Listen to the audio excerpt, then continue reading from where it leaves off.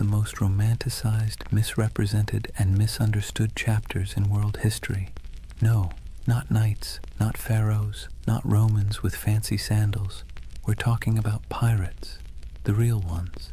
Not Johnny Depp wobbling around on deck, but the men and women who sailed the Caribbean and the Atlantic during the so-called Golden Age of Piracy. Now here's the thing, we all think we know pirates, eye patches, parrots, R-matey, treasure maps with a big red X, but spoiler alert, that stuff mostly comes from novels, theater, and later Hollywood rewrites. Real piracy was less swashbuckling and more sweaty, smelly, filled with salted beef crawling with maggots, water that tasted like a rotting barrel, and constant anxiety that your ship might sink in a storm, or your captain might keelhaul you for stepping out of line. And yet somehow the legend of pirates has become this glamorous story of freedom, adventure, and treasure. But here's the contradiction, and it's worth letting it sink in. The Golden Age of Piracy wasn't golden at all. It was born out of war, poverty, hunger, and desperation. It wasn't about noble freedom, it was about scraping survival out of salt air, blood, and backbreaking work. Yet people keep retelling their stories because deep down we're drawn to the fantasy of escape, of rejecting rules, of carving out a small piece of freedom on the open sea.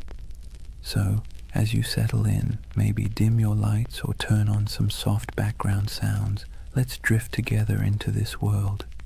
Imagine the creak of ropes, the groan of wooden planks, the crash of waves on the hull. Tonight, we'll wander through crowded ports, stand under the Caribbean sun with sweat dripping down our backs, and listen to the salty curses of men who gambled everything on the sea.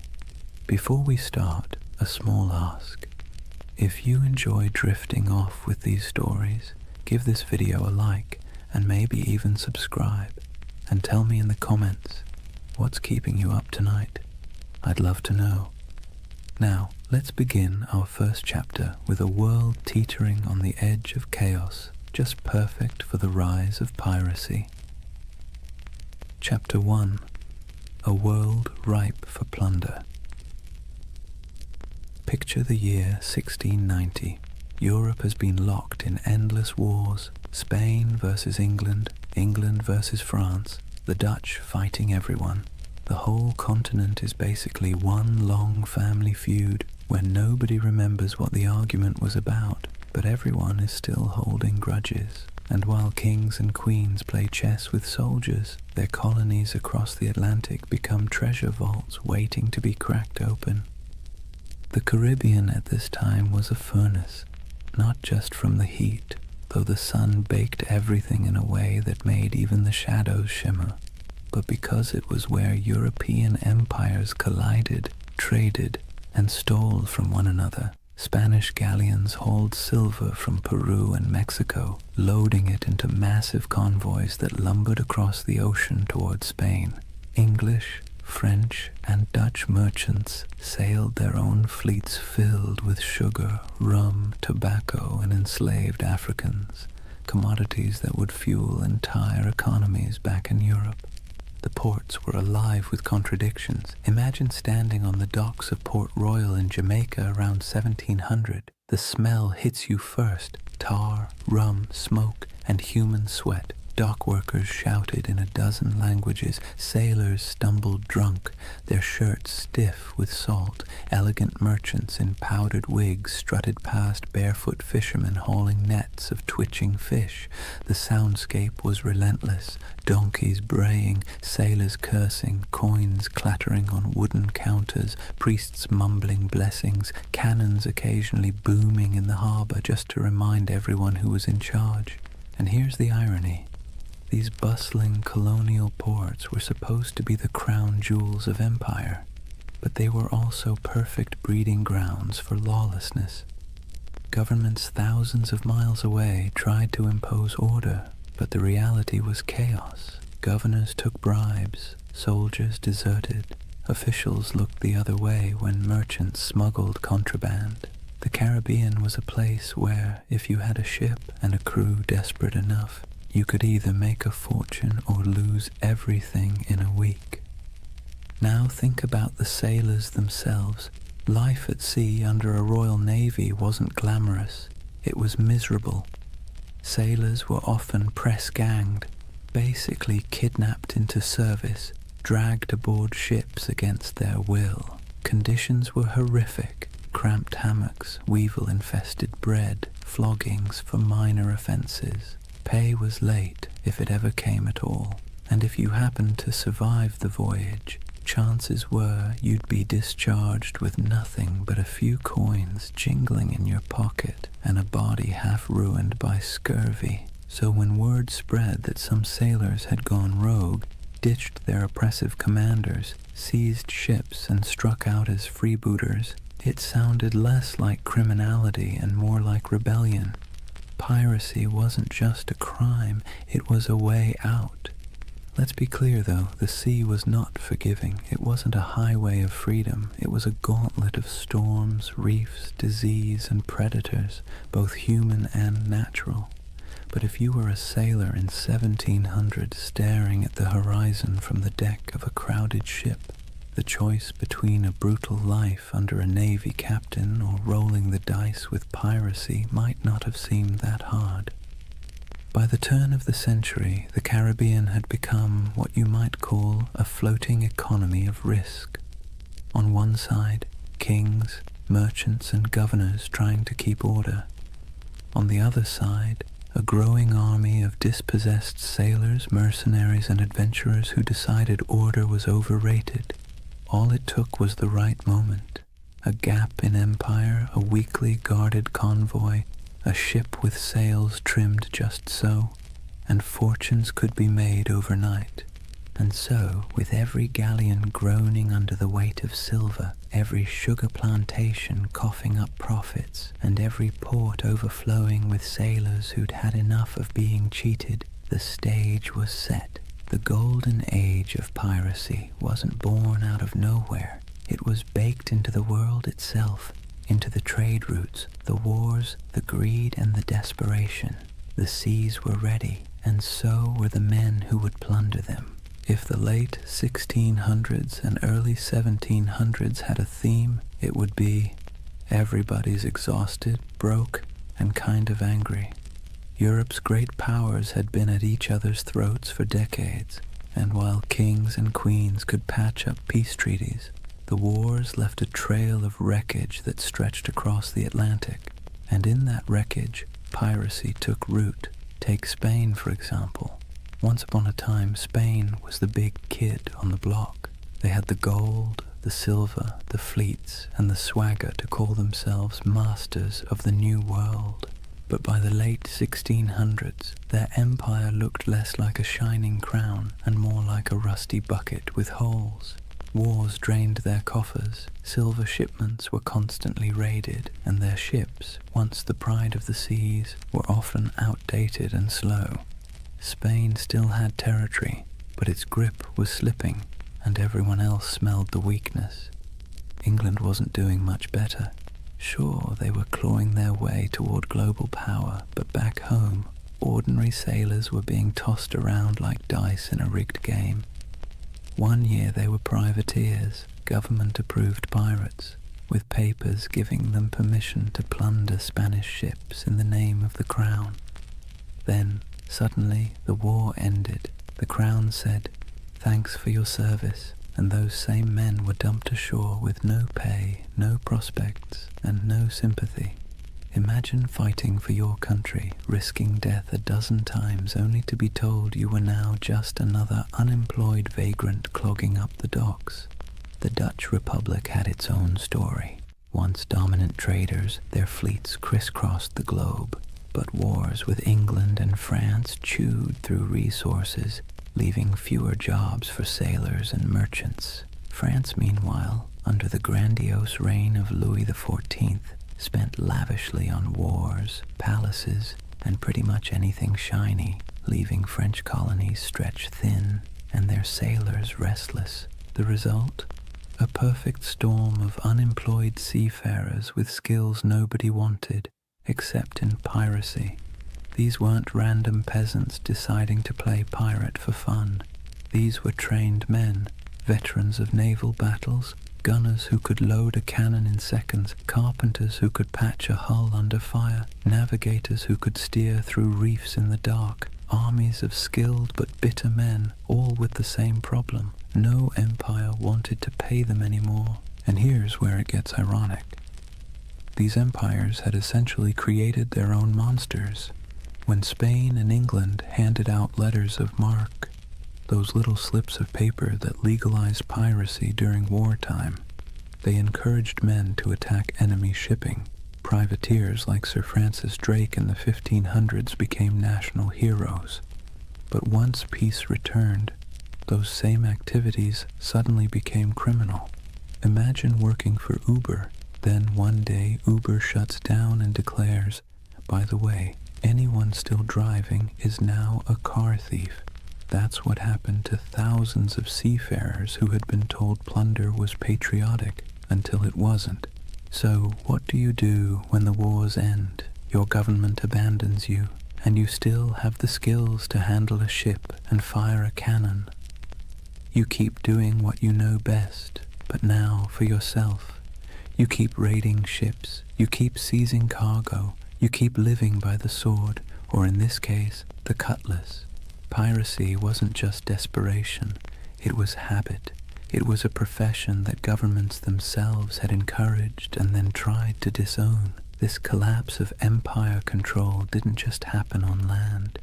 At sea, the very roots of trade were fragile. Convoys of Spanish galleons might be well defended, but smaller ships carrying sugar or rum often sailed alone. Merchant captains wanted profit, not protection, and cutting corners left them exposed. Add in tropical storms that could scatter fleets like confetti, and suddenly the Caribbean looked less like the King's Ocean and more like a buffet table for anyone bold enough to take a bite. And let's not forget the colonies themselves. Governors sent from Europe often cared more about lining their own pockets than enforcing the law. Some even welcomed pirates, so long as they brought in enough gold or shared enough loot. For struggling outposts like Nassau in the Bahamas, pirates weren't a nuisance, they were the economy.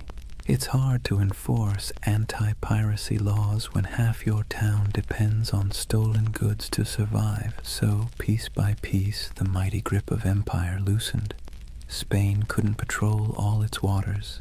England's navy was stretched thin. France was distracted by continental wars. The Dutch were in decline. And into that vacuum sailed the pirates, men who saw the weakness of kings and decided to crown themselves instead. The collapse of empires didn't just make piracy possible, it made it inevitable. The seas were full of treasure. The navies were too thin to guard it, and the men who knew how to seize it had nothing left to lose. Out of that mix came not just scattered rogues, but an entire era, the so-called Golden Age of Piracy, when men and women from a dozen nations chose the black flag over the king's flag. Let's be clear, piracy didn't appear out of thin, salty air. It was the awkward child of privateering, a sort of legal piracy that governments were perfectly happy to use when it suited them.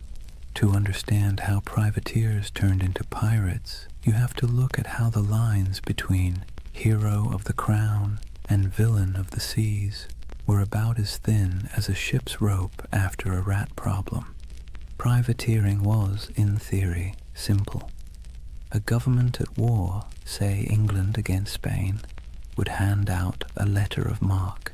This was a fancy slip of paper saying, "Go ahead, raid enemy ships, keep a cut of the loot, and send us our share." It was piracy, but with paperwork. Sir Francis Drake did it in the 1500s, sacking Spanish ports and coming home loaded with plunder. England called him a knight. Spain called him a criminal. One man's pirate was another man's patriot. Fast forward to the late 1600s, and the system was still in play. Privateers swarmed the Caribbean and Atlantic during wars, seizing sugar shipments, Spanish galleons, and anything else they could get their hands on. The Caribbean became a giant chessboard, and privateers were the pawns, expendable but useful. As long as the war lasted, they were tolerated, even celebrated. But here's the twist. Wars end. And when they did, governments suddenly didn't need these men anymore. One day you're proudly waving the flag of your nation, attacking the enemy, and selling stolen goods back to friendly ports. The next day, the war is over, the letter of marque is revoked, and now you're just a thief with a ship. There was no retirement plan, no pension, no thank you parade, just a shrug and an unspoken suggestion to quietly disappear. The men, however, weren't built for disappearing. They were hardened sailors who knew the rhythms of the sea better than the rhythms of ordinary life. They knew how to fight, how to navigate, how to survive storms, and, most importantly, how to take wealth by force. These were not skills easily repurposed into farming or shopkeeping. So what did they do? They kept at it. The only difference was that now, instead of doing it for a king or queen, they did it for themselves. This transition was so common it almost feels inevitable. Many of the most famous pirates of the Golden Age had first cut their teeth as privateers. Men like Henry Morgan, who began under English sanction and later operated in a grey zone that looked a lot like piracy. Others, like Blackbeard, likely started out on privateering ships during the War of Spanish Succession before slipping into outright piracy when the war dried up. The habits, the networks, even the bases were already in place. It was just a matter of removing the official paperwork and keeping the cannons loaded. And here's the delicious irony. Governments created the very monsters they later tried so hard to destroy by training thousands of sailors in the art of state-sponsored looting. They gave them a taste for plunder. Then, by abandoning them in peacetime, they essentially shoved them straight into piracy. Imagine teaching someone to pick locks during a war because you need spies, then firing them when the war ends and expecting them not to use their skills. Of course they'll keep picking locks, only now it's your house. There was also the question of identity. Once a man had lived as a privateer, free from the crushing discipline of a navy, sharing loot with his mates, and living by the tides, could he really go back to scrubbing decks under the bark of some lieutenant? Navy life was brutal, punishments were harsh, pay was low, and the class system was rigid. By comparison, the life of piracy, even with its hunger, storms, and risk of hanging, offered more equality and excitement. It wasn't just survival, it was liberation from the grind of the empire. Ports like Port Royal in Jamaica and Tortuga off Hispaniola blurred the line even further. Merchants there didn't care if the goods were captured legally or not. Sugar, silver, rum. If it could be sold, it was welcome. Tavern owners, traders, even governors quietly winked at piracy, especially when it brought wealth into their struggling economies. Some governors even kept pirates as unofficial attack dogs, unofficial allies when convenient, expendable scapegoats when politics shifted. So, from privateers to pirates wasn't a sharp break. It was more like a slow, sloping slide into the inevitable. Men who had been celebrated for plundering Spanish ships found themselves doing the exact same thing, only now branded as criminals. And they embraced it because what was the alternative? Starvation? Subservience? A return to naval whippings and starvation wages? No thank you. Better to live on your own terms, however short that life might be. It's easy now to think of pirates as chaotic rebels who suddenly popped up to terrorize the seas. But really, they were a byproduct of empire, born from its wars, abandoned in its peace and sustained by its greed. The black flag wasn't a rejection of Europe's system, it was its mirror, twisted and stripped of pretense.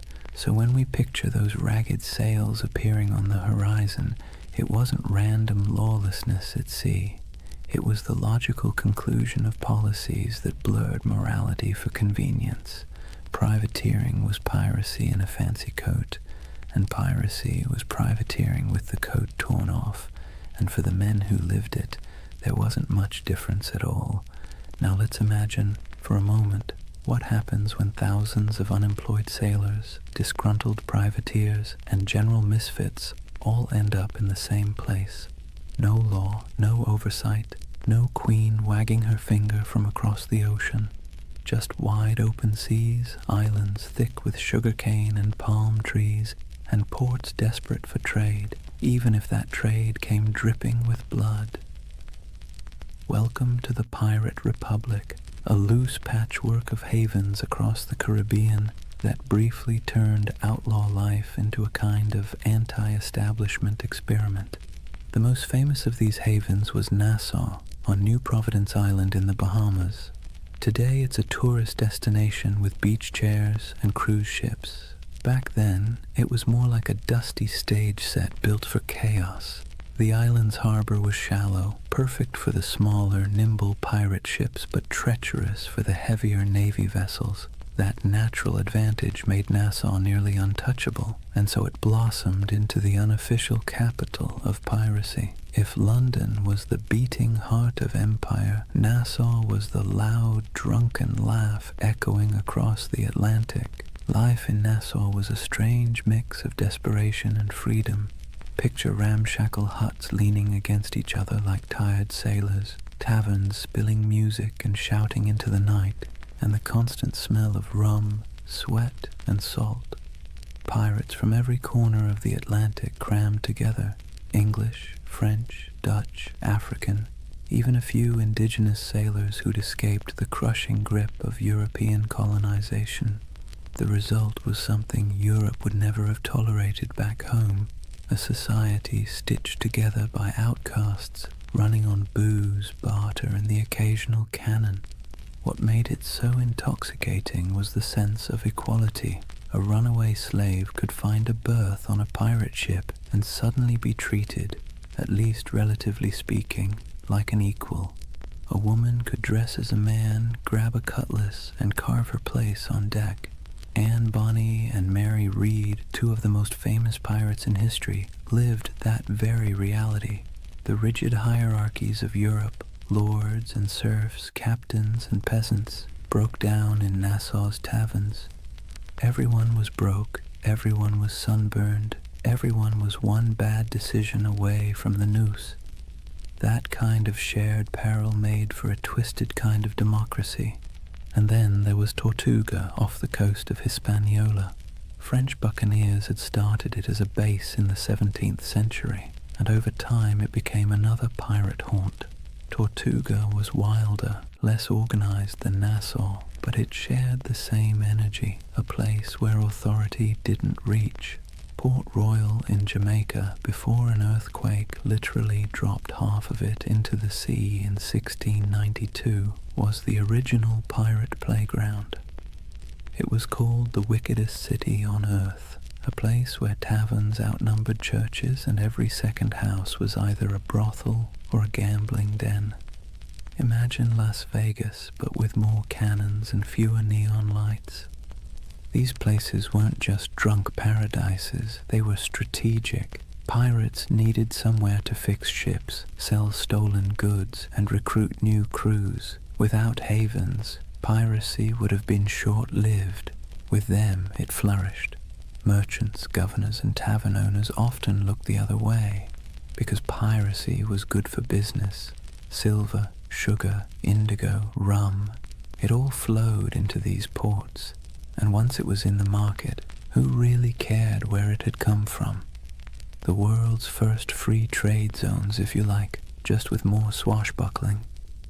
The dream of the Pirate Republic was intoxicating because it offered what Europe didn't: freedom from rigid social classes, for the sailor who'd been whipped half to death on a navy ship, for the indentured servant who had been treated like disposable property, for the runaway enslaved person. Nassau or Tortuga was a chance to live on your own terms. Yes, those terms often meant short lives, disease, and eventual capture. But for a fleeting moment, the Pirate Republic offered something resembling equality. It was messy, chaotic, and fueled by rum, but it was theirs. It's easy to romanticize this as some proto-democracy at sea, and in truth, pirates weren't building utopias. They fought among themselves, they drank themselves half to death, and they betrayed each other when the loot was good enough. But there was a kernel of something radical here. Ordinary people, most of them poor, illiterate, and cast aside by empire, were writing their own rules. Captains could be voted out. Plunder was divided more fairly than wages in most European jobs, and there was a sense, however fragile, that out here in the Caribbean heat, you weren't just surviving, you were free. Governments, of course, hated it. To them, the Pirate Republic was an insult, a slap in the face of civilization. They saw it as a cancer spreading across the Caribbean, undermining trade and embarrassing the crown. And so, predictably, they began plotting its destruction. But for a brief, shining decade or two, the dream held: a world of tattered sails and lawless harbors where outcasts became rulers, if only of themselves. So when you hear the phrase Pirate Republic, don't imagine marble halls or noble ideals. Imagine crowded taverns with lantern light flickering on sweat-streaked faces, mugs of grog slamming onto wooden tables, and the hum of 50 different languages mixing in the night. It wasn't a nation in any official sense, but it was a community, strange, fragile, reckless, that gave piracy its beating heart. By the early 1700s, piracy wasn't just a nuisance, it was a global scandal. Imagine you're a London merchant who's just sent off a ship full of sugar from Barbados. You're already dreaming about the profits, about the clinking of coins on your counting table. Then word arrives that your ship was intercepted somewhere between Tortuga and Nassau by a crew of outlaws who now plan to sell your precious cargo at a discount in the very next port. Frustrating, absolutely. Embarrassing, even more so. And it wasn't just London merchants, Dutch traders, French planters, Spanish governors. Everyone had a stake in the Caribbean economy, and pirates cut into all of them like barnacles on a hull. News of piracy spread quickly, carried in letters, pamphlets, and gossip that traveled almost as fast as the ships themselves. In coffee houses in Amsterdam or taverns in Boston, people swapped stories of Blackbeard's blockade of Charleston or of Bartholomew Roberts capturing hundreds of vessels. Pirates became both feared and oddly admired, the same way we talk about celebrities who behave badly. They were disruptive, scandalous, but undeniably fascinating. Governments tried to project strength, but the truth was they were embarrassed. The Caribbean was supposed to be proof of European dominance, a playground of plantations, trade, and naval power. Instead, it was crawling with independent outlaws who mocked imperial authority with every stolen sail. Spain, already stretched thin across its empire, struggled to protect the treasure fleets. England, riding high after victories in European wars, now had to explain why ragged men in patched coats could blockade entire colonial cities. France and the Dutch weren't faring much better. In a world obsessed with image, piracy made the great powers look incompetent. What made it worse was that ordinary people were often rooting for the pirates, at least quietly. Think about it. If you were a poor sailor in Bristol, or an indentured servant in Jamaica, or even a small-town farmer in Virginia, Who would you rather cheer for? The faceless merchants and noble families who controlled your taxes, or the ragtag crews who thumbed their noses at authority and spread the loot, sometimes literally, among the lower classes? Pirates had a populist appeal. They were villains to the elite, but folk heroes to the downtrodden. Ballads were written, stories were exaggerated, and every port town knew someone who claimed to have once seen, or maybe even joined, a pirate crew. That uneasy admiration worried rulers as much as the piracy itself. It wasn't just about stolen goods anymore. It was about stolen loyalty. If too many sailors chose piracy over honest naval service, if too many colonists chose to trade with outlaws instead of legal merchants, the whole system could unravel. In this sense, the Pirate Republic wasn't just an economic threat. It was a political one. It represented a kind of freedom, however messy, that stood in direct contrast to empire. And so, as the first decade of the 1700s drew to a close, the world was watching. Governors wrote desperate letters to their monarchs begging for naval reinforcements. Merchants lobbied for protection. Admirals were dispatched with orders to stamp out the scourge. Yet for all this official outrage, the pirates kept sailing, kept raiding, and kept slipping back into the shallow harbors of Nassau, Tortuga, and Port Royal. The balance of power was precarious, and for a short, chaotic stretch of years, it seemed like the pirates might actually hold their ground. But as with all things in history, nothing so audacious lasts forever. The seeds of the pirates' downfall were already being sown, even as they toasted their freedom with mugs of grog under the Caribbean moon. Kings and parliaments were growing tired of being mocked. Naval patrols were growing stronger, and alliances, those fragile bonds between men who lived by theft and rum, were starting to fracture under the weight of greed. For now, though, the world watched in equal parts fear and fascination. Pamphlets painted pirates as monsters with hearts of stone, while tavern songs turned them into legends. Merchants cursed them, sailors dreamed of joining them, and governments plotted their end.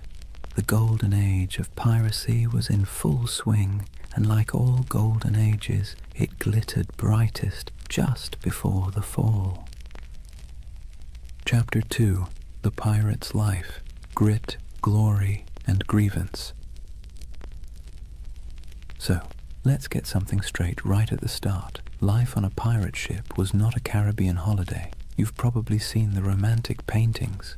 Glorious sails catching the wind, dramatic sunsets, and dashing figures with cutlasses gleaming. But if you were actually there, you'd spend less time admiring the view, and more time trying to keep your stomach from revolting at the smell of rotting food.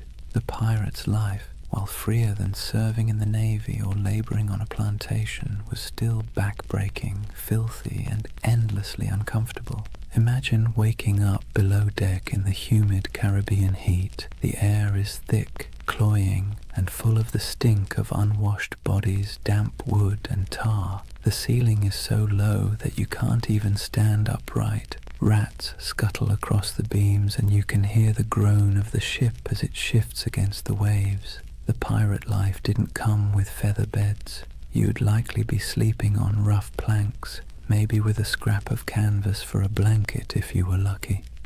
Every day began with the creak of ropes, the bark of orders, and the endless rhythm of labor needed to keep a ship moving. Food was its own special kind of torture. Pirates stole plenty of supplies from captured ships, but unless you were lucky enough to raid a fresh merchantman recently, meals were, let's say, monotonous. Salted beef, so tough you could use it as a weapon. Hardtack, which was basically a cracker but harder than stone and often infested with weevils. Grog, a mix of watered-down rum, was the drink of choice, not because it tasted good, but because plain water went bad quickly in the heat. If you were lucky, you might snag some fruit or vegetables before they spoiled, but scurvy was always lurking like an uninvited guest. Teeth loosened, gums bled, and bones ached from the lack of vitamin C. Daily chores weren't glamorous either. Pirates weren't just fighting and drinking, they were sailors first. That meant scrubbing decks, mending sails, climbing rigging slick with salt spray, and bailing water from the hold during storms. And storms, by the way, were constant reminders that the sea itself was often more dangerous than any enemy. A hurricane could scatter a fleet in hours, leaving survivors clinging to driftwood while their dreams of plunder sank to the bottom. And yet, for all this hardship, men, and a few women, chose it willingly. Why? Because compared to life in the Navy or under the whip of a plantation master, piracy offered something intoxicating: freedom. On a pirate ship, you weren't at the mercy of a cruel officer with a whip. You weren't paid starvation wages while some admiral or merchant lined his pockets. Instead, you had a say in decisions, a share of the loot, and a chance, just a chance, to change your fortune. The hardship was the same, but the dignity was different. Entertainment helped break the monotony. Pirates loved music, fiddles, pipes, and drums when they could get them. They told tall tales, gambled with dice and cards, and sang bawdy shanties that echoed across the waves. Some ships even kept pets, parrots, monkeys, or stray cats, both for company and for laughs. And of course there was always rum. Rum was less a drink than a coping mechanism, numbing sore muscles, smoothing frayed nerves, and sometimes sparking brawls that left men with more bruises than treasure. But make no mistake, life aboard a pirate ship was a constant balancing act between freedom and discomfort. The same deck where you danced to a fiddle tune at night might be awash with seawater or blood the next morning. The same comrades who shared their food with you today might vote you out tomorrow if you crossed the wrong line. It was a world where everything was unstable. The sea, the supplies, the alliances, and that instability defined the pirate's existence. So, yes, the golden age of piracy glittered, but the day-to-day life was about sweat, salt, hunger, and a kind of stubborn resilience. You didn't become a pirate because it was comfortable. You became one because, for all its stink and danger, it gave you control of your own fate, at least for a while. Here's a funny thing about pirates. They were some of the most democratic people of their time, not in the sense of voting booths and campaign speeches, but in a rough, practical way that actually mattered to the men living on those creaking decks. Imagine that. While monarchs squabbled over crowns back in Europe and kings claimed they ruled by divine right, pirates were out on the high seas voting on who got to be in charge. When a crew formed, the first order of business wasn't just raiding a Spanish galleon. It was drawing up what they called the Articles. These were pirate constitutions, handwritten agreements that spelled out everything from how loot would be divided, to punishments for theft, to the share of compensation if you lost a limb in battle. And yes, pirates had a kind of early insurance system. If you lost an arm, you might get 600 pieces of 8, a leg, maybe 800. It wasn't exactly health insurance with a friendly provider, but it was better than what the average soldier got on land, which was nothing at all. The articles also set limits on behavior: no gambling below deck, lights out at a certain hour, no deserting in battle. And yes, they often forbade bringing women on board, though that rule was broken often enough to be almost comical. These weren't arbitrary rules, they were survival tactics. A pirate ship was a pressure cooker of bad food, bad hygiene, and too many strong personalities packed into too small a space. Without rules, things would have descended into chaos faster than you can say. mutiny. Now, the captain wasn't an untouchable figure like on a Navy ship. Pirate captains were elected by the crew, and they could be voted out just as easily. If a captain was too reckless, too stingy with loot, or just too annoying, the crew could replace him with someone else. This was radical for the 17th and 18th centuries. Imagine a farmhand in Europe marching up to his landlord and saying, "Sorry mate, we've had a vote and you're fired." Unthinkable. But on a pirate ship, that was just Tuesday. Of course, the captain still held real authority in battle. When cannonballs were flying and boarding parties were scrambling across decks, someone had to make quick decisions. But outside of combat, his power was checked by the quartermaster. The quartermaster was like the ship's accountant and judge rolled into one. He handled supplies, settled disputes, and distributed plunder according to the articles. He was the balance to the captain, ensuring one man didn't hoard all the power or all the silver. Speaking of plunder, here's where pirates really stood out. On most navy or merchant ships, ordinary sailors got scraps. Captains and owners took the lion's share. Pirates, by contrast, split loot far more evenly. Yes, captains and officers usually got larger shares, but the gap wasn't massive. A captain might get 2 or 3 shares, while a common sailor got 1. Compare that to the Navy, where a captain could rake in a fortune while the sailors were paid in arrears, if at all. For men used to being at the bottom of the social ladder, this was revolutionary. This system created a sense of buy-in. Everyone had a stake in every raid. Everyone had a voice. It's one reason pirate crews could be so terrifyingly effective. They weren't being flogged into action by some officer. They wanted to fight because victory meant coin jingling in their pockets. Cold, heavy, jangly, deliciously spendable coin. It's tempting to see this pirate democracy as noble or progressive, but let's be clear, it wasn't about ideals. It was about practicality. Pirates knew they lived hard, dangerous lives. They needed a system that kept people motivated, minimized infighting, and gave everyone a reason to stick together when things got ugly. Fair shares and voting rights weren't about enlightenment. They were about survival. Still, there's something oddly charming about it. At a time when peasants were tied to land and sailors in navies were practically prisoners, pirates carved out their own rough republics. Nassau in the Bahamas was famously called a pirate republic, and while that sounds grand, it was mostly a sandy haven of broken-down taverns, makeshift huts, and a whole lot of rum. But for the men who had once been whipped by naval officers or cheated by merchant captains, it was paradise. So picture it, a ship rolling gently on the waves, men gathered on deck, a set of articles being read aloud by lamplight, each pirate nodding, agreeing to the rules, knowing that at least here, on this rough plank of wood floating in a dangerous sea, their voice mattered. It wasn't democracy as we think of it today, but it was a kind of freedom most of them had never known before. One of the most brilliant things pirates ever did wasn't about cannons or cutlasses, it was branding. Pirates understood that half the battle was won before the first shot was fired, and their greatest weapon wasn't always steel, it was fear.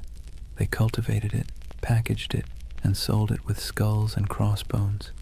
Let's talk about the Jolly Roger. That iconic black flag wasn't just for show, it was psychological warfare. Picture yourself as a merchant sailor in the Caribbean.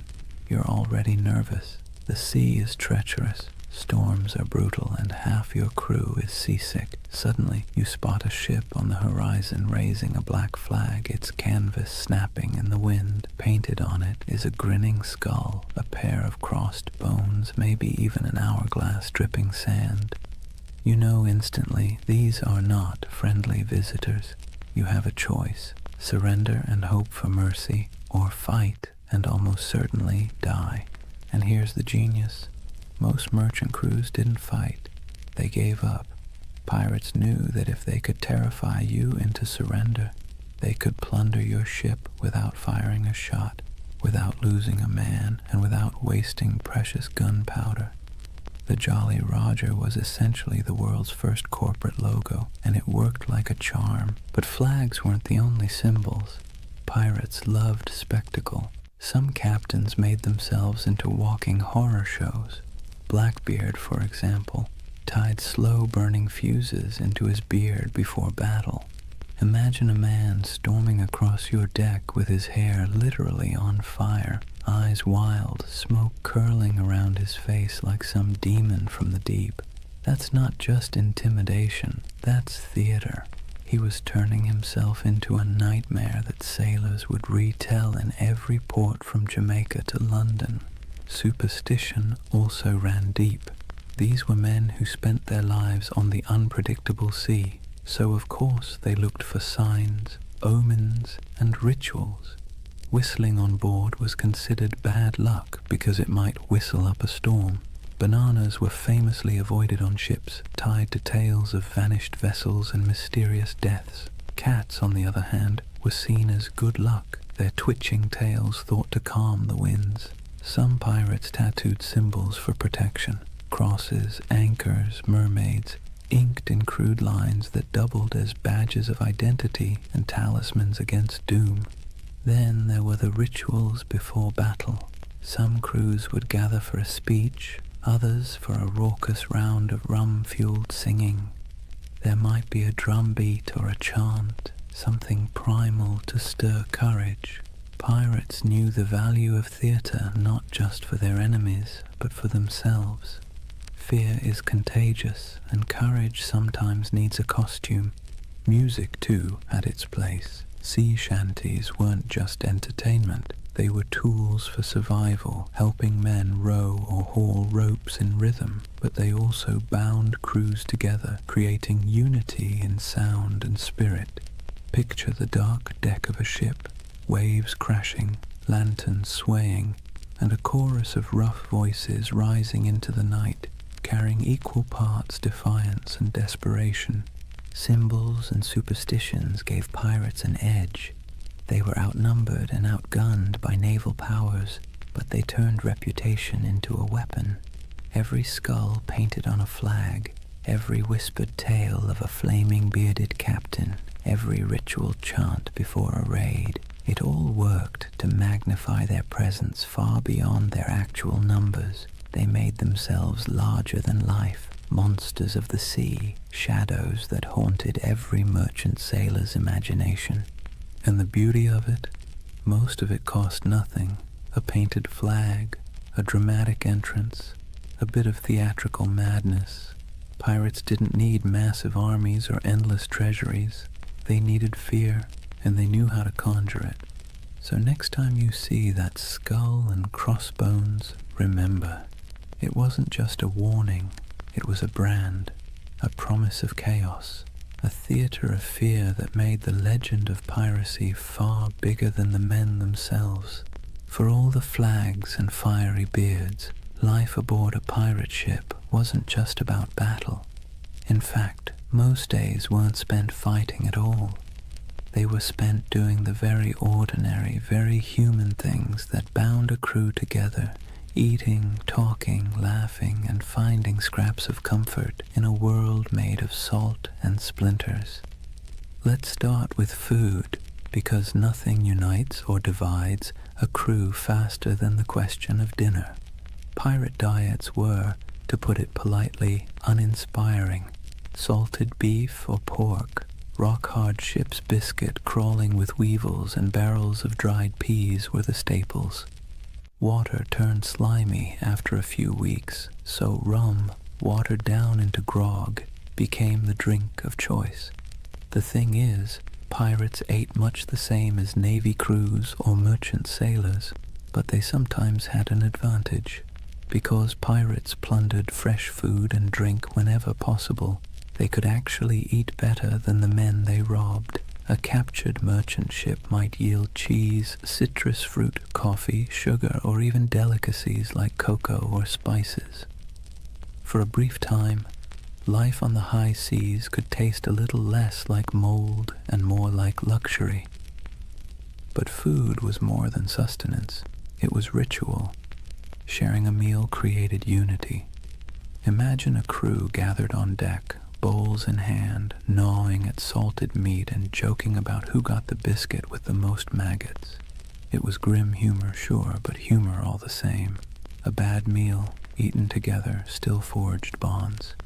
And the occasional feast, say, after a particularly good raid, was celebrated with music, rum, and more laughter than some men had known on land. Music itself was essential. Pirates didn't have iPhones, but they did have voices, fiddles, drums, and makeshift instruments. Sea shanties weren't just working songs. They were entertainment, morale boosters, and the glue that kept rhythm in both work and play.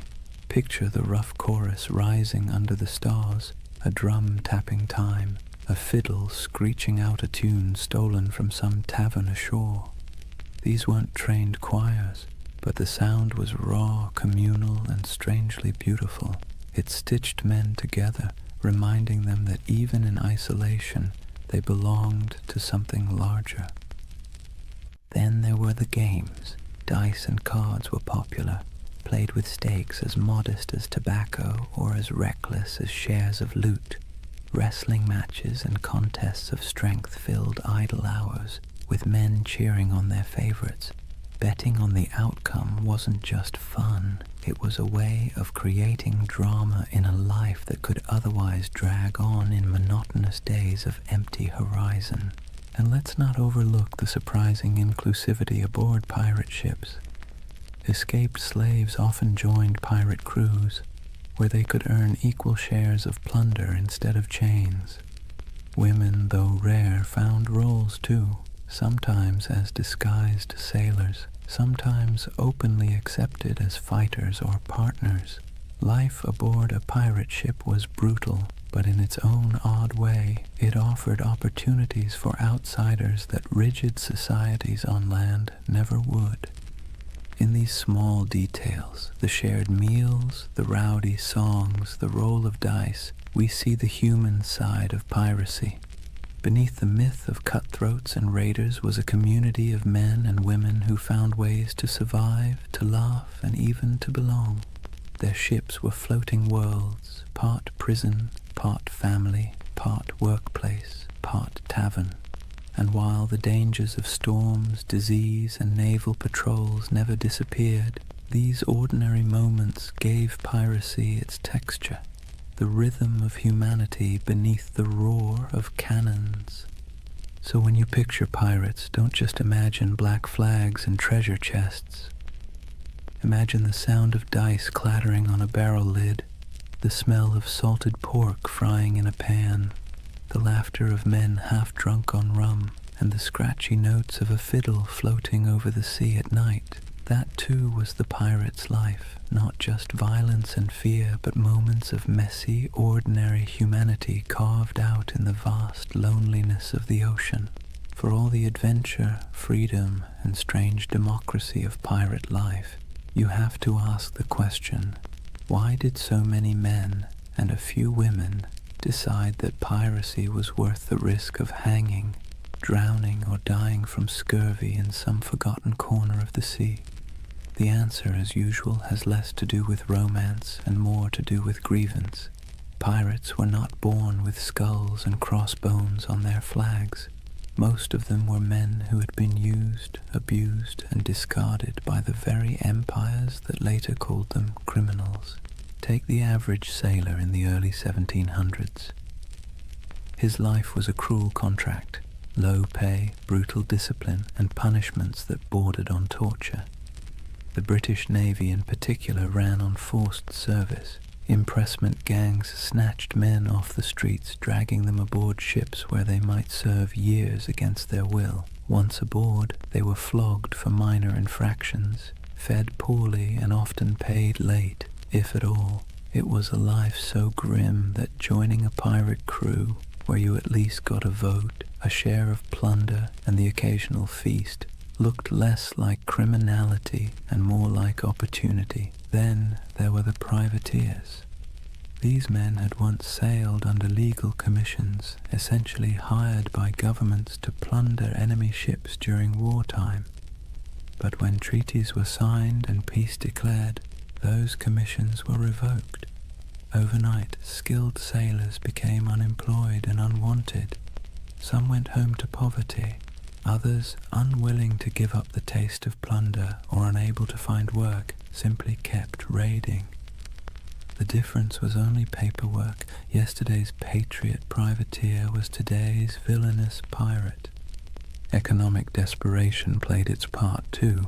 Europe churned with unemployment, inequality, and waves of displaced workers.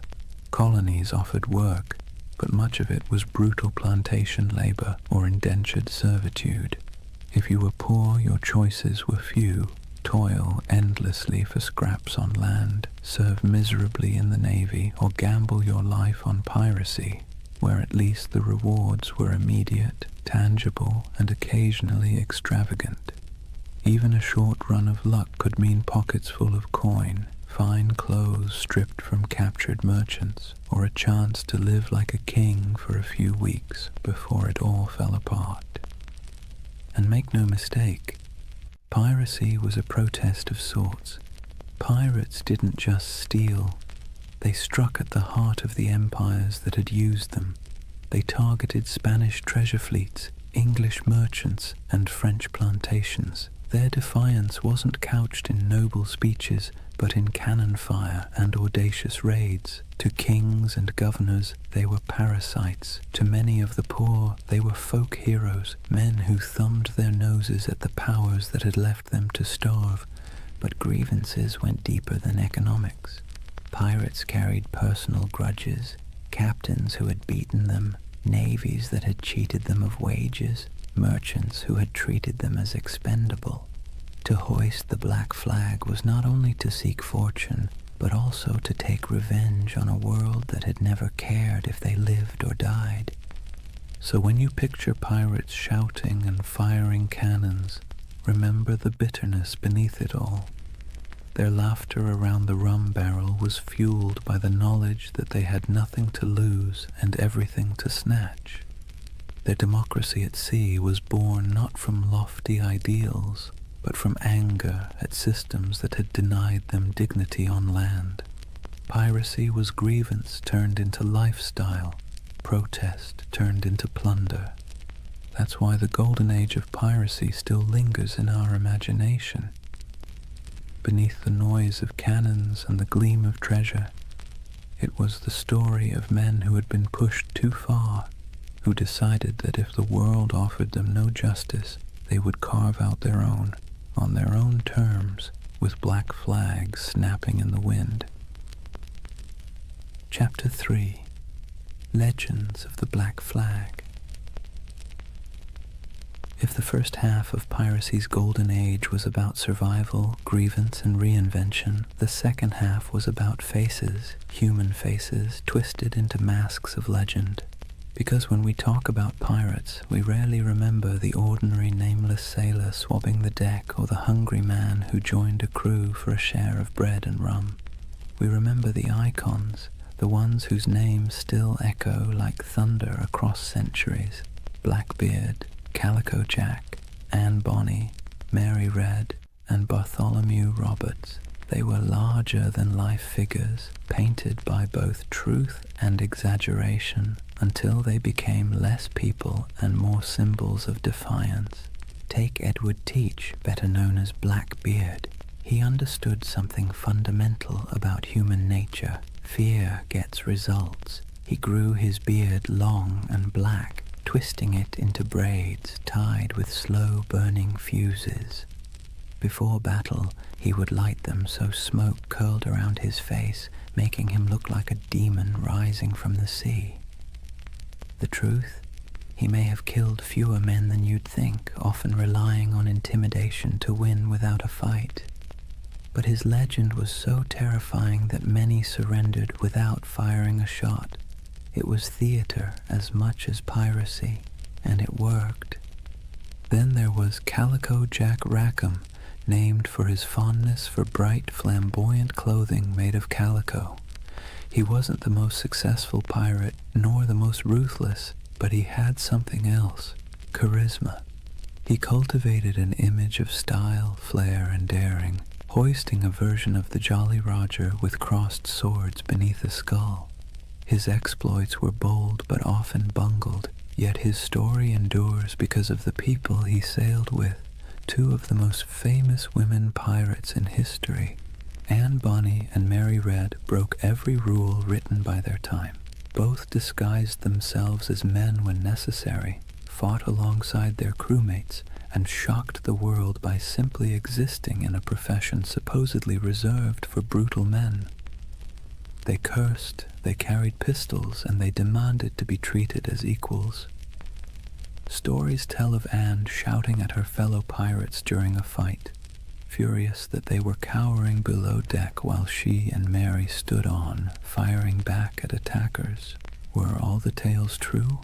Probably not, but the image of two women wielding blades under the black flag has been impossible to forget. And then there was Bartholomew Roberts, Black Bart. Unlike Calico Jack, he was ruthlessly effective. Roberts captured more than 400 ships in his career, making him arguably the most successful pirate of the era. He dressed extravagantly, wore a crimson waistcoat in battle, and carried himself with the stiff pride of a gentleman gone rogue. He turned piracy into a system, drilling his men like a navy and enforcing discipline that other captains might have laughed at. If Blackbeard was terror and Calico Jack was style, then Roberts was efficiency, a man who turned plunder into a full-time industry. These figures didn't just survive, they thrived because they understood the power of story. Pirates lived and died quickly, but their reputations could sail farther than any ship.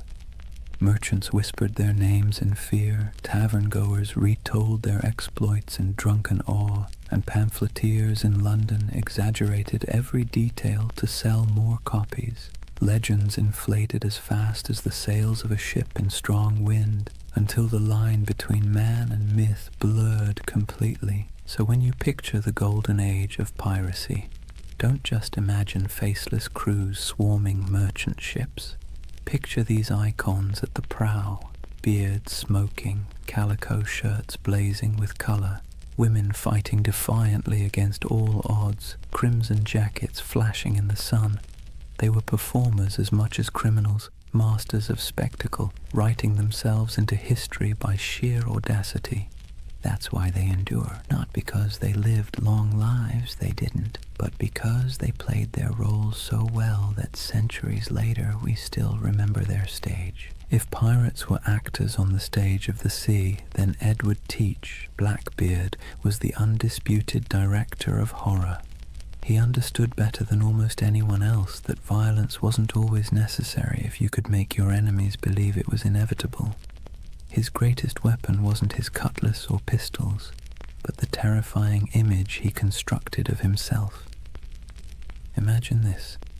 You're a weary merchant sailor, your ship heavy with sugar and rum, when you spot a vessel in the distance. Its sails are patched but full, its hull dark and looming, and then you see him. A giant of a man with wild, coal-black hair and a beard so thick it looks like it's swallowing his face.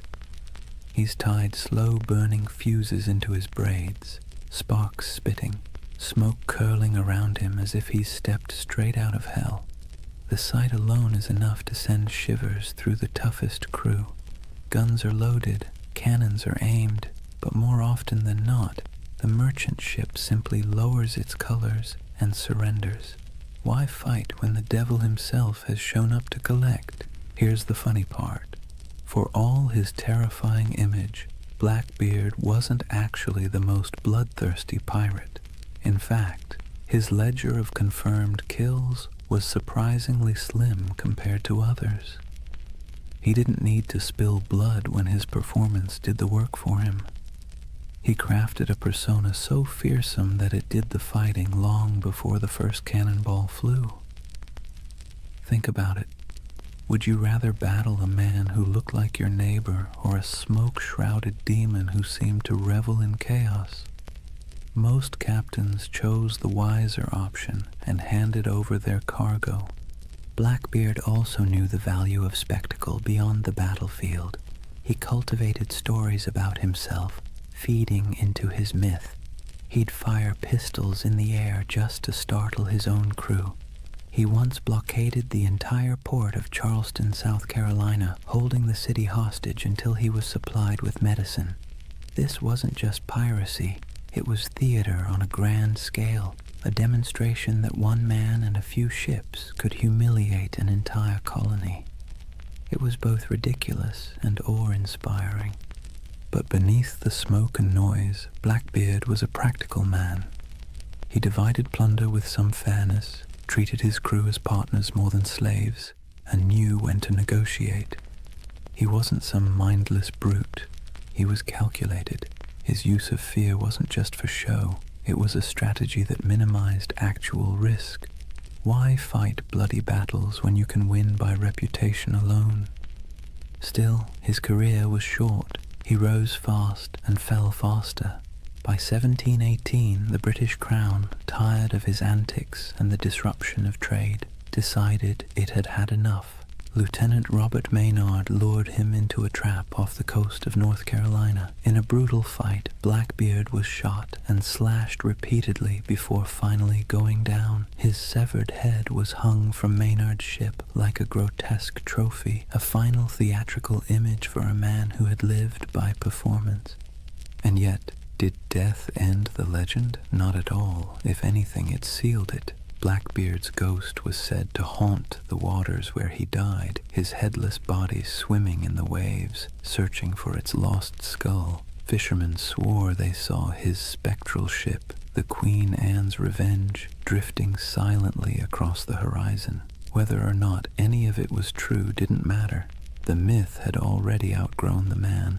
So when you hear the name Blackbeard today, you're not just recalling a pirate. You're recalling one of history's greatest performers, a man who understood fear as both an art and a weapon. His stage was the sea, his audience the world, and his performance so unforgettable that centuries later we're still applauding in awe and a little bit of dread. If Blackbeard was the terrifying face of piracy, then John Rackham, better known as Calico Jack, was its fashion icon.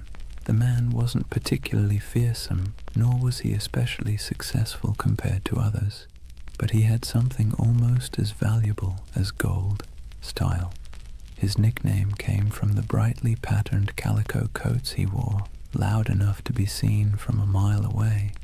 It was a choice that said, "I may not be the biggest or the baddest, but I'll be the most noticeable." And in a world where fear and reputation kept you alive, being memorable mattered.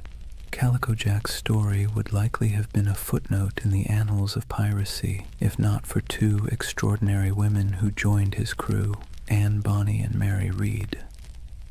Their presence turned his otherwise average exploits into a legend that has fascinated people ever since. Anne Bonny was born in Ireland, but grew up in the Americas, the daughter of a wealthy planter. She had a fiery temper and a restless spirit. Stories say she once stabbed a servant girl with a kitchen knife, though the truth is hard to pin down. What we do know is that she wasn't content with the role society expected of her. Marrying a small-time sailor didn't calm her spirit. Running away with Calico Jack did. She traded the plantation house for the rolling deck of a pirate ship, proving herself as fierce with a blade as any man. Mary Red's tale was even stranger. Born in England, she was disguised as a boy from childhood so her family could inherit money. She grew up living as Mark Red, working as a soldier and sailor. By the time she crossed paths with Calico Jack and Anne Bonny, Mary had long since mastered the art of slipping between identities. When she joined their crew, she initially kept her disguise. But Anne, curious and bold, discovered the truth. Instead of turning her away, Anne accepted her, and the two became close allies. Now picture it, a small pirate crew led by a man in flamboyant coats, backed by two women who defied every expectation of the age. While other pirates leaned on spectacle or terror, this trio leaned on audacity. Reports from the time describe Anne and Mary fighting openly in men's clothes, wielding pistols and cutlasses, cursing louder than the men beside them. They weren't mascots or novelties, they were feared combatants. When boarding parties went over the rails, Anne and Mary were often the first in line. One of the most famous stories of their courage came during the final days of Calico Jack's career. His ship was cornered by a pirate hunter. Most of the crew, drunk and unwilling to fight, cowered below deck. But Anne Bonny and Mary Read fought ferociously, shouting at the men to come up and defend themselves. Outnumbered and abandoned, they couldn't hold out forever. The ship was captured, and the crew taken to trial in Jamaica. Calico Jack was sentenced to hang, and before his execution, Anne Bonny reportedly delivered the coldest line in pirate history. She told him, "If you had fought like a man, you need not be hanged like a dog." Brutal but fair. Anne and Mary both escaped the noose by pleading the belly, claiming they were pregnant, which delayed executions. Mary fell ill and died in prison not long after. Anne's fate is more mysterious. Some say her wealthy father intervened to free her, and she lived out her days quietly. Others imagine she slipped back into obscurity, perhaps even finding another ship to sail under a new name. The truth is lost, but the legend remains. Together, Calico Jack, Anne Bonny, and Mary Read embodied a different side of piracy. Not the sheer terror of Blackbeard, but the wild defiance of people unwilling to live within the boundaries society had drawn for them. They weren't the richest or most feared pirates of their age, but they became symbols of rebellion, of choosing freedom over obedience, even if that freedom came at the cost of the gallows. And maybe that's why their story still resonates. Pirates are remembered not just for plunder, but for the dream of living life on your own terms, no matter how brief or dangerous that life might be. When people imagine pirates, they often picture chaos, rowdy drunkards waving swords, shouting curses, and stumbling around the deck. But not all pirates fit that mold. Some, strangely enough, insisted on discipline, manners, and even a touch of elegance. Enter Bartholomew Roberts, also known as Blackbart, the most successful pirate of the Golden Age. Not in legend, but in sheer numbers, the man captured over 400 ships in his career. That's not exaggeration, that's bookkeeping. Roberts wasn't the kind of pirate who stumbled into the life because he liked rum and adventure. He was originally a skilled navigator, forced into piracy when his ship was taken. At first, he wanted nothing to do with it, but the pirates saw his talent with charts and stars, and when their captain died, they elected Roberts as the new leader. He reportedly said he didn't much care for the pirate life, but since it offered a short life but a merry one, he might as well make the most of it. That short life turned out to be remarkably eventful. Roberts stood out for several reasons. For one, he had standards. He banned drinking on his ships, which sounds downright heretical for a pirate crew. He also enforced strict rules against gambling, desertion, and even bringing women aboard. His ships ran more like naval frigates than floating taverns, and yet his men respected him because under his command they grew wealthy and untouchable. He also had a flair for presentation. While Blackbeard relied on smoke and fire to terrify, Roberts leaned on fashion. He dressed in fine silks, wore a crimson waistcoat, and carried himself with aristocratic dignity. Imagine him standing on the quarterdeck looking more like a nobleman than a pirate, with the Jolly Roger snapping in the wind behind him. His enemies saw not a ragged bandit, but a man who looked born to command. And command he did. Roberts didn't waste time on small targets. He hunted big merchant convoys and naval ships, taking prizes in the Caribbean, West Africa, and even the coast of Brazil. His reach was global. He was so effective that insurance rates for Atlantic shipping skyrocketed. Governments cursed his name, and merchants prayed never to see his sails on the horizon. Roberts also innovated. He used smaller, faster ships to outmaneuver larger warships, and he created a distinctive black flag showing a figure holding an hourglass, a grim reminder that time was running out for his enemies. His leadership was sharp, his men drilled, and his tactics effective. If piracy had generals, Roberts was one of them. But despite his elegance and order, he wasn't merciful. Roberts's raids often ended in executions or burning ships. His reputation sharpened not just by his appearance, but by his ruthlessness. Yet unlike Blackbeard's wild terror or Calico Jack's flamboyant defiance, Roberts's menace came with a chilling professionalism. He was less devil of the seas and more CEO of piracy. His downfall came, as it often did, from the tightening noose of empire. In 1722, near the coast of Africa, the British Royal Navy finally cornered him. During the battle, Roberts was struck by grapeshot and killed instantly. His men, knowing what capture meant, dressed him in his finest clothes, weighted his body with chains, and cast him into the sea, denying the Navy the satisfaction of displaying him in death. Bartholomew Roberts's reign lasted only a few short years, but in that time he reshaped piracy. He proved it could be efficient, disciplined, and terrifyingly successful. More than Blackbeard, more than Calico Jack, he showed that piracy wasn't just chaos on the waves. It could be a well-oiled machine, run with precision and purpose. And in a way, Roberts's legacy marks the peak of piracy's power. After his death, the Golden Age began to dim. The seas grew less welcoming to outlaws, and the balance of terror shifted back to the empires. But for a moment, one elegantly dressed pirate managed to turn the oceans into his empire, and he did it not with smoke or theatrics, but with order, discipline, and an iron will.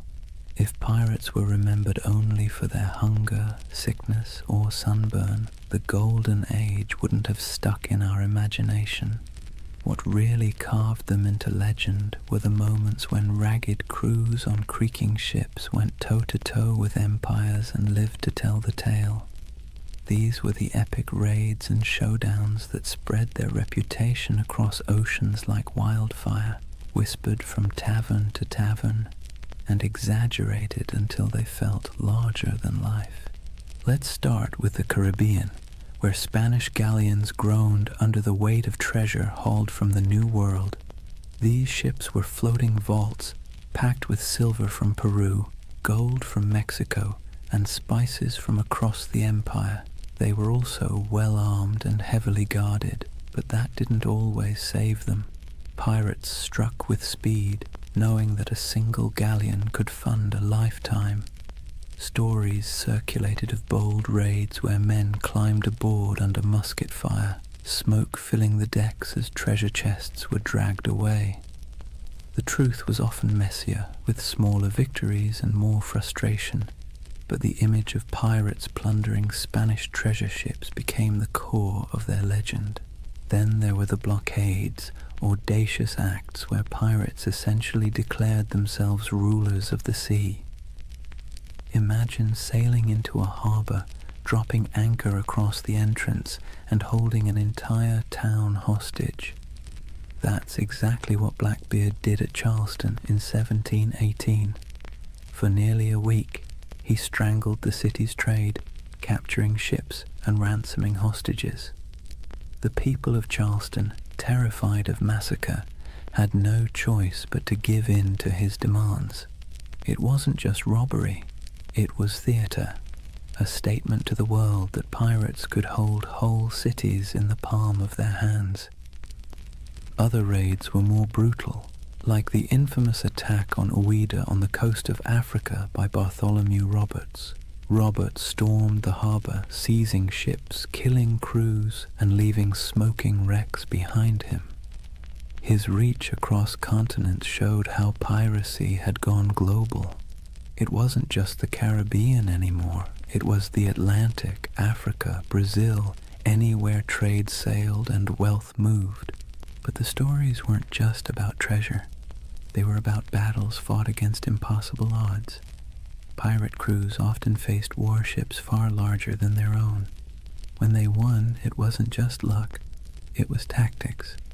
They fought dirty, boarding quickly, using fear and confusion as weapons. A Navy captain might train for years to master a cannon broadside, but pirates knew how to turn desperation into an edge. Their greatest victories weren't about gold. They were about proving that outcasts and runaways could stand against the giants of empire. Of course, these showdowns didn't always end well. For every successful raid, there were failed ones, with crews scattered, captured, or killed. Yet somehow, it was the victories that stuck in memory. Sailors retold the stories in candle-lit taverns, each time with a little more smoke, a little more fire, a little more treasure. And as the tales grew, so too did the aura of piracy. It's worth pausing to think about why. Pirates didn't win many wars. They didn't topple kingdoms or rewrite maps, but they became symbols because of these moments when they defied the odds, even briefly. They lived in the cracks between empire and chaos, and their raids and blockades became stories of small men standing up to vast powers. That's the kind of tale that sticks, even when the facts get fuzzy. So whether it was Blackbeard choking a city, Roberts storming a harbor, or nameless crews slipping away with treasure under the moonlight, these epic showdowns kept the legend alive. And while empires eventually struck back in those brief, violent, theatrical moments, it was the pirates who ruled the seas. Chapter 4. The End of an Era. For all the bravado of pirates waving black flags and swaggering into taverns, their freedom was always temporary. The Golden Age of Piracy wasn't built on strength, it was built on neglect. The empires of Europe had been too busy fighting each other to deal with the nuisance of rogue captains. But once the wars settled and merchants began counting their lost profits, the patience snapped. Suddenly, the same kings and governments who once winked at piracy decided it was a scourge that had to be eradicated. Picture the mood in London, Paris, and Madrid in the early 1700s. Merchants stormed into government halls, waving reports of ships lost, insurance rates skyrocketing, and ports paralyzed by blockade. Politicians, who once quietly enjoyed pirate loot filtering through colonial markets, now heard the complaints of bankers and shipping magnates, and when money complained, rulers listened. What followed was a coordinated crackdown, an imperial revenge tour. Naval patrols that once turned a blind eye now prowled the Caribbean. The British Royal Navy, tired of seeing its reputation mocked by half-drunken rogues, sent heavily armed frigates to hunt pirates with relentless focus. Spain, long humiliated by raiders stealing its treasure fleets, tightened its convoys and poured resources into coastal defenses. Even France, which had once tolerated privateers operating on its behalf, began closing off safe harbors. The age of indulgence was over, but it wasn't just the ships. It was the laws. Governments realized they needed not only cannons, but also courts. Piracy was declared a universal crime, meaning that any nation could capture and prosecute pirates, regardless of where the crime occurred. Admiralty courts popped up across the Caribbean, in Jamaica, in Nassau, in Charleston, offering swift, brutal justice. No long trials, no sympathetic juries, just a quick hearing, a guilty verdict, and the inevitable walk up the gallows. For men who had once toasted their freedom in Nassau taverns, the sight of bodies hanging along harbor entrances was a chilling message. The retaliation wasn't always fair, nor was it always accurate. Sailors unlucky enough to be mistaken for pirates were sometimes swept up in the dragnet, condemned alongside the guilty. Colonial governors eager to prove their loyalty to crown and profit made examples whenever possible. A pirate's end was no longer a quiet slip into obscurity. It was designed to be a public warning, a spectacle meant to terrify anyone thinking of hoisting the Jolly Roger. And yet the crackdown revealed something ironic. For all the talk of pirates as savage criminals, many common folk sympathized with them. They saw governments that taxed them harshly, navies that conscripted them unwillingly, and merchants who grew fat while ordinary sailors lived on scraps. Pirates, for all their brutality, had lived outside that system, at least for a while. So when governments retaliated, it wasn't just pirates who grumbled. It was the people who sometimes saw in those outlaws a shadow of their own frustrations. But sympathy wasn't enough to save them. Once the combined might of Europe's navies and courts turned fully against piracy, the end was only a matter of time. The sea that had once seemed wide open suddenly felt crowded with warships.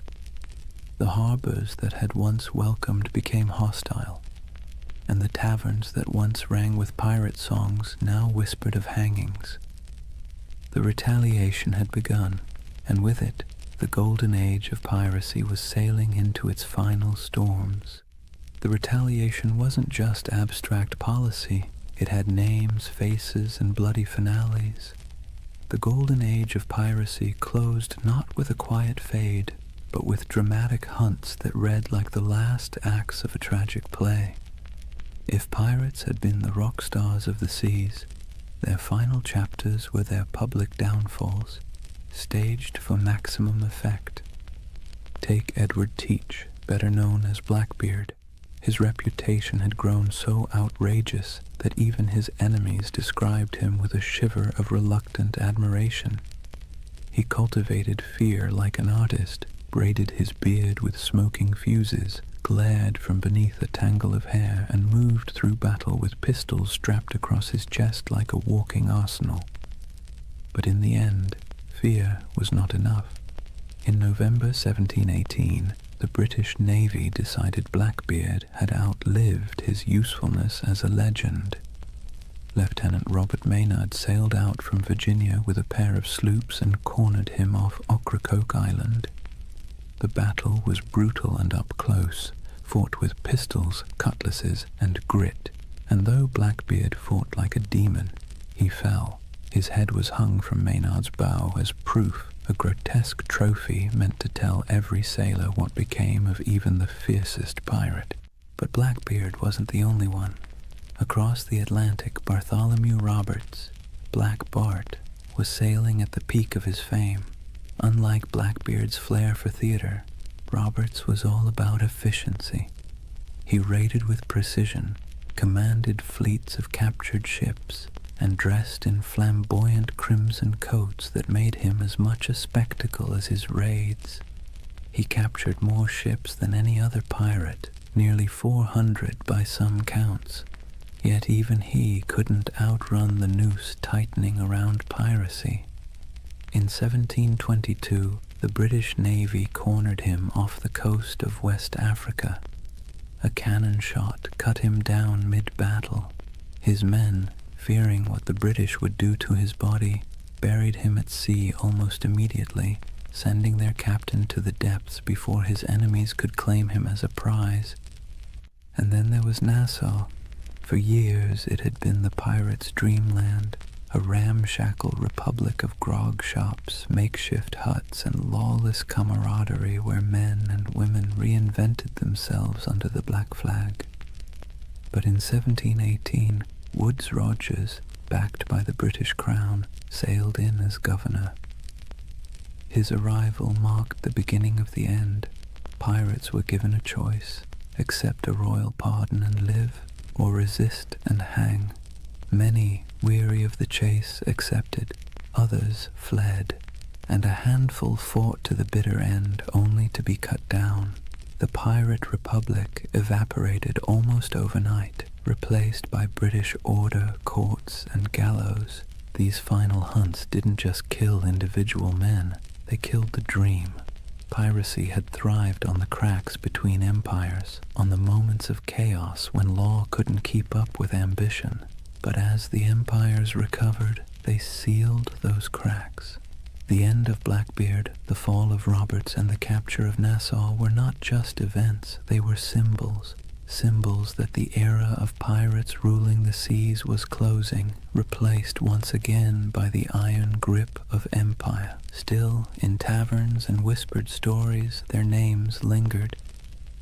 Blackbeard's ghost was said to haunt Ocracoke. Roberts was remembered as the most efficient pirate who ever lived, and Nassau became a half-mythical place, a memory of freedom in an age of order. The final hunts had claimed the bodies, but the legends were already slipping beyond reach, sailing into something no navy could kill: myth. When the nooses were tightened and the bodies left swinging in the Caribbean sun, it wasn't just individual men who were gone, it was a way of life. The end of piracy marked the closing of a strange, brief experiment in freedom and rebellion. But like all endings, it was not complete. Something was lost, yes, but something also remained. So, what was lost? First, the fragile dream of equality at sea. On land, society was suffocatingly rigid. Kings at the top, peasants at the bottom, and 1,000 unspoken rules about who could eat what, wear what, or even look at whom. But on a pirate ship, things were startlingly different. Captains were elected, loot was shared, and even the least skilled sailor had a voice in the Articles of Agreement. When piracy ended, that floating democracy sank with it. Back came the brutal hierarchy of naval life, where sailors were whipped into obedience and officers strutted about like petty kings. The sea, once a frontier of possibility, reverted to another arm of empire. Also lost was the illusion of safe passage for merchant ships. For 2 or 3 decades, the Caribbean and Atlantic had felt like waters where danger lurked behind every horizon. Every fat merchantman sailing out of Havana or Port Royal lived in fear that a black flag might rise from the waves. The end of piracy reassured investors, merchants, and kings, but it also stripped the seas of a strange kind of excitement. The stories that once terrified crews would, in time, thrill readers instead.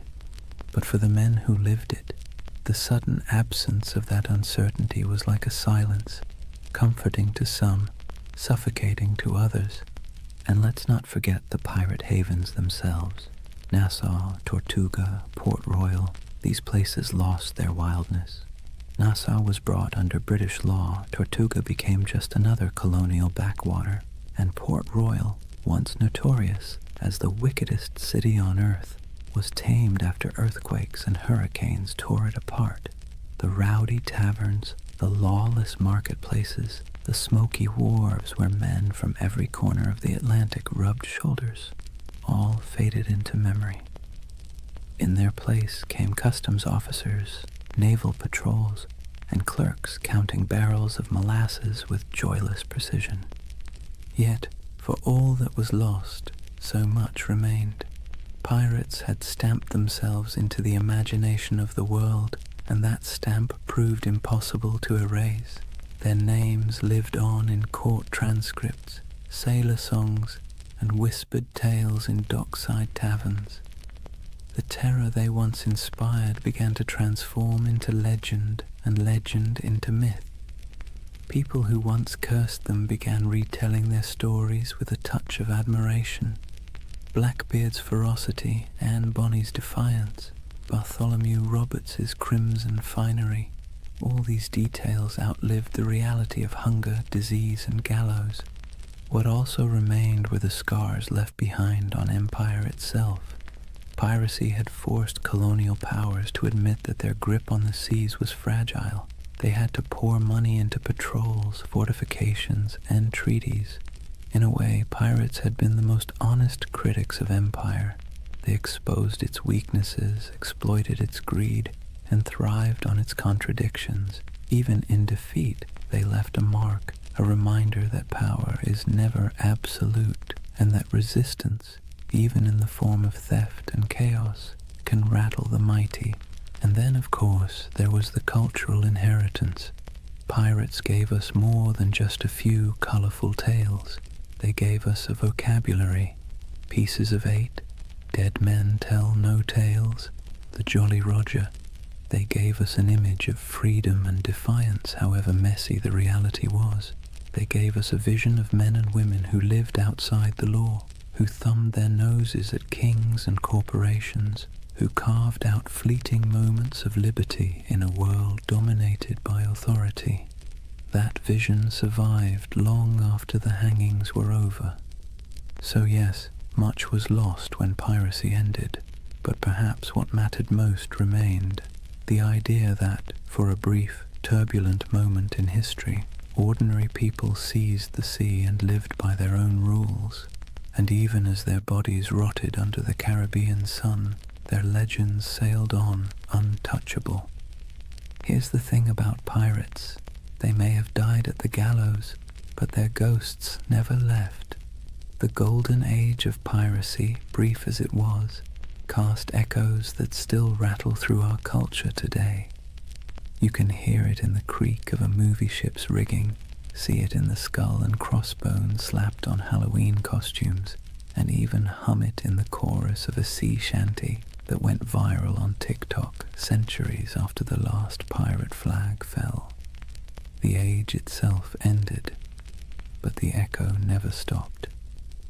The first echo came in literature. In the decades after the crackdowns, sailors still sang about Blackbeard and Roberts in taverns, but it wasn't until the 18th and 19th centuries that writers really started polishing the pirate into something mythic.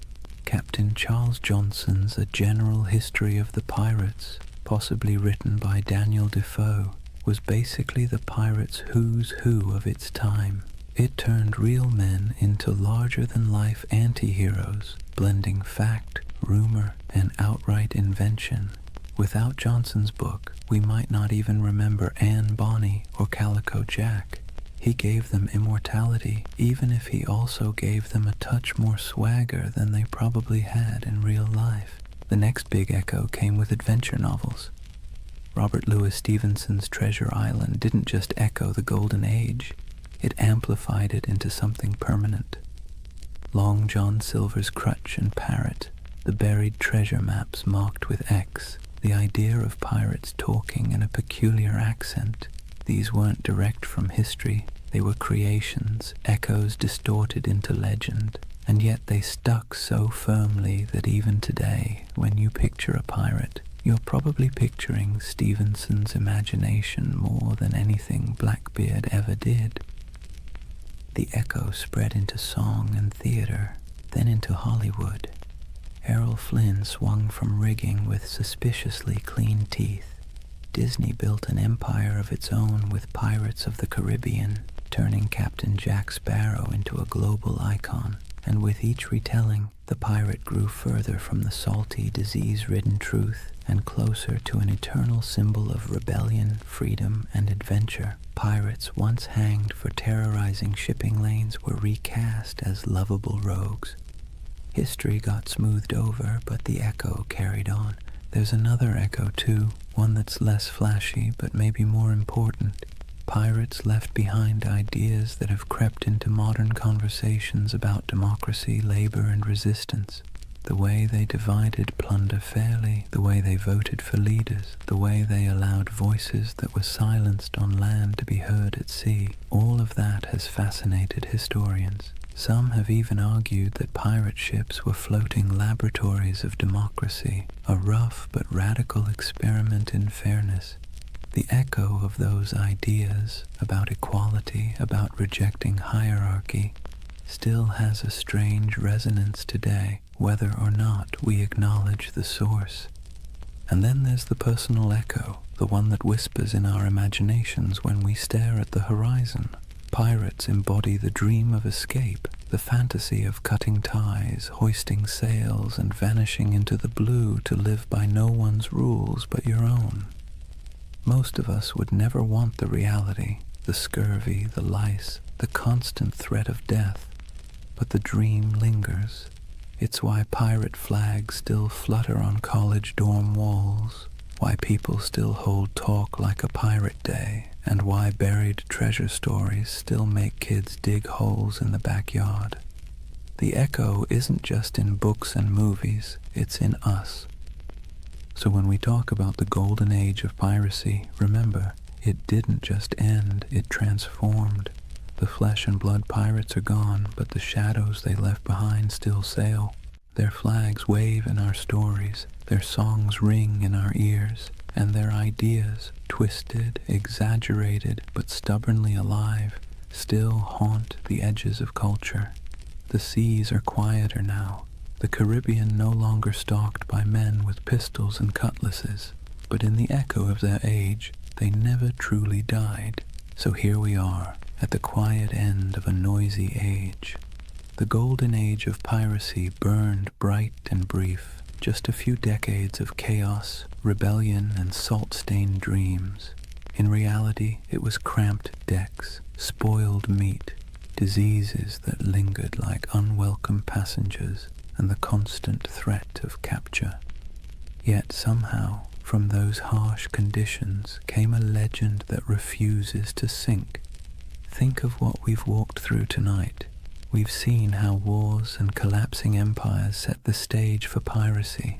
We've stepped onto ships where men voted for their captains and shared their plunder in a rough version of equality. We've met figures who blurred the line between myth and reality. Blackbeard with his smoky theatrics, Anne Bonny and Mary Read defying expectations, Calico Jack turning piracy into style, and finally we watched as governments cracked down, the nooses tightened, and the so-called Republic of the Seas faded back into dust. But of course the story didn't really end there. Pirates didn't just vanish, they drifted sideways into imagination, into tavern songs, into novels, into Hollywood, into Halloween costumes and internet memes. Their Jolly Roger still waves, not from a mast, but from the collective imagination of every generation that sees in them a flicker of freedom, rebellion, or adventure. They were criminals, yes, but also dreamers, and maybe that's why we can't quite let them go. As you lie back now, let the rhythm of the waves soften in your mind. Picture the creak of a ship's timbers rocking gently in the swell, the lanterns swinging in the dark, the faint hum of a sea shanty fading into the night. Out there, beyond the horizon, the pirates have gone, but their echoes remain, half history, half myth, all carried forward by our restless need for stories. And unlike those sleepless men who once scanned the waters for sails on the horizon, you don't need to keep watch tonight. You can rest easy, knowing the only thing waiting for you is the calm of sleep.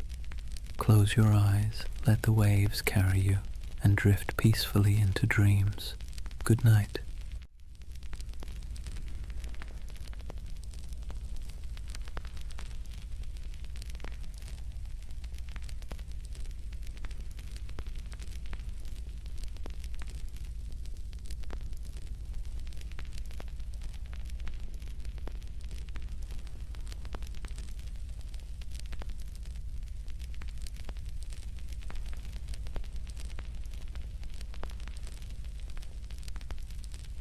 Hey guys, welcome back to the Sleep Atlas. Before we start tonight's journey, take a moment, dim the lights, let the noise of the day dissolve.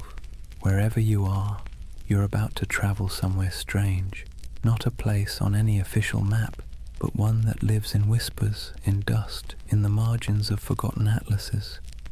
This is the story of Tartaria. They say history is written by the victors, but what happens when the victors forget to mention an entire empire? What if there really was a civilization, vast, advanced, beautiful, erased not by time, but by design? A civilization that built cities we can still see, but no longer recognize. Sounds impossible, right? Yet somehow you've probably already seen pieces of it. The old photos of cities with windows buried beneath the streets, the maps labeled Grand Tartary, the ornate architecture that feels out of place as if it belonged to someone else, someone older, someone gone.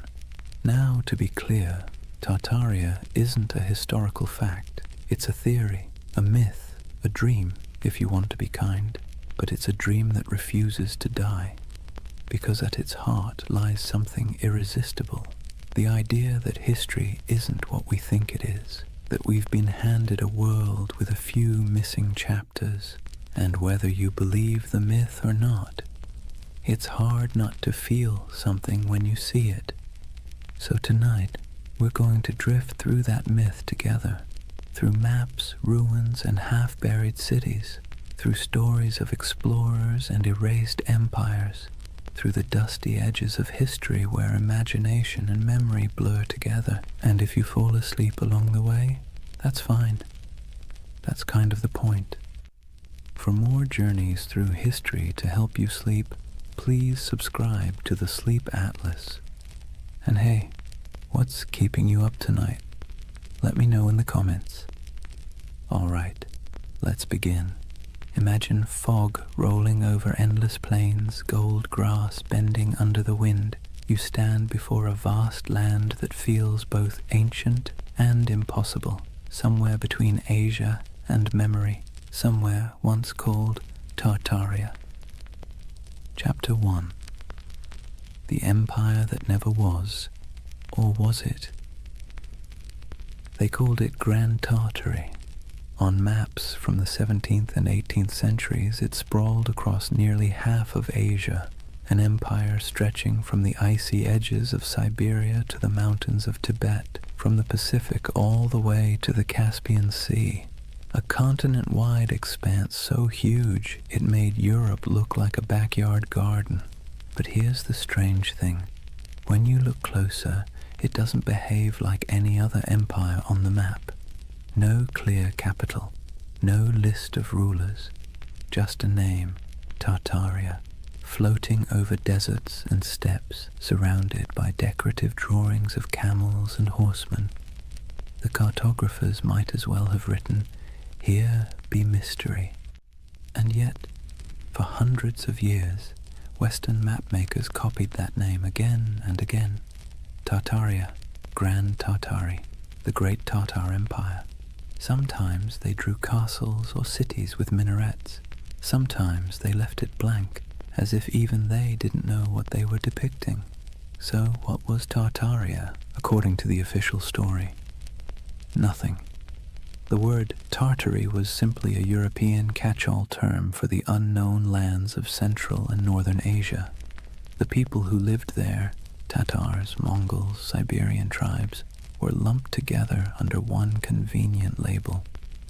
To the Europeans of the 1600s, it was the great blurry East, wild, uncivilized, and beyond comprehension. But to modern eyes, it doesn't look like nothing. It looks deliberate, mysterious, like the ghost of something that was once real. And that's where the story starts to hum. Because if you look long enough, if you trace enough old maps, you start to notice inconsistencies. Cities drawn where no cities should exist. Structures too grand for the people historians claim built them. Ruins that don't seem to fit their supposed age. Some believe those ruins were Tartarian, that an advanced civilization, older than Rome, older even than Egypt, once stretched across the world. They say its architecture was sophisticated, its technology almost magical, free energy, perfect symmetry, towering buildings powered not by fire or water but by something lost, something we can no longer name. It sounds absurd, but then you see the photos, black and white images from the late 19th century, cities under construction except everything already looks finished, cathedral-sized buildings supposedly built in a decade, though even modern machinery would struggle. Streets half-buried, windows below ground level, as if the earth itself had swallowed the first floors. That's where the mud flood theory enters. According to believers, some great cataclysm, maybe natural, maybe man-made, swept across the world in the 1800s, burying entire cities in mud and erasing all evidence of this lost empire. When humanity dug out afterward, we inherited the world we think we built. In other words, the Victorians didn't build all those ornate cities. They unearthed them. It's easy to roll your eyes, but it's also strangely poetic, because even if Tartaria never existed, the feeling behind it, that something monumental was lost, is very real. And part of why this myth persists is because, well, history does lose things. Entire civilizations have vanished before. The Minoans, the Indus Valley, the Olmecs, people who built incredible cities, traded across oceans, and then disappeared, leaving nothing but stones and speculation. So maybe the idea of Tartaria isn't so far-fetched. Maybe it's a reflection of that same human ache, the need to fill in the gaps with something beautiful. Imagine wandering through a European city at dusk. The sky is pale gold, pigeons circle over rooftops. You walk down a street where the buildings rise like cathedrals, domes, arches, pillars carved in perfect balance. It all feels too good, too symmetrical, too ancient to have been born in the soot and smoke of the industrial age. For a moment you wonder, did we build this, or did we inherit it? The theory of Tartaria taps into that quiet doubt, the sense that somewhere along the way, humanity rebooted, restarted, forgot, and the mud flood is a metaphor for time, for amnesia, for the way civilizations bury their own pasts under layers of progress. It's an idea that's equal parts eerie and comforting, because if there really was a forgotten golden age, maybe the world isn't as random as it seems. Maybe we've been here before. Maybe we'll find it again. And even if it's all a myth, it's a myth that asks good questions. Who decides what counts as history? How much of what we know is just the version that survived? So as we drift deeper into the story, try not to worry about what's true or false. Just imagine the possibility. A civilization erased not by war, not by time, but by forgetting. A memory whispered by wind over empty plains. The empire that never was, or maybe the one we no longer remember. Imagine you're an explorer in the late 1700s.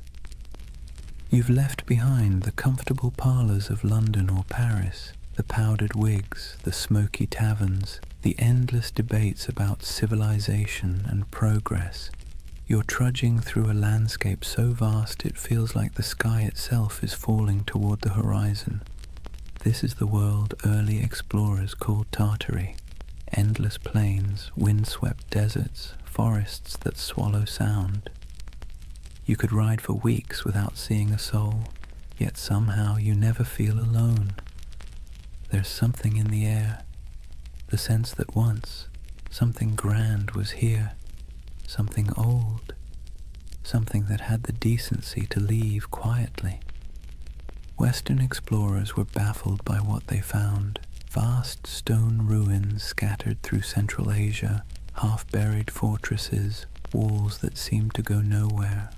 Nomadic tribes spoke of ancient cities lost to storms and floods, old temples built by hands they could no longer name.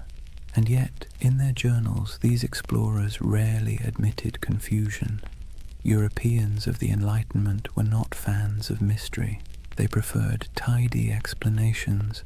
Primitive people, ancient ruins, nothing to see here. Still, a few of them couldn't quite let it go.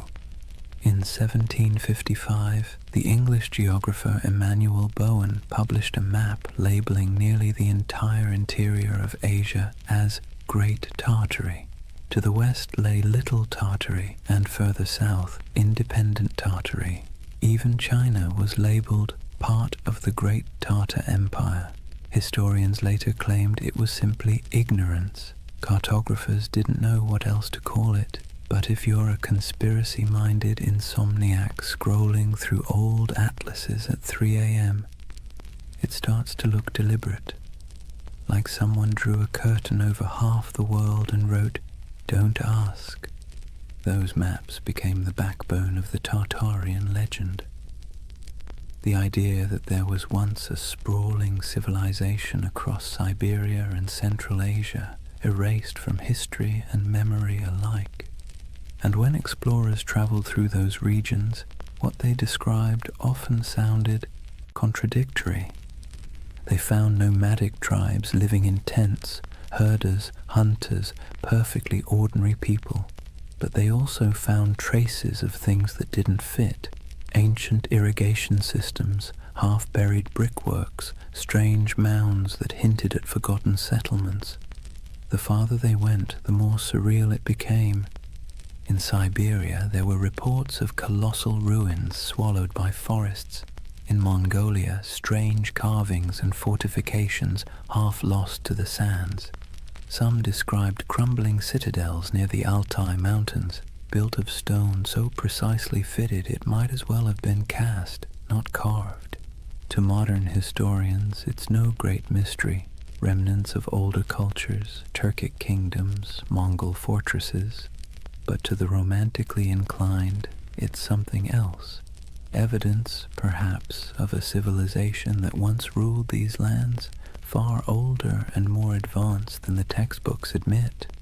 And then there's the emptiness, the eerie, silent expanse that made even hardened travelers uneasy.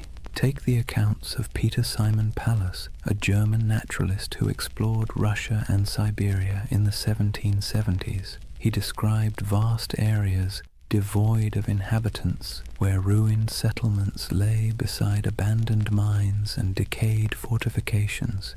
He mentioned rivers cutting through landscapes that seemed to have been reshaped by catastrophe, as though floods or mudslides had swept entire cities away. When his journals were published in Europe, readers found them haunting. The image of a land once filled with life, now reduced to wind and silence. It's here that the myth of the mud flood starts to germinate.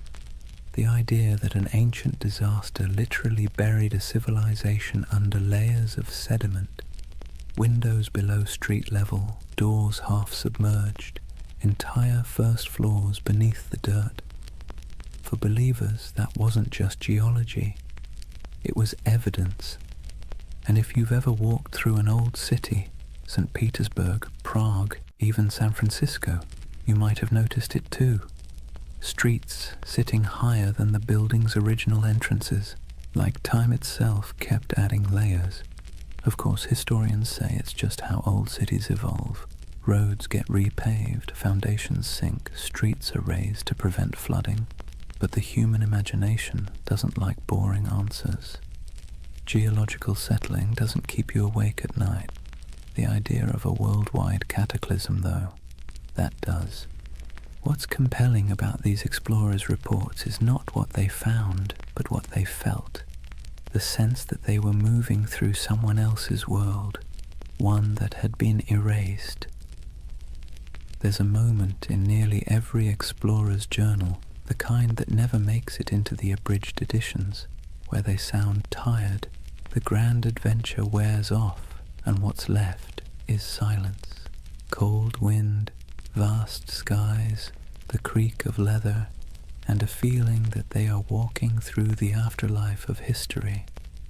They pass strange earthworks, abandoned stone foundations, carvings of faces eroded to anonymity.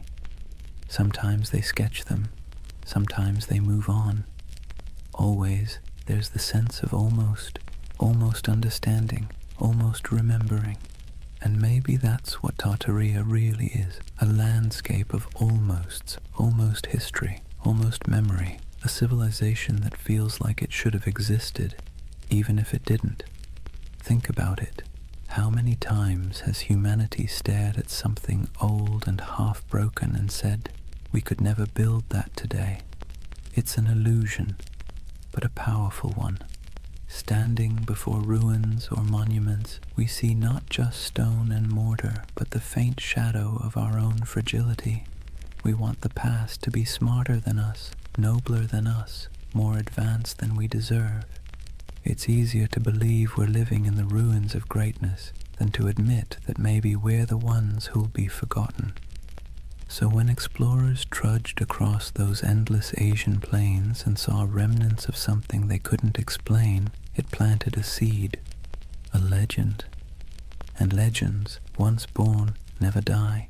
They sleep, they wait, they resurface in new forms, on message boards, in YouTube videos, in late-night rabbit holes where half the fun is not believing, but wondering. The Tartarian myth is less about what those explorers found and more about what we want to find, meaning, continuity, proof that the world once made sense and that maybe beneath all this noise and chaos, it still does. Imagine the explorer's campfire. The air is thin and cold. Sparks float upward, swallowed by the night. Somewhere in the distance, wolves call to each other, and above stars shimmer, the same constellations those long-lost Tartarians might have seen if they ever existed at all. The explorer looks out over the dark plain, notebook open, and writes one word on the page, Tartaria, a word that means nothing and everything. They say the earth remembers. Every stone, every layer of dirt, every foundation buried beneath a modern street is a diary, written in silence. But if you listen to the believers of the mud flood, the earth doesn't just remember, it hides. Picture this, a city half buried, windows that look out onto soil instead of streets, doorways that open into nothing but packed dirt, buildings whose first floors have vanished beneath layers of earth and time. To most it's a quirk of old construction.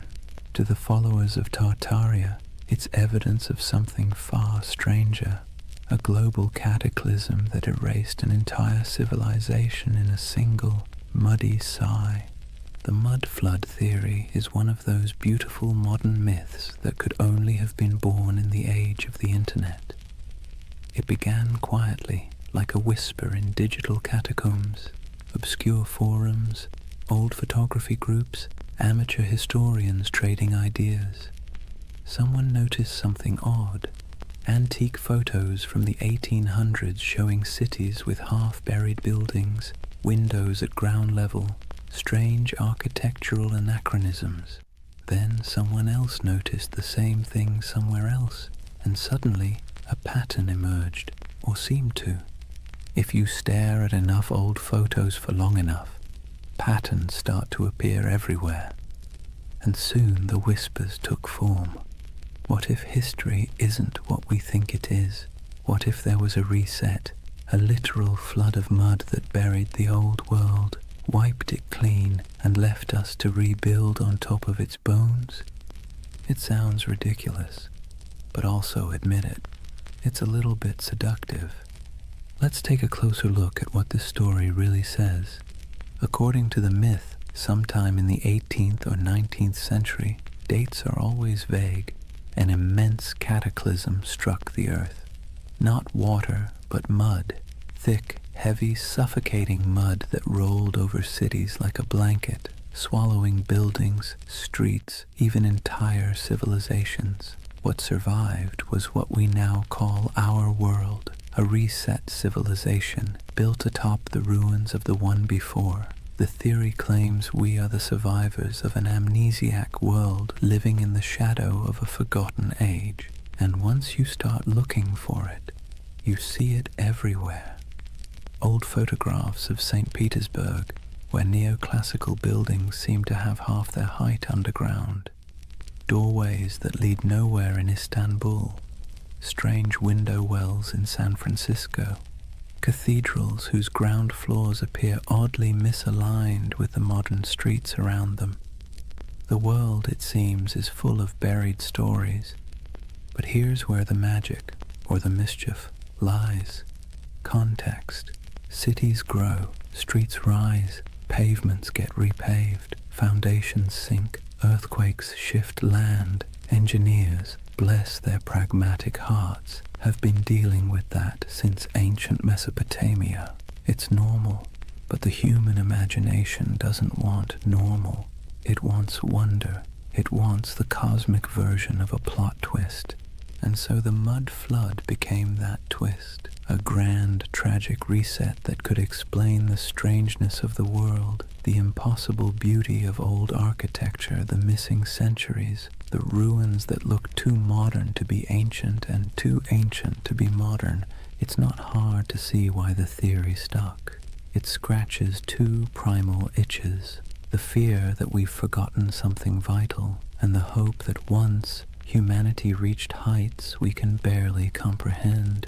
It's a bedtime story for adults who no longer trust bedtime stories.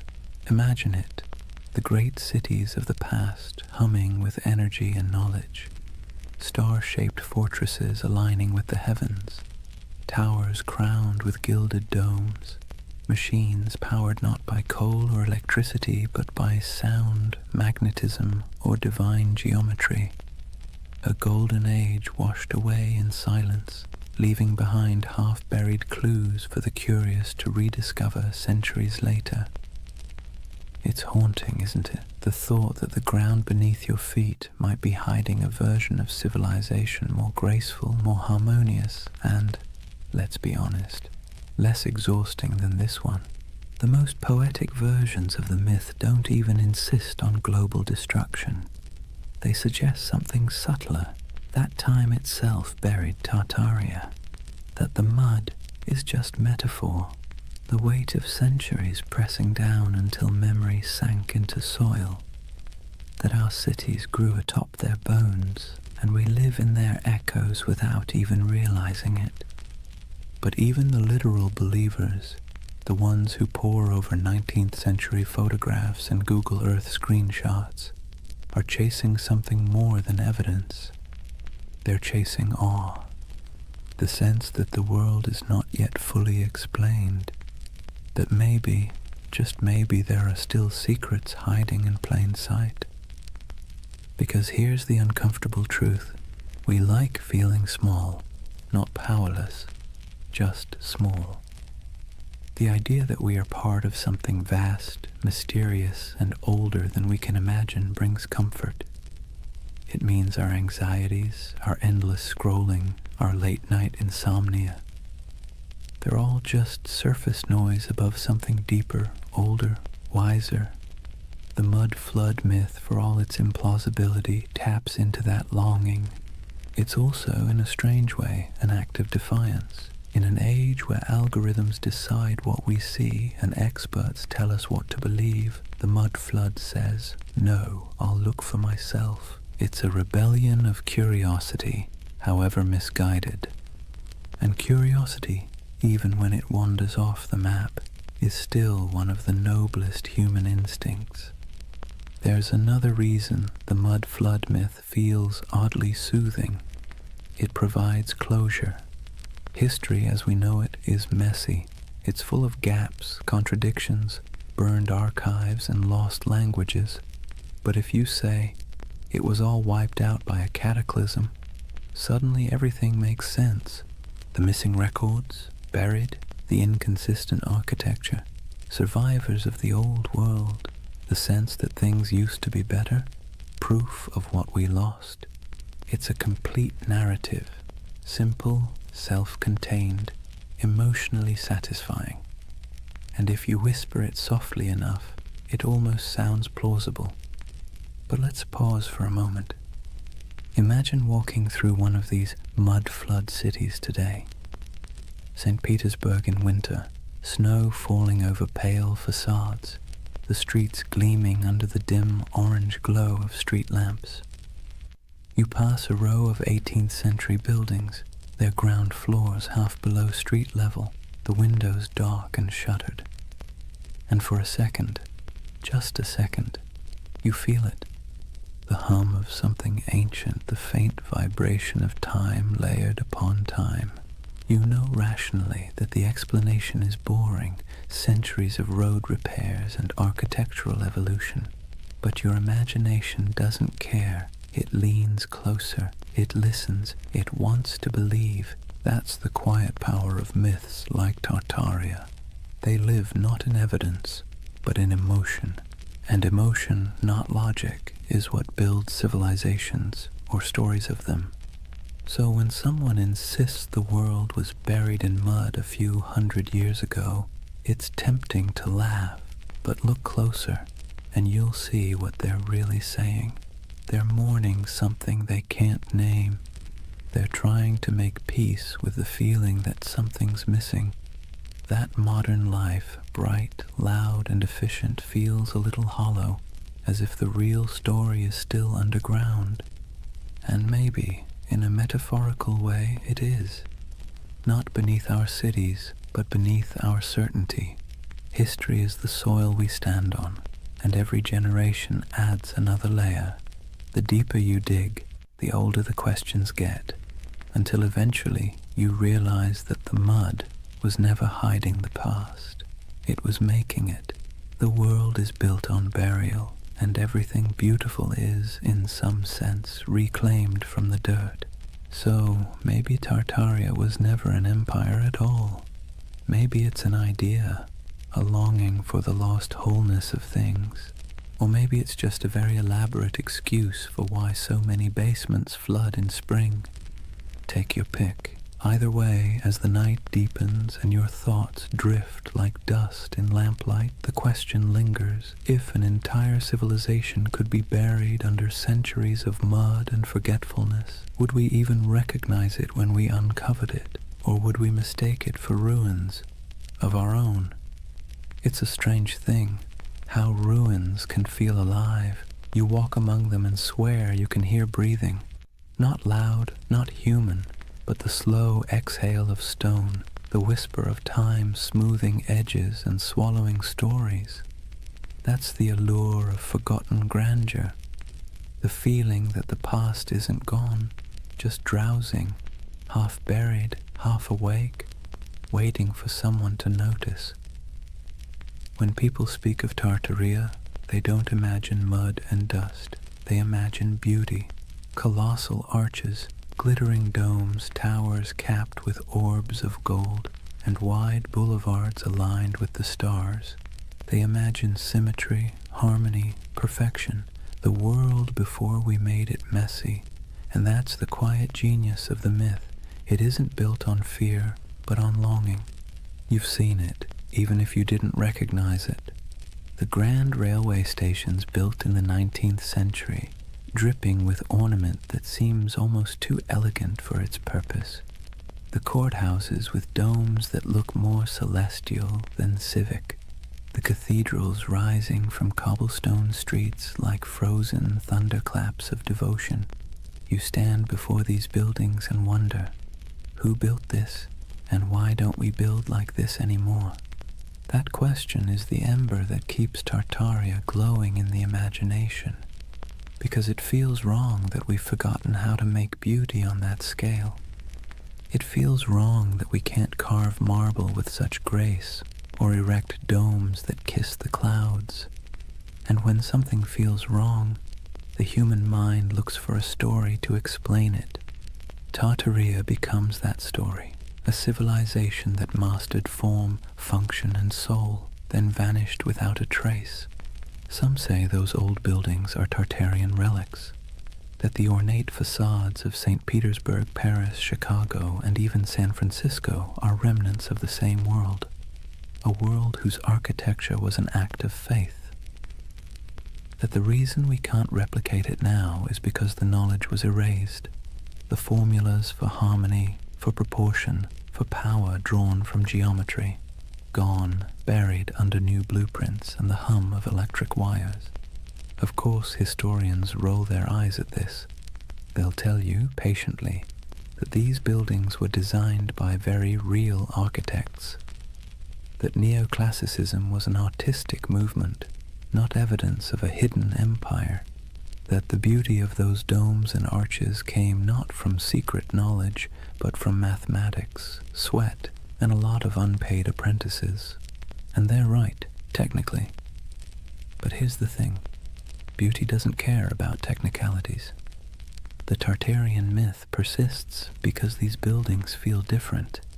They hum at a frequency modern architecture doesn't. Walk past a concrete office block and your mind slides off it. Walk past a century-old opera house and you slow down without meaning to. You feel something, a pulse. Maybe it's nostalgia, maybe it's resonance, maybe it's just the echo of a time when craftsmanship was an act of worship. But whatever it is, it feels alive. Imagine standing at twilight in front of one of those old structures. The stone glows amber. The carvings seem to move in the shifting light. You can almost believe the building is remembering itself, its birth, its purpose, its centuries of reign and revolution. That's the spell of forgotten grandeur. The architecture isn't just old, it's haunted by the idea of meaning, and when meaning vanishes, mystery rushes in to fill the space. Tartaria thrives in that mystery. It offers an explanation for why the world feels simultaneously ancient and amnesiac, why progress sometimes feels like forgetting, why the cities of the past, those that survived wars, plagues, and fires, still look more eternal than anything we've built since. Modern life gives us glass towers and efficiency. Tartaria promises something slower, something that glows, a civilization that built not for profit or speed but for resonance, structures designed to outlast memory itself. It's an irresistible dream, because whether or not Tartaria existed, the feeling it represents is real, the ache for beauty that doesn't apologize for existing, for craftsmanship that outlives its makers, for a sense of belonging to something both vast and intentional. That's why the myth never fully dies. People share photographs of star-shaped forts, cathedrals that look like spaceships, and ornate courthouses buried halfway underground, whispering, "Look, this can't just be random."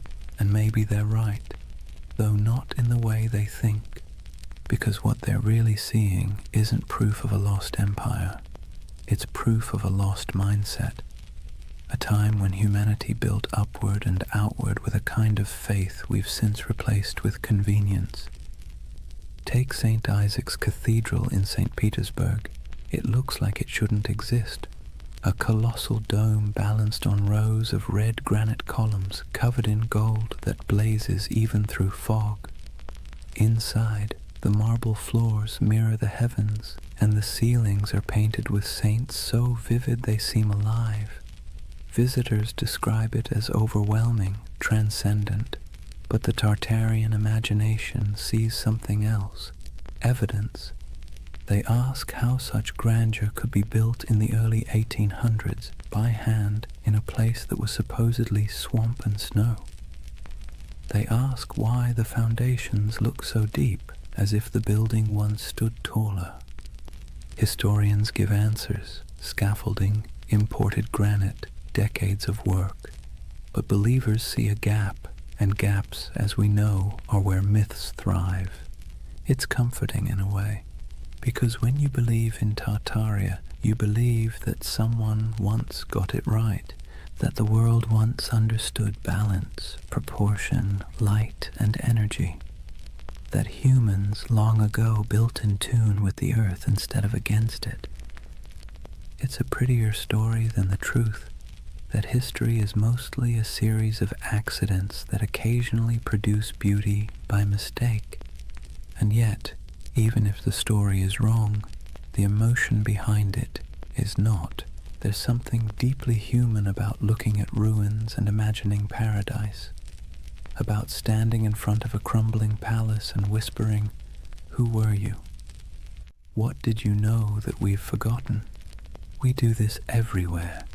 In the jungles of Cambodia, staring at Angkor Wat, in the deserts of Egypt, under the shadow of the pyramids, in the mountains of Peru, among the terraces of Machu Picchu. We look at beauty that endures and assume it must have come from a civilization wiser than ours. Maybe it didn't, but maybe the impulse to think so says more about us than about them. Because really, the myth of Tartaria isn't about lost knowledge, it's about lost reverence. We miss believing that beauty meant something, that it wasn't an accessory, but a form of truth. That stone could hold memory, and domes could sing. So when you see those impossible old buildings and feel that small, unexplainable ache, don't rush to fill it with conspiracy. Let it linger. That ache is the story. It's the ghost of wonder, tapping you on the shoulder, reminding you that history is not a timeline. It's a mood, a long, slow chord, still resonating beneath the noise. And maybe that's what Tartaria really is, the echo of a world that believed in harmony more than speed, a civilization of imagination, built not in stone, but in longing. So as you drift deeper into this story, eyes heavy, thoughts softening, remember this: whether Tartaria was real or not, the beauty it promises was. You can still walk through it, touch it, breathe it in brick and marble and dusk. It's there, waiting quietly behind every ornate facade and every buried window, forgotten grandeur humming in the walls. There's something strange about ideas that shouldn't survive, yet somehow do. Tartaria is one of them. Every few decades it slips back into conversation like a ghost that refuses to stay buried. A whisper here, a map there, a photograph that feels off, too ornate, too advanced, too forgotten. It persists not because it's proven, but because it's beautiful. You see, real history doesn't linger in our imaginations the same way myths do. Facts settle, myths breathe, and Tartaria breathes in the spaces history forgot to fill.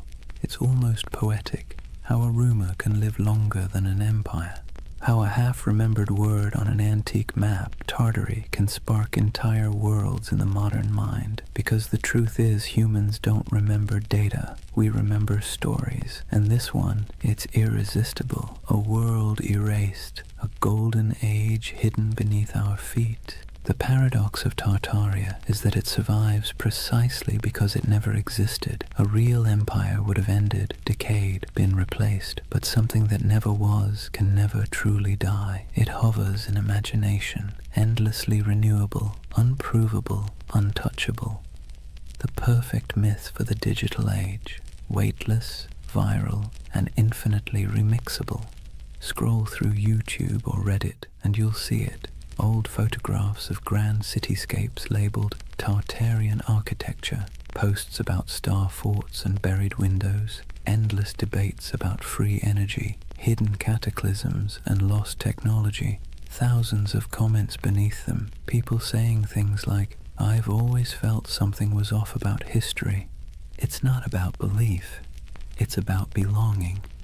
The myth offers comfort to anyone who looks at the modern world and feels like something essential slipped through our fingers. Maybe that's the real allure.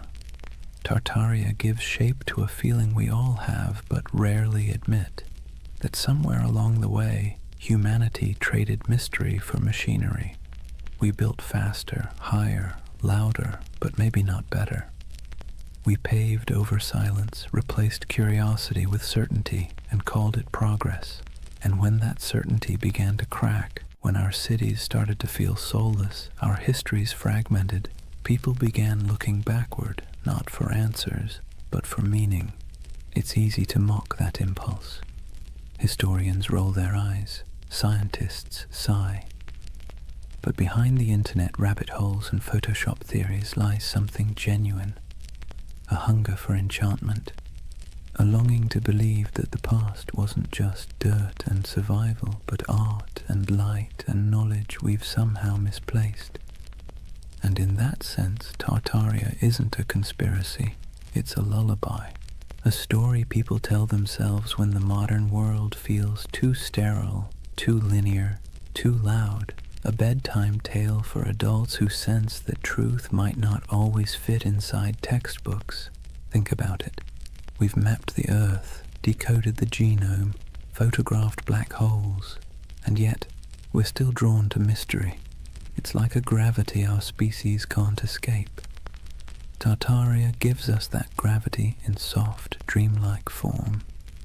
A lost world that never judges, never contradicts, never ends, because it was never real enough to die. But here's the thing, even myths can tell truths. They tell us what we miss, what we value, what we quietly wish could come back.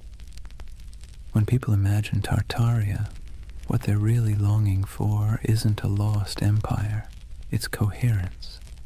A sense that the world once made sense, that knowledge was sacred, that beauty and purpose weren't at odds. In a way, Tartaria is less about history and more about therapy, a collective daydream for a civilization that feels spiritually jet-lagged.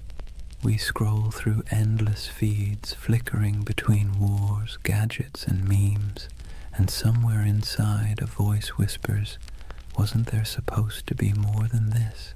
Tartaria answers softly, "Yes, there was, or maybe there could have been." And so the myth persists, traveling through forums and documentaries and late-night conversations, wrapping itself in fog and marble. It survives because it speaks to something the Enlightenment forgot, that mystery itself has value, that not knowing is sometimes more comforting than knowing. But here's the paradox. Tartaria's greatest gift isn't in proving itself true. It's in reminding us that belief is part of what makes us human, that even in an age of algorithms, we still crave wonder. We still want to stand before something vast and say, "I don't understand, but it feels sacred." Maybe that's why late at night you find yourself staring at photos of old cities, their streets glimmering with gaslight, their domes fading into fog, and feel that tug in your chest. It's not nostalgia for Tartaria. It's nostalgia for awe, for the feeling of being small beneath something magnificent, something that doesn't explain itself. So as you lie there now, the room dim, the hum of the modern world soft around you, imagine that somewhere, beneath centuries of soil, beneath stories and skepticism, there's a quiet city still dreaming. Its towers shimmer faintly under the weight of time. Its fountains murmur in forgotten languages, and if you listen long enough, you can almost hear it, the heartbeat of the world before we named it. They called it Tartaria. Maybe it never was, but its echo, soft, patient, luminous, still lingers.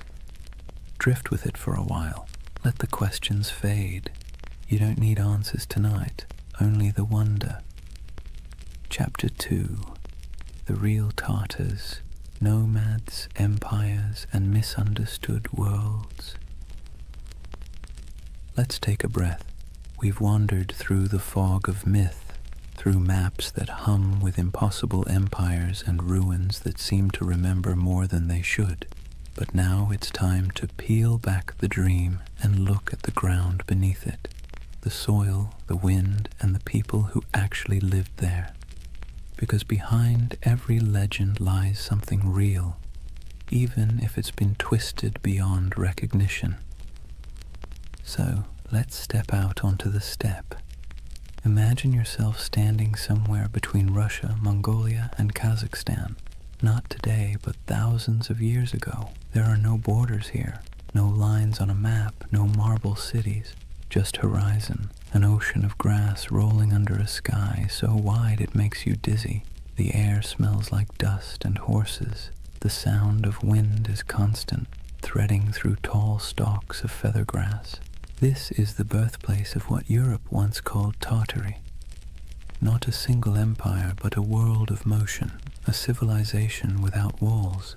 To Western minds, this landscape always felt alien. How could a people rule without cities? How could a culture thrive without monuments? To the steppe nomads, that question would have sounded absurd. Their monuments were movement. Their empire was the horizon itself. Centuries before anyone drew Tartaria on a map, there were the Scythians, archers and horsemen who painted their bodies, buried their dead in golden tombs, and drank fermented mare's milk. The Greeks feared them, the Persians tried to conquer them, and yet they moved like smoke, impossible to hold. Herodotus called them a people who have no towns, no walls, no fixed abode, as if that made them lesser. But in truth, it made them free. The Scythians mastered the horse long before Rome even dreamed of chariots. They stitched their world together with leather, not mortar. They carried fire in bronze cauldrons, slept beneath felt tents, and worshipped gods of wind, sun, and sky. To them, the land wasn't empty. It was alive, a vast breathing plain where everything connected through motion and story. After the Scythians came the Sarmatians, then the Huns, then the Turkic Khaganates. The names shifted, but the rhythm stayed the same. Nomads rising like storms, surging westward, reshaping everything in their path. They raided, traded, intermarried, and vanished into the mist again, leaving behind only graves and legends. And so, by the time medieval mapmakers in Europe began sketching the world, this enormous, ungovernable space had already become a myth. To them it was a blank, the unknown lands beyond the Christian world, filled with monsters, giants, and Tartars. That word, Tartar, wasn't even theirs. It came from outsiders, likely twisted from the name of a Turkic tribe, the Tatars, with a dash of poetic menace added. Medieval Europeans thought it sounded like Tartarus, the Greek underworld, so they called these nomads Tartars, as if they'd come from hell itself.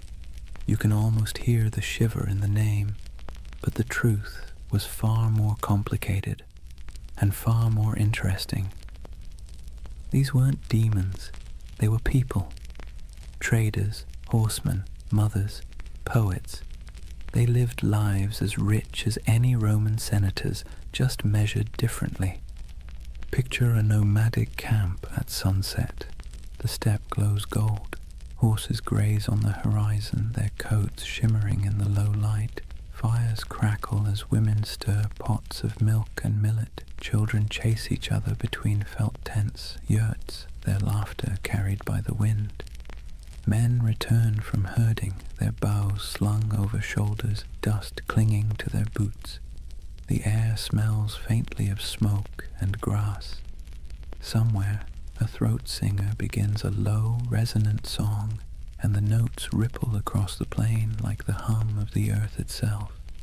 This was their Rome, not a city of marble, but of motion and memory.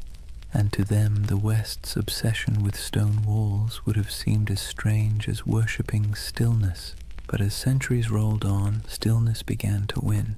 Empires like China, Persia, and eventually Russia pushed outward, trying to tame the steppe. They built forts, drew borders, demanded tribute. The nomads resisted, then adapted. They traded horses for silk, hides for grain, freedom for survival. Slowly, their infinite world began to shrink. By the time European explorers stumbled across these lands in the 17th and 18th centuries, the old steppe empires were fading. The Scythians were long gone. The The Mongols' great Khanates had fractured. The once fluid borders had hardened into lines on parchment, and those lines, curved by ignorance, exaggerated by imagination, became the first maps of Tartary. To the west, it looked like a mystery, an empire that wasn't quite there, a vast, seemingly empty space once teeming with civilizations that had vanished. But to those who lived there, it wasn't emptiness, it was memory. The bones of ancestors beneath the grass, the hum of stories in the wind, the echo of hoofbeats across the centuries. And maybe that's where the myth begins to make sense, because when you stand on a plain that stretches to the horizon in every direction, it's easy to believe that time itself might fold here, that something ancient could still be sleeping under the soil. Perhaps the world didn't erase Tartaria at all. Perhaps it just forgot how to see it. Let's be honest, Europe never really understood Asia, not in the Middle Ages, not in the Renaissance, and arguably not even now. For centuries, the lands east of Moscow and west of China were less a geographic reality and more a psychological one, an enormous blank space where anything could exist. And in that blankness, the idea of Tartary began to grow like a mirage. Imagine a candlelit room in Venice, sometime around the 14th century. A mapmaker hunches over his parchment, hands stained with ink. On the table beside him lie fragments of rumors, sailors' tales, merchant gossip, and a half-remembered account of a man named Marco Polo, who claimed to have seen palaces of gold and cities of stone somewhere beyond the horizon. He dips his quill and begins to draw. Europe is clear. So is Africa mostly. But once he crosses the Ural Mountains, the lines begin to blur. His hand hesitates. What lies beyond? He's never been there. No one he trusts has either. So he fills the void the way humans always do. He imagines. He writes Tartaria in sprawling letters across the page, large enough to cover thousands of miles. Because what else can you do when you're staring into the unknown? For Europeans, Tartary became a convenient label, an umbrella term for everything east of civilization and west of comprehension. It wasn't a nation, it was a category, a way to point at a map and say, this belongs to the others. But here's the funny thing. The more they tried to define it, the more mysterious it became. In the 13th century, when the Mongols exploded across Eurasia like a thunderstorm, Europe finally came face to face with the so-called Tartars. Villages burned, kingdoms crumbled, and word of unstoppable horsemen spread faster than the riders themselves. To a continent already steeped in superstition, it must have felt like the end of the world. Priests whispered that the horsemen were the scourge of God, a punishment for human sin. Chroniclers described them as monsters with faces of beasts and hearts of iron. And yet, when the first diplomatic envoys actually met them, they found something unexpected: organization, bureaucracy, even tolerance. The Mongol Empire, at its height, ran on order, not chaos. Messengers carried official seals, merchants moved safely under Mongol protection, and conquered cities often kept their own rulers so long as they paid tribute. The great Khans weren't savages, they were administrators. Ruthless ones, sure, but methodical. But Europe didn't want to believe that. It was easier, somehow, to imagine an empire of shadows, to turn complexity into myth. So the name Tartary stuck, not as a real place, but as a kind of warning, a whispered reminder that beyond the edge of the familiar world, something vast and unknowable waited. By the Renaissance, the legend of Tartary had evolved into something even stranger. The age of exploration brought better maps, but not necessarily better understanding. Cartographers began drawing Great Tartary, Little Tartary, and Chinese Tartary across their globes, carving up Central Asia into neat territories that existed mostly in imagination. If you were a European scholar in 1700 and you saw a map of Great Tartary stretching from Siberia to the Caspian Sea, you'd assume there was a single civilization there, a mighty hidden empire rivaling Rome or China. And if you were an explorer wandering through empty steppes, stumbling across crumbling ruins or strange earthen mounds, your mind might start to fill in the blanks. Who built this? Where did they go? Humans hate loose ends. We crave narrative closure. And Tartary, this vast echoing blank on the map, offered none. Marco Polo didn't help either. His travels fed the fire beautifully. He spoke of vast courts, cities paved in stone, golden palaces, and khans who ruled lands so wide that weeks of riding couldn't cross them. He wasn't wrong exactly. The Mongol Empire really was that enormous. But when his book was copied, translated, and retold, his words grew elastic. People read his tales and imagined something grander still, a civilization older than memory, hidden beneath layers of dust and time. You can almost see it, the way myths grow like vines around facts. Even the Enlightenment couldn't kill it. In the 18th century, as Russian explorers pushed eastward into Siberia, they stumbled upon ancient fortifications, strange geometries in the earth, and traces of civilizations long gone. The local tribes spoke of ancestors who built great cities before the snows came. The scholars, baffled, wrote it all down, and back in Europe, those reports fed the imagination once more. By now, Tartary had become more than geography. It was an aesthetic. The word conjured mystery, distance, and faded grandeur. Artists painted sweeping landscapes of icy mountains and lone riders beneath silver skies. Novelists filled their pages with lost kingdoms and forgotten dynasties. And so, when conspiracy theories about a lost Tartarian empire began resurfacing centuries later, it wasn't from nowhere. It was born of something older, a long European tradition of misunderstanding the East, of romanticizing what couldn't be explained, and of filling blank spaces with dreams. Maps, after all, are never neutral. They don't just show where things are, they show what people believe matters. And for centuries, Tartary mattered not because it was real, but because it was mysterious. Imagine yourself once more looking at one of those old maps. The parchment crackles under your fingers. The ink has faded to brown. The edges are frayed.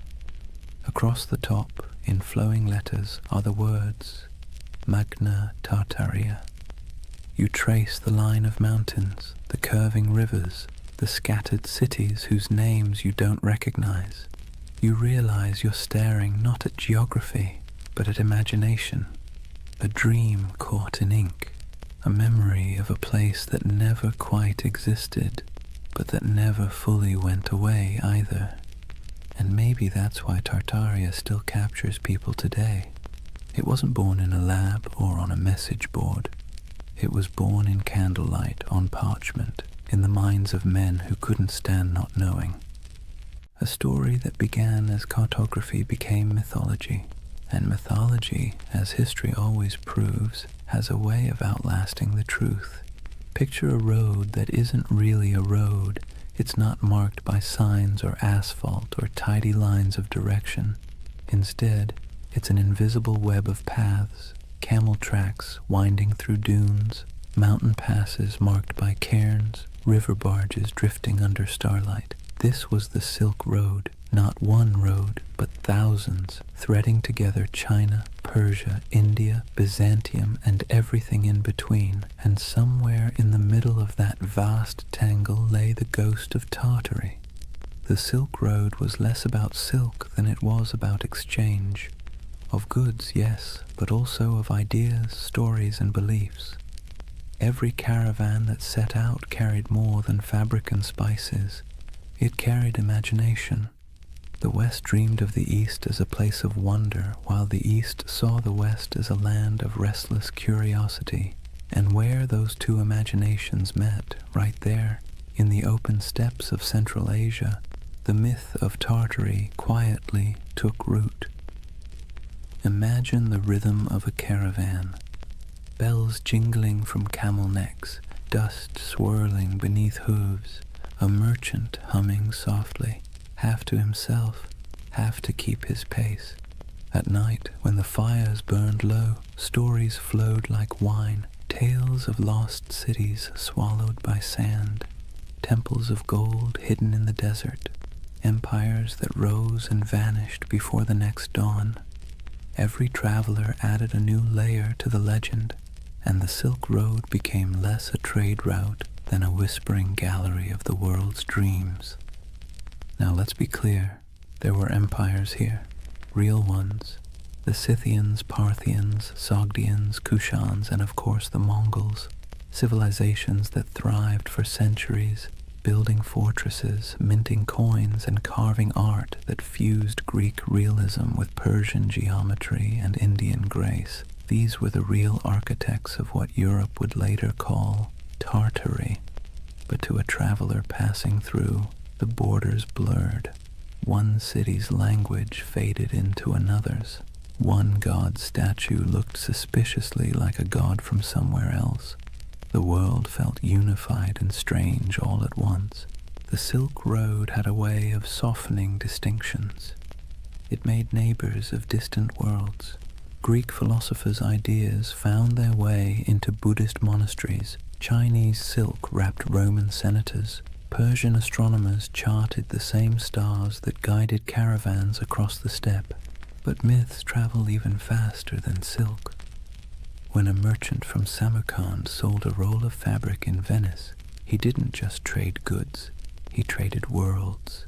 He told stories of the East so dazzling they didn't sound real. Cities with towers of glass, he might say, rivers that shimmer like silver.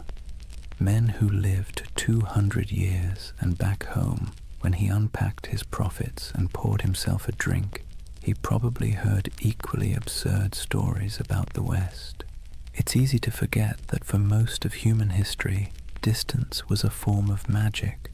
The farther away something was, the more fantastical it became. And no distance loomed larger in the European mind than that mysterious space labeled Tartary.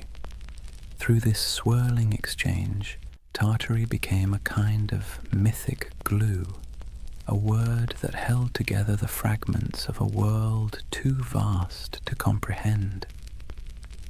Think of it like this. When a Venetian mapmaker in 1500 scribbled Tartaria across the center of his globe, he wasn't really describing a political entity. He was describing everything between Europe and China, between knowledge and ignorance, between history and imagination.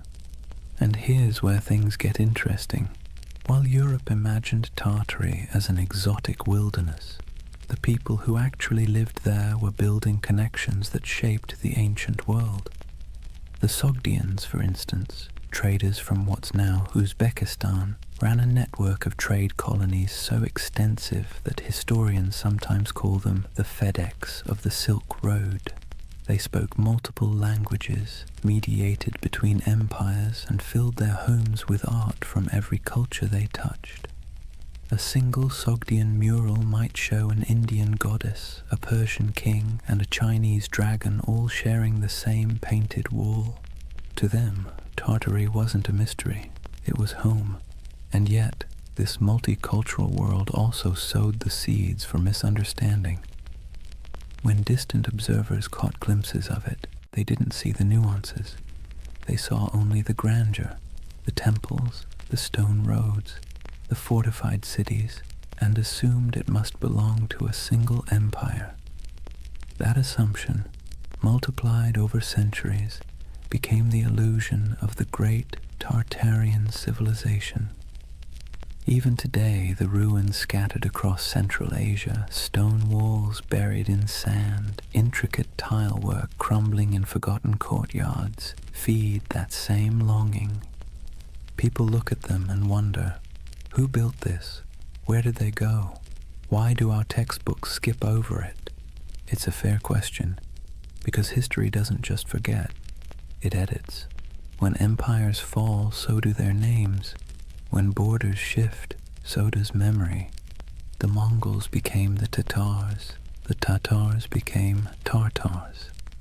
And eventually, Tartary became a convenient shorthand for the unknown. But beneath all that confusion was something real. A network of humanity that spanned continents. Imagine standing on a hill somewhere near Bukhara around the 10th century. The air smells of dry sage and smoke. Below you the road shimmers in the heat, lines of travelers winding toward the horizon. A caravan from China passes one from Persia. A monk from India shares a meal with a soldier from Byzantium. Coins from Rome jingle beside jade amulets from the East. It's not an empire. It's not chaos. It's something in between, a living, breathing web of connection. And that's what Tartaria really was. Not a kingdom lost to mud, but an echo of this interconnected world. A dream of unity before maps divided it into pieces. The Silk Road gave birth to the myth by accident, because connection always looks like magic when seen from afar. So when modern believers look at old maps and see the word Tartaria sprawled across half the world, maybe they're not completely wrong to feel awe. They're just reading a poem that was once mistaken for a border. The Silk Road blurred the lines between civilization and myth, empire and echo. And in that blur, half dust, half starlight, the legend of Tartaria found its heartbeat. Words have a funny way of sticking to things they were never meant to describe. Tartary was one of those words, an intellectual shortcut that turned into a centuries-long misunderstanding. By the time Europe stumbled out of the medieval era, the East was less a place and more a story. Monks copied maps showing vast lands labeled Tartaria, shaded in pale yellows and browns, with scribbled notes like, "Here be dragons," or "Land of Giants." It wasn't meant as insult or precision. It was just ignorance wrapped in ink. But ignorance dressed up nicely enough can look like authority. When Marco Polo returned from his travels in the late 1200s, he told Europe about the magnificence of the Mongol Empire. Golden palaces, porcelain cities, and roads so smooth you could roll a wagon for days without breaking an axle. His descriptions, half wonder, half exaggeration, lit up Europe's imagination. And when cartographers began to draw what he described, they needed labels. Cathay for China, Ind for India, and for everything else in the vast cold space north of Persia and east of Russia, Tartary. Let's be clear, Europe didn't know what Tartary was, but that didn't stop them from acting like they did. To Western minds, Tartary became a convenient placeholder for the unknown. It wasn't a country, it was a concept. A blank canvas where explorers, missionaries, and chroniclers could project whatever they needed to believe about the world beyond their reach. And what they needed, more often than not, was mystery. Maps from the 16th and 17th centuries show it sprawling across the top of the world like a sleeping giant. Great Tartary, Independent Tartary, Chinese Tartary, Little Tartary, names multiplying like rumors. To anyone who studied those maps, the message was clear. Beyond the borders of civilization lay a vast land of danger, wealth, and the unknown. And there's something deeply human about that. When faced with uncertainty, we name it. We box it in with words, even if those words are wrong. To Europeans of the early modern world, Tartary became shorthand for all the places they hadn't yet conquered, understood, or categorized. It was an intellectual convenience, a linguistic shrug. Everything out there. If you were a 17th century scholar in London and someone mentioned the Tatars, you might imagine fur hats, horsemen, frozen tundra, and endless plains. You wouldn't know the difference between a Mongol prince in Karakorum and a nomad in the Kazakh steppe. To you, it was all Tartary, but that flattening, reducing countless cultures into a single word, had consequences. It erased identities, histories, and languages in the Western imagination long before any empire actually reached those lands. Imagine an atlas from the 1700s, lying open on a polished oak table. The continents are familiar enough now. The Americas are roughly shaped. Africa's coasts are charted. But look at Asia, and you'll see something odd. Above India and China stretches an ocean of blankness, punctuated only by the word Tartaria, scrawled in proud, swirling letters. No cities marked, no rivers traced, just emptiness. That emptiness became an invitation. Missionaries imagined lost Christian kingdoms hidden in those plains, descended from the mythical Prester John. Explorers fantasized about tribes of giants or entire cities of gold.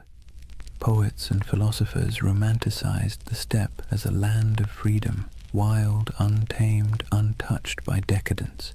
And over time, that fantasy hardened into pseudo-history. Tartary wasn't just a blank spot anymore, it was a world view. Even the word itself carried a sting. Derived from Tatar, it got twisted into Tartar, echoing the Greek Tartarus, the underworld. Early chroniclers saw the Mongols storm into Europe in the 13th century and thought, "Ah, yes, these must be the people from hell." The name stuck, and for centuries afterward, Tartar became synonymous with savagery, chaos, and apocalypse. When the Mongol Empire fractured and faded, the word didn't fade with it. It lingered. Europe kept calling the steppe Tartary, even as local empires rose and fell. The Golden Horde, the Timurids, the Kazakh Khanates. To the west, these nuances didn't matter. The name Tartary swallowed them whole. The irony.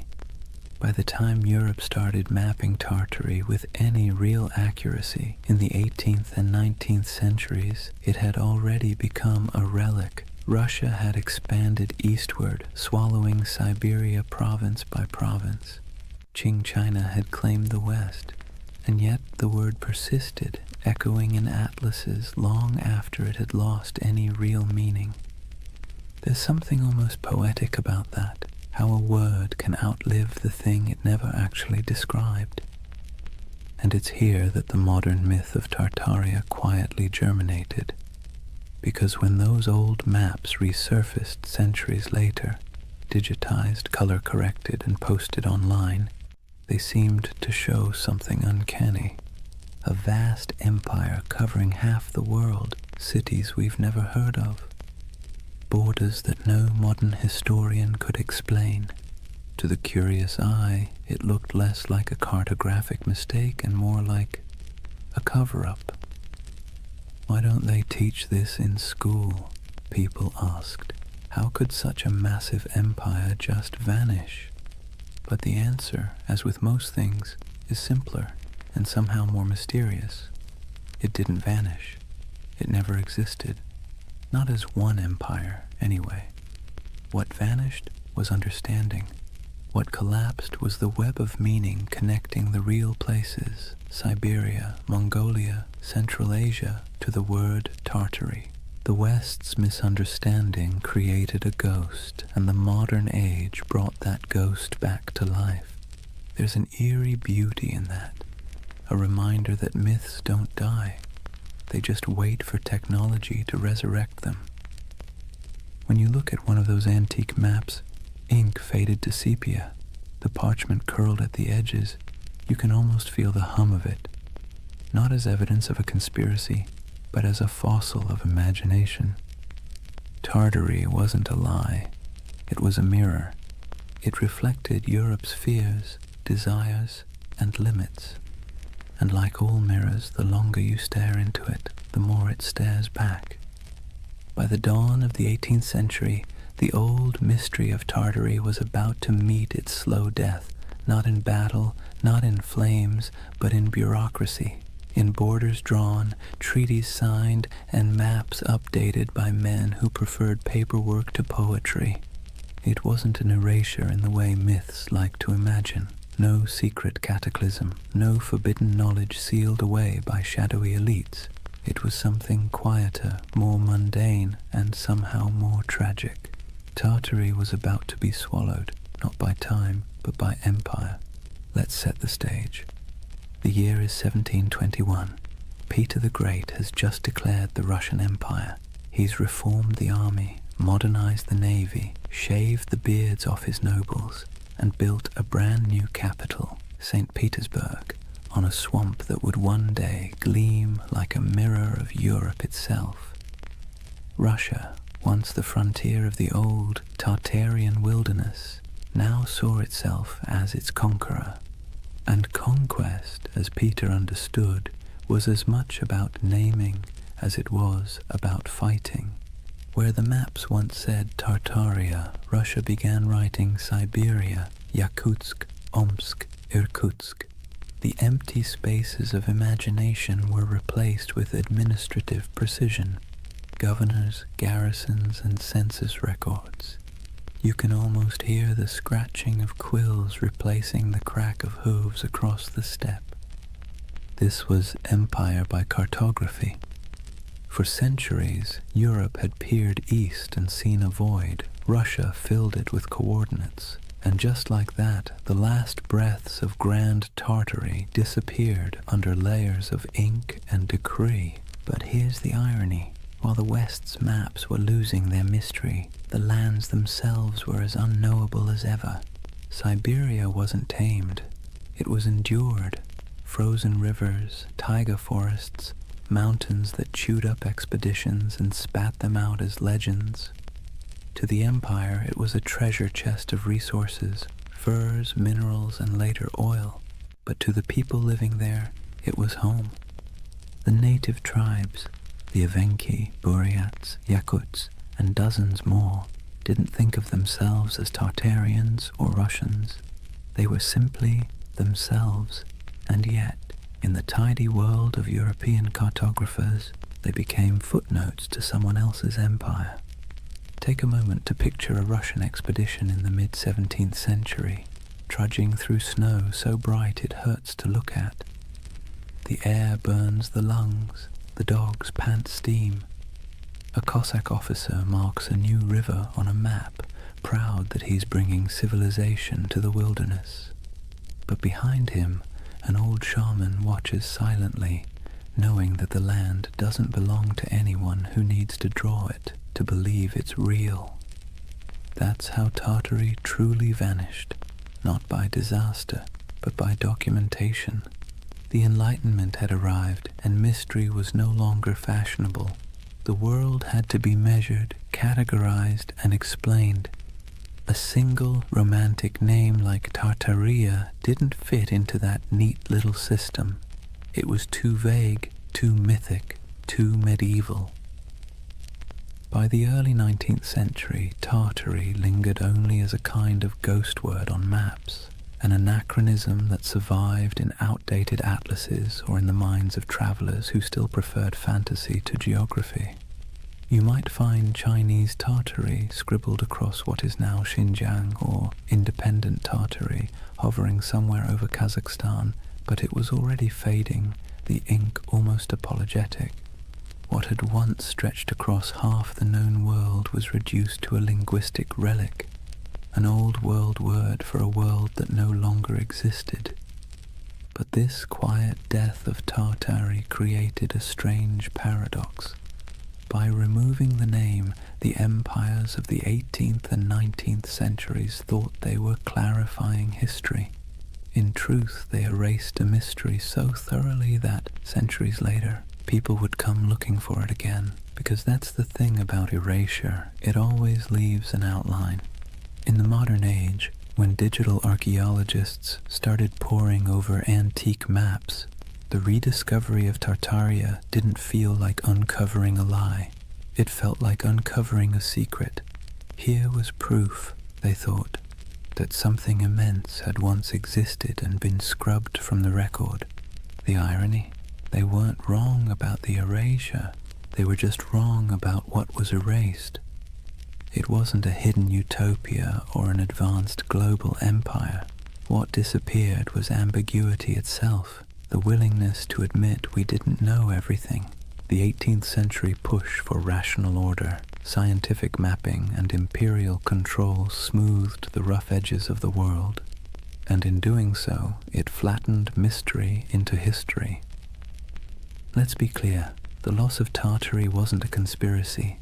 It was a side effect of certainty, and maybe that's why its ghost haunts us still, because deep down humans don't actually like a world that's too explained. We crave wonder, we miss the blank spaces, so when we see Tartaria glowing faintly on an old parchment, we don't just see a name, we see a question. A whisper from the past asking, "What did you forget?" The collapse of Tartary wasn't a fall.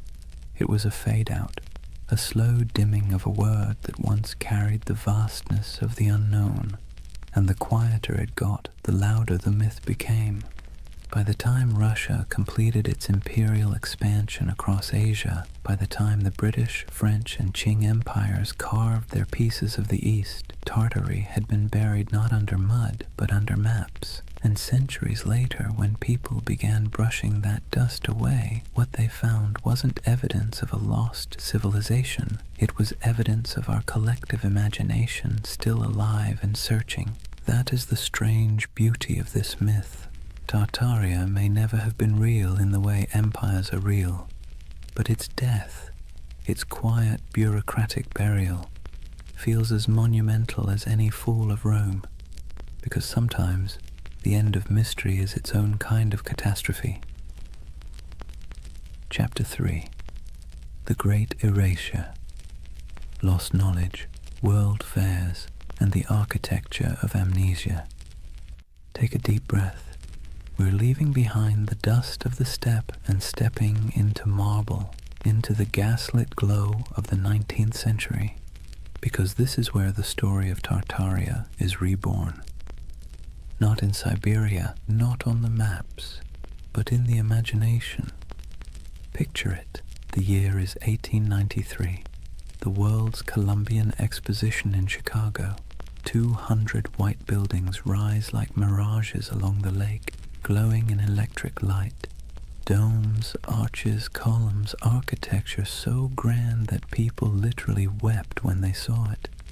It looked ancient, impossible, like something from a forgotten golden age resurrected overnight. And here's the kicker. It was built overnight. A team of architects and laborers had thrown up that entire city in less than 2 years. They called it the White City. To the public, it was a triumph of modernity, but to later eyes it looked suspiciously like something else. Massive domed palaces, ornate fountains, obelisks, colonnades stretching into mist. It looked ancient, yes, but not Greek, not Roman. It looked out of time. Now fast forward a century. A man sitting at his computer zooms in on old photos of the fair. He pauses. He notices something strange. The buildings look far too advanced for their time, he thinks. Too perfect, too grand. And then he finds something even stranger. After the fair ended, almost every single building was demolished, burned, scrapped, gone. And that's how a new kind of myth was born. The idea that maybe, just maybe, these temporary structures weren't built at all, at least not by us. Maybe they were rediscovered, remnants of an older, erased civilization. A civilization called Tartaria. Let's be clear, the buildings were real. We have blueprints, records, payrolls, receipts for every brick. But the feeling, the awe they inspired, the eerie way they appeared and vanished, felt mythic. It tapped into something ancient in the human psyche. our suspicion that we've forgotten something big. And once that suspicion took root, it spread. Soon people began noticing Tartarian architecture everywhere. Those impossible domes in St. Petersburg, the Capitol building in Washington, the palace-like train stations of Paris, even the city halls of small American towns. Weren't they all too ornate, too advanced for their supposed era? The theory blossomed like ivy over ruins that maybe the 1800s weren't a time of invention, but of cover-up, that there had been a worldwide reset, a mud flood, a cataclysm that wiped out the old civilization and left humanity to rebuild amid the ruins. The world's fairs, in this view, weren't celebrations of modern progress at all. They were redecorations, a way to reintroduce a repurposed world, scrubbed clean of its true history. The fairs, the grand expos, were merely the unveiling ceremonies of a planet repainted. Now this is where skepticism and wonder collide, because if you look at those photos, you can feel it. The eerie stillness of early photography only adds to the illusion. Long exposures make crowds disappear. The buildings stand pristine, gleaming, deserted, as if waiting for a civilization that never returned. It's beautiful and unsettling and hypnotic. Even historians, with all their explanations, temporary plaster facades, neoclassical revival trends, technological optimism, can't quite dispel the dreamlike quality. It's too pretty, too deliberate. It feels like memory, not progress. And that's what makes the Tartaria myth so powerful. It didn't come from ignorance. It came from longing. Because by the 19th century, humanity had built machines that could fly, factories that could blot out the sun, and cities that swallowed nature whole. We had replaced mystery with machinery. But beneath the gears and soot, people were starting to feel something hollow, something missing. Tartaria filled that hole. It became the name for everything that seemed too beautiful, too harmonious, too purposeful to belong to the chaotic modern world.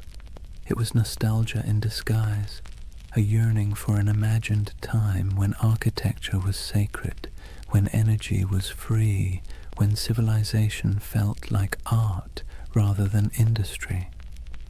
Of course, the irony is exquisite. The people of the 19th century built those palaces themselves, but we, centuries later, look back and refuse to believe them capable. Maybe it's easier to believe in a lost utopia than in the idea that our ancestors simply cared more about beauty than we do. So imagine walking through that white city. The lamps hum softly. The canal reflects the moonlight. Music drifts from the pavilions. You hear the shuffle of dresses, the murmur of voices, the click of carriage wheels, and for a moment you can almost believe the myth that you've stumbled into the remains of a vanished empire, briefly resurrected for one last dance before fading again into legend. That's the strange charm of Tartaria. It doesn't matter if it's real.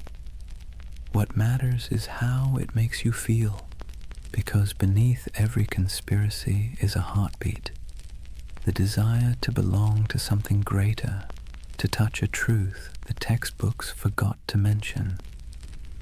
And so, through the flickering gaslights of the 19th century, the dream of Tartaria returned, not in stone, but in spirit, not as an empire rediscovered, but as a memory resurrected.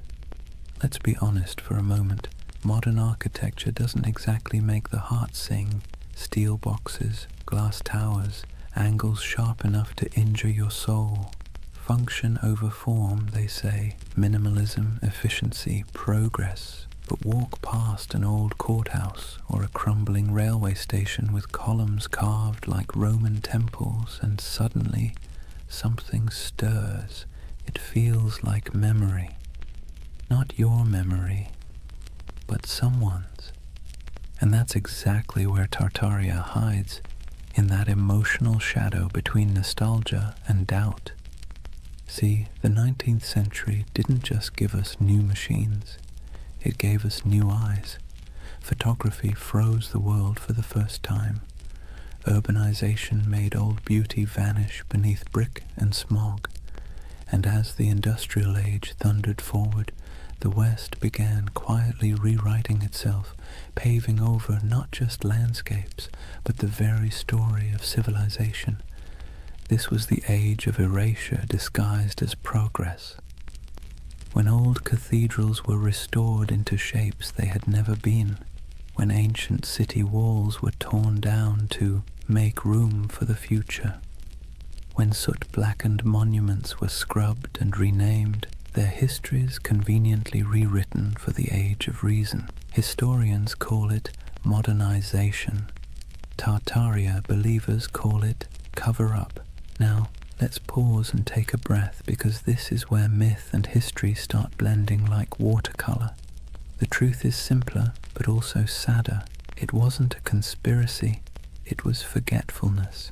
The 1800s were obsessed with the new: steam, glass, iron, materials that seemed to promise immortality. The faster technology advanced, the more the past looked like an inconvenience. When people demolished centuries-old buildings to make room for factories or boulevards, they didn't think they were erasing history. They thought they were improving it. But here's the paradox. Progress, when it moves fast enough, feels like amnesia. Imagine being a farmer's son in 1820, living in a cottage built by your grandfather, heated by the same hearth. Then picture your grandson in 1890, born under electric light, surrounded by locomotives, reading newspapers printed on machines that could churn out 1 million copies before breakfast. The pace of change was dizzying. The world your ancestors knew had disappeared before your own eyes. And when memory fades that quickly, even the truth starts to look like myth.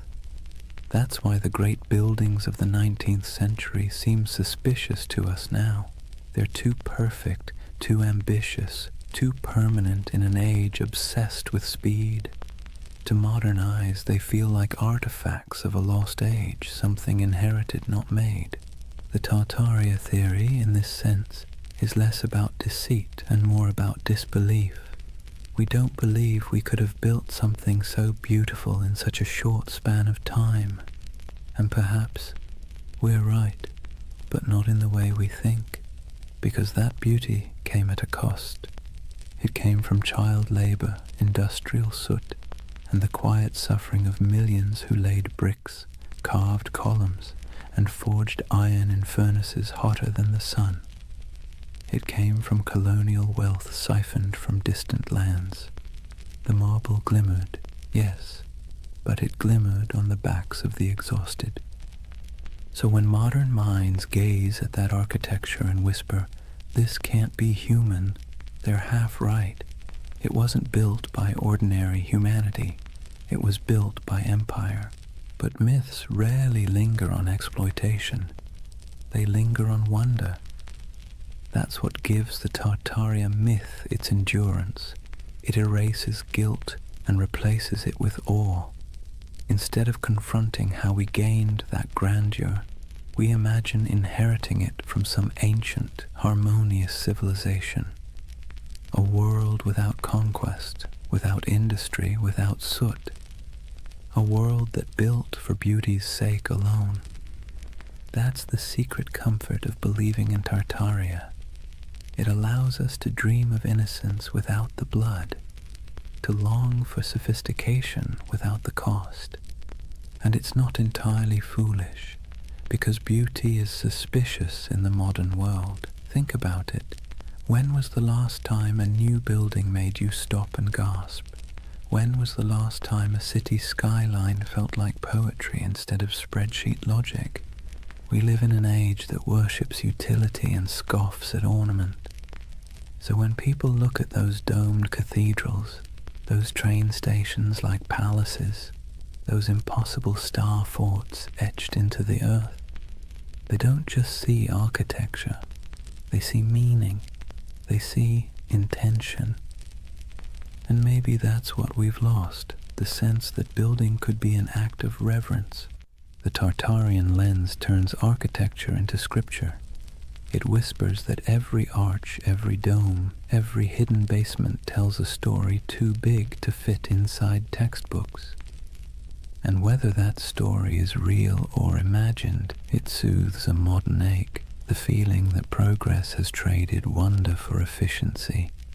So next time you see an old photo of St. Petersburg shrouded in snow or San Francisco City Hall gleaming in filtered sunlight, look closer, forget the dates, forget the facts, and just feel it. The silence, the symmetry, the faint pulse of something grander than logic. That's the hum Tartaria leaves behind, the ghost frequency of a civilization that may never have existed, but still haunts us with the possibility that it did. And maybe that's enough. Maybe the myth survives not because it's true, but because it's beautiful. Because deep down, beauty itself has started to feel like a conspiracy. Here's the funny thing about lost civilizations. They always seem to resurface when technology changes. The printing press revived Atlantis, television revived the pyramids, and the internet, well, the internet resurrected Tartaria, not in dusty libraries or archaeological digs, but in image boards, YouTube videos, Reddit threads, and algorithm-fed rabbit holes that feel half like history class and half like lucid dream. If the 19th century erased memory through progress, then the 21st century resurrected it through curiosity.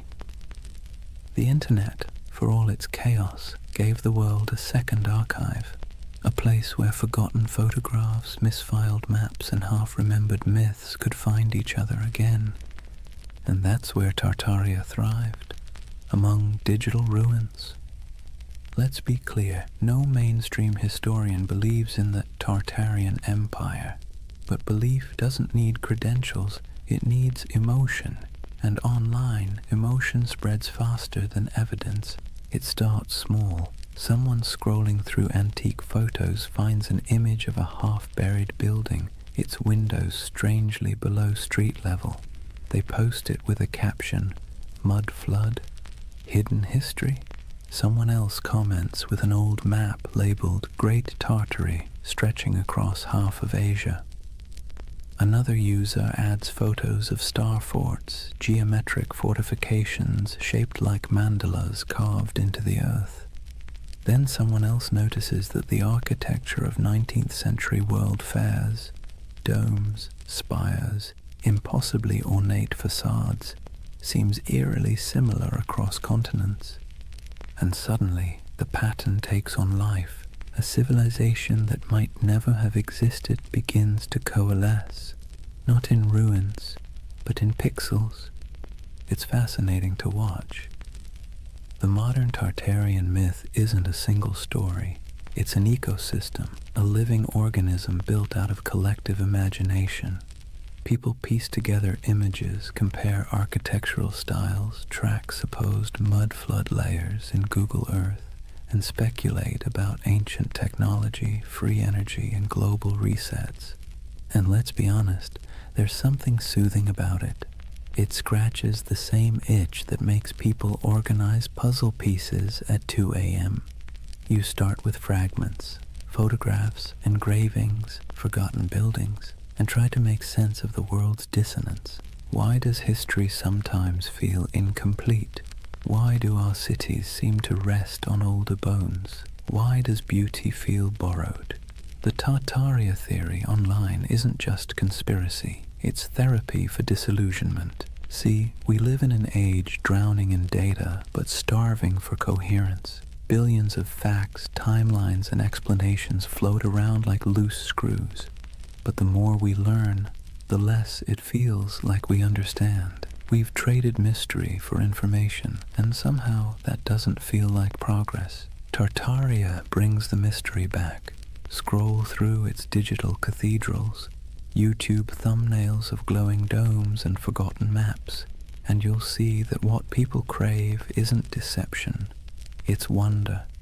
the feeling that history still holds secrets, that maybe we haven't already found every answer, that maybe, just maybe, there's still magic left under the mud. And the internet, for all its cynicism, feeds that craving beautifully. Where old historians dismissed oddities as coincidences, the online world stitches them together with creativity. Star forts become energy hubs, domes become ancient power stations, mud floods become symbolic of global resets, metaphors for forgotten knowledge buried under modern noise. It's easy to laugh, but maybe we shouldn't, because behind every pixelated claim is something deeply human, the refusal to accept a world without mystery. The same impulse that made explorers sail off the map now makes people scroll through archives at 3 a.m, chasing the ghost of a civilization that never left a skeleton behind. And there's something else, an aesthetic truth. Look at those old photos, the sepia skies, the faint haze, the impossible scale of those buildings. They feel dreamlike, like glimpses from another timeline where humanity built for eternity instead of quarterly profits. When people online say, "This architecture is too perfect to be from our timeline," what they're really saying is, "This feels like a dream I half remember." And that's what Tartaria has become, a collective dream stitched together from the past's photographs and the future's loneliness. Of course, the irony is delicious. The very technology that gave us infinite knowledge also gave us infinite uncertainty. The more we digitized our history, the more unreal it began to look. Old black and white photos uploaded at high resolution don't make history clearer.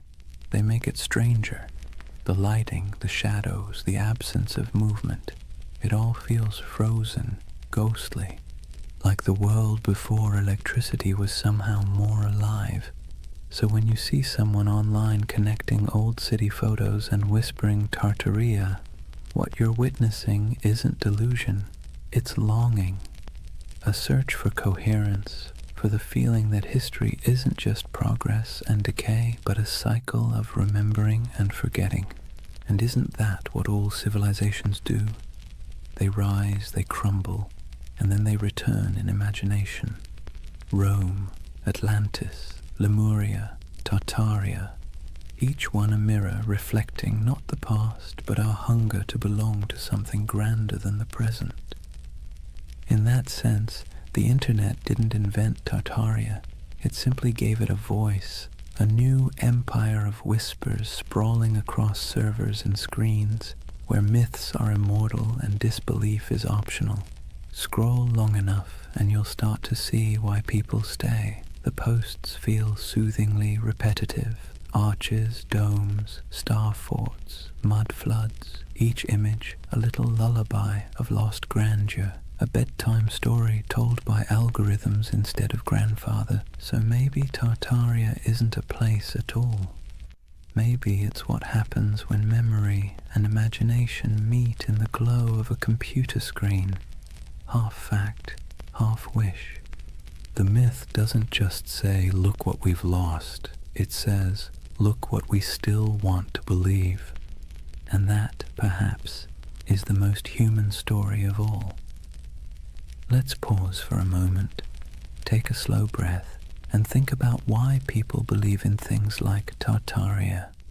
Not in the mocking way you see on forums or documentaries, but really think about it. Why does the idea of a lost civilization hidden under our cities feel comforting? It's not stupidity. It's not gullibility. It's yearning. Humans, for all our cleverness, are wired for mystery. We're pattern-seeking animals, tracing meaning in the stars, in tea leaves, in the cracks of old maps. The unknown makes us restless.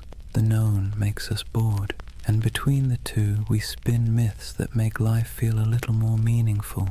Tartaria lives in that space. It's not really about mud floods or star forts. It's about the suspicion, deep down, that the world we've been handed is incomplete, that someone, somewhere, has hidden something important, that maybe history isn't a straight line of progress, but a looping dream where civilizations rise, fall, and are forgotten not by accident, but by design. And honestly, that's not such a crazy thought. Think about how much of history you've forgotten personally. Think of everything humanity has lost to fire, war, vanity, or neglect. Libraries burned, languages erased, empires swallowed by desert and jungle. The dark ages weren't dark because nothing happened. They're dark because the light of memory didn't reach that far. So when someone looks at an ornate 19th century building and says, "I don't think we built that," they're not rejecting history. They're mourning it. They're mourning a world that seems to have misplaced its wonder.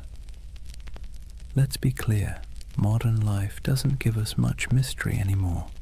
We have answers for everything, or at least the illusion of them. You can type any question into a search bar and get a dozen replies in seconds. But that convenience has a side effect. It kills the thrill of not knowing. And mystery, as it turns out, is essential to the human spirit. Without it, the world feels flat. That's where conspiracies slip in. They fill the void left by lost awe. When people say the elites hid the truth of Tartaria, what they're really saying is, I miss when the world felt magical. It's an emotional rebellion against boredom, a soft protest against a sterile universe made of facts but lacking enchantment. And here's the interesting part, it's not new. Every age invents its lost golden age. The Greeks dreamed of Atlantis, the Victorians romanticized Lemuria, the 20th century turned the Mayans into cosmic prophets, and now in the digital age we have Tartaria, an empire of dreams built on archives and algorithms. Each generation looks backward and imagines perfection because it's easier than imagining perfection ahead. We do it because the past is safe. It can't disappoint us anymore. Psychologically, belief in a hidden civilization like Tartaria scratches multiple itches at once. There's pattern recognition, the brain's love for connecting dots even when they don't belong together. There's narrative control, the soothing illusion that the world makes sense, that nothing happens by accident. And there's nostalgia, the bittersweet ache for a world that may never have existed, but should have. And then there's trust. Modern institutions, media, government, academia, have lost credibility with the public. When experts say, that's impossible, a growing part of the population quietly replies, so was flight once. The more closed and dismissive authority becomes, the more open people become to alternative voices whispering, maybe they're hiding something. It's not that people trust random YouTube channels more than historians. It's that the channels sound human, curious, skeptical, fallible. The voice of official history often sounds cold, certain, and patronizing.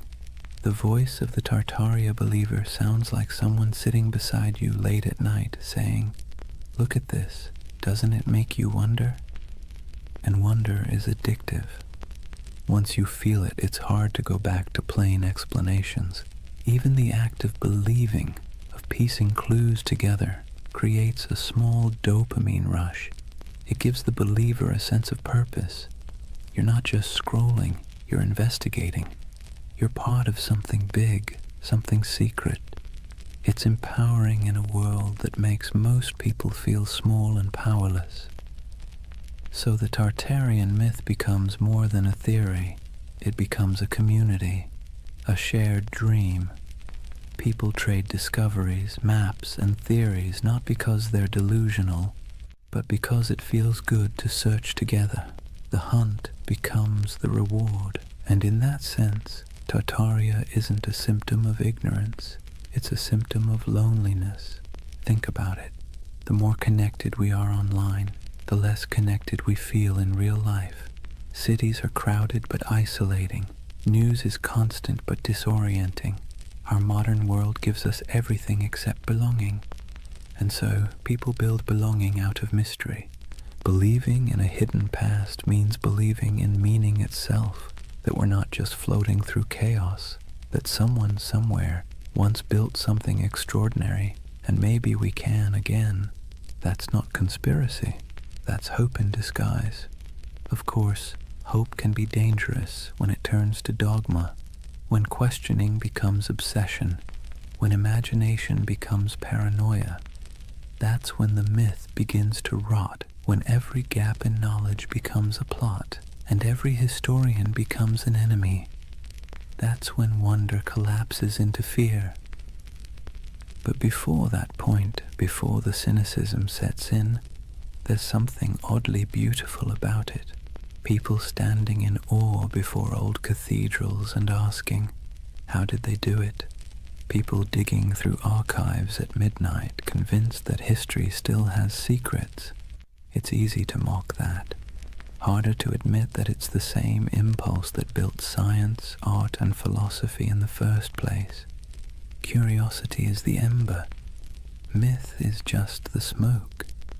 So the Tartarian believers, in a strange way, are modern heirs to the ancient dreamers, the ones who stared at the stars and saw gods, the ones who saw order in chaos. They're not historians, but they are human. They want the past to matter. They want the present to make sense. And maybe that's why Tartaria lingers. Not because it's real, but because it feels right, in some deep, poetic way that logic can't quite dismantle. It tells a story not about what we've found, but what we've lost. And that's a kind of truth, too. As the night deepens, imagine those endless digital threads, thousands of people across time zones, glowing screens reflecting in tired eyes, all dreaming together of a civilization that never was. Maybe they aren't crazy. Maybe they're just homesick for a world that once felt full of wonder. Let's take a breath here.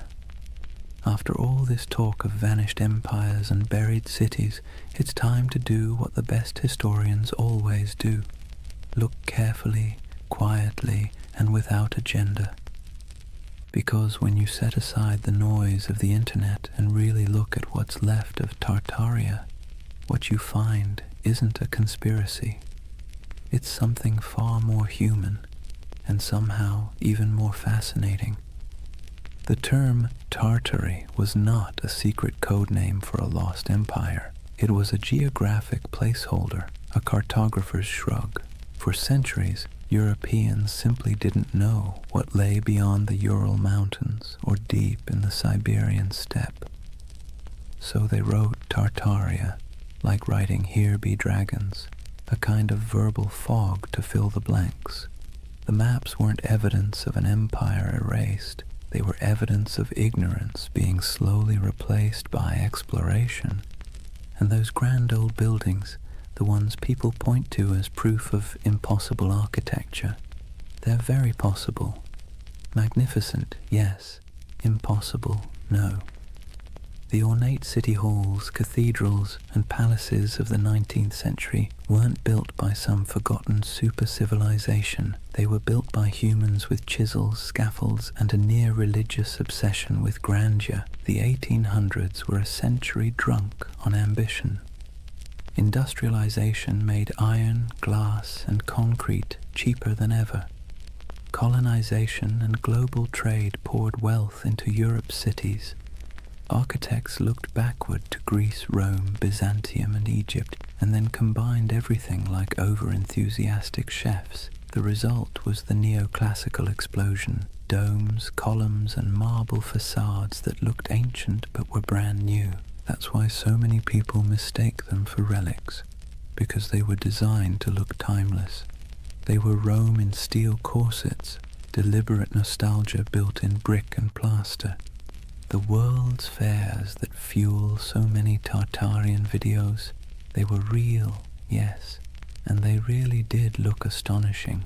Whole temporary cities of palaces, fountains, and gleaming towers that appeared overnight and vanished just as quickly. But they weren't cover-ups. They were theatre. They were the 19th century showing off. Most of those buildings were plaster over wood, not marble. They were meant to impress, not endure. When the fair ended, the facades were torn down or burned, leaving only photographs that today look eerily like the ruins of a forgotten world. No secret empire, just show business. And those famous mud flood buildings with their half-buried windows, they too have ordinary explanations. Cities sink, streets rise, over centuries as populations grow and roads are repaved. Layers of soil and stone accumulate. Old ground floors become basements. It's not mystery, it's maintenance. Yet it's easy to see why the illusion caught fire.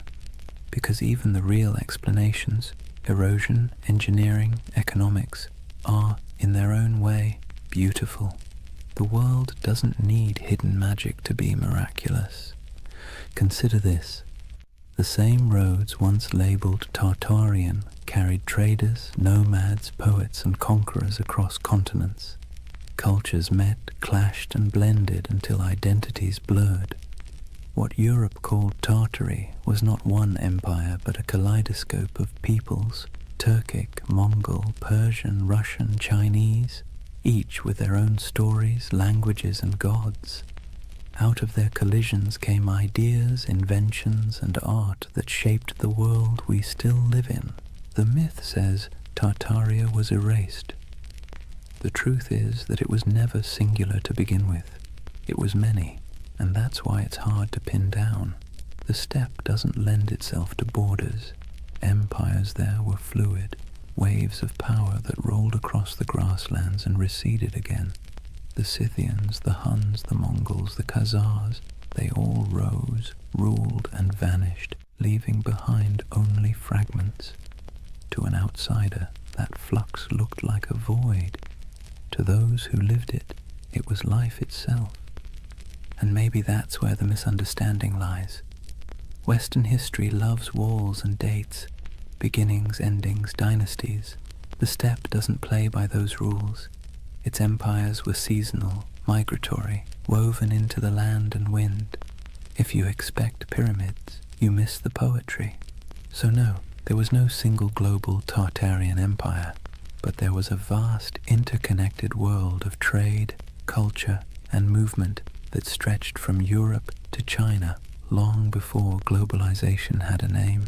The Silk Road wasn't just silk, it was the internet of its day, transmitting not data but ideas. Buddhism, astronomy, metalwork, medicine all passed through those dusty caravans. The real miracle isn't that something was erased, it's that so much survived, and yet debunking doesn't have to mean disappointment. If anything, it should make the world feel richer, because the truth is not dull, it's layered. The mud flood isn't proof of deception, it's proof of time. The ornate buildings aren't relics of a forgotten empire, they're monuments to human excess.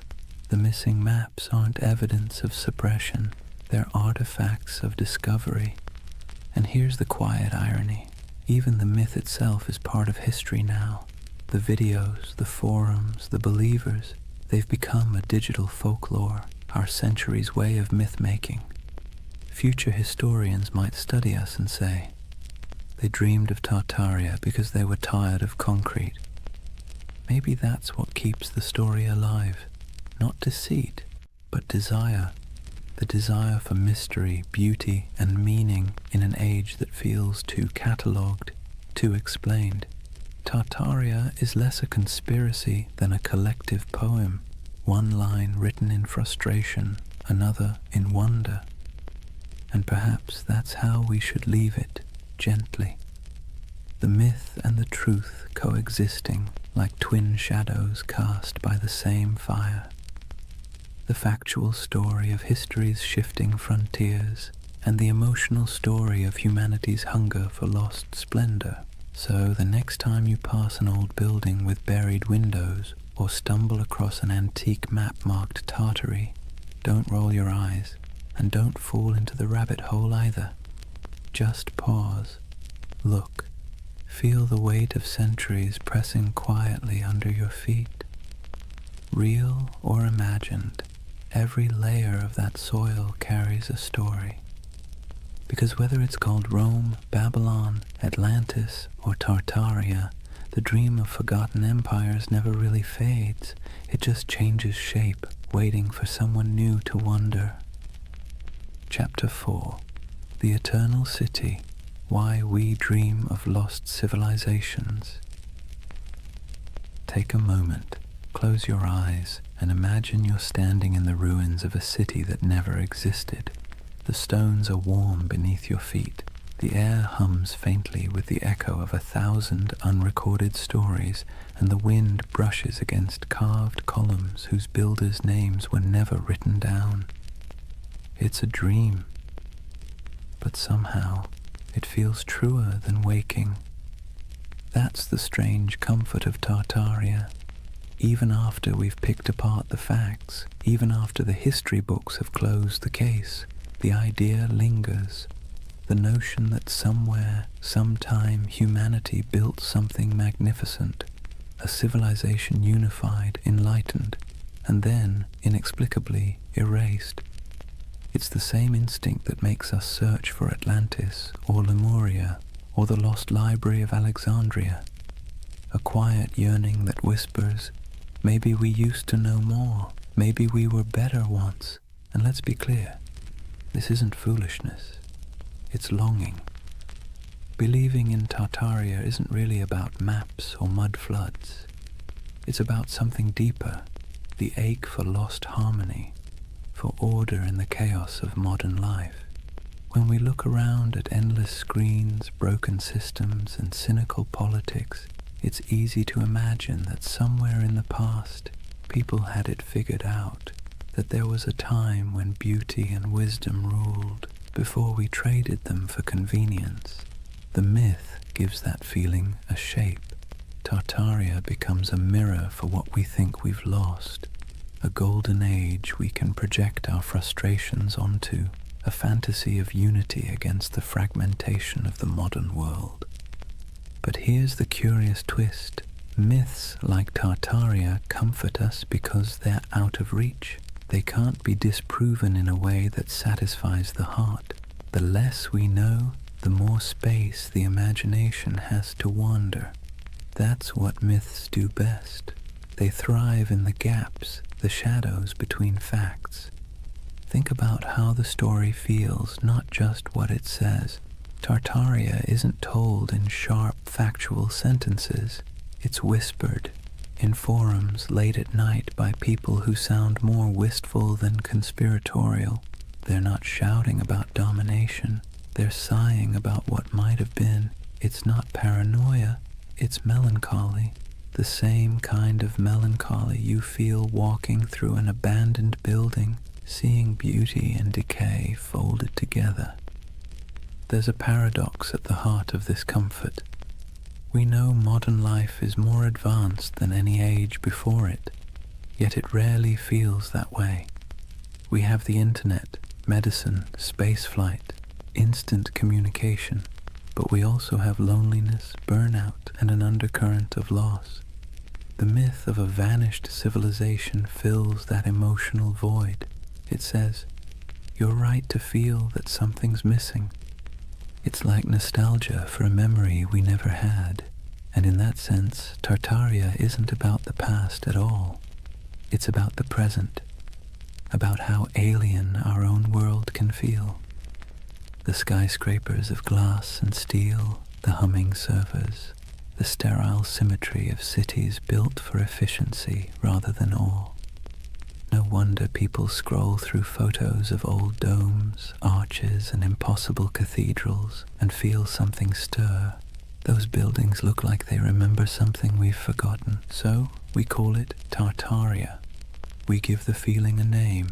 It's easier to believe there was once an age of grace that was stolen than to accept that beauty is fragile, and we let it slip away ourselves. But this comfort isn't all illusion. The belief itself reveals something profound about us. Humans are meaning-seeking creatures. When the world feels senseless, we create patterns to make it make sense. We weave stories over the noise, and in those stories, we find calm. Myths are our way of telling ourselves that the universe still has order, even if it's hidden. That's why so many people find peace in the idea of a lost civilization. It implies that knowledge, beauty, and balance aren't gone forever, just misplaced. It turns chaos into a temporary condition. And maybe that's why Tartaria caught fire in the digital age. The internet is chaos incarnate, 1,000 overlapping timelines, all screaming for attention. In that noise, the myth feels like a lullaby. It slows everything down. It says, once there was harmony. Once the world was whole. Now, whether that's true or not almost doesn't matter. What matters is the feeling it evokes, the quiet pull towards something larger, wiser, softer than the present. The myth becomes a kind of spiritual balm for an age that measures everything but meaning.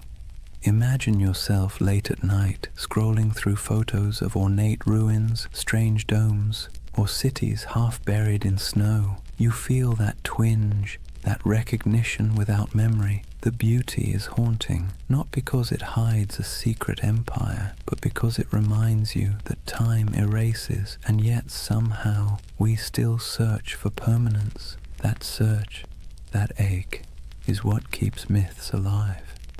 They aren't about fooling ourselves. They're about coping, finding wonder again in a world that's forgotten how to dream. And maybe that's the greatest comfort of all. Tartaria might not have existed on a map, but it exists in us, in that quiet place between curiosity and longing, where we still hope that something grand and good once stood before the mud, before the noise, before the forgetting. If you really want to understand why Tartaria has captured so many imaginations, you have to stop asking what it was and start asking what it means.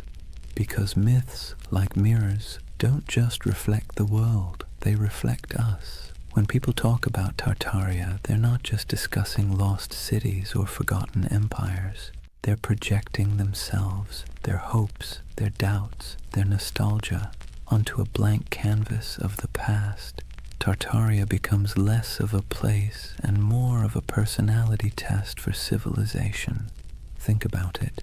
To some, Tartaria represents a golden age of harmony and beauty, proof that humanity once lived in balance with nature and technology. To others, it's evidence of corruption and suppression, a story of truth hidden by elites and rewritten by victors. The same myth, two completely different reflections. It tells you less about history and more about what people want from it. And maybe that's the point. Tartaria isn't history. It's a Rorschach test for modern anxiety. We look into its cloudy waters and see what we most long for, or most fear. Let's be clear, myths don't survive because they're accurate. They survive because they're useful. They give shape to feelings that don't fit neatly into textbooks. They're how we process the gap between the world we have and the one we wish we had. The idea of a lost, enlightened civilization comforts us precisely because it suggests that the world wasn't always this complicated. That maybe, somewhere back in time, people figured out the balance between science and spirituality, between art and function, between progress and peace. And if they could, maybe we can again. That's why you'll notice something poetic in the way Tartaria believers talk. It's not just data or dates, it's reverence. They speak of architecture the way others speak of cathedrals. They trace maps like pilgrimages. They aren't just arguing for history. They're mourning for something sacred. You can see it in the fascination with architecture, the domes, arches, spires, and towers that dot the myth. These buildings feel alive, don't they?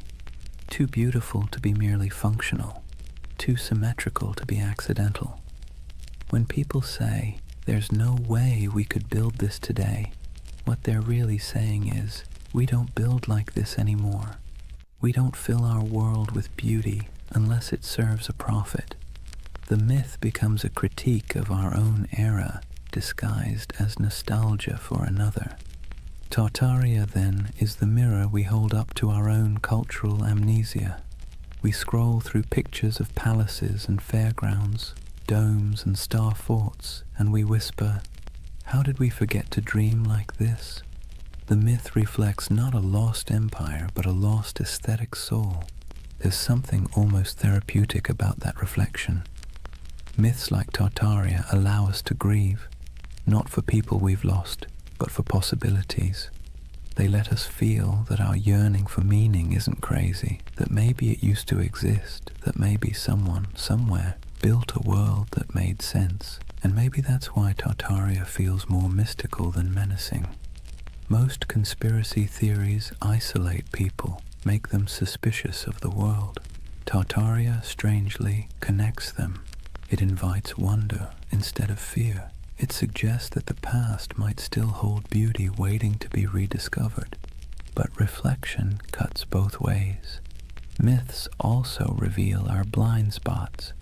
When people claim that all grand architecture must have come from a lost civilization, they sometimes overlook the real genius of the humans who built it. The artisans, masons, and engineers who left their fingerprints in stone. The myth honors beauty, but erases the hands that created it. It's a paradox. In searching for greatness, we forget the greatness already recorded, and maybe that's the truest mirror of all. We live in an age obsessed with rediscovery, yet blind to what's in plain sight. We chase mysteries across continents while ignoring the ones humming beneath our feet, the hidden systems, the forgotten craftsmanship, the quiet brilliance of ordinary people. Tartaria, then, tells us something we don't often admit, that we don't fully trust our own civilization. We sense that something's off, something hollow beneath all the progress. So, we project our doubt backward into the comforting distance of myth. In the reflection of Tartaria, we see ourselves, advanced yet uneasy, connected yet lonely, powerful yet perpetually nostalgic. It's less about whether an empire was erased, and more about whether we've erased our ability to feel awe. Maybe that's why the myth persists, because deep down, we're not really searching for proof of Tartaria. We're searching for proof that humanity still knows how to build something beautiful and believe in it. And if myths are mirrors, then maybe looking at Tartaria long enough isn't about finding truth in the past, but rediscovering it in the present, in the domes still standing, the dreams still lingering, the stories we keep retelling because they make us feel a little less small. So the next time someone mentions the lost empire, don't argue, just listen, because behind every myth is a whisper of what we wish were real. And sometimes that wish tells you everything you need to know about the people dreaming it. Every empire, no matter how radiant, tells the same quiet story, one of ascent, arrogance, and entropy. Rome, Egypt, the Maya, the Mongols, the British, the Ottomans, and if you believe the whispers, Tartaria. The names change, the rhythm doesn't. Civilizations are like tides. They rise with clarity, crest with confidence, and recede with denial. It's not failure, it's physics. Even stars burn out, and they're made of far sturdier stuff than marble or pride. So maybe that's why Tartaria lingers in our collective imagination, because it fits the pattern too well. A lost empire swallowed by time, a forgotten people erased by cataclysm, a name that once filled maps and now feels like a ghost. It's familiar, almost comforting in its tragedy. Let's be clear though, No empire believes it's the one that's going to fall. Every generation thinks it's special, unique, immune to collapse because it has better technology, more data, smarter systems.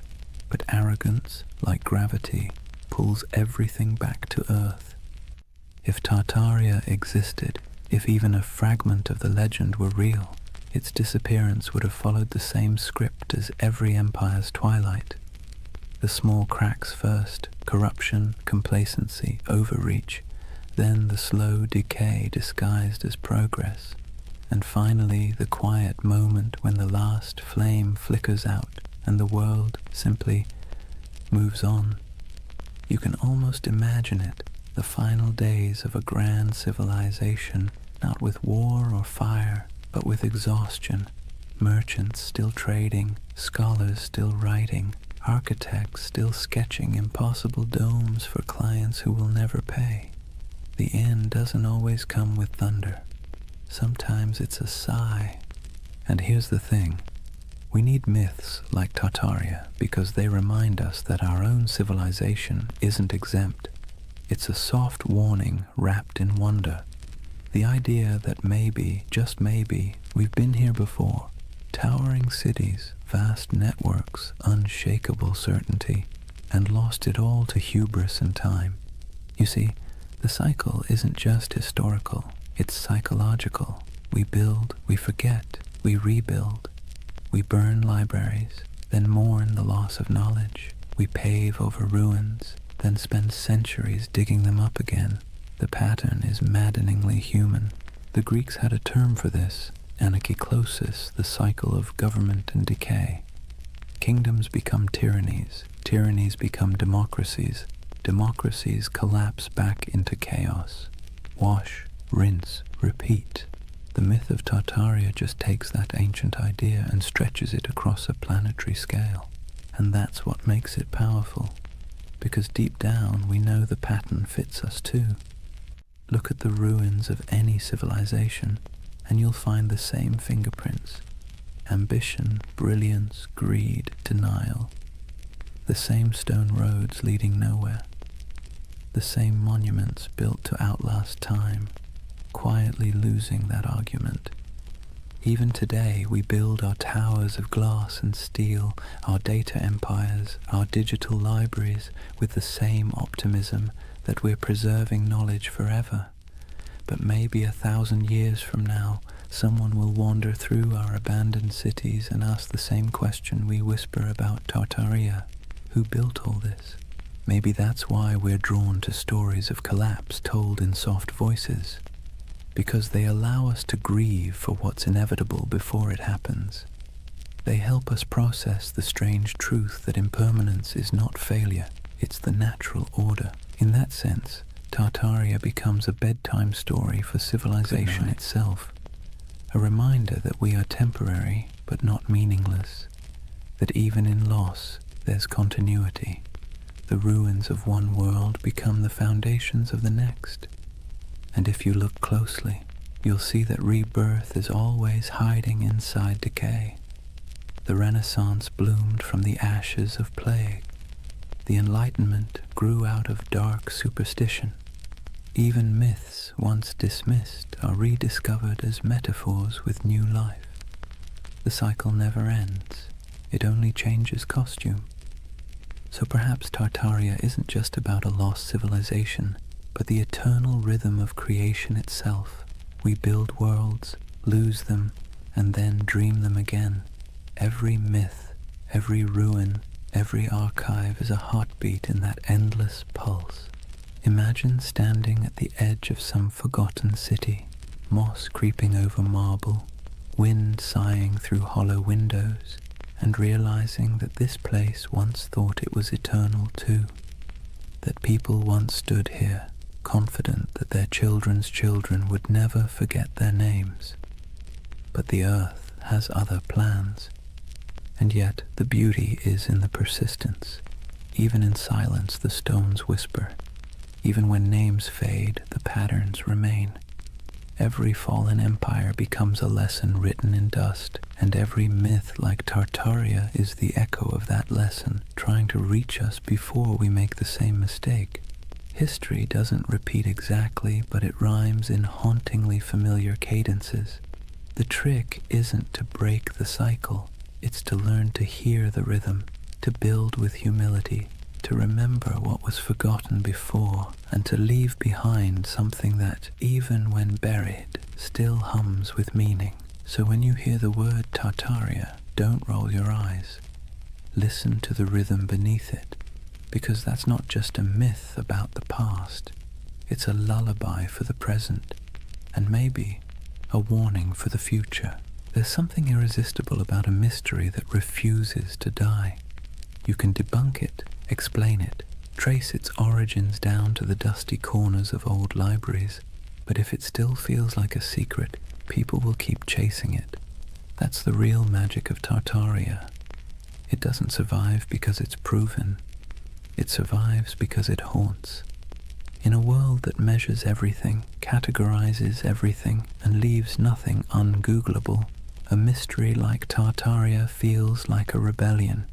It's a crack in the glass of certainty, a reminder that not everything is neatly archived in the cloud. Some things remain just out of reach, teasing luminous half-remembered. Let's be honest, the modern world isn't built for mystery. We live in an age of answers. Every question has a search bar waiting to solve it in half a second. And yet deep down, we miss not knowing. We miss wonder. We miss the feeling that the world is bigger than our understanding. Tartaria gives us that feeling back. It's a paradox. We're surrounded by more information than any civilization in history, and somehow we trust less of it. We have satellite maps of every mountain, street view of every alley, but we still find ourselves staring at old maps labeled Grand Tartary and thinking, maybe something's missing. Maybe history isn't as linear as it pretends to be, and who can blame us? The past is always a little blurry, like a photograph printed from a damaged negative. Historians do their best to fill the gaps, but even the most rigorous scholarship leaves shadows. Tartaria slips into those shadows, into the empty spaces between what we know and what we feel. There's also a quiet beauty in unanswered questions. They remind us that curiosity itself is a form of connection. When someone spends years digging through forgotten archives, zooming into grainy satellite images, or exploring the ruins of an abandoned palace, they're not just chasing facts, they're chasing wonder. They're trying to feel something vast and timeless, something that hums beneath the noise of everyday life. Tartaria gives people permission to believe that the world might still hold secrets. That's why even skeptics can't quite bring themselves to dismiss it entirely, because even if it's not true in a historical sense, it's true in a psychological one. It's the same impulse that made ancient people draw constellations in the stars, to impose meaning on the infinite and find comfort in the patterns. Imagine yourself walking through an old European city at night. The cobblestones glisten after rain. Gas lamps flicker against the carved faces of forgotten gods on building facades. You look up, and the skyline feels impossibly ancient. Arches, domes, and spires stacked like a dream you can't quite interpret. You don't know who built it. You don't need to. The mystery itself is enough. It's like hearing a song in a language you don't understand but somehow recognize. Tartaria lives in that feeling. The hum between knowing and not knowing. The soft echo of lost craftsmanship, the sense that time might be a loop and we're just tracing paths our ancestors already walked. And the irony is, the more we learn about history, the more mysterious it becomes. Every discovery opens 10 new questions. Every answer reveals how much we don't know. The ruins of Göbekli Tepe pushed back the dawn of civilization by thousands of years. The Antikythera mechanism rewrote what we thought the ancients could build. Maybe Tartaria doesn't exist, but the idea that civilizations rise and vanish, leaving traces we mistake for impossibilities, isn't so far-fetched after all. Even the skeptics, the scientists, the historians, they're chasing the same thing as the dreamers. They just call it research instead of mystery.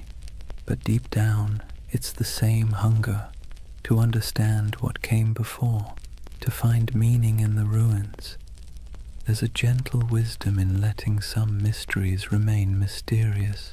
Not every story has to be resolved. Not every legend needs to be disproven. Some things are more beautiful when they stay slightly out of focus. Tartaria belongs to that realm, the twilight between history and imagination. Because here's the truth. Even if we mapped every ruin, deciphered every language, catalogued every artifact, we'd still find ourselves asking, what's missing? What did we overlook? What used to be here? And that question, that ache, is what keeps humanity moving forward. It's what drives us to explore, to create, to tell stories at all. Mystery, in a strange way, keeps us human. It reminds us that we don't control everything, that there are still edges to the map, and in a world that feels increasingly small, that's a comfort. So if you ever feel the pull of Tartaria, the urge to look at an old map and imagine lost cities under the soil, buried glass domes beneath the ice, vanished languages whispered through time, don't resist it. It's not foolishness, it's memory dressed as wonder. It's the part of you that still wants to believe there's more to the story, because there always is. Imagine drifting in that half-awake space between dreaming and memory. The kind where time doesn't quite make sense and faces blur into landscapes. That's what the myth of Tartaria feels like, a collective dream stitched together from ruins, half-forgotten books, and the quiet yearning that maybe, just maybe, humanity once built something beautiful and lost it. Not just an empire, but an idea. Tartaria isn't really about maps or mud floods. It's about longing, the longing for a golden age before the noise, before the smog, before the blinking lights of modern anxiety. A world where cities gleamed, not with plastic and neon, but with purpose, where architecture felt alive, humming with mystery, where the air itself seemed to remember something divine. When people talk about Tartaria, they're really talking about home, a home they've never seen but somehow recognize. It's tempting, isn't it, to imagine that once there was a civilization so advanced it left behind the blueprints of paradise, smooth white marble gleaming under perpetual sunlight, towers spiraling toward the heavens, not in arrogance but in harmony, streets where water flowed instead of traffic, and knowledge wasn't locked in institutions but breathed like air. The myth whispers that maybe humanity peaked, fell, and forgot, and maybe we're just children trying to remember the lullaby our ancestors sang before the storm. Let's be clear though, Tartaria, as the internet tells it, probably didn't exist, but the feeling of it does. That's what matters. Because myths are just dreams that cultures refuse to wake up from. They serve a purpose, especially in times like ours, when everything feels impermanent, synthetic, and accelerated. Tartaria slows the world down. It reminds us of the beauty of mystery, craftsmanship, and the sense that not everything has to be profit or progress. There's a kind of poetic justice in the way this myth took shape online, in the strangest corners of the internet. A digital ghost story for the digital age. Scroll long enough through photos of ornate buildings with impossible domes and buried windows, and you'll feel it too, that little flicker of awe. Even if your rational mind rolls its eyes, your imagination leans in. What if, it whispers, what if this really was part of something greater? The myth resonates because we're surrounded by ruins and don't realize it. The old train stations, the opera houses, the abandoned civic buildings with ceilings painted like cathedrals, they still stand, silent and out of place. They belong to an age that believed in permanence, in beauty as a civic duty, and compared to that, our world of glass and rectangles feels hollow. Tartaria becomes a name we give that feeling, the ache for artistry, for meaning carved in stone. But beneath the aesthetic nostalgia is something deeper, a memory not of buildings, but of belonging. When people say they erased Tartaria, what they're really mourning is the loss of connection, the sense that we were part of something coherent, meaningful, and vast. We feel fragmented now, nations arguing, truths dissolving, the past rewritten every week on social media. Tartaria becomes a symbol of unity we've misplaced, the dream that once we all spoke the same unspoken language, the language of creation instead of consumption. Maybe that's why the myth refuses to die. It's not a conspiracy, it's a yearning, a collective homesickness for a world that valued wisdom over noise. Whether it's a literal memory or a psychological echo doesn't matter. Myths like this are emotional fossils. They preserve what facts forget. If you strip away the maps and theories, what remains is something tender, the belief that we can do better, that humanity once built something sublime, not through domination, but through understanding, and that maybe we can again. It's less about recovering a lost empire and more about remembering how to build meaning into our world. And maybe, in a strange roundabout way, the myth is right. There was a flood, a metaphorical one, the flood of time, technology, and forgetfulness. It buried not cities, but attention. It drowned not buildings, but wonder. And now, through whispers of Tartaria, people are trying to dig it back up, not the structures, but the feeling of awe they carried. Picture the end of the dream, an endless step at dusk. The horizon glows gold, and somewhere in the distance, faint towers shimmer through the haze. They're not ruins, not anymore, just echoes of possibility. You start walking toward them, though you know you'll never reach them. That's Tartaria, not a destination but a direction, not history but hope. And as you drift toward sleep, remember this. Every civilization is both a memory and a prophecy.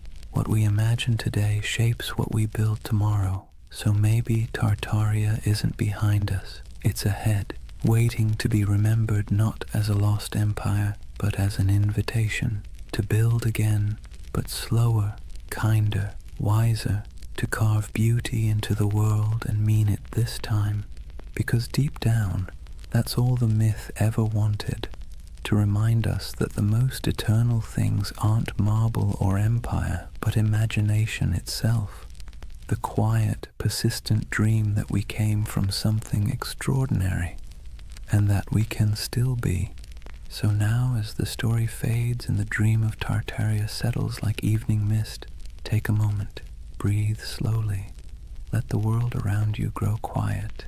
The hum of the present softens, and for a brief, weightless instant, it feels as though time itself exhales. What have we really been chasing tonight? A vanished empire? A mystery hidden in maps and marble? Or something smaller, quieter? Something that hums inside us when we stare at old buildings and feel inexplicably that we've been here before? Tartaria may never have existed on any official timeline, but in another sense, it's never stopped existing. It lives in the empty plazas at dawn, when the light hits old stone just right, and the world feels ancient again. It lives in the symmetry of cathedrals, the curve of forgotten domes, the echo of a song hummed in a language no one remembers. It lives in us, the builders, the dreamers, the rememberers. And maybe that's the truth behind all forgotten civilizations. They never really vanish, they just move inward into the imagination. Every myth is a refuge, a way of saying, once we were capable of beauty. Once we remembered how to build with our hearts. So as you lie there now, listening to the quiet between sentences, imagine those impossible cities, half marble, half memory. The air is cool, the towers glow faintly, their reflections trembling in still water. Somewhere in the distance, bells ring soft as wind chimes, a civilization asleep, waiting to be remembered. Let yourself drift there for a while, between the known and the forgotten, between myth and truth, between what was and what could be, because that's where Tartaria lives, not in the history books, but in the gentle space between waking and dreaming.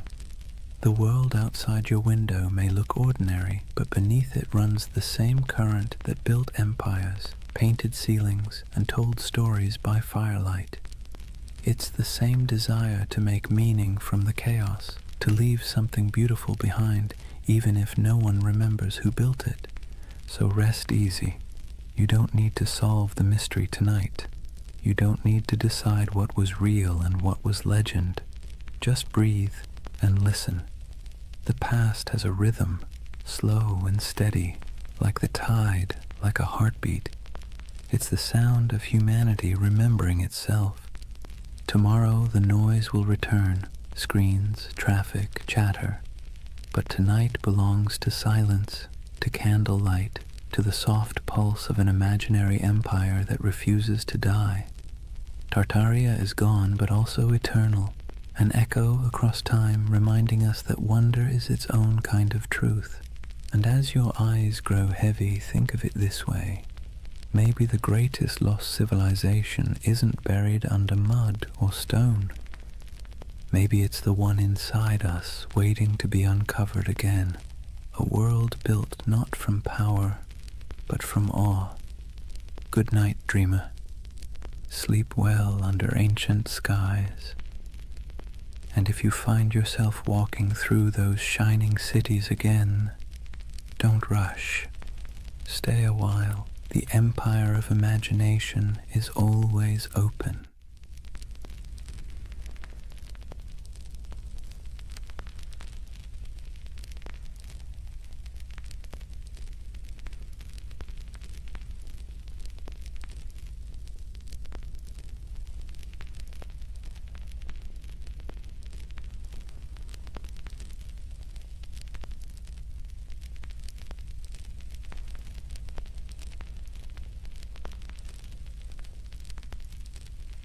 Hey guys, welcome back to the Sleep Atlas. Tonight, we're wandering into one of those stories that sits somewhere between history and myth, the kind that makes textbooks squirm but conspiracy theorists cheer. We're talking about the Anunnaki, the ancient gods of Mesopotamia, the so-called Great Ones, whose names have echoed for thousands of years. Now, before you picture little green men zipping around in flying saucers, let's be clear. The Anunnaki weren't dreamt up by modern sci-fi. They were very real to the people of ancient Mesopotamia, the Sumerians, Akkadians, Babylonians, and Assyrians, who lived their entire lives believing these beings were watching, judging, and occasionally meddling in their affairs. These gods weren't distant. They weren't serene. They were moody, demanding, and sometimes alarmingly human in their behavior. But here's the twist. In the last few decades, the Anunnaki have been rebranded, plucked out of their ancient temples and repackaged as spacefaring engineers who supposedly created humanity. You've probably seen them pop up on late-night cable documentaries with dramatic music, or in corners of the internet promising that the truth is out there. On one hand, that's entertaining. On the other, it's a perfect reminder that myths are slippery. They change to fit whatever worries and wonders we carry. So tonight, I'm going to tell you their story. The real story, as much as we can piece together from clay tablets, broken myths, and a lot of scholarly head-scratching. We'll wander through the fields of Mesopotamia where ordinary farmers sweated under the sun, convinced that every harvest was a divine test. We'll meet kings who built entire cities just to brag that the Anunnaki approved of them. We'll listen to myths where God squabbled, punished, and occasionally spared humanity. And yes, we'll peek into the modern fascination with aliens because apparently every ancient thing eventually gets abducted by sci-fi. But don't worry, this isn't a lecture. Think of it as a long, meandering, nighttime walk through a world that feels both impossibly distant and strangely familiar. So, dim the lights, maybe pull a blanket a little tighter, and let's drift together into the land between rivers and gods. And before we begin, let me ask, what's keeping you up tonight? Let me know in the comments. I'd love to hear where in the world you're listening from. Settle in.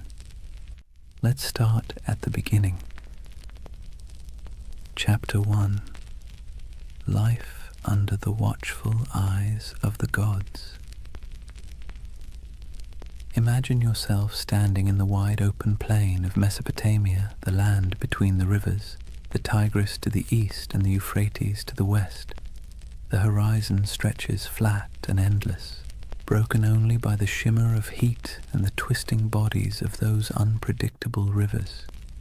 The air is heavy, thick with dust and the smell of damp reeds. Somewhere in the distance, a donkey brays, and over all of it, an invisible weight hangs in the air, the belief that the Anunnaki are watching. To the people who lived here thousands of years ago, the rivers weren't just water, they were divine moods made liquid.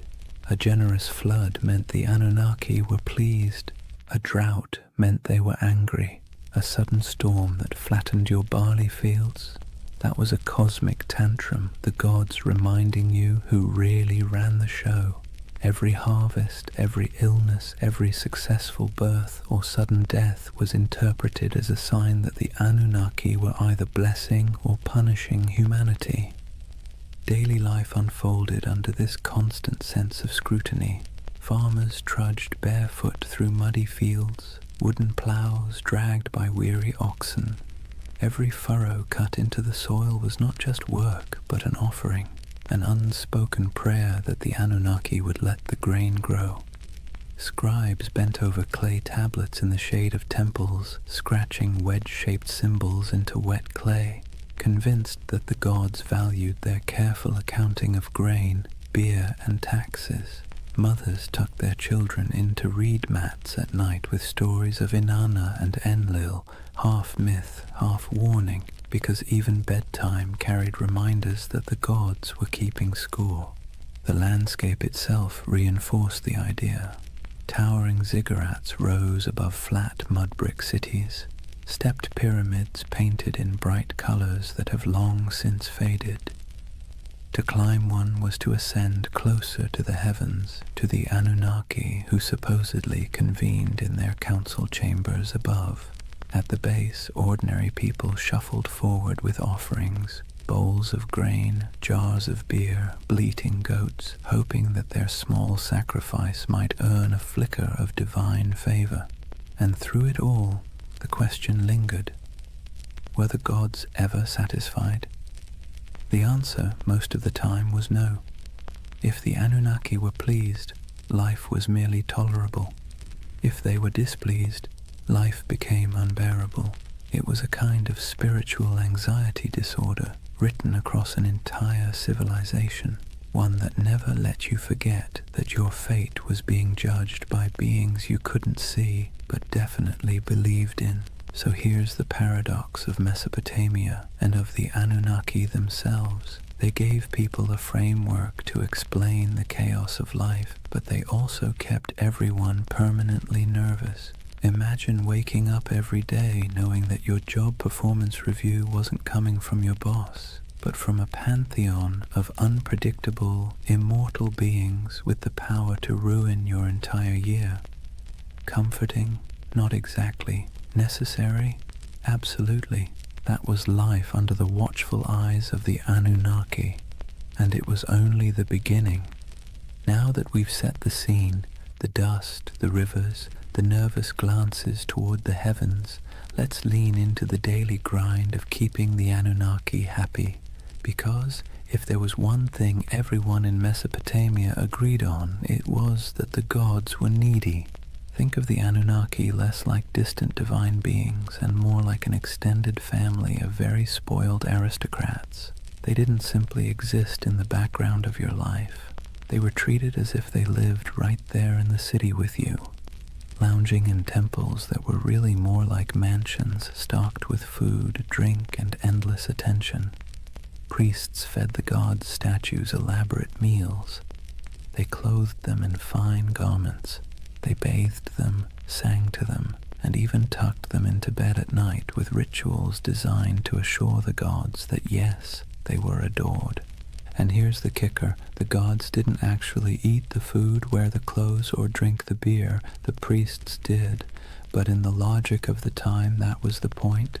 The offering wasn't about literal nourishment, it was about respect, about demonstrating submission to the divine order. Imagine working all day in a scorching field, hauling baskets of barley, and then handing over a chunk of your hard-earned harvest to a temple where priests would cook it up in front of a golden statue.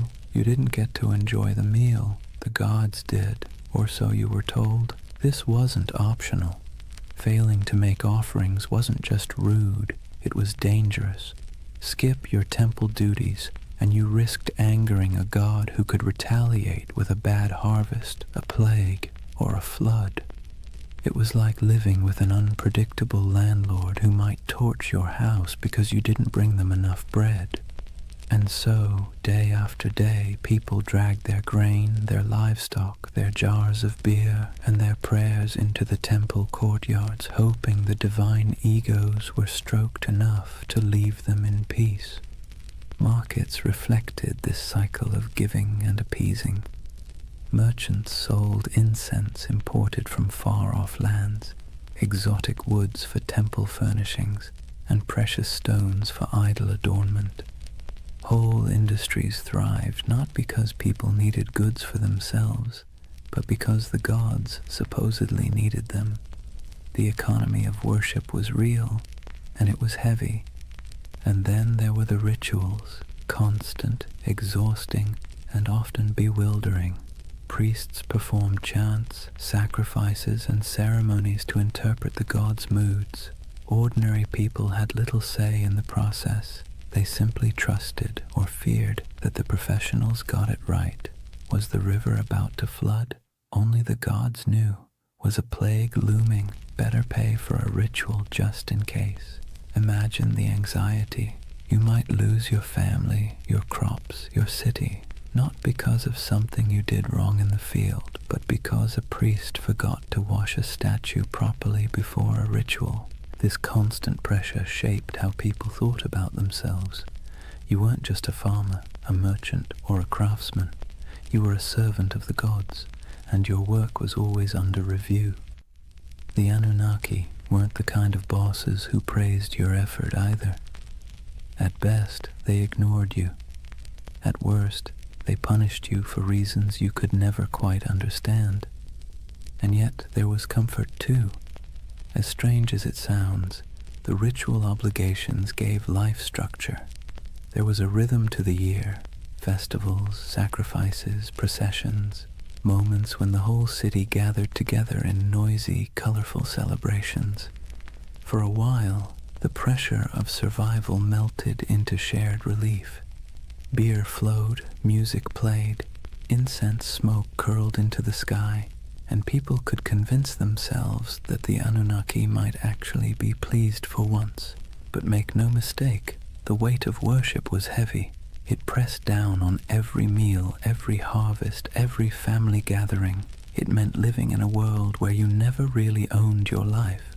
You were always making payments upward, into the hands of gods who demanded much and explained little. Civilization, in other words, came with a permanent divine subscription fee. So when you picture Mesopotamian life, don't just imagine mud brick houses and busy bazaars. Picture the temples looming above everything, casting long shadows across the city. Picture priests bustling through courtyards, chanting prayers and carrying offerings. And picture the ordinary farmer at the gate, holding a bowl of barley with cracked hands, hoping that this small gift would keep the Anunnaki's attention fixed somewhere else. That was the weight of worship, a constant burden, heavy as the mud brick walls themselves, shaping every breath of life in the land between the rivers. If temples were the stage for grand rituals, then the family was where belief in the Anunnaki seeped into the most ordinary corners of life. From the moment you were born in Mesopotamia, you were wrapped in layers of tradition, lore and stories that all reminded you the gods were watching and you had better behave. Picture a household, mud brick walls enclosing a small courtyard with reed mats laid out for sitting and sleeping. The air smells faintly of cooking grain, sheep dung burned for fuel, and maybe onions sizzling in oil if the family was lucky enough to afford them. Life here was simple, cramped, and endlessly repetitive. Yet, hovering over every task, grinding flour, weaving wool, teaching children their chores, was the belief that the Anunnaki were present, judging not just cities or kings, but households too. Families were patriarchal, meaning the oldest male ruled the home, and his authority was framed not as personal power, but as divine order. Fathers were seen as enforcers of a structure that supposedly mirrored the cosmic hierarchy. Just as gods ruled over humans, men ruled over their families. Hammurabi's famous law code spelled this out with brutal clarity. Wives owed obedience, children owed respect, and failure to comply could bring harsh consequences. This wasn't just social convention. It was written into the laws that claimed divine backing from the gods themselves. Mothers carried their own weight, of course. They were the backbone of the household, weaving, grinding, managing food stores, raising children, and passing on the stories that glued the family's beliefs together. Bedtime wasn't a cozy session of fairy tales. It was an education in fear and respect. Children were told myths of Inanna descending to the underworld, of Enlil sending storms, of the Anunnaki judging souls in the afterlife. These stories weren't entertainment so much as early compliance training. The message was clear: live properly or the gods will notice. Children's lives reflected this constant training. Boys learned the family trade early, whether that meant trudging in the fields, selling goods in the marketplace, or, if you were very lucky, scratching cuneiform signs into clay tablets under the harsh eye of a schoolmaster.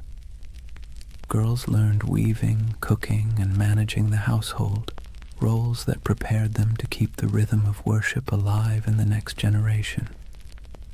Even play wasn't free of divine oversight.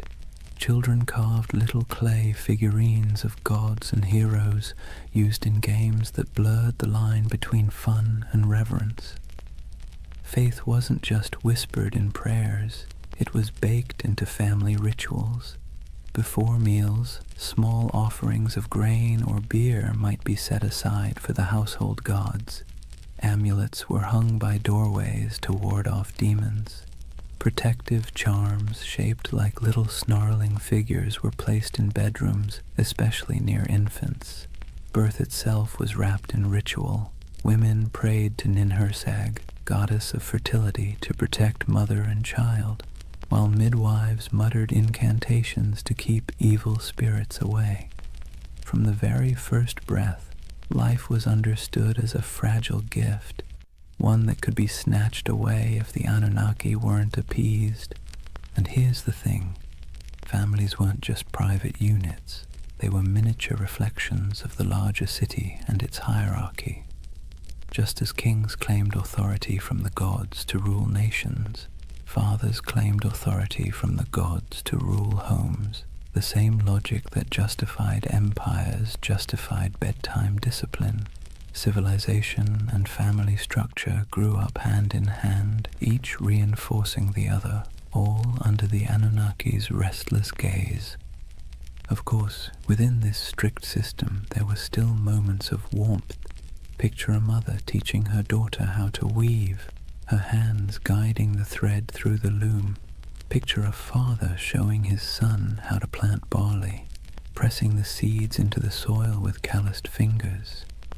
Picture siblings squabbling in the courtyard, stealing figs, chasing each other until their laughter echoed against mud brick walls. These were human moments, timeless and familiar, lived out under the shadow of divine expectation. So when you think of Mesopotamian families, don't imagine cozy equality or freedom of choice. Imagine order, hierarchy, and obligation, structured from the top down, from the Anunnaki themselves to the smallest child in the household. Family wasn't just family, it was a rehearsal for serving the gods, and every story told at bedtime, every offering laid out at a threshold, every whispered prayer before sleep reinforced the same lesson. The Anunnaki were always listening. That was family and faith in ancient Mesopotamia, woven so tightly together that you couldn't separate one from the other. Home was never just home. It was a microcosm of the cosmic drama played out every day under the eyes of gods who demanded order, loyalty, and obedience. If Mesopotamian families carried the rhythm of worship in their courtyards, then the cities themselves thundered with it. The soundscape of Mesopotamia wasn't just donkeys braying or merchants shouting.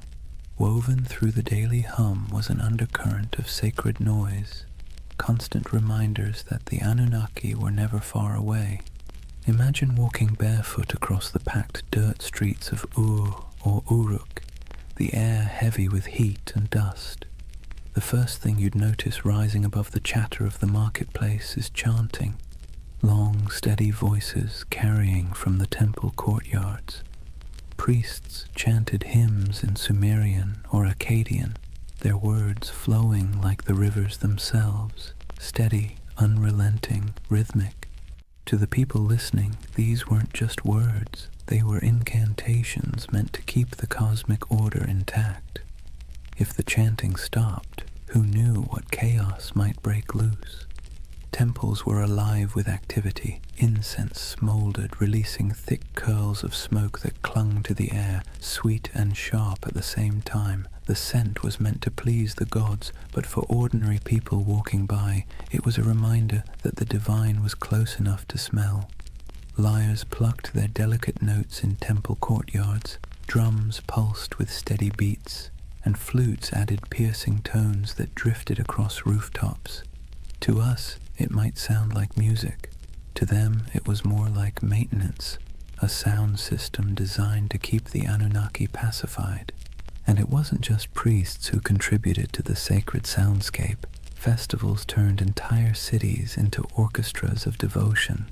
Imagine crowds gathering for a procession, voices rising together in chants, bells clanging, animals bellowing as they were led toward sacrifice. The ziggurat loomed above it all, terraces echoing with footsteps as priests climbed higher to offer food, drink, and prayers to the gods at the summit shrine. From miles away, travelers could hear the echo of music, the low murmur of thousands of voices, and know they were approaching a city where gods were fed daily like pampered royals. But the sounds weren't always grand. Sometimes they were intimate and unsettling. Picture a priest muttering over the body of a sick child, reciting spells to chase away spirits. Picture whispered prayers at dusk, entire families speaking softly into the night air as oil lamps flickered. Picture the hush that fell when an omen was announced, the crowd quieting to hear the words that might decide whether the gods were pleased or furious. In these moments, sound wasn't background, it was the bridge between humans and the Anunnaki. The irony is that these sounds, sacred chants, booming drums, whispered prayers, blurred together with the noise of the city. A donkey braying outside a temple, a merchant shouting about his wares as priests sacrificed a goat, children laughing while incense smoke rose into the sky. The sacred and the ordinary overlapped constantly, like two melodies played at the same time. For Mesopotamians, there was no separation between daily life and sacred life. Every sound was part of the same chorus, one directed at keeping the gods content. So, when you imagine Mesopotamia, don't just picture silent ruins or dusty tablets in a museum. Picture a city alive with sound, chanting voices echoing from ziggurats, music rising from temples, prayers whispered in homes, markets buzzing with life. And beneath it all, the steady, unsettling hum of belief, the sense that every sound you made was heard, judged, and recorded by the Anunnaki. That was the soundscape of Mesopotamia, sacred and ordinary, human and divine, blending into one endless hymn beneath the gaze of restless gods. So far we've walked the fields, stepped into homes, and stood in the courtyards of temples. But if there's one thread tying all of Mesopotamian life together under the watch of the Anunnaki, it's struggle. Not dramatic Hollywood-style struggle, more like the constant grinding kind. The kind that wears you down day after day until survival itself feels like an act of worship. Imagine yourself as an ordinary farmer standing ankle-deep in a muddy canal, sweat dripping into your eyes as the sun beats down. The water that gives life to your crops also threatens to destroy them, either by flooding too much or not enough. You dig ditches, patch walls, and mutter prayers, hoping Enki might spare you this season. Your back aches, your hands blister, and still the work never stops. Each seed you plant is not just a gamble with the soil, it's a plea to the gods. Or imagine being a craftsman, hunched over a clay tablet, shaping wedge-shaped marks into wet clay. Maybe you're writing receipts, tallying debts, or recording temple rations. The work is tedious, your teacher strict, your mistakes punished. And yet, every stroke of your stylus feels like part of something bigger. You're not just tracking grain, you're participating in a divine system where the Anunnaki themselves are imagined to weigh human worth in records and decrees. Disease lurked in the background too. Cities were crowded, hot and filthy, and illness spread quickly. If someone in your family fell sick, you didn't think of germs, you thought of angry gods or lurking demons. Maybe it was punishment, maybe it was bad luck, maybe both. Priests muttered incantations over the feverish burned incense and offered sacrifices. Sometimes it worked, sometimes it didn't. Either way, you believed your life was being tallied by powers you couldn't see. And then there was the simple, unshakable anxiety of living in a land where nothing stayed stable for long. Floods, droughts, raids from neighbors, every threat felt like it came with divine approval or divine neglect. You might work tirelessly, live faithfully, and still watch your field wash away overnight. It's no wonder that Mesopotamian myths constantly circle back to the same themes.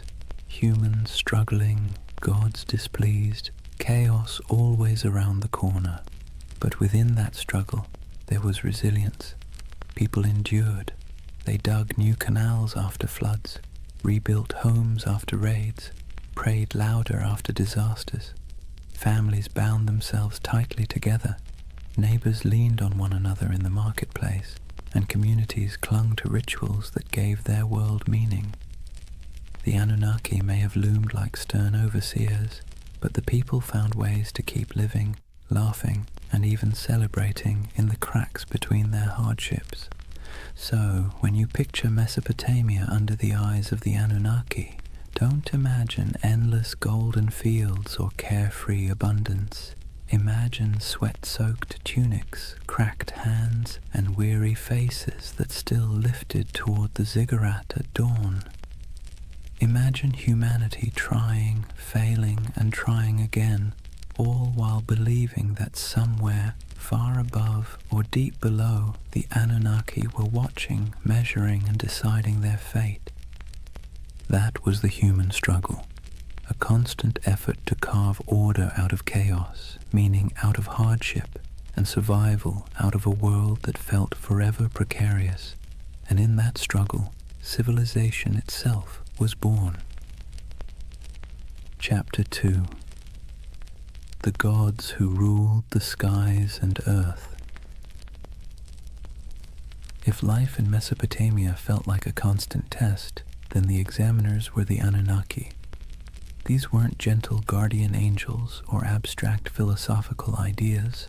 They were the great gods, beings who sat at the very top of the divine food chain, descended from the union of Anu, the Sky Father, and Ki, the Earth Mother. To the Mesopotamians, the Anunnaki weren't distant background characters. They were judges, enforcers, and supervisors, always peering down like cosmic landlords who never forgot to collect rent. The word itself, Anunnaki, has a heaviness to it, something that sounds like it should be whispered by torchlight. Ancient scribes described them as the 50 great gods, though their numbers shifted depending on which city you asked. Some texts placed them in the heavens, others in the underworld. In either case, their role was clear. They were the arbiters of fate, the beings who decided whether you lived to see another harvest or whether your name would vanish into dust. Picture it like a cosmic council chamber. Anu presides as the lofty patriarch of the skies, his authority absolute, but his personality distant. He isn't the kind of god you chat with about personal problems. He's the one who sets the tone, like a CEO you've never met, but whose name sits on every memo. Beneath him, Enlil, god of air and storms, is the enforcer, a figure as feared as he was respected. He could bless the land with life-giving rain or flatten it with violent winds. His moods were the weather forecast. Ea, or Enki, the clever god of wisdom and water, often played the role of fixer, the one who bent the rules when the council's decisions were too harsh. Ninhursag, the mother goddess, embodied fertility and nurturance, though even she could be stern when humanity overstepped. The Anunnaki weren't imagined as serene or harmonious. Their council was more like a divine courtroom full of debates, rivalries, and power plays. They were the ones who weighed the fates of kings and commoners alike. If a ruler conquered a rival city, it was because the Anunnaki permitted it. If a plague swept through the streets, it was because the Anunnaki had signed off on the punishment. Their decisions rippled down into every corner of daily life, from the canals of farmers to the palaces of kings. And while ordinary people couldn't see them directly, their presence was everywhere. Every temple inscription invoked their names, every prayer carried their authority, every law code claimed their approval. Kings ruled not because of military might alone, but because they claimed to be chosen by the Anunnaki. To question their power was to question the gods themselves, and that was a career-ending move, if not a life-ending one. So, when you picture Mesopotamian religion, don't imagine a single figure like Zeus hurling thunderbolts or a kindly creator painting the skies. Imagine a boardroom full of moody, powerful beings, each with their own agenda, each wielding immense influence over humanity. Some offered guidance, some unleashed terror, and all demanded constant recognition. The Anunnaki were both the architects and the auditors of civilization, and their signatures were stamped on everything that survived from Mesopotamian life. They weren't just gods in stories. They were the living framework of reality, the background hum of existence. and under their watchful eyes, humanity took its first halting steps into what we call civilization. If the Anunnaki were the great gods of Mesopotamia, then their stories were the epic sagas that gave life meaning and, frankly, kept people both entertained and terrified. These weren't bedtime tales meant to lull you to sleep. They were cautionary dramas about power, mortality, and what happens when you cross the wrong god on the wrong day. Take Inanna, also known as Ishtar, the goddess of love, war, and everything messy in between. Her most famous story is the descent into the underworld. Imagine her striding into the shadowy realm ruled by her sister Ereshkigal, Queen of the Dead. But there's a catch. At each of the 7 gates she passes through, she must remove an item of clothing or jewelry. By the time she arrives before her sister, she's stripped bare, not just physically, but of her power and protection, and the Anunnaki, acting as judges in the underworld, condemn her. She's struck down, lifeless, and the world above begins to wither without her presence. Only through divine trickery and intervention does she return, but not without a price. Her lover, Dumuzi, is dragged down to take her place for part of the year.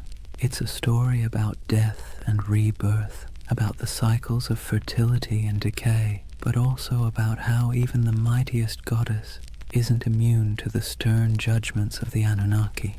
Then there's Enlil, the god of storms, whose power was as unpredictable as the weather he ruled. In one tale, he decides humanity has become too noisy. Seriously, that was their crime, just existing too loudly, and pushes for their destruction. You can imagine a farmer shaking his head at this, muttering, "We break our backs in the sun, and still the gods complain we're too chatty." But it wasn't just petty annoyance. The Anunnaki gathered as a council to decide humanity's fate, and their verdict carried the weight of life and death. Enki, the god of wisdom and water, often acted as a counterbalance. He was the sly one, slipping humanity a lifeline when the other gods turned cruel. He whispers secrets to mortals, helps heroes survive floods, and generally makes sure that civilization doesn't collapse entirely under the divine equivalent of poor management. His rivalry with other Anunnaki, especially when their decrees seemed harsh, created the tension at the heart of many myths. Without him, the stories would end a lot sooner, usually with humanity wiped off the map. The Anunnaki didn't just sit around in myths as background figures. They were portrayed as active enforcers of cosmic law. They're described as judges in the underworld, weighing the souls of the dead. They show up in tales as the arbiters of fate, determining whether kings succeed or fall. To the Mesopotamians, this wasn't abstract philosophy. It was how the universe worked. The Anunnaki weren't just on the stage. They were the directors, the critics, and occasionally the executioners. And then, of course, there's the divine drama. Rivalries, betrayals, and power grabs weren't unique to human kings. The Anunnaki mirrored the squabbles of earthly rulers. They fought, negotiated, sulked, and occasionally unleashed chaos on a cosmic scale. Every myth reinforced the idea that the universe was not run by serene, detached beings, but by temperamental gods with very human flaws.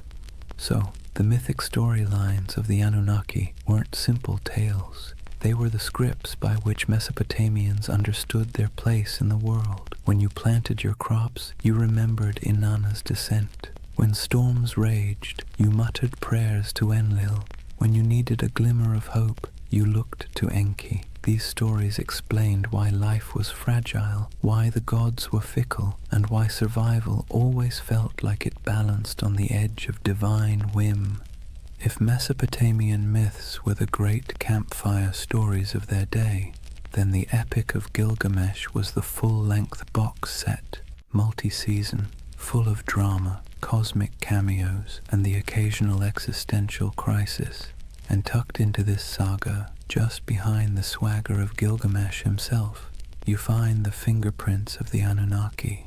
They weren't the stars of the show, but they were always present, quietly pulling strings, stamping judgments, and reminding humanity who was really in charge. Gilgamesh, king of Uruk, is portrayed as 2/3 divine, 1/3 human, a math equation that somehow worked in Mesopotamian mythology but would make your high school algebra teacher sweat. Despite his divine heritage, he still lived under the gaze of the Anunnaki. His strength, his ambition, even his arrogance, all of it was tolerated but not entirely unchecked. The Anunnaki weren't about to let one man, no matter how mighty, get away without consequences. Take his quest for immortality. After the death of his companion Enkidu, Gilgamesh is swallowed by grief, staring mortality in the face, and in that grief he sets out to find Utnapishtim, the Mesopotamian Noah, the one mortal granted eternal life after the great flood. But here's the twist. Utnapishtim's story is inseparable from the Anunnaki. It was they who decreed the flood to wipe out humanity, annoyed once again by our collective noisiness. It was they who sealed the fate of countless villages, and it was Ea, sly Ea, who bent the rules by whispering to Utnapishtim, helping him survive in a boat loaded with animals. Without that divine trickery, there would be no flood hero, and thus no quest for Gilgamesh to undertake. When Gilgamesh finally finds Utnapishtim, he's told in no uncertain terms that immortality isn't for him. The Anunnaki themselves had decreed it. When the gods created man, they allotted him death, but life they retained in their own keeping.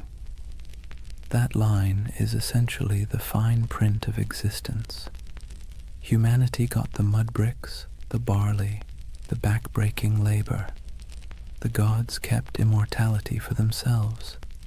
Tough luck. Even the great adventures within the epic, slaying Humbaba, guardian of the cedar forest, or killing the bull of heaven after Inanna sends it to punish him, circle back to the gods' involvement. The Anunnaki weren't background noise. They were the referees, deciding when Gilgamesh had crossed a line and when his hubris deserved punishment. The death of Enkidu, for instance, is the direct result of divine judgment. The Anunnaki convene and decree that one of the pair must die for their defiance. Enkidu becomes the casualty, and Gilgamesh, for all his divine strength, can do nothing but weep and rage. What's remarkable is how these stories resonate with us even now.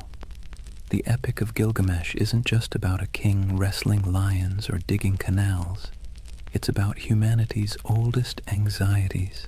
Why we die, why we suffer, and why no amount of wealth or power can change those facts. And standing behind those anxieties are the Anunnaki, like cosmic administrators who handed humanity its most dreaded memo. Life ends, always. So, as Gilgamesh wandered deserts, scaled mountains, and crossed seas in search of eternal life, he wasn't just wrestling with his own fears. He was wrestling with the verdict of the Anunnaki, a verdict no mortal could ever overturn. His story wasn't just a king's adventure. It was a parable about the boundaries set by the gods and the futility of trying to break them. And in the end, Gilgamesh's great realization wasn't that he could cheat death, but that he couldn't. His city, his walls, his legacy, those would endure, not his body, which, ironically, is exactly what the Anunnaki seem to want. Humanity striving, building, suffering, and remembering, but never escaping.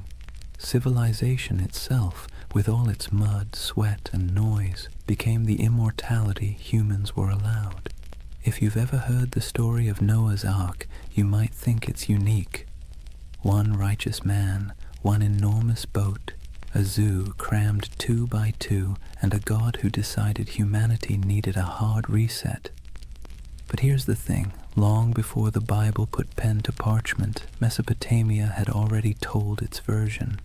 Several versions, in fact, and at the center of everyone, like judges sitting in an endless board meeting, were the Anunnaki. The earliest version we know comes from the Atrahasis epic. In this story, humanity isn't destroyed because of sin or even bad manners, but because of noise. Yes, noise. Apparently, humans were just too loud for the gods to get a decent night's rest. Picture the Anunnaki sitting in their divine chambers, grumbling like cranky landlords.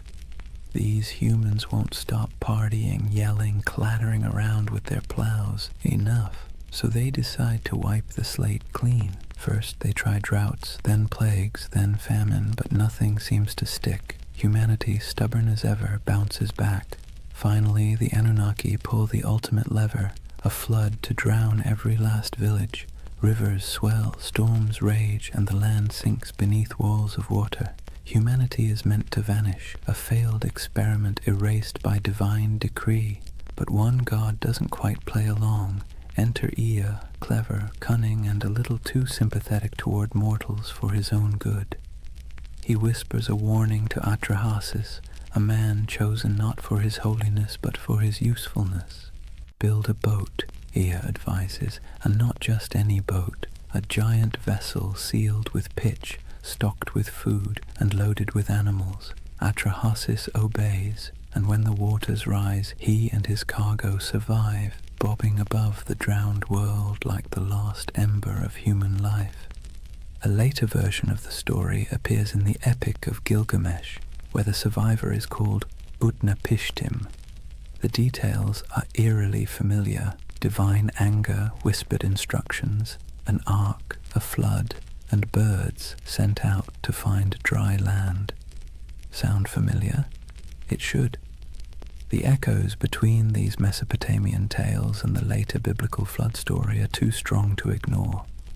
Scholars argue endlessly about who borrowed what, but one thing is clear: Mesopotamia wrote the first draft of humanity's greatest flood myth, and in every draft, the Anunnaki are central.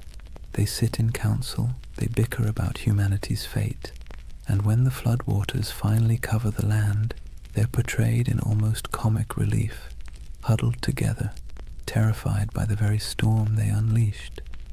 Some tablets even describe them as starving, deprived of the offerings that humans usually provided.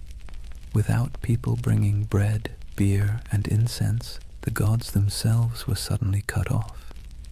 The flood, in other words, was as inconvenient for them as it was catastrophic for us.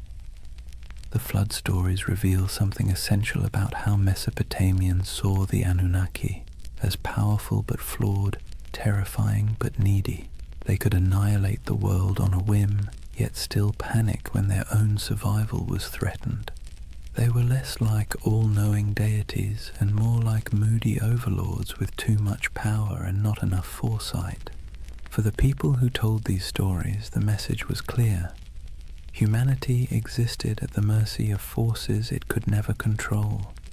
Floods could sweep away entire harvests overnight. Droughts could starve villages. Life was precarious, fragile, and unfair. By embedding those anxieties into myth, the Mesopotamians made sense of the chaos. The Anunnaki weren't just random forces of nature. They were personalities you could bargain with, flatter, or, if you were lucky, find an ear to outwit on your behalf. And maybe that's why the flood myth has lasted so long. It resonates with the most basic human fear, that everything we've built, everything we've struggled for, can be washed away in an instant. The Mesopotamians wrapped that fear in the story of divine judgment, a story so powerful it sailed forward through time, carried on clay tablets, copied into scripture, and retold for millennia. So the flood wasn't just water rising, it was a story of humanity's fragility, the gods' capriciousness, and the desperate hope that someone, anyone, might survive to start over again. If you've ever sat through a corporate meeting where everyone jockeys for credit, interrupts each other, and tries to outdo the boss, congratulations, you already understand Mesopotamian divine politics. Because the Anunnaki, for all their cosmic authority, were basically the original middle managers of the universe, constantly bickering, scheming, and pushing their agendas. Let's be clear. The Anunnaki weren't serene, enlightened beings sitting in eternal harmony. They were more like a council of city-states writ large. Each had their turf, their loyalties, and their grudges. When they gathered, it wasn't kumbaya around the celestial campfire. It was more like a landlord's association deciding how much rent to raise while secretly planning who to stab in the back at the next vote.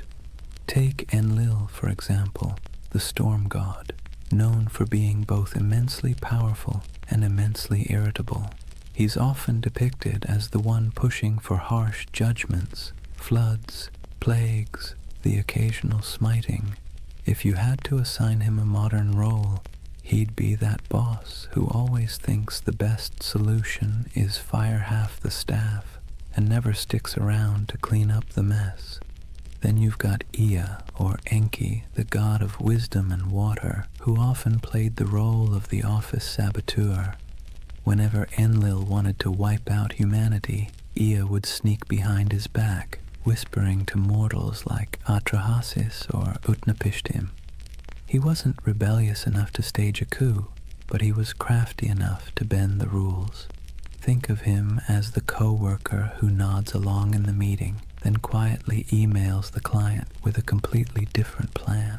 And of course, Inanna, also known as Ishtar, the goddess of love, war, and chaos incarnate. She didn't just play politics, she was politics. One moment she's seducing rivals, the next she's unleashing the bull of heaven on Uruk, because Gilgamesh bruised her ego. If the Anunnaki had a group chat, you can bet Inanna was the one sending messages in all caps at 3 a.m. This divine drama mirrored human politics almost perfectly. Kings invoked the Anunnaki to justify their wars.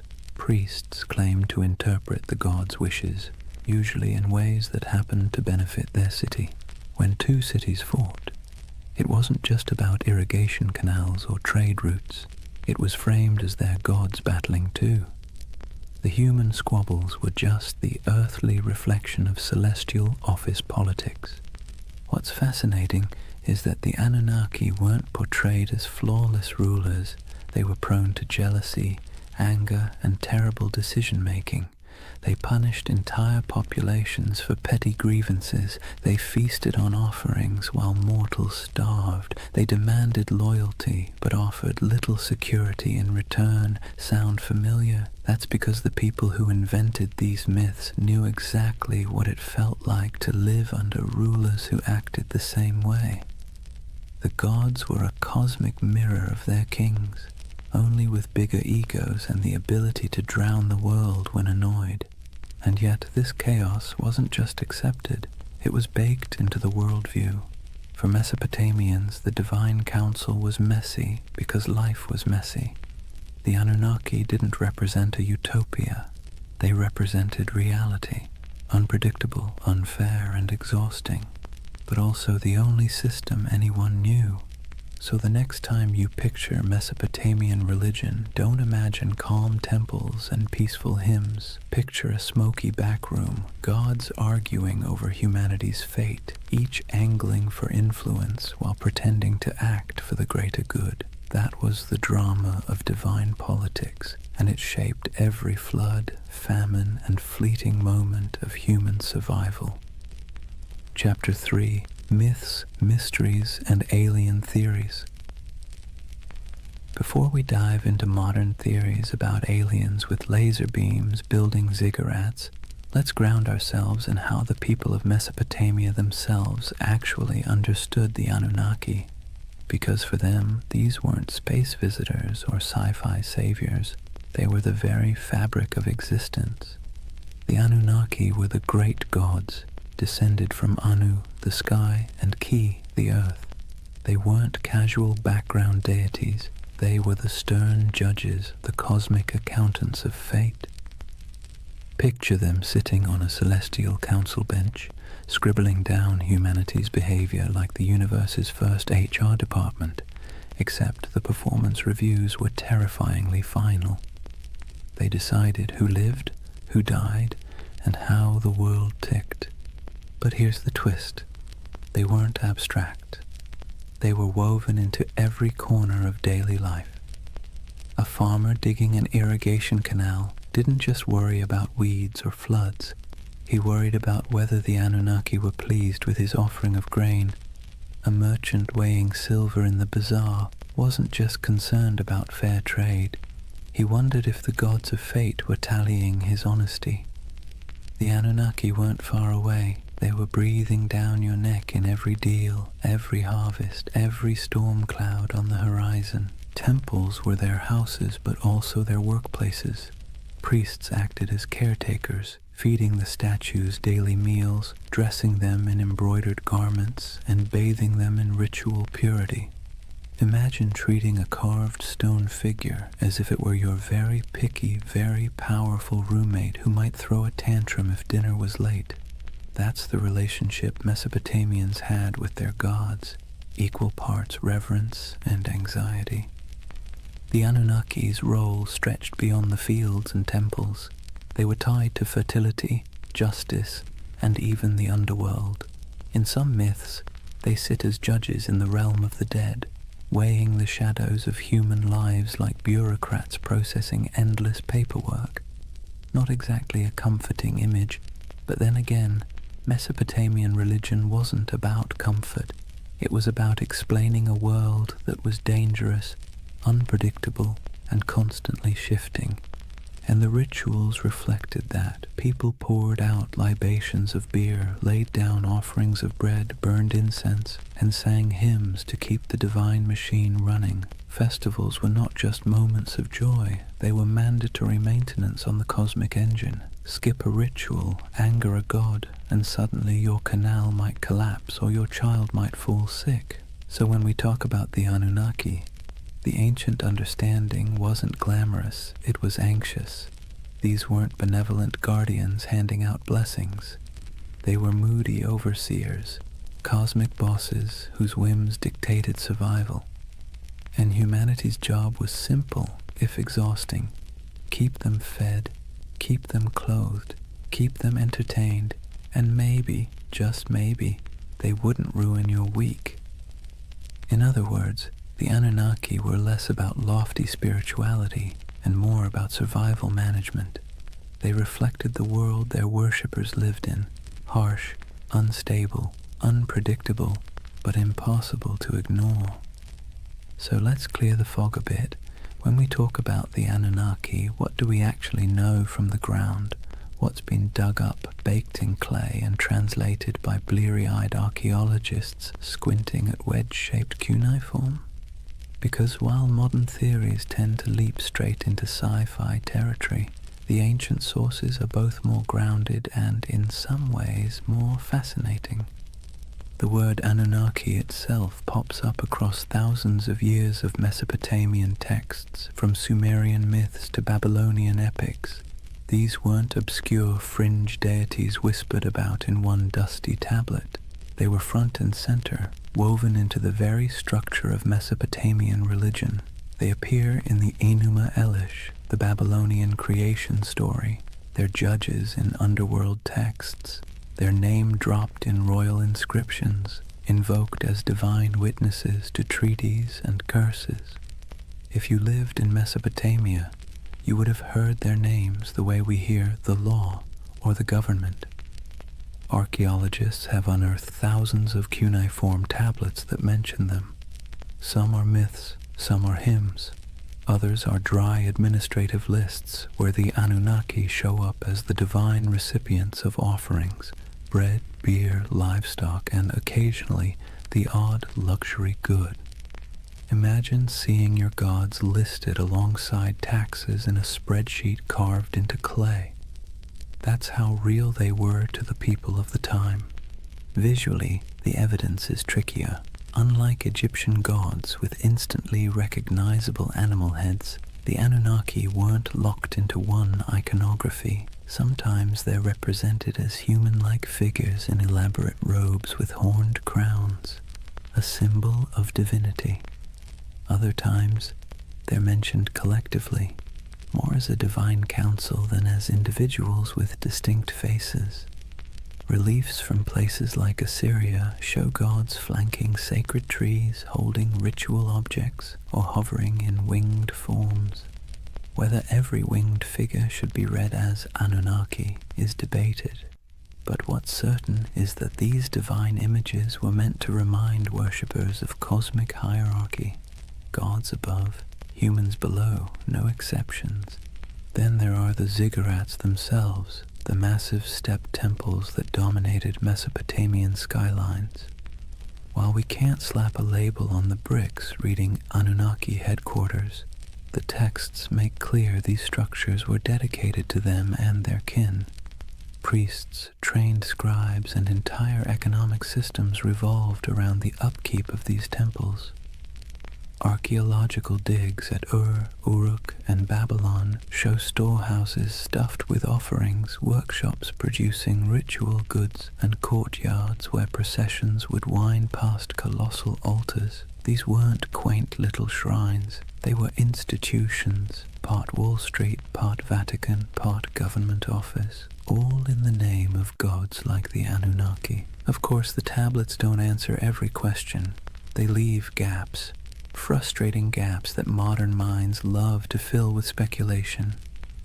Did the Anunnaki descend from the heavens in some dazzling moment of contact? The texts never say that. Did they genetically engineer humans in a laboratory? No mention. What they do say is that the Anunnaki were the arbiters of fate, the enforcers of divine will, and the ever-watchful overseers of human existence.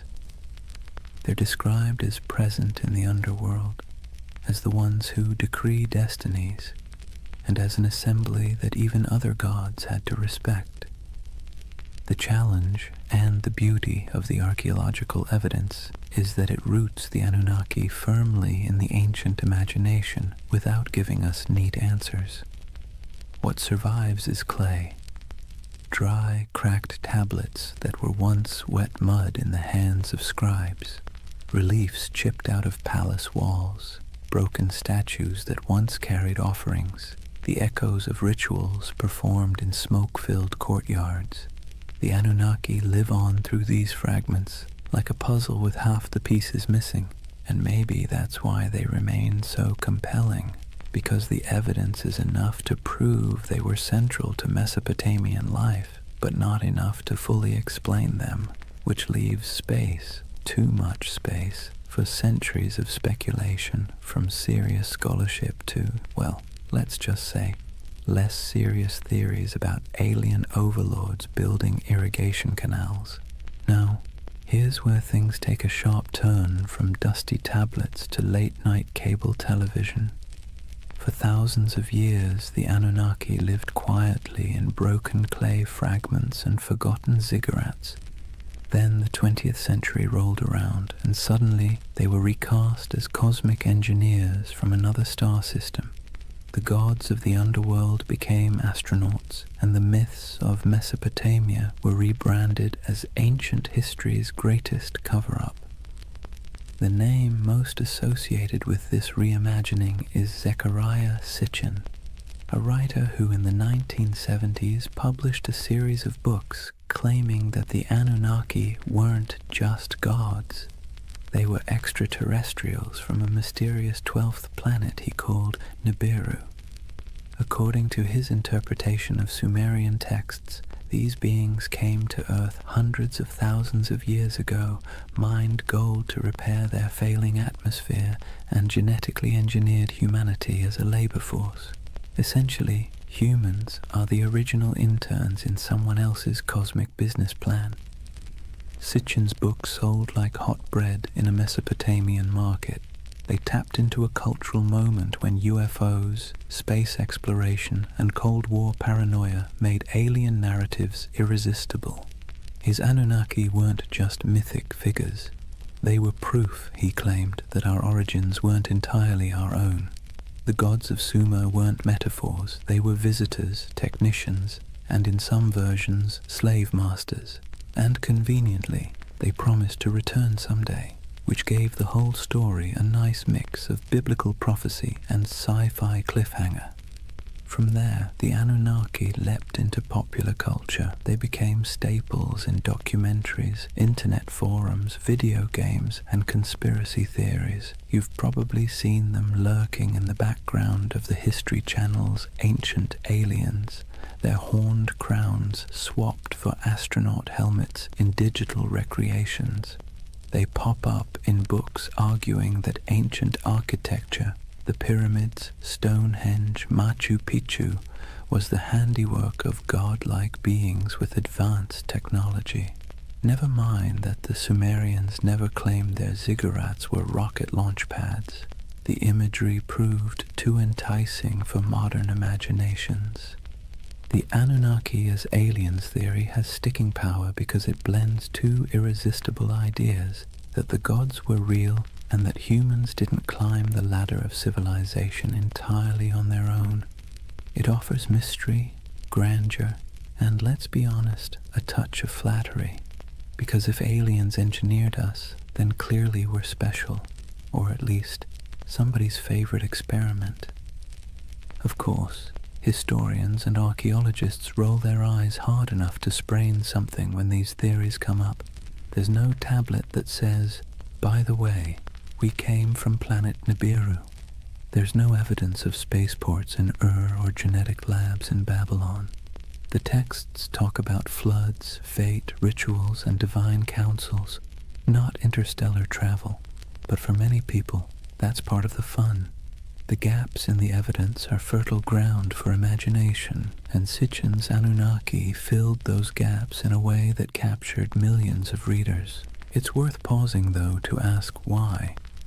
Why did the Anunnaki, of all the gods in human history, become the poster children for alien theories? Why not the Greek Olympians, or the Norse pantheon, or the Aztec deities? Partly it's because Mesopotamia is so old. These myths stretch back to the dawn of writing, which makes them feel like they contain hidden truths, the first draft of humanity's story. And partly it's because the Anunnaki were always portrayed as remote, judgmental overseers, an image that lends itself easily to the idea of superior beings from elsewhere.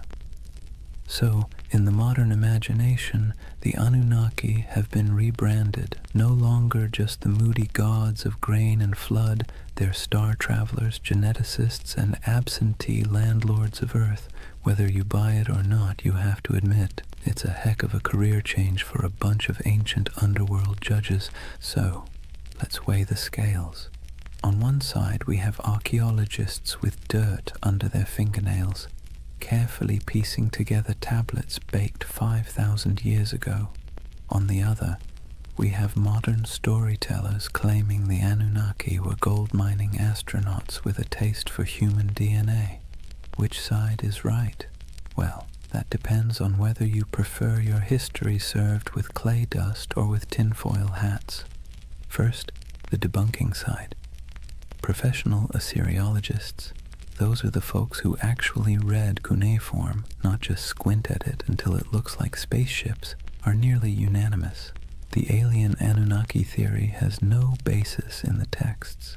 The tablets describe gods with human emotions, divine councils, underworld judges, and mythic battles. They don't describe rocket launches, orbiting planets, or genetic splicing. The so-called translations used by Sitchin and his followers are, to put it gently, extremely creative. Imagine reading a cookbook, ignoring the ingredients list, and deciding it's actually a secret guide to time travel. That's about the level of scholarship we're talking about. Historians also point out that Mesopotamian myths are not unique in describing gods coming from the heavens or shaping humanity. Nearly every culture personified natural forces, storms, floods, fertility, death, as divine beings. The Anunnaki fit neatly into this pattern. Their role as overseers of fate and cosmic order makes sense in a world where rivers could make or break your survival overnight. They were not literal engineers from outer space. They were metaphors dressed in horned crowns. And yet, here's where the believing side makes its case, not necessarily because the evidence is strong, but because the allure is irresistible. People love mysteries. We love the idea that official history only tells part of the story, and we especially love the idea that ancient civilizations had secrets we can barely comprehend. The Anunnaki as aliens theory scratches all those itches. It takes the gaps, the missing pieces in the archaeological record, and fills them with rockets, DNA labs, and interstellar empires. And let's be honest, the official scholarly version isn't exactly sexy. The Anunnaki were stern gods who oversaw the underworld and enforced cosmic order doesn't exactly sell a million paperbacks. The Anunnaki were aliens who built humanity as their labor force and promised to return. Now that gets you a book deal, a History Channel interview, and a lifetime supply of conference invitations. What's fascinating is how both sides talk past each other. Scholars insist, rightly, that there's no evidence for aliens. Believers insist, also rightly in their own way, that the mysteries of Mesopotamia leave plenty of room for speculation. And between those poles, the Anunnaki themselves sit in silence, their names carved into clay, waiting for us to argue over them. Maybe that's the real takeaway here. Not whether they were gods, judges, or astronauts, but the fact that the Anunnaki are still sparking debate thousands of years later. They're still being reinterpreted, reshaped, and reimagined to suit the anxieties and fascinations of every age, whether that's Bronze Age farmers worrying about floods, or modern readers worrying about aliens in the night sky. So are they aliens? Almost certainly not. Are they fascinating? Absolutely. And in the end, whether you lean on the side of clay tablets or cosmic spaceships, you're participating in the same tradition the Mesopotamians started, using stories to make sense of a world that always feels a little bit out of our control. Here's the thing, whether you side with the cautious archaeologists or the ancient astronaut crowd, one fact is undeniable. The Anunnaki have staying power. Thousands of gods have come and gone, their names forgotten, their temples reduced to rubble, but somehow the Anunnaki still loom in our imagination, stubbornly refusing to fade. Why? What is it about this particular group of deities that continues to haunt us? Part of the answer lies in timing. The Anunnaki belong to the very earliest chapters of human history. When we talk about them, we're not just talking about some late add-on to mythology. We're talking about gods that walked hand in hand with the invention of writing, cities, and law. They're baked into the foundations of civilization itself. To imagine them is to imagine the dawn of human organization, when the rules of existence were still being scribbled on clay for the very first time. That alone gives them an aura of primordial authority. Another part is their personality. Unlike distant creator gods who retreat into the heavens after making the world, the Anunnaki were meddlesome. They judged, they punished, they demanded offerings. They were nosy landlords of human destiny, constantly keeping score. And let's be clear, that resonates because it feels familiar. Who hasn't felt like life is governed by forces beyond your control, demanding rent, setting impossible rules, and punishing you when you fall short? The Anunnaki embody that eternal human anxiety that someone powerful is watching and that your fate is never entirely your own. Then there's the modern twist. Once writers like Sitchin recast them as aliens, the Anunnaki slipped neatly into our age of science fiction. Suddenly they weren't just gods in dusty temples. They were interstellar overlords, genetic engineers, perhaps even visitors who might return. That storyline dovetails perfectly with our cultural obsessions, UFO sightings, government cover-ups, the dream that humanity's origin story has a cosmic footnote. The Anunnaki became flexible enough to serve both the skeptic and the dreamer, the scholar and the conspiracy theorist. But maybe the deepest reason they captivate us is because they stand at the intersection of myth and mystery. They are ancient enough to feel weighty, mysterious enough to feel open-ended, and human enough to feel relatable. They bridge the gap between the world we know and the world we suspect might exist just beyond our understanding. Whether as gods, symbols, or aliens, the Anunnaki invite us to ask big questions about control, destiny, and the possibility that humanity isn't entirely steering its own ship. And so they linger on broken tablets in dusty museums, on the shelves of UFO bookstores, in memes, podcasts, video games, and documentaries. They've outlived the cities that once worshipped them, and they'll probably outlive our own stories too, because the Anunnaki aren't just gods of the underworld. They're gods of imagination, and that, in the end, might be the only immortality any deity truly needs. Chapter 4. Legacy, Splendor, and Echoes in Time. If you were a Mesopotamian king, life wasn't just about managing crops or worrying about canal maintenance. That was for everyone else. Your main job, besides bragging in stone, was to convince people that the Anunnaki were firmly in your corner. Ruling wasn't just politics, it was theater, and the Anunnaki were the ultimate stage props. Step into the palace of a Babylonian ruler and look at the walls. Carvings show the king standing tall, flanked by divine symbols, winged discs, horned crowns, stars etched above his head. These weren't decorative doodles, they were bold advertisements. The message was simple: I don't just rule because I say so, I rule because the gods, the Anunnaki themselves, have given me the keys to the kingdom. If anyone dared question it, well, they weren't defying just a man, they were defying the cosmic order.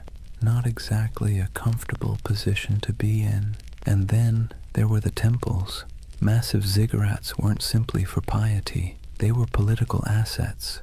Kings poured resources into these towering mud brick staircases to heaven, dedicating them to the Anunnaki as if they were paying off a divine mortgage. Each new level added, each gleaming brick was another way of saying, see how devoted I am? Clearly the Anunnaki love me more than the guy ruling next door. Priests, of course, benefited handsomely from this arrangement, receiving offerings, land, and workers, all in the gods' names. Kings and priests together formed a kind of divine PR firm, endlessly reminding everyone that their power flowed straight from above. Rituals, too, were carefully choreographed to spotlight this connection. The king might be shown pouring libations to a statue of a god or personally leading a festival procession. Behind him trailed nobles, musicians, soldiers, and ordinary citizens, all participants in a drama where the king was both actor and messenger.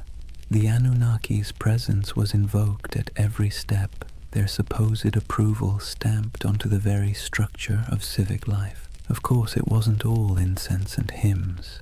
Kings also invoked the Anunnaki in their darker pronouncements. Inscriptions often came with curses attached. Whoever defaces this monument, may the Anunnaki destroy his seed, wither his fields, and turn his name to dust. Nothing like a little cosmic threat to keep people from messing with your statues. The Anunnaki became both benefactors and enforcers, tools for rulers to extend their grip long after their actual armies had gone home.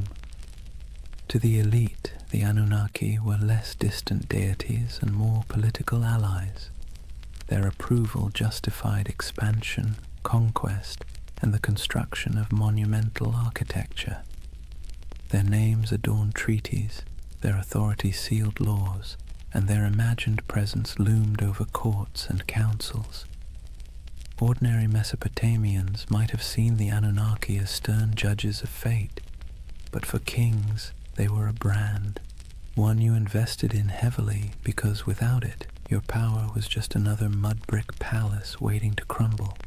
And so when you think of Mesopotamian splendor, banquets with honey cakes and music, dazzling gates covered in glazed brick, kings reclining in luxury, remember that every goblet raised was, at least on paper, raised in honor of the Anunnaki. The gods were everywhere, woven into the very fabric of elite life, both as protectors and as the ultimate marketing department. Let's step outside the palaces for a moment and see how different life looked depending on where you stood in Mesopotamian society. Because while kings and nobles could commission inscriptions boasting about their cozy relationship with the Anunnaki, ordinary people experienced those gods in very different, far less glamorous ways. Start with the farmer. He rises before dawn, trudges barefoot through mud, and pours out a portion of his precious grain as an offering. That handful of barley might be the difference between feeding his family through the week or going hungry, but the ritual isn't optional. The Anunnaki need to be kept happy, or at least not too angry, and so sacrifices are made. For him, the gods are stern overseers whose moods swing with the floods, the plagues, and the weather. His prayers are not about glory or legacy. They are desperate petitions for rain, for healthy crops, for the survival of his children. Now step into the temple courtyard. Here, priests oversee elaborate offerings, roasted lamb, beer poured into bowls, incense rising in aromatic clouds.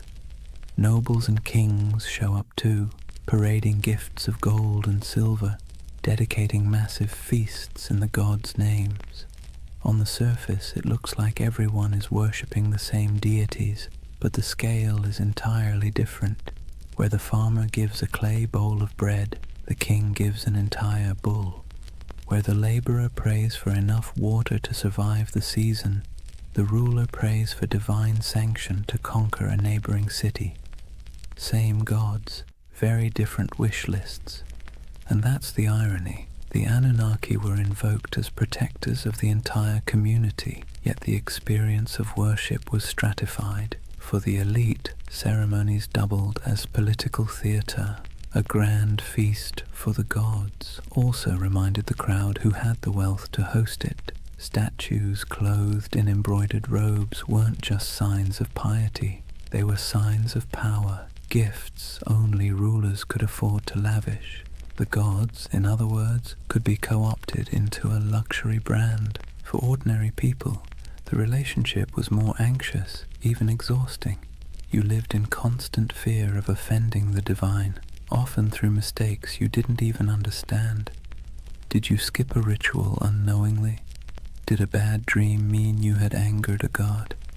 The Anunnaki were less symbols of splendor and more reminders of how small, fragile, and vulnerable your life was. While kings used the Anunnaki to justify authority, you used them as insurance, however unreliable, against catastrophe. So picture the contrast. In the palace, banquets lit by oil lamps, honey cakes dripping with syrup, nobles reclining as musicians play, the king raising a jeweled cup to the gods. In the commoner's home, a dim reed fire, a bowl of barley porridge, children sleeping on mats while parents whisper prayers that the river won't flood that night. Both acts are framed as honoring the Anunnaki, but the emotional reality could not be more different. And yet, this inequality was accepted because it was dressed in the language of religion. If the Anunnaki had chosen to bless the king with riches, then clearly the king deserved it. If a farmer struggled, well, perhaps he had failed to please the gods properly. Religion became the great explainer of inequality, smoothing over cracks by wrapping them in divine will. The gods, it seemed, loved hierarchy just as much as kings did. That divide between the opulence of elite worship and the bare-bones devotion of ordinary people reveals something profound about Mesopotamian civilization. The Anunnaki weren't just deities of the skies and underworld.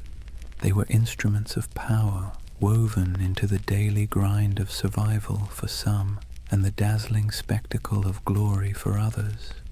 Nothing lasts forever, not even gods. For centuries, the Anunnaki dominated Mesopotamian imagination. They judged in the underworld, presided in temples, and loomed over every prayer, curse, and clay tablet. But slowly, quietly, they began to fade, not because people suddenly stopped believing in gods altogether, far from it, but because new powers, new empires, and new religions rolled in, sweeping the old names into the shadows. It began with conquest. Mesopotamia was never an isolated bubble.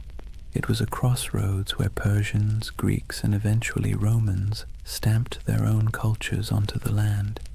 Each wave of rulers brought new pantheons, new rituals, and new myths.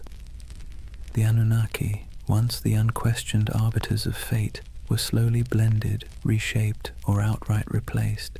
A Babylonian might once have whispered prayers to Inanna or Enlil, but by the time of the Persians, attention shifted toward Ahura Mazda. Later, under Hellenistic influence, Greek gods elbowed their way into local imagination, blending awkwardly with the old Mesopotamian figures. The Anunnaki became echoes, half-remembered names tucked into older hymns and inscriptions, less feared than they once were. Even in the myths, they began to shrink. In the earliest texts, the Anunnaki were grand, mighty judges of humanity, controllers of storms and harvests. But later, their roles were downplayed, reinterpreted, or demoted. Some became minor underworld deities, their names appearing only in lists or rituals, stripped of personality. Others were absorbed into the identities of more dominant gods like Marduk, who rose to prominence in Babylon. It's as if the divine stage grew crowded, and the Anunnaki were pushed to the background, while new stars took the spotlight. Part of their decline came from the simple fact that memory is fragile. Myths were preserved on clay tablets, but those tablets broke, crumbled, or were buried under centuries of dust. Without scribes constantly rewriting and teaching them, names slipped away. And when temples fell into ruin, when ziggurats melted back into mud, the rituals that once kept the Anunnaki alive dissolved too. Gods require worshippers. Without daily offerings, songs, and fear, even the most intimidating pantheon becomes just a whisper in old stories. Yet their influence didn't vanish completely. Biblical writers remembered Babylon and its gods, often casting them as symbols of arrogance or oppression. Later cultures hinted at shadowy beings who sounded suspiciously like the Anunnaki, stern judges, watchful figures, half-remembered echoes of older myths. But their names, once shouted in temple courtyards, became faint murmurs in academic footnotes and archaeological reports. Imagine walking through the ruins of Ur or Babylon centuries after their decline. The great ziggurats are crumbling, reeds sprouting between broken bricks. Once bustling courtyards are silent, save for the wind. The statues of gods are toppled or eroded, their once bright garments long since rotted. To stand there is to feel the silence of forgotten worship, a silence where the Anunnaki once thundered. And yet there's a strange comfort in that silence. Even the gods, it turns out, are subject to time. They too fade, replaced, rewritten. The Anunnaki's decline is a reminder that nothing, no matter how powerful it seems, escapes the erosion of centuries. Their temples collapsed, their names blurred, but but the idea of them lingers, proof that even when the divine fades, memory holds on, however faintly. The Anunnaki may have faded from temples and clay tablets, but they never disappeared entirely. Instead, they slipped sideways, out of daily worship and into memory, myth, scripture, and eventually pop culture. In some ways, they're more famous today than they were in the last days of Mesopotamia, though not always for reasons a Sumerian priest would recognize. Let's start with the Bible. The Hebrew writers who lived through exile in Babylon didn't forget the overwhelming presence of Mesopotamian gods. They may not have name-dropped the Anunnaki directly, but echoes of their imagery crept in. The Watchers, described in certain apocryphal texts, the Nephilim, giants said to descend from divine beings, carry a suspicious resemblance to older tales of moody gods and semi-divine figures. The story of the Tower of Babel itself feels like a faint shadow of the ziggurats, those stairways to the heavens where priests once claimed the gods descended. Babylon became a symbol of arrogance, sin, and divine punishment. But behind that symbol lurked the forgotten faces of the Anunnaki. Fast forward a few millennia, and the Anunnaki were dusted off, not by priests or kings, but by authors with a taste for the mysterious. In the 20th century, writers like Zecharia Sitchin gave them a brand new identity, not just gods, but aliens. According to his theory, the Anunnaki were advanced beings from another planet, here to engineer humanity as a labor force. Never mind that Mesopotamian texts say no such thing. This reimagining stuck, feeding directly into the world of ancient astronaut theories. Suddenly, the Anunnaki weren't forgotten deities of grain and underworld judgment. They were interstellar overlords with spaceships, genetic labs, and a taste for gold. Do scholars roll their eyes at this? Absolutely. Archaeologists point out that Sumerian inscriptions mention plenty of gods, but none of them arrive in rockets or dabble in DNA splicing.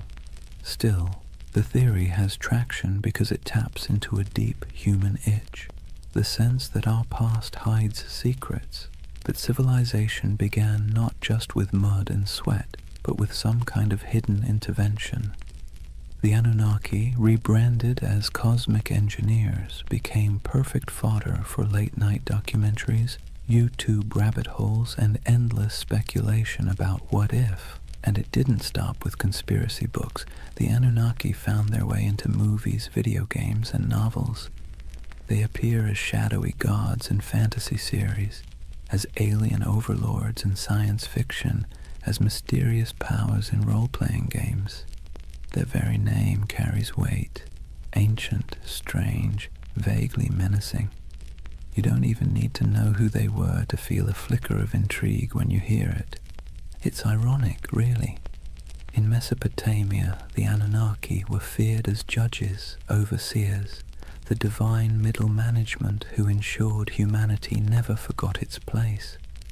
Today, they're debated in podcasts, plastered across memes, and occasionally turned into boss battles on a PlayStation screen. From temple chants to digital avatars, that's quite a career arc for a pantheon. But here's the bigger question. Why do they still haunt us? Why do people, thousands of years later, still turn to the Anunnaki as symbols of hidden knowledge, ancient power, or cosmic conspiracy? Maybe it's because they embody both sides of human imagination, the sacred and the strange, the myth and the mystery. They were never gentle gods. They were moody, demanding, unpredictable. In that sense, they feel closer to us than the serene, distant gods of later traditions. They remind us of a time when the divine was messy, imperfect, and perhaps a little terrifying. And in that imperfection, they remain endlessly fascinating. So whether you see them as forgotten deities, misunderstood myths, or interstellar overlords with questionable management skills, the Anunnaki endure. They're still here, not in temples of mud brick, but in our stories, our media, our restless curiosity, and maybe that's their real legacy.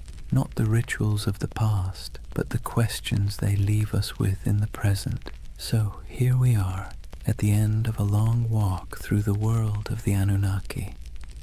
From their thunderous presence in Mesopotamian temples to their quiet afterlife in pop culture, they have proved to be more than just forgotten gods. They are a mirror of how humans explain the unexplainable, manage fear, and weave stories to make sense of chaos. Think about what the Anunnaki represented to the people who first told their stories. They were the ones who judged the living and the dead, who decided whether floods would come, who weighed the worth of humanity day after day. They were terrifying, yes, but they were also familiar. They quarreled like humans, demanded food and drink like humans, punished and forgave like humans. In their flaws, they reflected the world of their worshippers. Life in Mesopotamia was harsh, unpredictable, and full of petty dramas, so naturally their gods were too.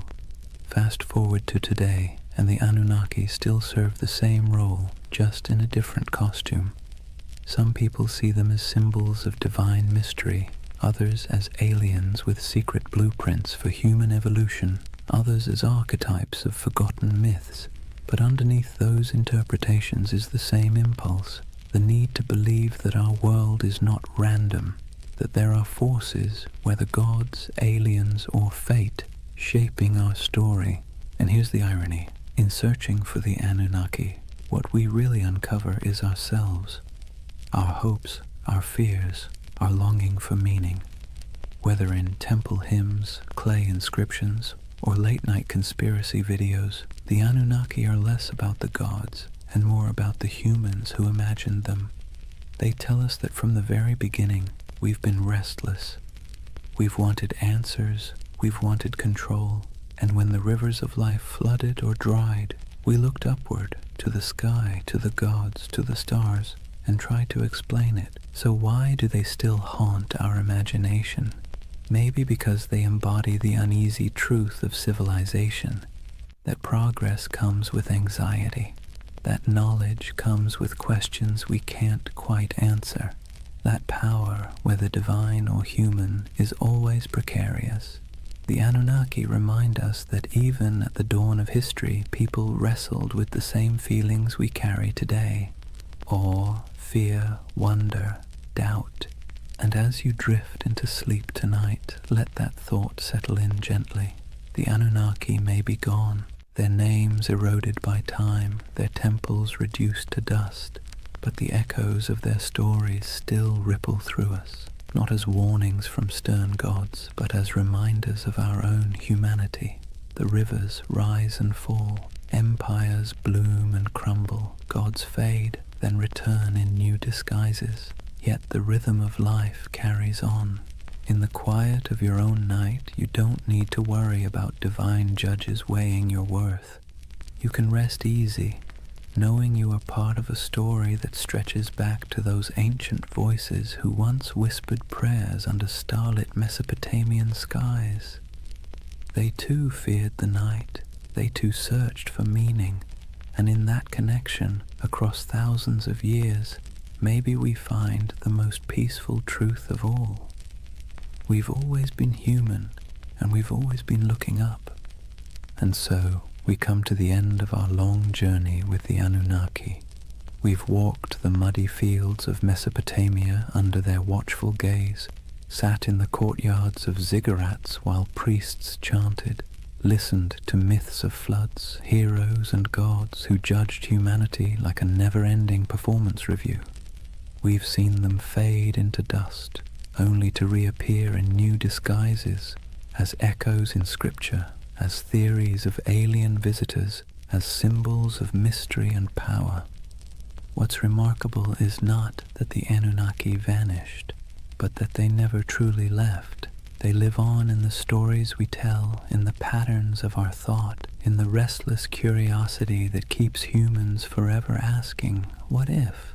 They are a reminder that civilization itself began with questions, with awe, with fear, with the desire to turn chaos into order. And in their myths, we can still hear the heartbeat of the first cities, the first prayers, the first sleepless nights. But unlike those ancient people lying awake under reed roofs, fearing floods, demons, and divine wrath, you don't need to worry tonight. The Anunnaki may have been restless gods who never slept, but you can.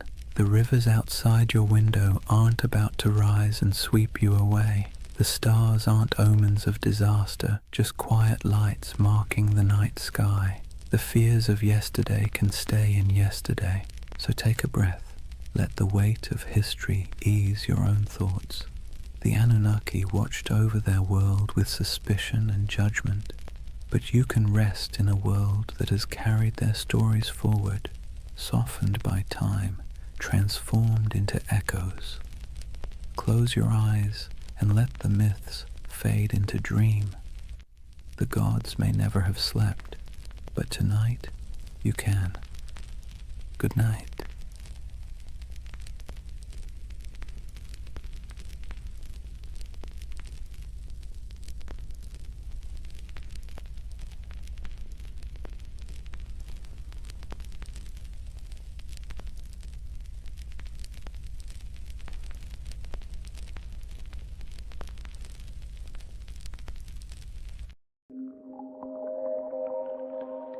Sometimes history hides things so enormous that we only notice them when we leave the planet.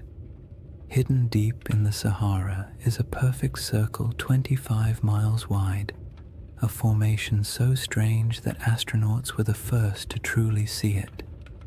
Yet despite its size, its symmetry, and its eerie resemblance to a giant eye staring straight up through the sand, no one can fully explain how it formed. This is the Risha structure, the Eye of the Sahara, and tonight we're going to gently unravel one of Earth's quietest and most hypnotic mysteries. But here's the part that stops you in your tracks. However, despite all our technology, satellite mapping, and geological theories, the Risha structure still doesn't neatly fit into any box. It isn't a crater, it isn't a volcano, and it isn't the kind of erosion that typically produces such clean, concentric rings. And yet there it sits, alone in the desert, looking just organized enough to make your brain whisper, "Wait, who made that?" Now, don't worry. We're not here to chase sensational theories or sprint through conspiracies. This channel is all about slowing down, letting curiosity stretch out a bit, and using history's strangest corners as gentle stepping stones toward rest. So if you're someone who falls asleep best to ancient civilizations, quiet landscapes, and mysteries wrapped in soft, soothing detail, you're in the right place tonight. Go ahead and dim the lights, settle in, and if you haven't already, subscribe to continue exploring the enigmatic corners of history that make the perfect companions for sleep. And let me know in the comments where you're tuning in from and what time it is for you. I really do love seeing the entire world checking in. Tonight's journey starts with the moment humanity first encountered the Rishat structure. Not from the shifting dunes below, but from hundreds of miles above the Earth, where astronauts stared down at the Sahara and spotted something that absolutely shouldn't have been there.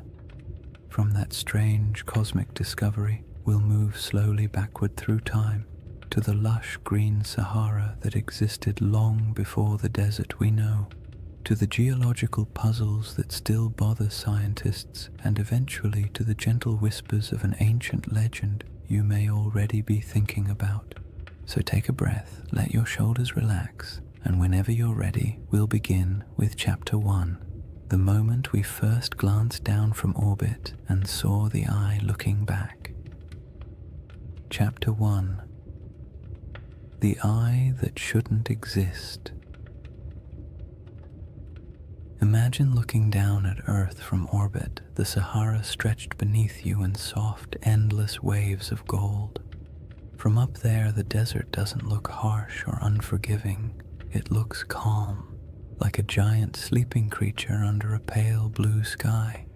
Astronauts have always taken moments to stare at the planet that way, partly out of awe, partly out of boredom, and partly because when you're strapped into a metal capsule moving faster than anything humans were ever meant to travel in, looking out the window is one of the few activities that doesn't involve switches, checklists, or mild existential dread. But during one of those early missions in the 1960s, a crew noticed something unusual, a shape far too large, too perfect, and too strange to ignore. Down on the desert floor, there was a circle, a perfect circle, 25 miles across, spiraling outward in broad rings that looked almost architectural. Not a crater, not a mountain, not a lake, just a massive, quiet symbol pressed into the land, so large that the only way to truly see it was to leave the planet entirely. To those astronauts, it looked like an eye staring straight back at them from the surface of Mauritania, the Richat structure, though it didn't have that name yet. At the time, it was simply that giant thing nobody expected.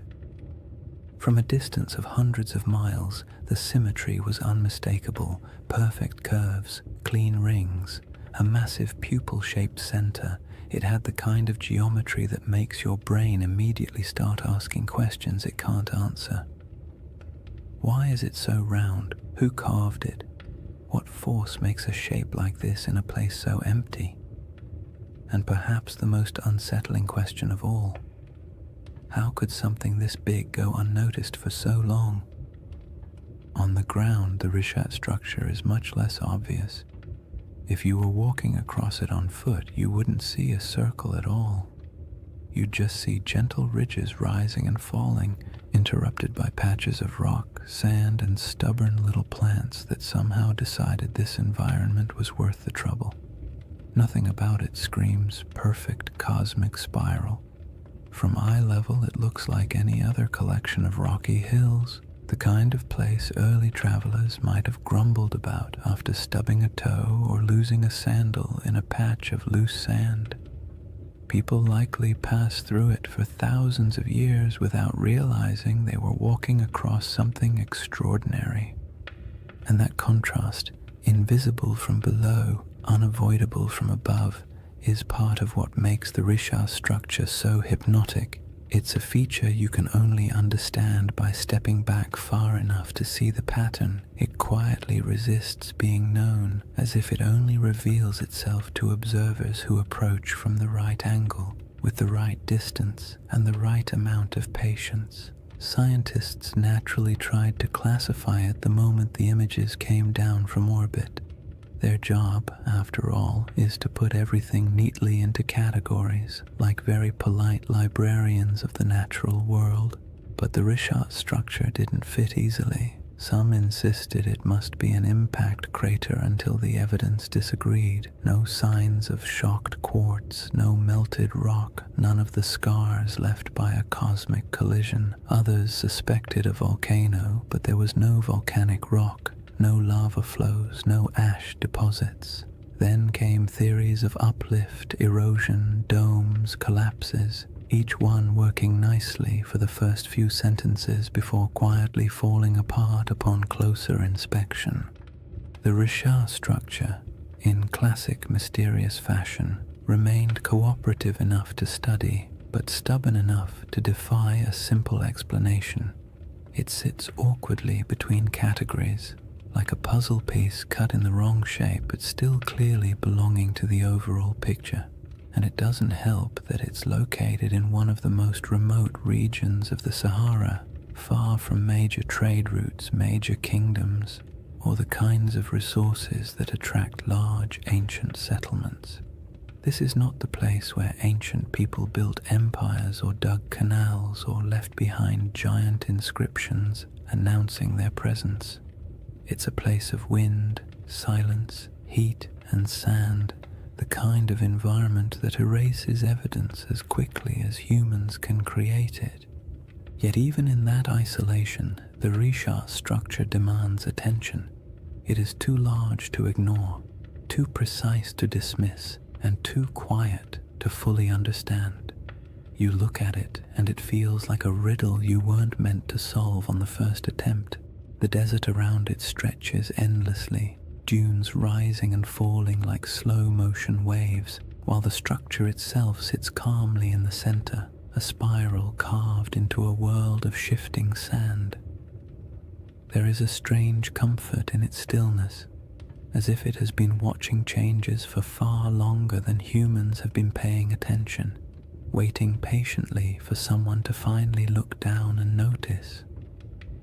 People naturally draw comparisons to ancient tales, especially the ones involving circular cities and lost civilizations swallowed by disaster. Humans are not subtle when it comes to pattern recognition. You show us a shape that even vaguely resembles something familiar, and our imaginations sprint ahead with enthusiasm. A structure with concentric rings in northwest Africa, larger than many ancient cities. The connections write themselves, but resisting those assumptions for now helps us appreciate just how odd the Risha structure is on its own terms. We don't need myths yet. The geology alone is strange enough to occupy the mind, and perhaps the most compelling detail is this. The Risha structure did not emerge in the desert we see today. It predates the dunes, the dryness, the isolation. It formed long before this region became a barren expanse, back when the land was green, watery, and alive. Understanding what this place used to look like changes everything about how we interpret the structure, because the environment around it wasn't always harsh silence. There was a time when this region held rivers, lakes, animals, and early humans whose daily lives unfolded under a sky that seems impossible when compared to the Sahara's modern emptiness. The Risha structure watched all of that. It watched ecosystems rise and fall, climates swing from wet to dry and back again, people migrate across its slopes, and entire landscapes vanish beneath shifting dunes. Before we compare it to any myth, we have to travel back to that older world, the Sahara before the Sahara, to see what the eye looked like when it was surrounded not by sand, but by life. To understand why the Risha structure feels so uncanny, you have to set aside the modern Sahara entirely. The desert we picture today, an endless, shimmering expanse of heat and sand, is actually one of the youngest landscapes on the planet. For most of human existence, this region wasn't a wasteland at all. It was green, fertile, and astonishingly alive. Picture wide grasslands rolling out to the horizon, with clusters of acacia trees and patches of wetlands where birds gathered in noisy flocks. Picture rivers meandering through valleys, carrying cool water across a landscape thick with the smell of damp soil after summer rains. And somewhere in the middle of all that, the Risha structure sat quietly, not as an isolated monument in an empty desert, but as part of a thriving environment full of sounds, movement, and human life. This ancient green Sahara wasn't a brief, lucky moment in history. It was part of a repeating cycle caused by subtle shifts in Earth's orbit and tilt, changes that alter the intensity of monsoon rains across Africa. Every so often, rainfall increases enough to transform the desert into a lush savanna. During these humid periods, lakes stretch across thousands of square miles, rivers intersect the plains, and the entire landscape becomes something you'd associate more with national parks than the modern Sahara. One of these lakes, Lake Megachad, grew so large it dwarfed most modern bodies of water. Today it's reduced to a fraction of its former size, but the ancient shoreline is still visible from space, ghostly arcs etched into the ground. People lived in this green Sahara, not mythical super beings or forgotten high-tech civilizations. just ordinary families doing the same things humans have always done, carrying water, tending fires, raising children, arguing about small chores, making tools because stores wouldn't exist for another 10,000 years. They carved rock art showing giraffes, cattle, and hunters. They painted scenes of life that would feel familiar even now. Herders guiding animals, groups traveling together, children playing near pools of water. These paintings sit today in silent caves and overhangs, reminders that the desert once held a different world entirely. In that greener age, the Risha structure would have been part of daily life, not an object of wonder, not a sacred shape, not a giant spiral people tried to decode. Just land from the ground. The structure doesn't appear circular. You only see ridges and slopes, gentle arcs rising and falling like the ribs of a giant slowly sleeping beneath the surface. Early humans would have walked across it without a second thought. Maybe they used its higher points as lookout spots to scan for animals. Maybe they sheltered in its inner valleys when storms rolled through. Maybe they avoided certain parts out of superstition, or maybe they never thought about it at all. Most likely it was simply background scenery, the same way we barely notice the hills near our own towns unless someone points out their shape. But even if it blended into the landscape, the Rishat structure would have quietly shaped the rhythm of life around it. The ridges could have guided migration paths. Water might have pooled in certain low areas after seasonal rains. Vegetation could have grown thicker in pockets where moisture collected. For thousands of years, people and animals would have used the structure without realizing they were interacting with something that would one day puzzle scientists, entice researchers, and inspire late-night conversations about lost civilizations and ancient catastrophes. As the climate shifted and rainfall declined, the green Sahara slowly began to fade. Lakes shrank, rivers dried, vegetation withered. The smell of earth after rain became less common. Migration stretched longer as people followed dwindling water sources, and eventually dunes crept across the landscape, swallowing paths, burying campsites, and erasing nearly all traces of the world that had existed before. What's haunting about this transformation is how quickly it happened in geological terms. A few thousand years, an eye blink in Earth's timeline, was all it took to turn a thriving ecosystem into one of the largest deserts on the planet. The people who lived here would have witnessed that shift firsthand. Generation by generation, they watched lakes retreat, animals disperse, and once reliable seasonal patterns collapse. Oral traditions from various African cultures still contain echoes of climates changing, waters disappearing, or ancestral migrations driven by environmental upheaval. Stories stretch and distort across centuries, of course, but they often carry a spark of truth at their core. And it's not unreasonable to imagine that somewhere in the long, layered history of this region, memories of a circular landform in a once wet landscape might have eventually become a distant, reshaped legend. When modern researchers study the Sahara's ancient lakes and rivers, they often describe them as ghost waterways, because their traces linger beneath the dunes like faint scars, visible only from satellite images or through careful ground surveys.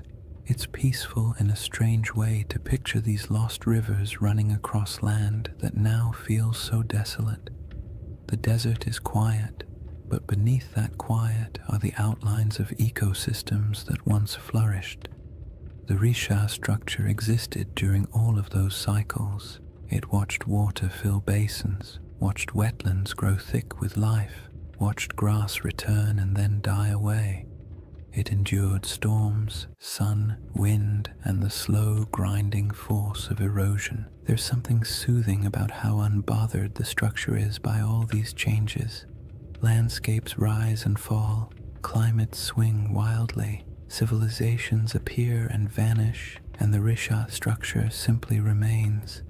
It doesn't tell its own story. It doesn't announce its presence. It doesn't offer answers. It's just there, a constant in a world where almost nothing else is. And understanding that ancient environment is essential because it sets the stage for the real puzzle, how this enormous circular formation came to be in the first place. The scientific explanations, volcanic uplift, erosion, collapsed domes, answer some questions while raising others. Each theory seems convincing until you begin to examine the details. The Risha structure looks simple from orbit, but grows more complicated the closer you approach it, like a calm surface hiding a tangled set of mysteries beneath. Now that the Sahara's old green world is clear in your mind, the geological puzzle becomes even more intriguing, because any explanation has to account not only for the structure's shape, but for how incredibly long it has stood unchanged through shifting climates and changing environments. The puzzle sits before us, layer after stubborn layer. Once you've pictured the Sahara as it used to be, wet, green, alive, and almost unrecognizable, the Risha structure becomes even stranger, because whatever formed this enormous circle had to withstand everything nature threw at it. Floods, droughts, storms, shifting climates, and entire ecosystems rising and collapsing. And yet it remains, not as a faint trace or a distorted outline, but as a nearly perfect set of rings still visible from space. That kind of durability demands an explanation, and scientists have certainly tried to provide one. The trouble is, each explanation works well for a few minutes before quietly unraveling under closer inspection, as if the Earth itself had decided to play a slow geologic prank on everyone who studies it. The first idea scientists proposed was the most obvious: an impact crater. Something big, something dramatic, something that would have made an enormous noise if anyone had been around to hear it. A meteorite slamming into the ground would create a circular depression, after all. And the Sahara is certainly large enough to have attracted its fair share of flying space debris. But the Rishat structure doesn't behave like a crater. Craters have distinct signatures, very specific patterns of shock, melted rock, and high-pressure minerals that act like the universe's version of a calling card. And the Risha has none of those. In fact, the rocks at its center aren't melted or crushed at all. They're simply there. Old, eroded, stubbornly normal. Not the sort of rocks you'd expect to find at the scene of a cosmic collision. So the meteor theory quietly excused itself from the conversation, and the next geological explanation stepped forward: a volcanic eruption. Volcanoes can create circular features after all, and their plumbing beneath the earth can sometimes produce domes, bulges, and ringed formations. Perhaps the Risha structure was an ancient volcanic dome, the remains of a magma chamber swelling beneath the surface before cooling and collapsing. But again, the evidence refuses to cooperate. There's no volcanic rock, no basalt flows, no ash layers, no hardened lava tubes, nothing that says, yes, once upon a time fire erupted here. The region around the Rishat structure is geologically calm. Too calm for the kind of drama that volcanoes tend to bring into the world. The next traditional candidate was an eroded dome, something called a geological uplift. Imagine a bubble pushing up from beneath the crust, slow enough to avoid attracting attention, then eroding away for millions of years until a circular pattern of rocks remains. This idea actually gets halfway close, because the Richard does contain different layers of rock exposed in circular patterns, almost like the inside of a peeled onion, but even this explanation feels incomplete. Uplifts don't usually produce such clean rings. Erosion is messy. Wind and water rarely work with architectural precision, and yet the Richat structure has rings so consistent that they appear intentional when viewed from above. The dome theory explains the general shape, but not the perfection of it, and certainly not its scale.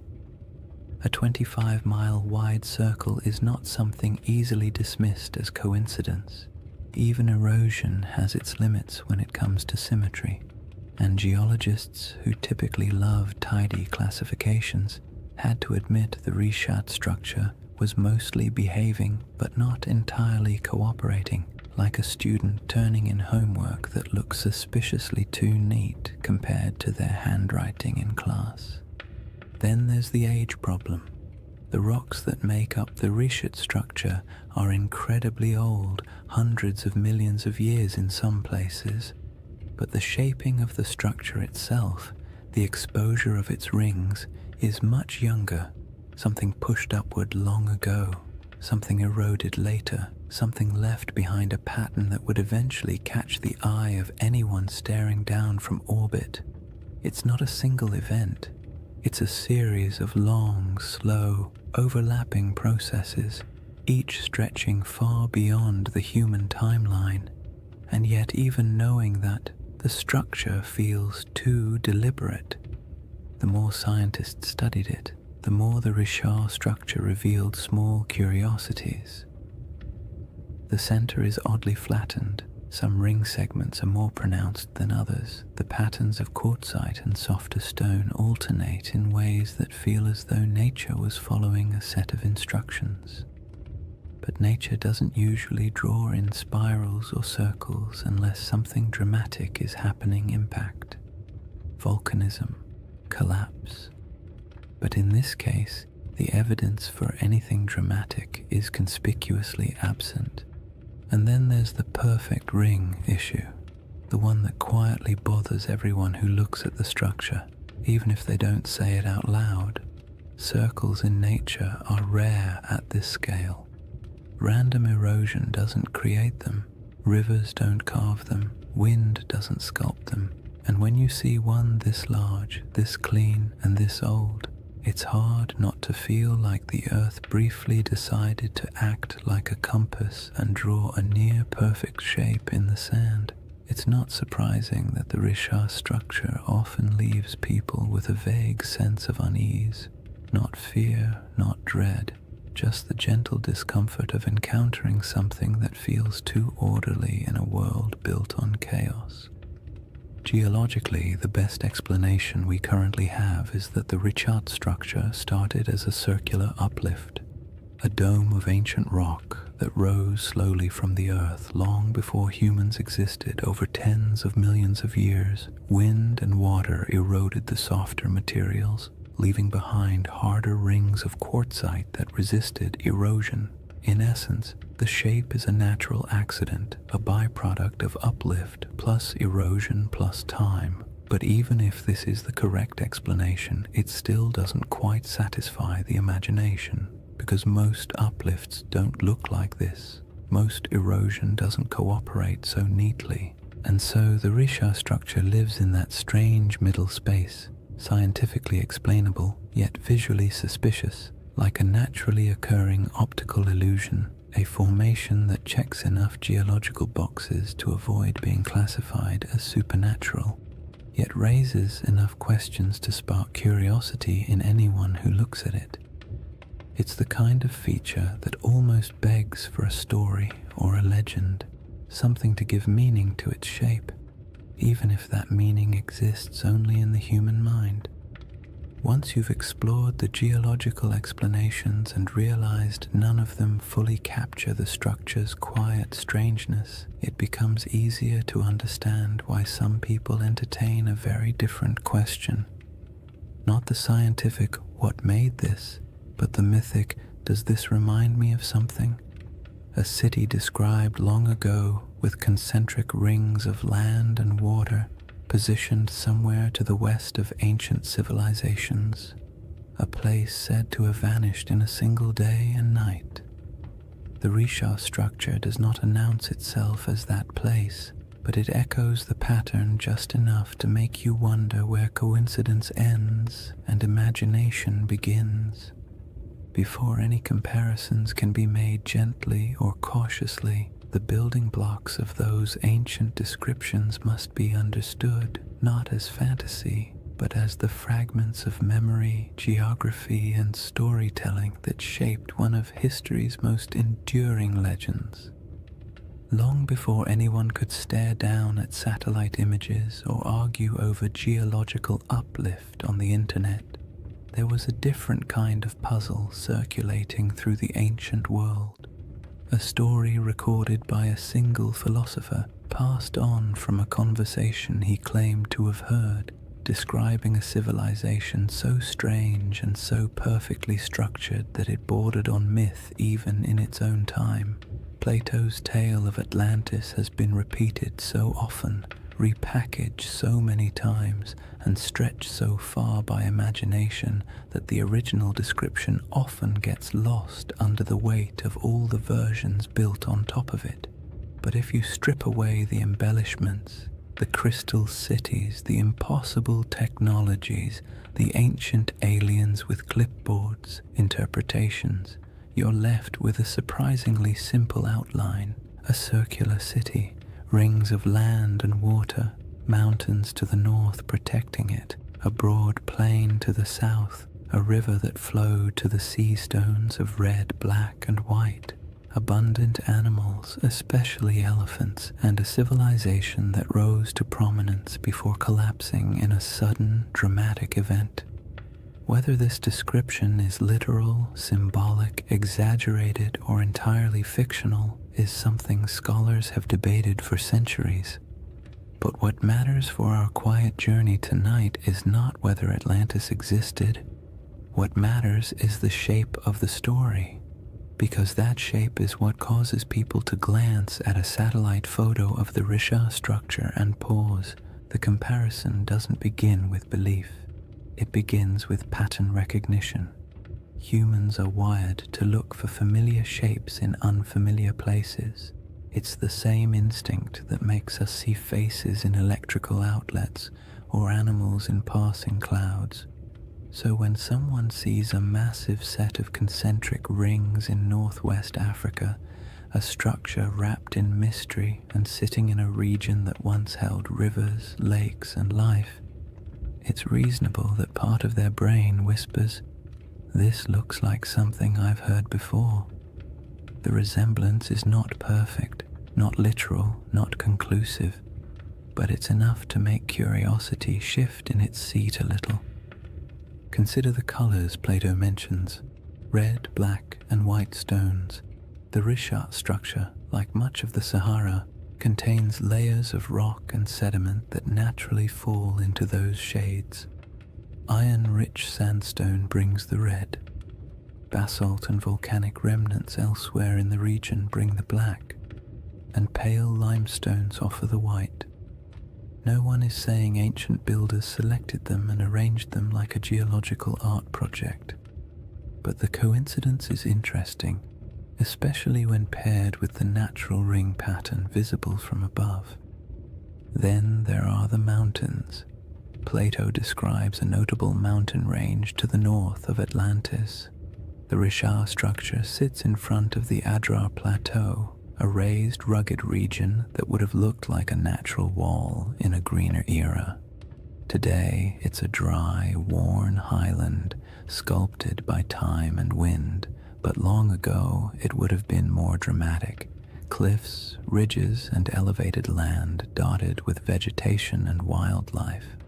If early people lived in the region, they would have viewed those northern heights as a defining feature of their landscape.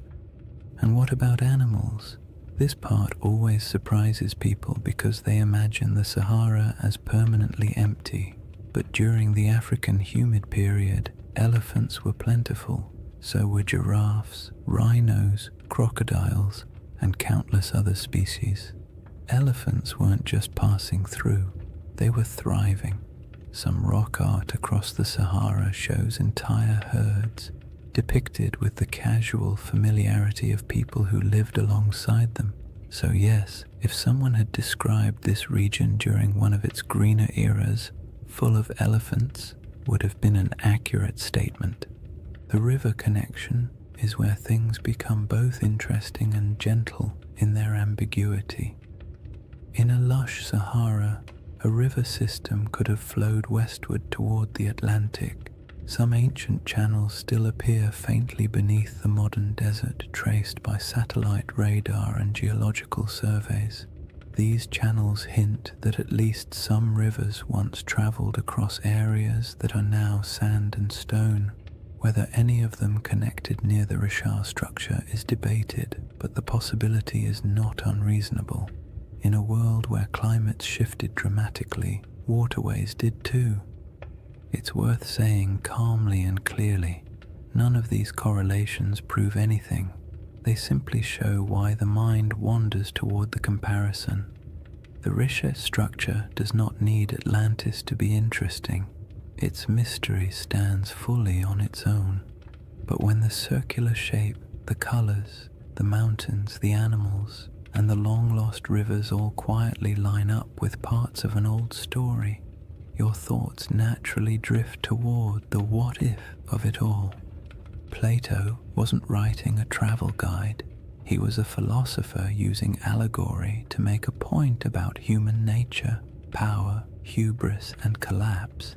Atlantis, in his narrative, was less a factual account and more a moral lesson bundled into a geographic metaphor. Yet even then, scholars have noted that ancient myths often embed distorted memories of older events. Storms, floods, migrations, or lost settlements folded into stories, generation after generation. Myths protect what history doesn't always preserve. They store impressions of landscapes that no longer exist. They embellish, exaggerate, simplify, and dramatize, but something recognizable occasionally survives inside them. The Richat structure doesn't have ruins. It doesn't have walls, canals, columns, marketplaces, or any of the features you'd expect of a large city. The environment around it would have been challenging even in greener times. And human settlements from that ancient period would likely have left fragile traces now erased by thousands of years of wind and shifting sand. So the idea of it being a lost civilization rests not on evidence but on the shape alone, the irresistible symmetry that triggers recognition even when no proof supports it. That's part of the comfort of this mystery. It doesn't demand belief. It simply invites curiosity. You don't have to imagine ancient kings or advanced societies. You don't have to build a hidden metropolis in your mind. All you need to do is stand quietly before a satellite image and let the shape speak for itself. A giant ringed formation in the middle of an ancient landscape that has changed almost beyond understanding. Somewhere between geology, memory, climate, erosion, and myth sits the Richat structure. It tells us nothing directly. It refuses to commit to any single story, and perhaps that's why it remains such a calming mystery, one that doesn't need dramatic conclusions or bold claims. It only needs an open horizon, a quiet night, and the imagination drifting gently toward possibilities. Chapter 2 begins with the world that once surrounded this structure, a world of forgotten lakes, shifting climates, and early peoples who lived in a Sahara that doesn't resemble the one we know today. Chapter 2: A Lost World Buried in Sand. To step into the next layer of the Richat mystery, you have to imagine a Sahara that feels almost impossible compared to the one we know today. not the hot, shimmering, bone-dry desert that stretches endlessly across maps, but a world so green and alive that if you were dropped into it without context, you might not even guess you were standing in northern Africa at all. The Sahara's greener eras weren't brief accidents of climate, they were entire chapters of Earth's history, long enough for lakes to swell into inland seas, for animals to migrate freely across savannas, and for human communities to settle into rhythms of daily life as familiar and as ordinary as any other early society. In that forgotten landscape, the Richard structure wasn't an isolated swirl of geology in a barren desert. It was simply part of the scenery, a ringed plateau sitting quietly in a world full of life. During the African humid period, monsoon rains shifted northward and transformed the Sahara into a mosaic of grasslands, wetlands, and rivers. Satellite studies have revealed thousands of ancient lake beds, some stretching larger than modern countries. The largest of them, Lake Megachad, was so vast that its shoreline would have swallowed entire modern coastlines. It's calming to picture early mornings on its edges, mist lifting off the water, birds scattering across reeds, herds moving slowly through tall grass. These weren't isolated oases like today, but interconnected ecosystems humming with life. Hippos wallowed in shallow pools, giraffes wandered across plains, crocodiles glided through freshwater channels. The air was thick with insects in the rainy season and warm, earthy scents after storms passed. And where there is water and game, people settle. Early human groups built small camps near river bends, moving seasonally with herds or weather patterns. Their lives weren't glamorous. They dealt with all the usual prehistoric frustrations: unpredictable weather, stubborn animals, unreliable food sources, and the constant inconvenience of tools that, despite countless hours of crafting, were still capable of breaking at the worst possible moment. Yet these people left behind some of the most beautiful artifacts the Sahara still holds: rock engravings and paintings showing scenes of daily life, hunters with bows, families with cattle, children playing near water. These artworks are serene, calm snapshots of a world that no longer exists, carved into stone that has stubbornly endured long after the lakes dried. When people imagine ancient civilizations, they picture dramatic stone cities, elaborate temples, complex political systems, the kinds of things that leave behind headlines in history books. But most ancient people, including those who lived in the Green Sahara, were just trying to get through the week without too much trouble. They managed herds, gathered plants, navigated seasonal routes, and dealt with occasional arguments about who forgot to maintain the fire or who accidentally let a goat wander off into the brush. Civilization doesn't have to look like marble pillars to be worth remembering. Sometimes it's found in the small, repetitive rhythms of daily life, the quiet rituals that define communities. And those communities were not isolated dots scattered randomly across a wet desert. They followed predictable paths. Rivers acted like highways, lakes acted like hubs. Fertile pockets of land created gathering points where groups traded, shared food, and passed down stories. Even without permanent stone buildings, these places had identities, regions where people knew how to track animals, where certain plants grew well, where rainfall was reliable, where the land felt generous enough for families to stay a little longer. In this setting, the Richard structure would have been noticeable, but not mysterious. Its slopes rose gently, offering views of surrounding plains. Its depressions may have caught water seasonally. Its ringed layers might have supported different kinds of vegetation depending on rain and soil. People could have camped along its edges, used its higher ground for scouting, or traveled across it without realizing they were walking across an enormous circular formation that future generations would discover only from space. It was a feature of the land, not a legend, a place you pass through while thinking about practical concerns, shelter, food, weather, instead of trying to decode the terrain beneath your feet. Some researchers have suggested that pockets of early Saharan cultures may have grown surprisingly sophisticated during particularly wet periods, not in the sense of monumental architecture or complex written languages, but in social networks, trade patterns, and livestock management. Evidence shows early domestication of cattle in the region, and groups may have practiced proto-agricultural techniques around wetlands and lake margins. These weren't lost empires. They were adaptable, resilient societies navigating a landscape that could shift dramatically over generations.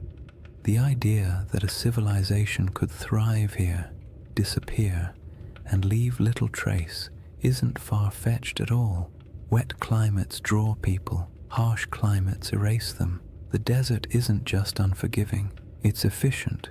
Wind strips away organic material, sand buries structures, drought erases evidence of farming, floods wash away tools, and time paired with enough silence can erase almost anything that isn't carved into stone. The Sahara has a way of taking the past, smoothing it out, and leaving behind a surface that pretends nothing was ever there. Even so, pieces of that older world survive: fossilized bones, pollen samples trapped beneath sand, ancient shorelines stamped faintly into the earth, and rock art that still shows people standing beside animals that haven't lived in this region for thousands of years. These fragments don't tell a complete story, but they do confirm one thing: the Sahara was once a place where human life thrived, not merely survived. And in that world, the Risha structure might have been a landmark of sorts, a subtle gate in the landscape, a recognizable formation people used to orient themselves, not a secret, not a holy site, and not the center of anything monumental, just a distinctive feature in a land full of water and vegetation. The idea that early groups might have navigated by it is peaceful to imagine. Small bands of families moving across plains, spotting the familiar rise of the rings in the distance, and knowing they were approaching water or shade or simply a place they'd passed through many times before. When the climate shifted and the world dried, those routes disappeared. Lakes shrank into nothing. Rivers retreated and carved new paths underground. Families moved south or west, following food and water. Eventually, the Risha structure went from living landmark to abandoned plateau, then to forgotten geology swallowed by the earliest dunes.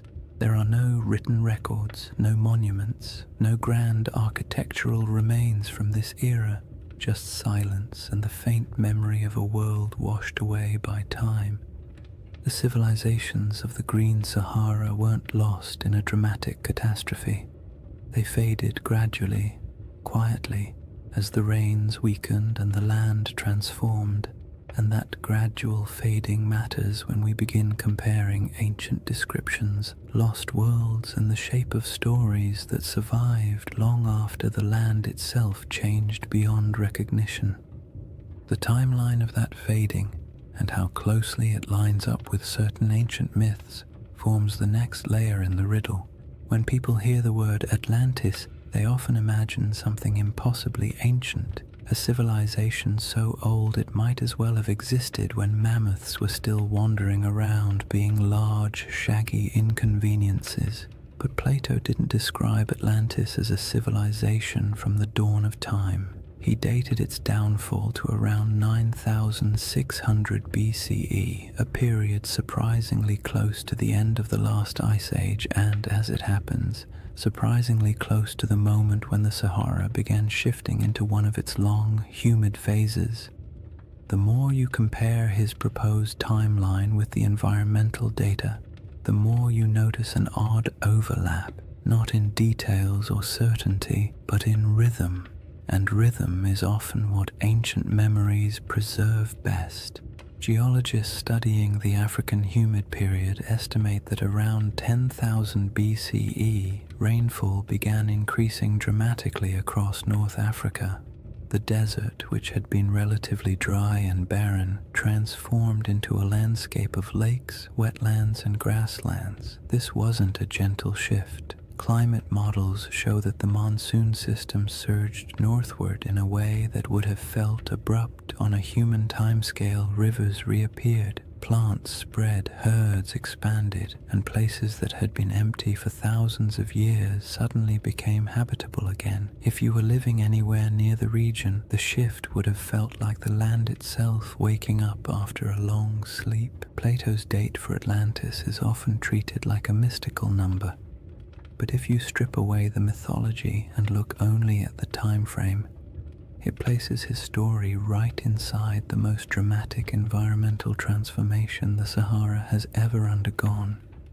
That doesn't mean his tale describes this region or any part of it, but the coincidence is interesting, especially because climate change on that scale tends to rearrange human populations. Cultures migrate, old settlements are abandoned, new territories open for exploration. Oral traditions begin to evolve, preserving memories of places that were flooded or dried out or swallowed by landscapes that changed too quickly for people to adapt smoothly. The timeline problem becomes more intriguing when you move forward a few thousand years. Between roughly 7,000 and 5,000 BCE, the Sahara was at the peak of its green transformation. Lakes were plentiful. Rivers connected regions that are now separated by hundreds of miles of sand. The climate was stable enough that people began developing more complex subsistence strategies, managing herds, experimenting with early forms of cultivation, and forming social groups large enough to leave meaningful traces in rock art and archaeological deposits. This period of stability lasted longer than many ancient civilizations. For thousands of years, life in the Sahara was predictable enough for generations to grow up without ever knowing anything except abundant water, warm seasons, and a landscape that supported human life easily. When conditions are that reliable for that long, people tend to form stories about belonging, about identity, about who they are and how their world works. And when environmental changes finally disrupt those patterns, the departure from what once felt normal can echo through oral traditions for centuries.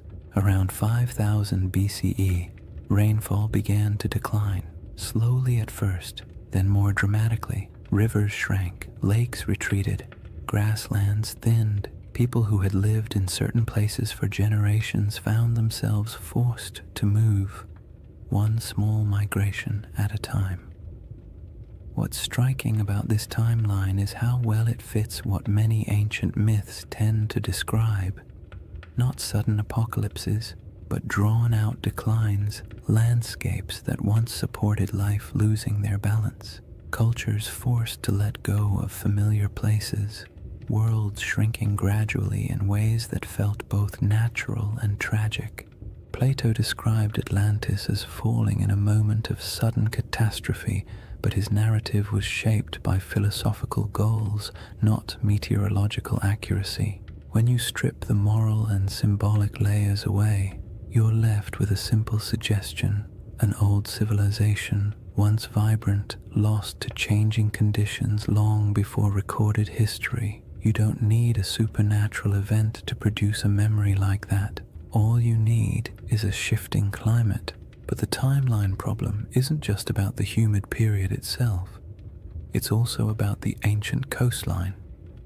During the era Plato places Atlantis, sea levels were dramatically lower. Coastlines extended far beyond their modern boundaries. Large parts of West Africa that are now underwater would have been exposed as dry land. Rivers would have flowed along different paths. Estuaries, marshes, and coastal plains would have existed where the ocean now rests.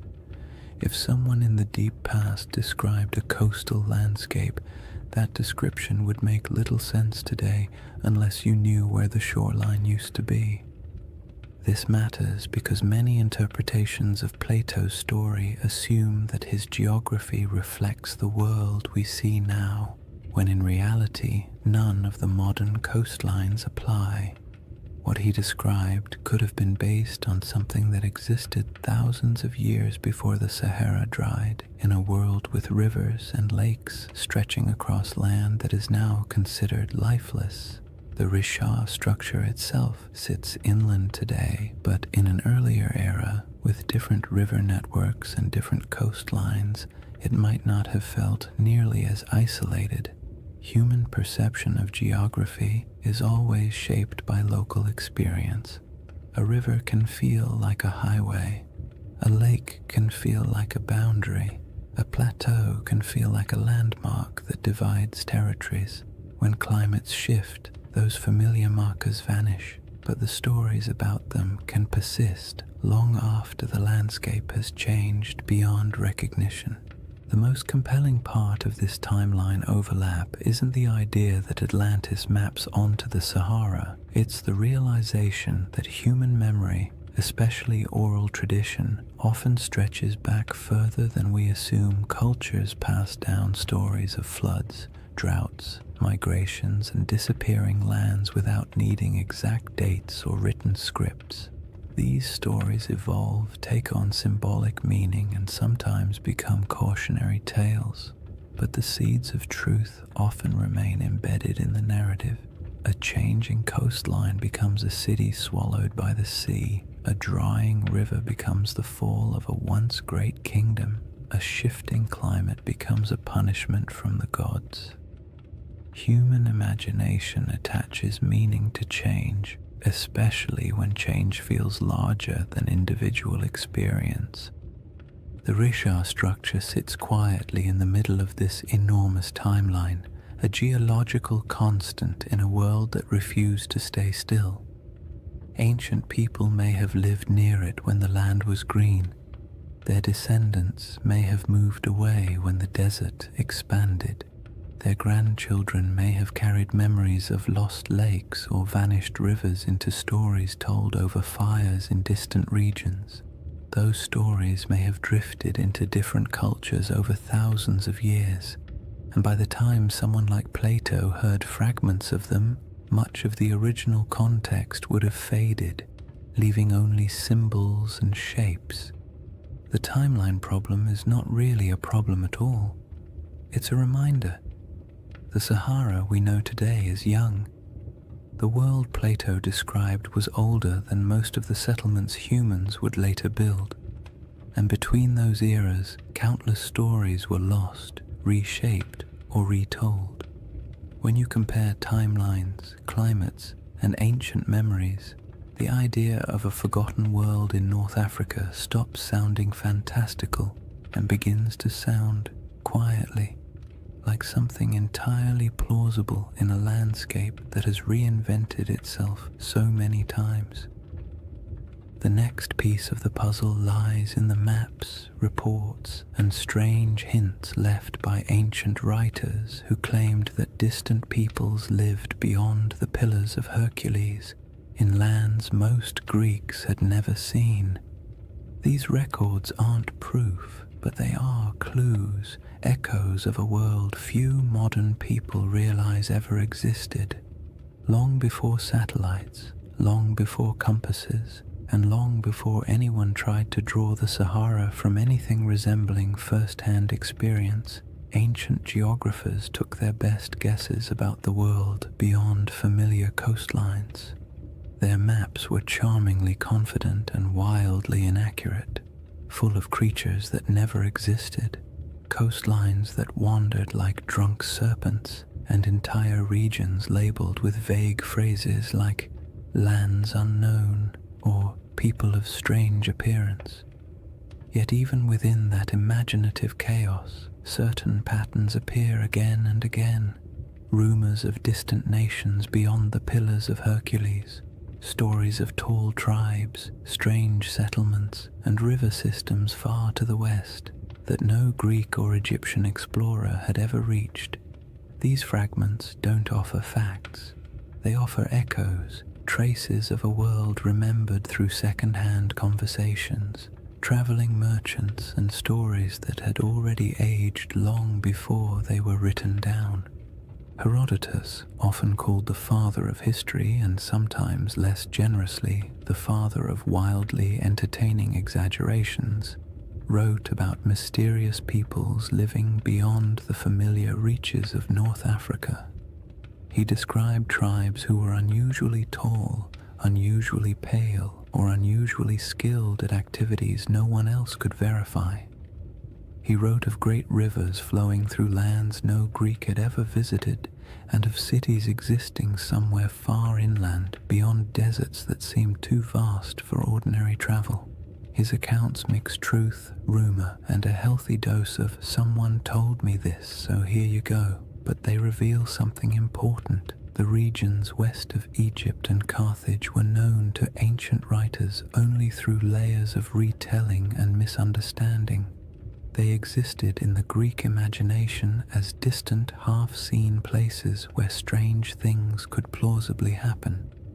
Cartographers, centuries later, drew maps that included a massive region labeled as Libya or Ethiopia, words that covered almost everything south and west of the Mediterranean. Even when the rest of the world began to take shape on parchment, the Sahara remained a blank expanse into which map makers poured their guesses. Some thought it held great inland seas. Others believed it was home to tribal confederations wealthy in minerals. Medieval maps continued the tradition, referring to kingdoms of the West or lands of gold believed to lie somewhere beyond the desert. These weren't precise descriptions. They were memories filtered through trade routes, travelers' claims, and stories that drifted through cultures like wind-blown sand. The most interesting thing about these early references is not their accuracy, but their persistence.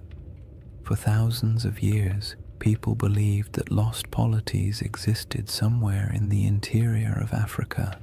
Some of these rumors later turned out to be distorted accounts of real kingdoms. The Ghana Empire, for example, or the early Sahelian states whose wealth came from gold and trade. But some rumors seem older, as if they preserve vague memories of societies that were already gone by the time written history began. It's not hard to imagine how this could happen if the Sahara once held lakes, rivers, and stable populations. Then early travelers from coastal regions might have heard stories about people inland who lived near great bodies of water. By the time those stories reached Greek scholars, the lakes might have dried, the migrations might have begun, and the cultures connected to those earlier landscapes might have dispersed. All that remained were fragments, not histories, just hints. Modern science adds another layer to this puzzle. With satellite imagery, researchers can trace ancient riverbeds beneath the desert. These paleo-channels, as they're called, snake across the Sahara like veins in an old, forgotten body. Some run directly from central North Africa toward what is now the Atlantic. Others branch into networks that once fed massive lakes. These rivers didn't disappear in a sudden catastrophe. They dried gradually as the climate changed, leaving landscapes that no longer match the stories that may have been told about them. If early civilizations or large communities existed near these rivers, their memory would have been separated from their physical location by thousands of years, making it nearly impossible for later cultures to understand what the stories referred to. This disconnect between old memories and new landscapes is how myths form. A story that once described a river civilization becomes, after generations of retelling, a story about a kingdom swallowed by the sea. A recollection of great plains becomes a memory of a vanished island. A description of a circular plateau becomes an account of a circular city. The Sahara's transformation from green to desert wasn't instantaneous, but it was dramatic enough to fracture cultural continuity. If families were forced to migrate because their water sources vanished, they would carry memories of their old homeland with them. Their descendants might repeat those memories in new places. By the time those descendant stories reached literate societies, the land they described would have changed beyond recognition. Even the idea of lost maps plays into this. Some early maps portray strange circular features in North Africa, drawn not with precision, but with a kind of symbolic confidence, as if the mapmaker was trying to capture something half understood. These circles often correspond to mountain ranges or basins that once held water. They might represent ancient memories of circular lakes, natural rings of highland terrain, or simply the human impulse to draw the unknown in symmetrical shapes because symmetry feels meaningful. When you compare those old maps to modern satellite images, you occasionally find that their circles line up suspiciously well with real geological features. Not perfectly, but enough to make you wonder how much geographic memory survives inside even the roughest ancient drawings. And then there's the broader Mediterranean tradition of referring to lands beyond the West as mysterious, advanced, or somehow older than the civilizations closer to the sea.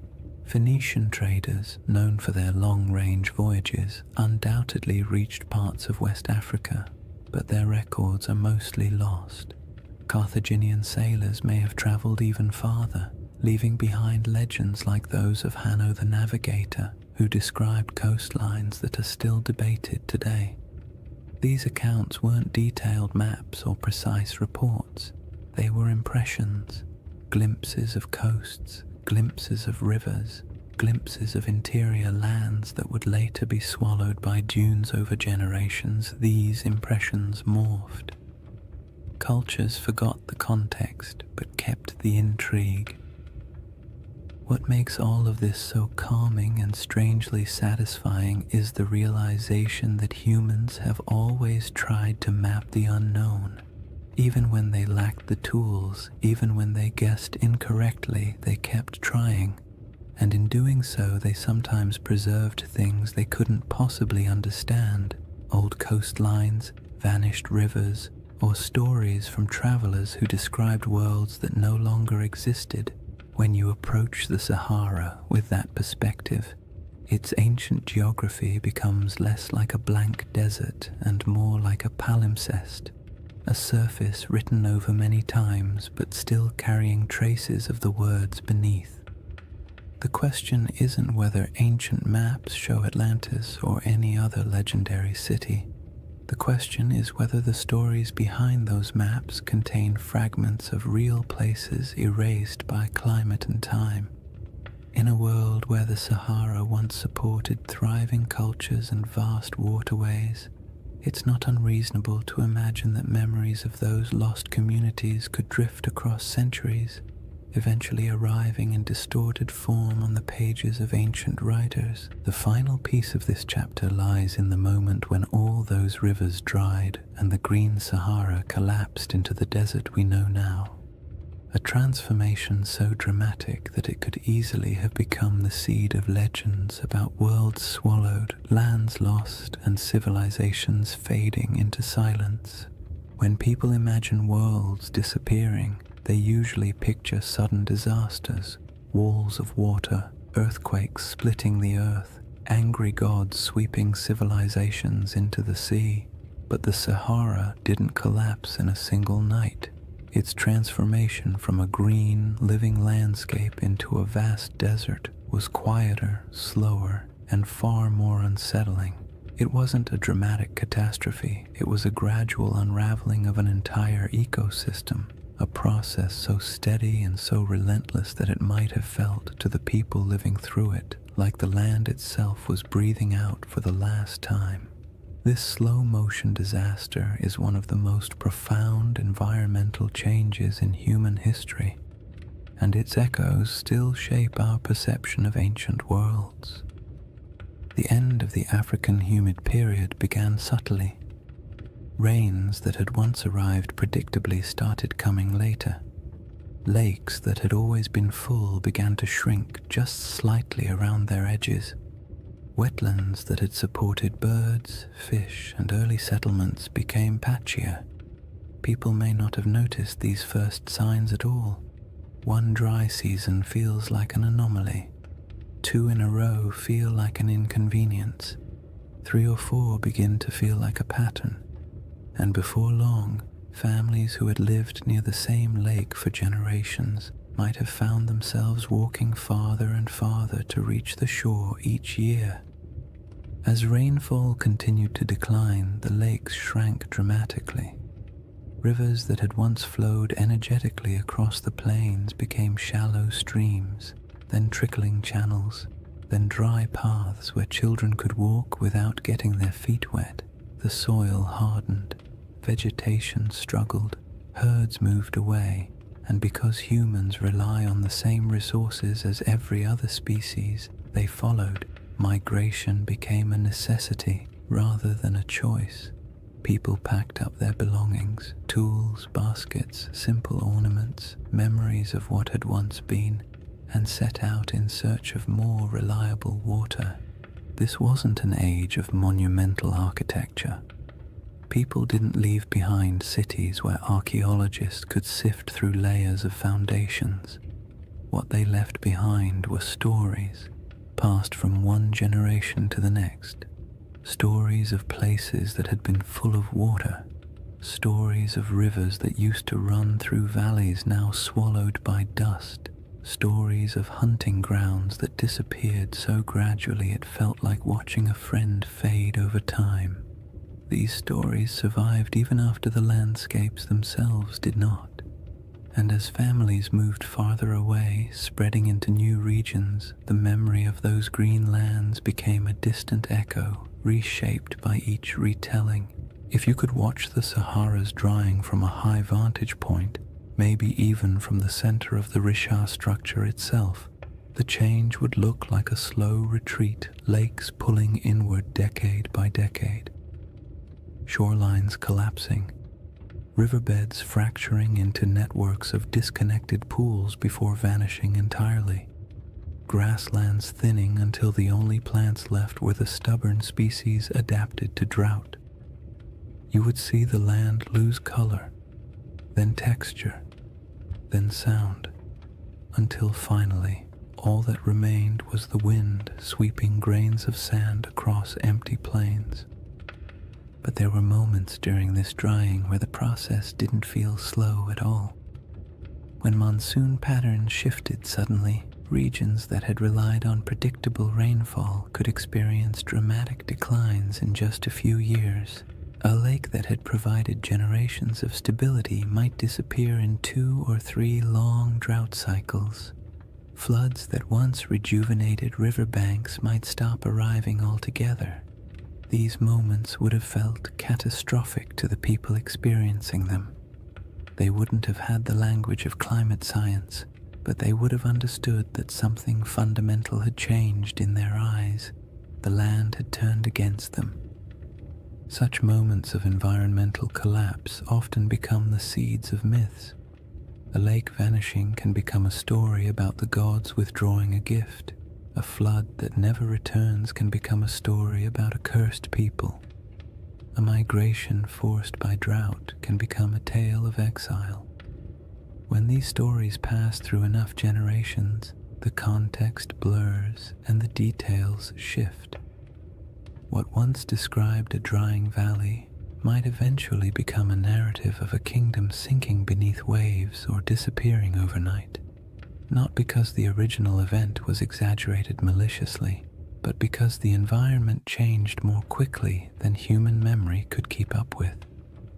As the desert expanded, dunes began to march across the land. Sand doesn't move with purpose, it simply responds to wind, drifting slowly over everything in its path. It fills valleys, it buries old lake beds, it smooths over animal tracks, human footprints, and any fragile structures that once stood nearby. Over centuries, dunes consumed the last evidence of the old Sahara. Rock art survived only where cliffs or caves shielded it. Any settlements built from organic materials vanished entirely. The landscape became clean, empty, and silent, a perfect blank slate for future generations to wonder about. Today, when you look across the Sahara, it's difficult to imagine the world that came before it. The silence is heavy. The land feels ancient in a way that suggests permanence, but permanence is an illusion.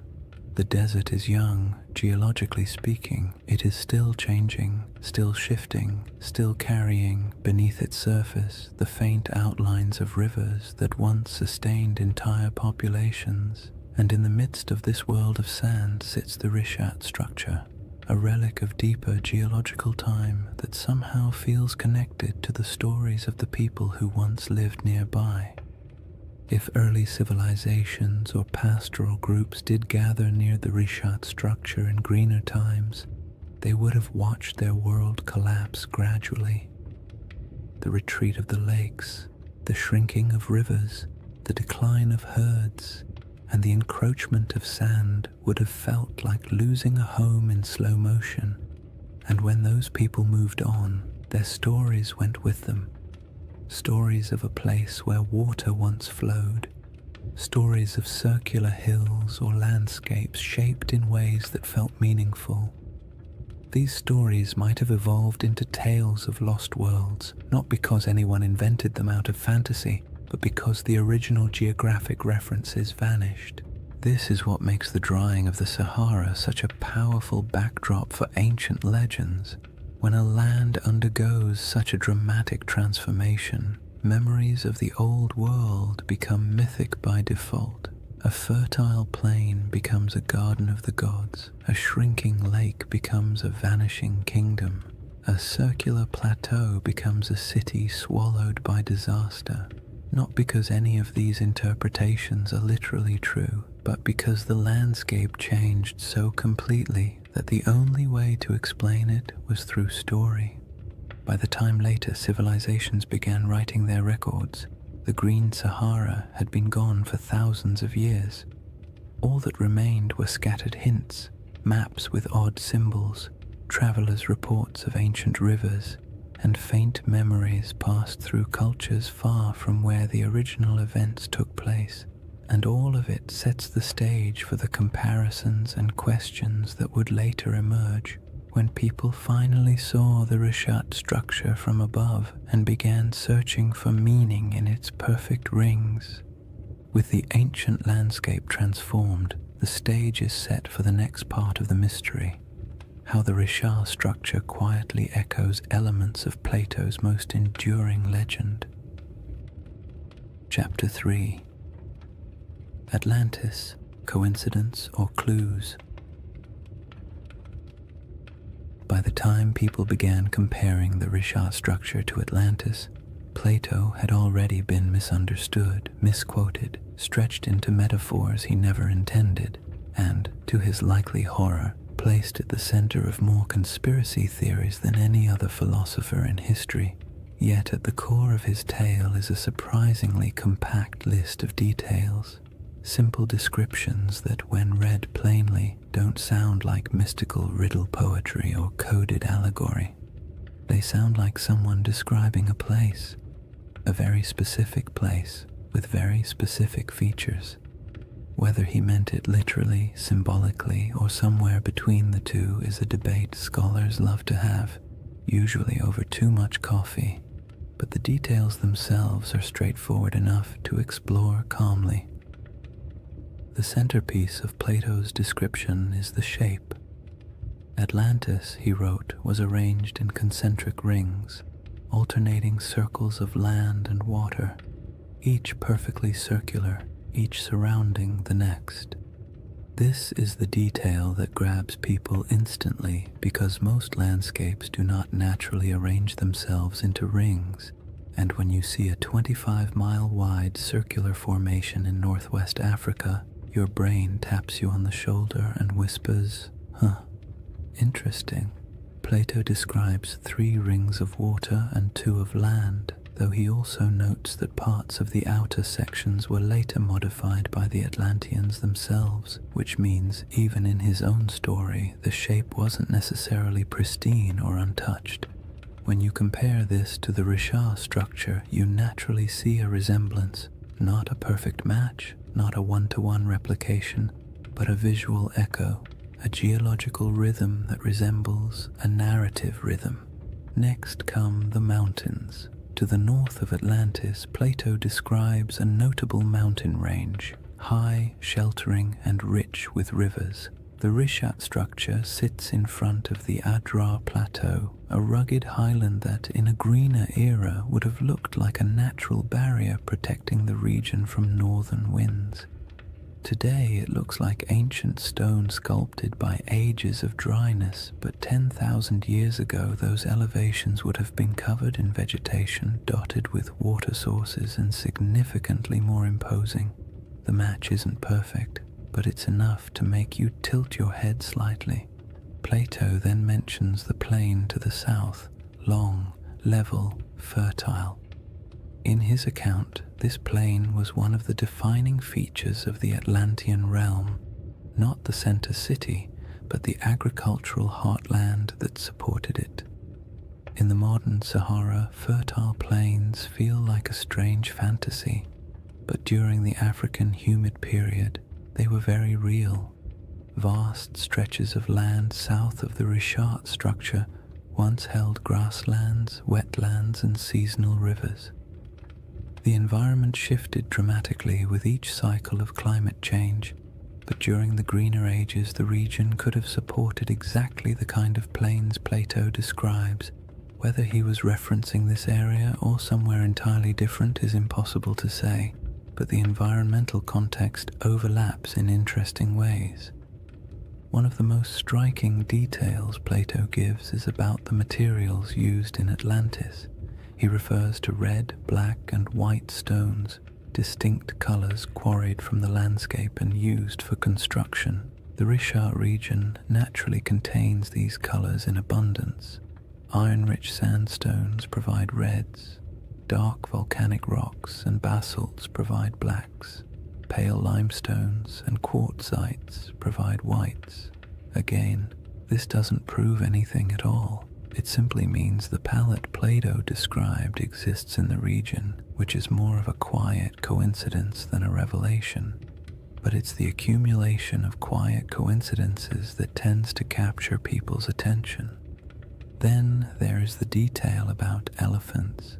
Plato notes that the island of Atlantis had many elephants, not a few, not occasional sightings, but many today. The idea of elephants in the Sahara feels absurd, a contradiction to the very concept of a desert. But the Green Sahara held elephants in abundance. Rock art across the region depicts entire herds with casual familiarity. Fossil evidence confirms that elephants ranged widely across North Africa during humid periods. For most of human history, elephants were not exotic in this region. They were part of the everyday ecosystem, so when Plato casually mentions them, it aligns comfortably with what we know about the Sahara's long-lost environment. Plato also describes a freshwater well at the center of the city, providing clean water even as the outer rings filled with seawater. This detail feels mythic at first, but it also reflects a basic geographic truth. Many circular landforms, especially those rising from domed uplift, often have central depressions or areas where water collects.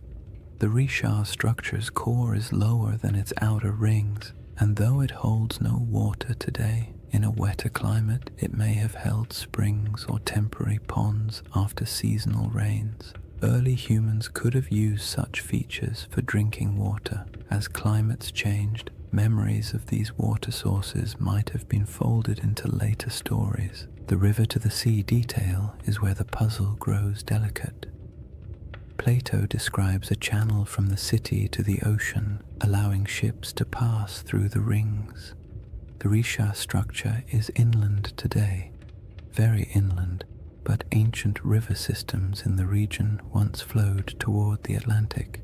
Satellite imagery captures paleo-channels that trace ancient waterways westward. The landforms no longer match these paths because the Sahara has reshaped itself repeatedly, but it is not impossible that rivers once connected this region to coastal plains that have since eroded, drowned, or shifted beneath rising sea levels. All these details create a gentle sensation. Not belief, not certainty, just curiosity. Plato's list is simple enough that it can't be mapped cleanly onto any one place. It can describe a landscape long gone, a symbolic metaphor, or a region badly distorted by oral tradition before ever reaching Greek ears. His text leaves just enough room for interpretation and just enough specificity to make pattern-seeking minds perk up when they see a satellite photo of the Risha structure. The most important thing to remember is that Plato was not attempting to write a historical documentary. He wasn't giving coordinates or providing an atlas. His story was part philosophical argument, part political commentary, and part inherited memory. He may have drawn from older Egyptian traditions or misunderstood travel accounts or combined several cultural memories into one dramatic narrative. But within that narrative lies a pattern: rings, plains, mountains, colors, elephants, rivers that align loosely, gently, and intriguingly with what once existed in parts of North Africa. What makes this segment of the mystery so soothing to explore is the absence of pressure. You don't need the Risha structure to be Atlantis. You don't need the description to match perfectly. All you need is the simple awareness that Plato left a list of clues describing a place that may have existed in the deep past, a place shaped by water, climate, geography, and memory. And when you place those clues beside a quiet, circular geological formation surrounded by a desert that used to be alive, it becomes easy to drift into a state of gentle wonder, the kind that invites curiosity without demanding conclusions. Once you've examined Plato's clues and quietly accepted that some of them line up with the Rishat structure in a pleasantly suspicious way, the next step is to look at the smaller oddities, the details that don't prove anything on their own but linger in the mind like faint fingerprints on ancient glass.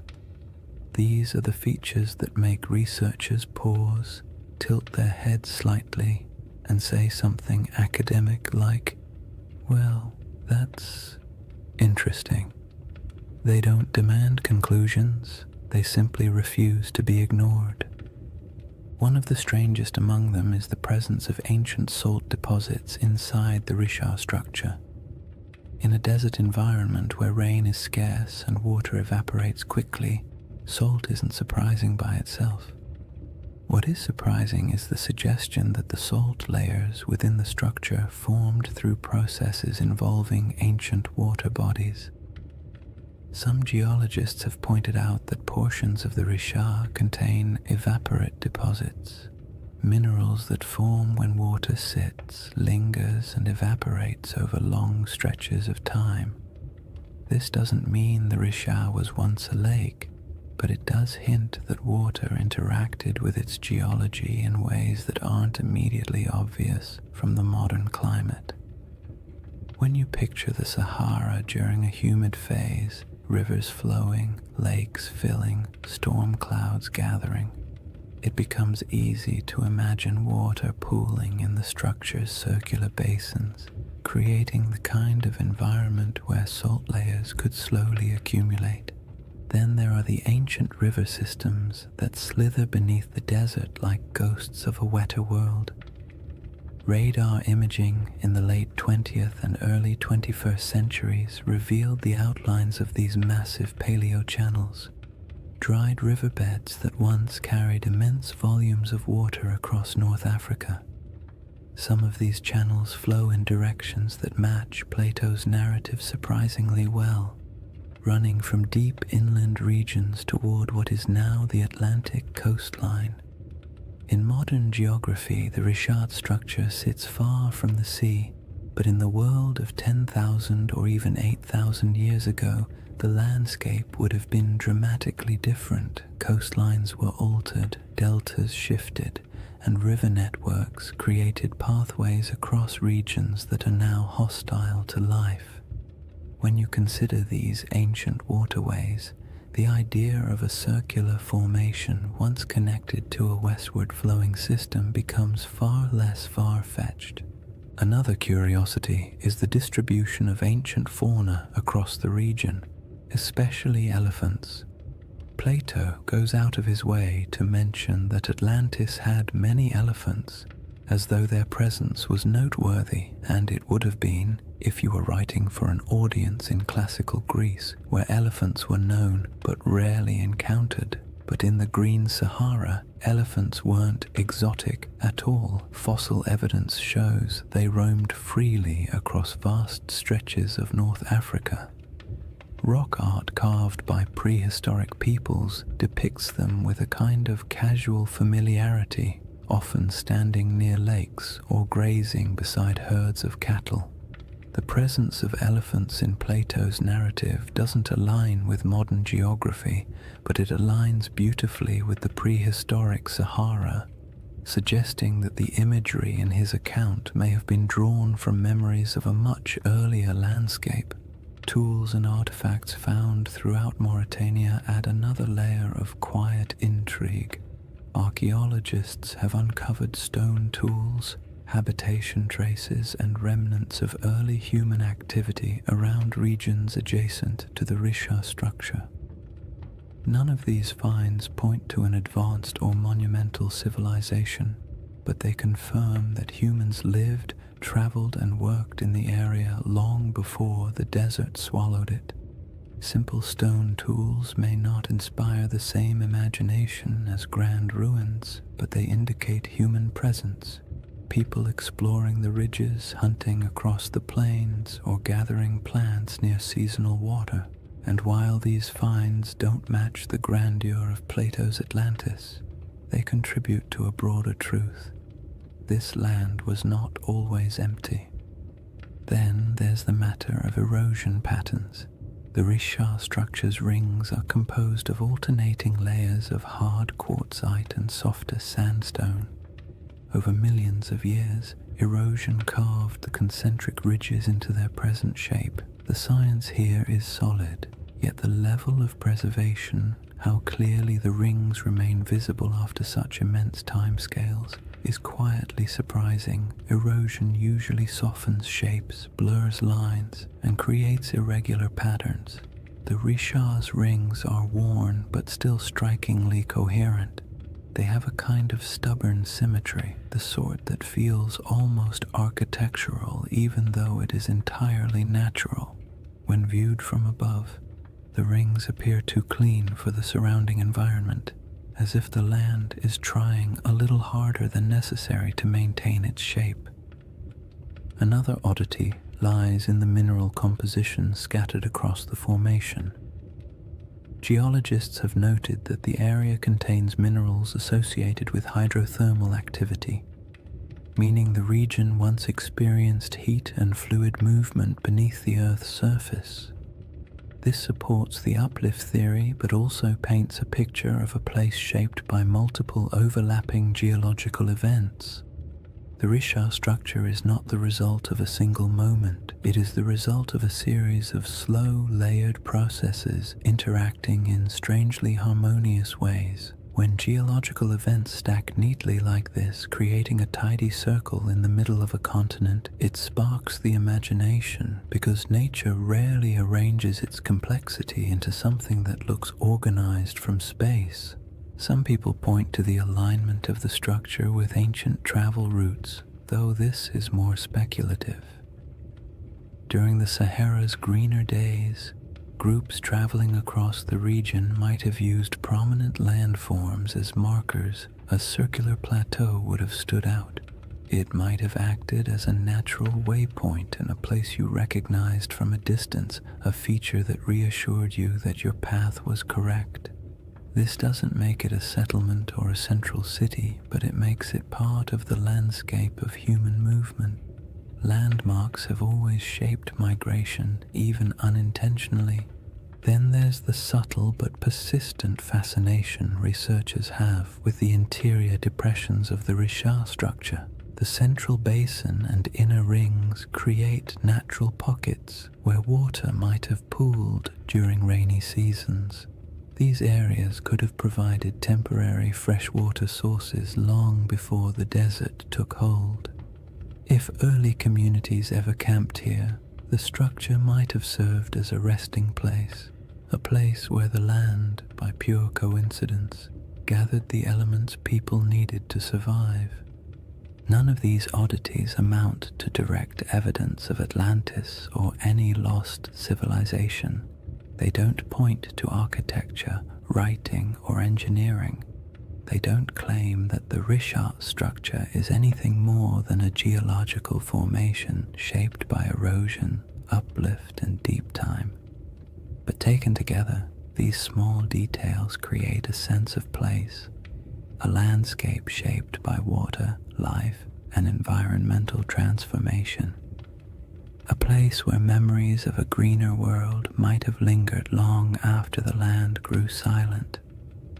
A place that feels like it carries the whispers of older stories, even if those stories can never be proven.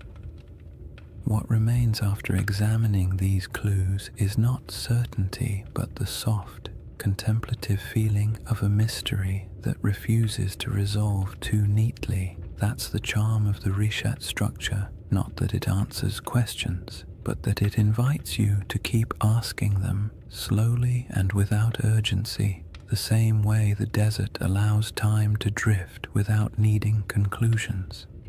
After exploring the curious parallels and intriguing coincidences, it's important to settle into the other side of the discussion, the quiet, grounded, scientifically steady side, the side that takes a deep breath, adjusts its glasses metaphorically, and says, "All right, let's not get carried away." Because while the Richat structure is visually compelling and undeniably mysterious in its aesthetic, the case against it being anything remotely like Atlantis is just as strong as the case that makes people wonder in the first place. And acknowledging that doesn't make the mystery less soothing. In fact, it makes it more balanced, more realistic, and more grounded in the rhythm of nature rather than the drama of myth. One of the simplest arguments against the Richat-Atlantis connection is the absence of ruins. No foundations, no walls, no pottery fragments, no structural remnants of any kind. If a major civilization once existed here, even one without monumental stone architecture, we would expect to find some trace of it. People leave things behind: tools, shards, fire pits, bones, carvings, symbolic objects, something. The Sahara is harsh, but not harsh enough to erase every sign of human activity. If a dense population had lived here, small nomadic encampments leave faint traces, farming settlements leave soil signatures, even temporary villages create debris. But inside the Richat structure, archaeological evidence is scarce, scattered, and entirely consistent with occasional prehistoric habitation rather than a populous, organized city. Another clear issue is scale. Plato describes Atlantis as a powerful naval civilization capable of launching fleets, influencing foreign regions, and maintaining a capital city large enough to impress outsiders. This would require infrastructure, labor specialization, long-distance trade, and durable materials. The Green Sahara did support human life, but the evidence we have, stone tools, simple camps, modest cultural artifacts, points to pastoral and hunter-gatherer lifestyles rather than elaborate urban systems. There were no harbors, no shipyards, no canal networks, and certainly no signs of advanced engineering. The gap between the archaeological record and the expectations for a sprawling maritime empire is wide. calm and fairly conclusive. Geology presents its own firm counterpoints. The reshaped structure is understood through a series of geological processes involving uplift and erosion. Its rings aren't artificial. They are layers of sedimentary rock carved gently over millions of years by wind and water. The symmetry of these rings feels uncanny when viewed from orbit, but up close, the terrain reveals irregularities, breaks, inconsistencies, and natural erosion patterns that would make any idea of artificial construction almost impossible. Nature has had a very long time to perfect this formation. It didn't need architects. It needed time, pressure, shifting plates, and the slow sculpting of weather. The age of the rocks is another point of conflict. Many layers of the Richat structure date back hundreds of millions of years, far older than anything humans could have shaped. The uplift likely occurred tens of millions of years ago. Even the youngest erosional processes are far older than the timeline of human civilization. If Plato's account referred to an advanced society around 9600 BCE, the Richat's geological history simply does not align. Humans were not carving rings into uplifted domes while mammoths still roamed the northern forests. The idea collapses under the sheer weight of deep time. There is also the question of context. Atlantis, as Plato describes it, was a hub of Atlantic navigation, a power that interacted with Mediterranean societies, but the Richat structure sits far inland, even accounting for ancient coastlines.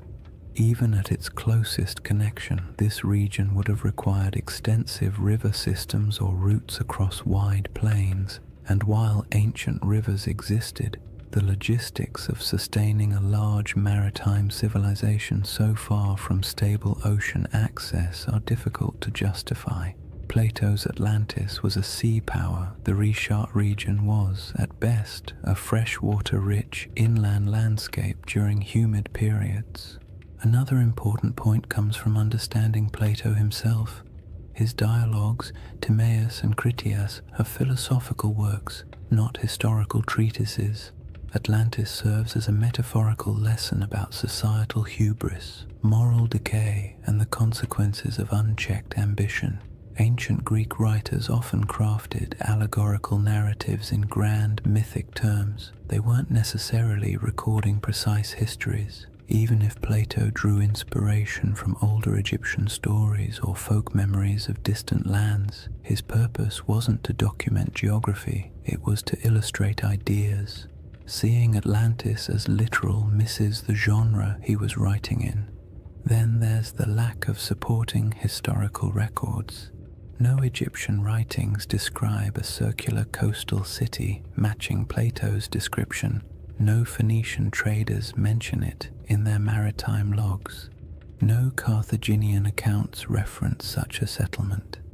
In a region with extensive interactions between early Mediterranean and African cultures, a highly advanced city would almost certainly have left some mark in oral or written traditions beyond Plato's single dialogue.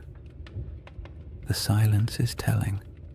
All these points form the steady, sensible, scientifically grounded case against the Richat structure being Atlantis or any ancient lost civilization. Yet none of them make the structure less fascinating. The Richat stands out precisely because it embodies contradictions, visually striking but geologically ordinary, evocative of myth yet entirely natural, surrounded by desert but shaped by water in the deep past. The structure's intrigue lies not in what humans built, but in what nature carved and time concealed. What the scientific perspective ultimately gives us is a sense of humility. The Richat structure is a reminder that Earth's landscapes can mimic human patterns accidentally, that erosion can outperform architects, that symmetry doesn't always imply intention, and that sometimes the most interesting mysteries are the ones that sit comfortably between explanation and imagination.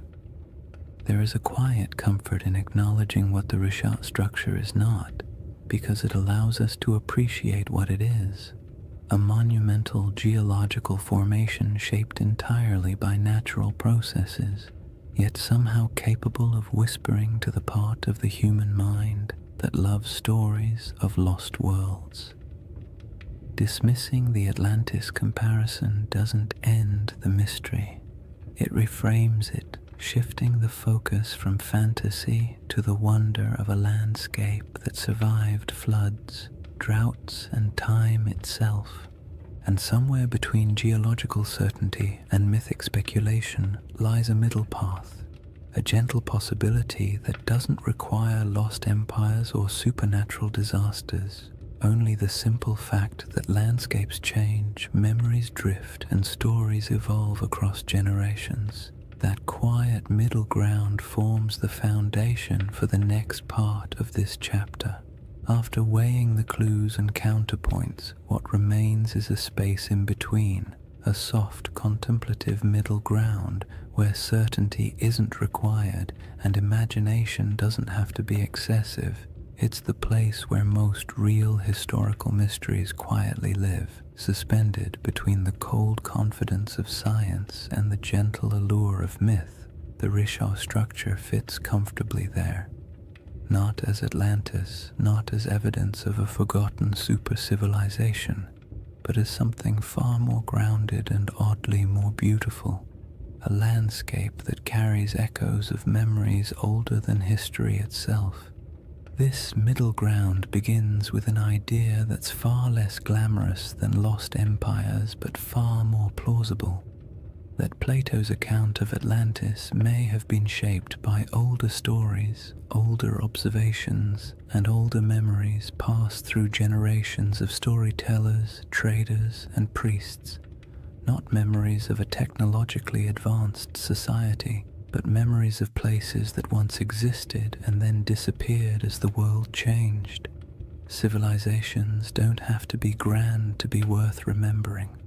A pastoral group displaced by drought can leave behind a story that grows in the telling.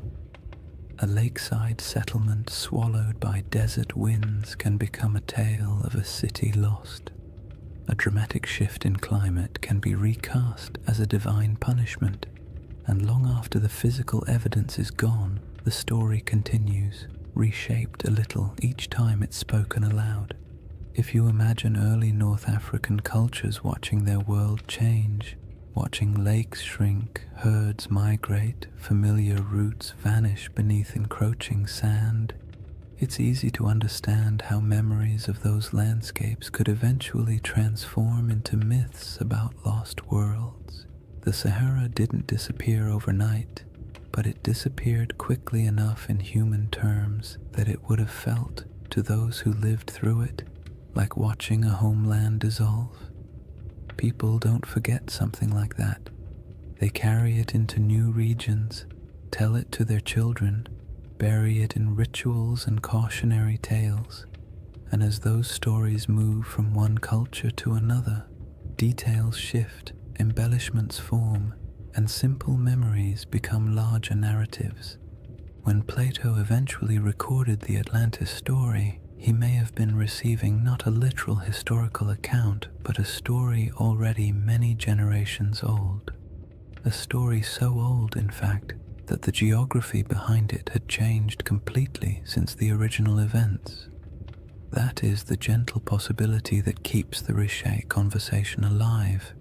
Not that it was Atlantis, but that it resembles the type of place that could have inspired memories strong enough to survive climate shifts, migrations, and cultural reinterpretation.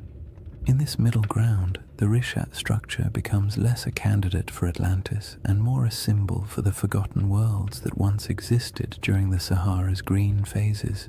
The circular shape isn't a blueprint, it's a coincidence that resembles human descriptions of circular settlements or lake systems. The environment around it, once fertile, later desolate, fits the rhythm of myths describing lands that flourished and then vanished, and the geological strangeness of the formation makes it the type of place human imagination gravitates toward, even without evidence of ancient cities or monumental architecture. This perspective is calm and grounding. It acknowledges that the Richat structure is geological, not architectural.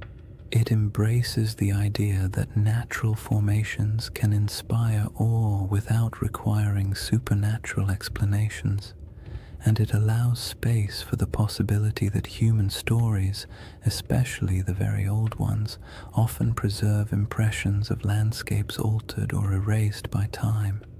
In this view, Atlantis isn't a lost city waiting to be excavated. It's a cultural memory of a world transformed. The middle ground also makes room for one of the most fascinating aspects of human storytelling, our tendency to merge different memories into single narratives. Imagine an Egyptian priest hearing tales from travelers who claim their ancestors once lived in a land where water flowed through concentric valleys. Imagine those memories mixing with other stories of disappearing lakes, ancient floods, or regions swallowed by drought. Imagine Plato hearing a version of that tale centuries later, filtered through generations of reinterpretation. By the time he wrote it down, the story would have been a blend, part geography, part metaphor, part nostalgia for a world the teller never saw. This blending of truth and tale is not deception. It's how oral traditions work. Details shift, landscapes become symbols, natural disasters become moral lessons. A story meant to explain why the world changed becomes a story explaining why people must be humble. Even today, we do this without realizing it. We condense complex events into simple narratives because simple narratives are easier to remember, easier to teach, and easier to carry into the future. In the calm light of this middle ground, the Richat structure serves as a gentle reminder that landscapes shape stories just as stories shape our perception of landscapes. The structure's rings might have meant nothing to the people who walked across it thousands of years ago, but to someone hearing a distorted account of those landscapes generations later, the image of a circular landform might have blossomed into something mythic, not because the Richat structure was Atlantis, but because it felt like the kind of place myths grow from, strange, memorable, and entirely out of step with its surroundings. The temptation of this middle path lies in its openness. You don't have to believe the Richat structure hides ruins. You don't have to assume ancient people built concentric canals. You don't even have to decide whether Atlantis existed as a literal place. You simply accept that the ancient world was filled with environments now gone, and that stories from those environments survived in forms we barely recognize. The Richat structure becomes one of many possible inspirations, not the answer, but an echo. There's something soothing about mysteries that don't demand solutions. They allow your mind to drift without needing to arrive anywhere specific. The Richat structure isn't a riddle asking to be solved. It's an invitation to explore deeper layers of time, to imagine landscapes that no longer exist, and to appreciate how human memory stretches across millennia. It reminds us that myths often begin with something real, not a lost empire necessarily, but a lost environment, a lost way of life, or a lost understanding of the land. And that leads us gently into the final chapter of this journey, a shift away from evidence and counter-evidence, and toward the quiet, cosmic perspective that emerges when you consider how long the Richat structure has watched the desert around it rise, fall, and change. Chapter 4. The Eye That Remembers Everything. If you ever find yourself imagining the Richau structure at night, it helps to forget the satellite photos and geological diagrams for a moment and picture something much quieter. A place far from modern roads, far from city lights, far from anything that interrupts the soft rhythm of the desert after sunset. Night in the Sahara is its own world, almost a separate dimension from the harsh daylight that most people think defines it. The heat drains away slowly, the wind settles into a steady breath across the dunes, and the sky opens wider than seems reasonable, filled with stars that feel impossibly close. In that stillness, the Richat structure doesn't feel like a geological puzzle or a misunderstood legend. It feels ancient in a way few places do, as if it has been sitting patiently through eras, watching everything change around it while remaining almost unchanged itself. Standing at the center of the formation under a clear sky would feel like standing inside a natural observatory. The circular ridges rise around you, not high enough to trap you, but just high enough to create the sense of being in a vast stone bowl. The curves would guide your gaze upward toward the sky, making the stars appear as though they are swirling in unison with the rings below. There are no lights to dim the stars, no distant hum of traffic, no artificial sounds, just the low whisper of the wind brushing across ancient rock, passing through channels carved by time, creating tones so soft you might not even register them consciously. In that kind of quiet, the desert feels alive, not in a dramatic or mystical way, but in the subtle way landscapes breathe through temperature shifts, airflow, and tens of thousands of years of stillness. The moonlight transforms the Richat structure even further. The pale light pools in the lower depressions and glides across the ridges, revealing the circular symmetry that can be hard to see when you're standing on the ground during the day. At night, those rings shine faintly, almost glowing in places where quartzite catches the moon's reflection. The effect is soothing, not eerie, the kind of sight that makes you exhale slowly, not look over your shoulder. The desert has always been a place where time feels soft and stretched, and inside the Richat at night, that feeling only deepens, as if the land is gently reminding you that it has existed far longer than any human story about it. There is something comforting about how little the Richat structure demands. It doesn't insist on meaning. It doesn't ask to be interpreted. It simply sits, weathered and patient, while the sky above it cycles through constellations that ancient people once used to navigate across greener lands. Thousands of years ago, when the Sahara was still alive with lakes and grasslands, early humans would have looked up at the same stars, using them to track seasons, migrations, and time. They may have passed near the Richat without knowing its shape, but they would have walked under this same sky, feeling the same cool air after sunset, listening to similar breezes skimming across the land. In that sense, the desert night turns the Richat structure into a bridge between eras, not because anything connects them physically, but because the sky has remained one of the few constants across the entire sweep of human history. If you were to sit on one of the ridges and look out into the darkness, you would see nothing but the silhouettes of dunes shifting gently in the moonlight. The horizon softens at night, blending sky and sand into a single muted line. It's the kind of scene that encourages introspection, not analysis. You don't wonder who built the structure or whether it held palaces or temples. You simply feel the weight of time, not as something heavy or intimidating, but as something vast and calming. The world has changed so many times, and the Richat has been here through all of it, absorbing the silence, weathering the storms, and watching the land around it transform. The desert's silence isn't empty. It holds layers of memory, not the kind you can excavate with tools, but the kind that lingers in atmosphere. The silence feels old, as if it carries a faint awareness of the worlds that once existed here.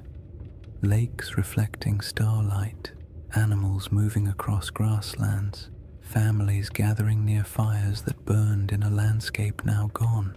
The nighttime air feels thick with that invisible history, yet it doesn't demand your attention.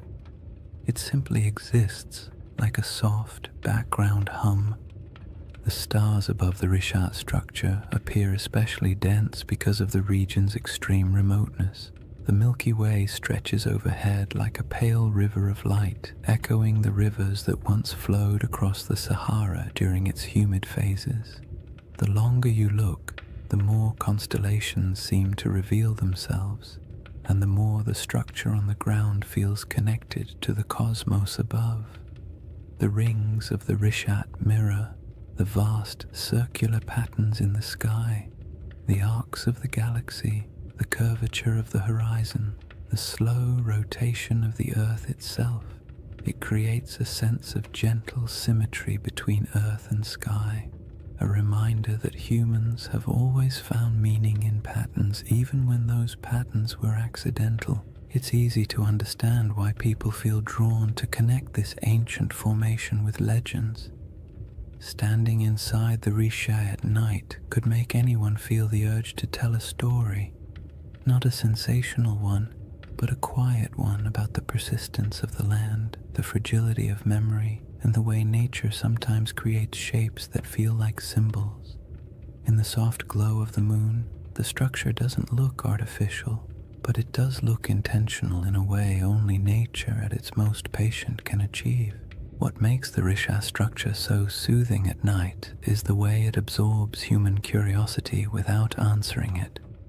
You can wonder about its origins, its place in mythology, its connection to past climates, or whether ancient people ever felt a hint of awe when passing near it. But the structure offers nothing back except the gentle assurance that it will still be here long after our questions fade into silence.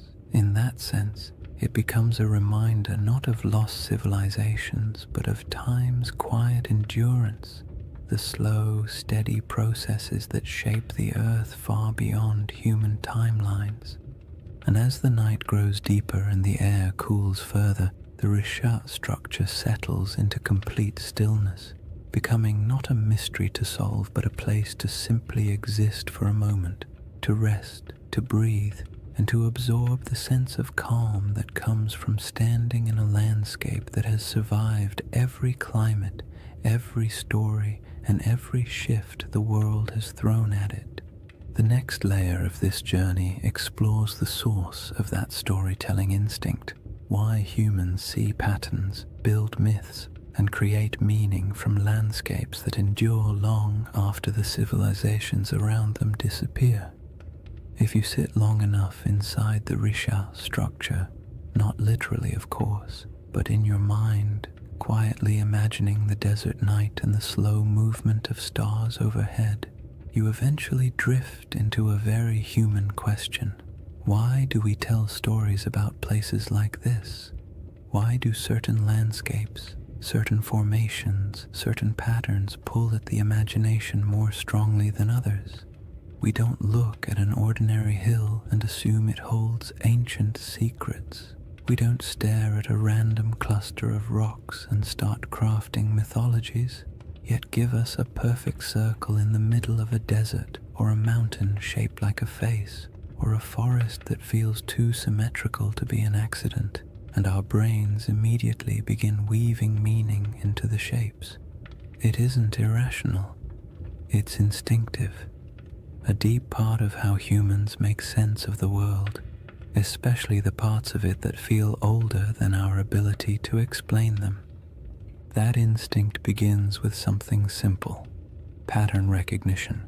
Humans are exceptional at spotting patterns even when those patterns don't exist. It's a survival trait. Recognizing the difference between a harmless shadow and a predator hiding in the bushes was once a matter of life and death. Over time, that instinct expanded into art, religion, storytelling, and all the imaginative ways we try to connect the dots between what we see and what we feel. When early people saw the rings of the Rishat structure, perhaps not from the ground but from the gradual rise of surrounding terrain, they might have sensed an unusual regularity in its shape. Maybe not enough to interpret it as a city or a monument, but enough to remember it, enough to describe it, enough to make it feel distinct from the ordinary landscapes around it. The human imagination thrives on places that feel just slightly out of place. The Risha structure does exactly that. It's too round, too wide, too neatly layered to blend in with the rugged desert.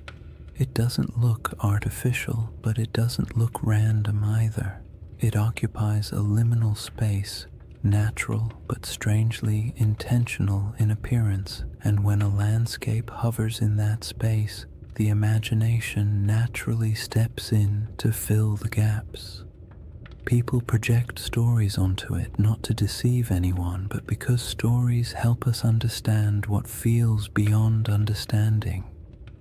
Storytelling is how humans anchor themselves in time, how they transform landscapes into memories, and how they preserve experiences that might otherwise vanish.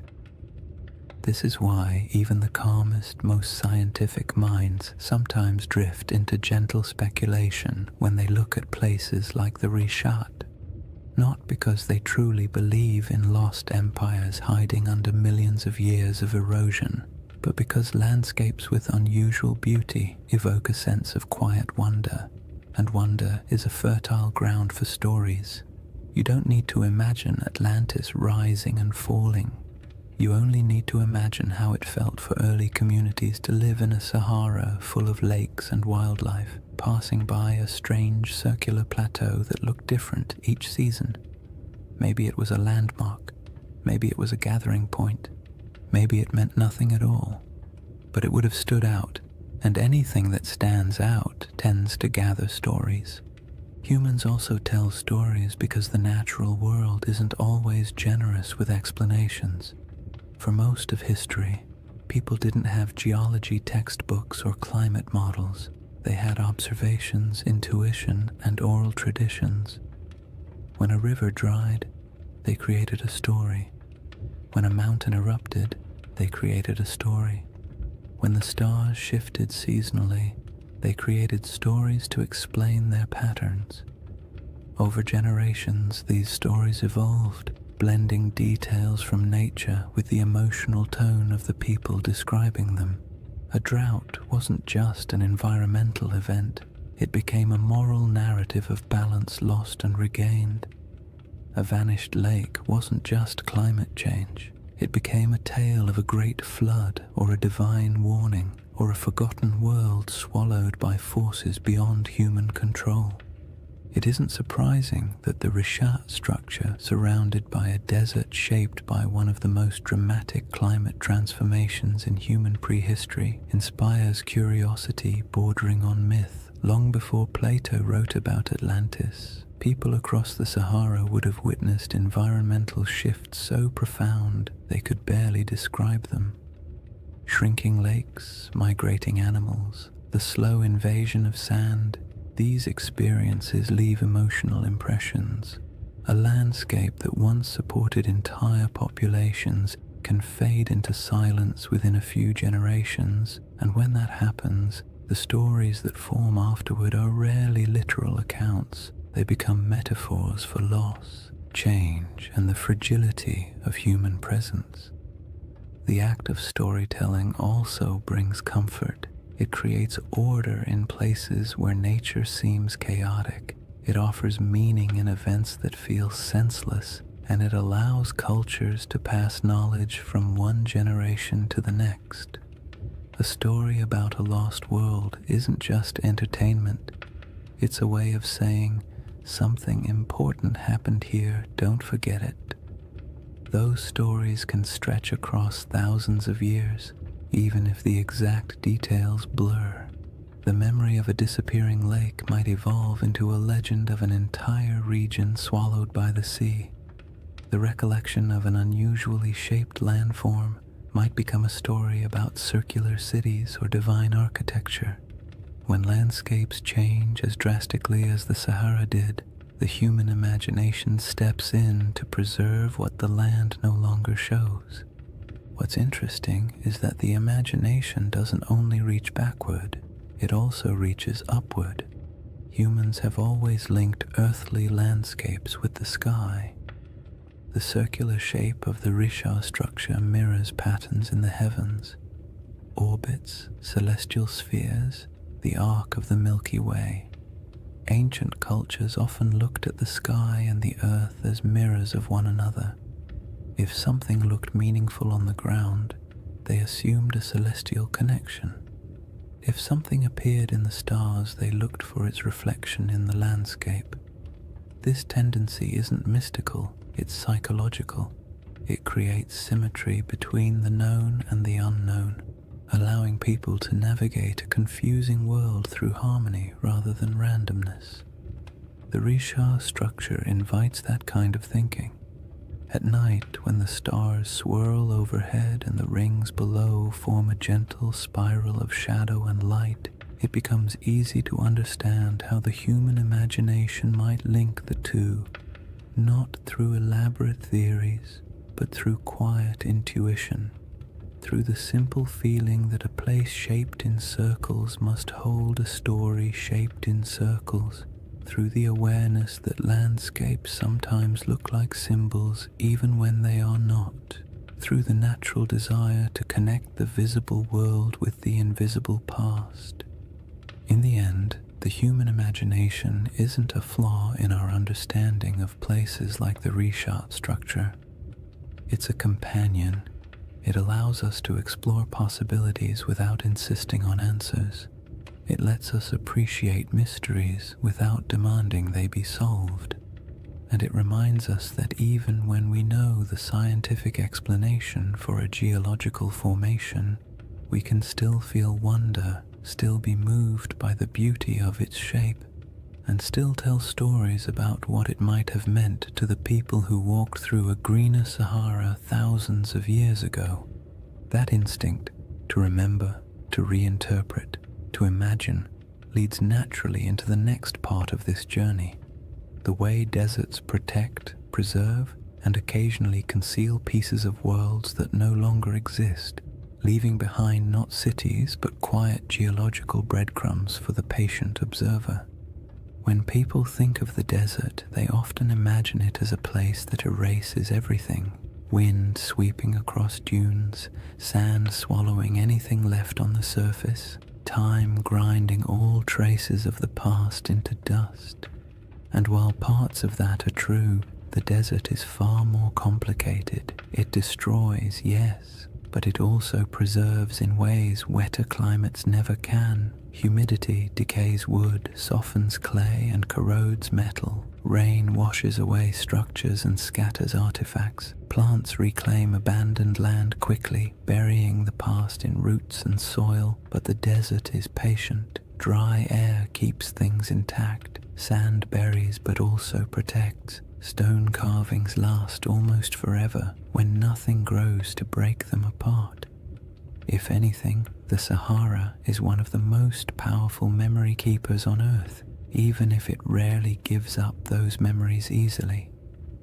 The Rishat structure sits in the middle of this vast archive, not an archive of books or ruins or treasure, but an archive of landscapes. The rings themselves are a geological timeline. Each layer tells a story about a different era of Earth's crust. The minerals inside them remember volcanic activity, erosion patterns, shifts in ancient climates, and surrounding the structure, scattered across the Sahara, lie faint traces of worlds that came and went before the desert took over. Fossils of fish that once swam in freshwater lakes, shells from ancient inland seas, bones of hippos, giraffes, elephants, and antelope that lived in grasslands where nothing but dunes now remain. These remnants are quiet, fragile, and astonishingly well preserved because the desert has held them still for millennia. Even more delicate objects survive in surprising numbers. Stone tools left behind by early humans who walked across plains now buried under dunes, arrowheads, blades, grinding stones, small carvings. They're scattered, not concentrated, evidence of lives lived lightly on the land, following herds, collecting plants, moving when the seasons demanded it. None of these objects tell a story of a centralized city or a monumental culture, but they do tell the story of human persistence in a world that was constantly shifting around them. These tools have edges still sharp enough to cut. They were shaped by hands that lived in a climate we can barely imagine today, and the desert, indifferent to time, simply kept them. Then there are the rivers, or rather, the ghosts of rivers. Radar imaging reveals dozens of ancient channels beneath the Sahara's surface, some stretching hundreds of miles. These channels are not small trickles, but massive pathways carved by powerful flows of water. They show where life once concentrated, where animals gathered, where early humans traveled and settled, and though they're invisible from the ground, their presence beneath the sand acts like a geological memory, a map of how different the world used to be. Long after lakes vanished and grasslands withered, the shapes of these channels remained, buried but intact. The desert also preserves what might be called emotional landscapes, the subtle, atmospheric memory of places people once inhabited. Rock art in the Sahara captures these moments with eerie clarity, carvings of cattle, religious symbols, hunting scenes, boats gliding across water. Some images show animals that haven't lived in the region for thousands of years. Others depict rituals or daily activities of groups whose descendants migrated far away when the climate changed. These paintings survive because the desert air is too dry to dissolve the pigments. They are echoes etched into stone, fragments of human emotion fossilized in mineral form. And even though they don't correspond to Plato's Atlantis, they show how easily early cultures could leave behind traces that would confuse or inspire later generations. But the desert's preservation comes with a twist. It protects selectively. It keeps what nature builds, but rarely what humans build. Wood, cloth, bone, and plant materials decay quickly, stone lasts, but only if left untouched by wind. Anything built from mud or organic material disappears, so a region could support generations of habitation and leave barely any physical evidence. When the Sahara dried, entire ways of life evaporated with it. People moved south or toward the coast, leaving only a thin scattering of tools and art behind.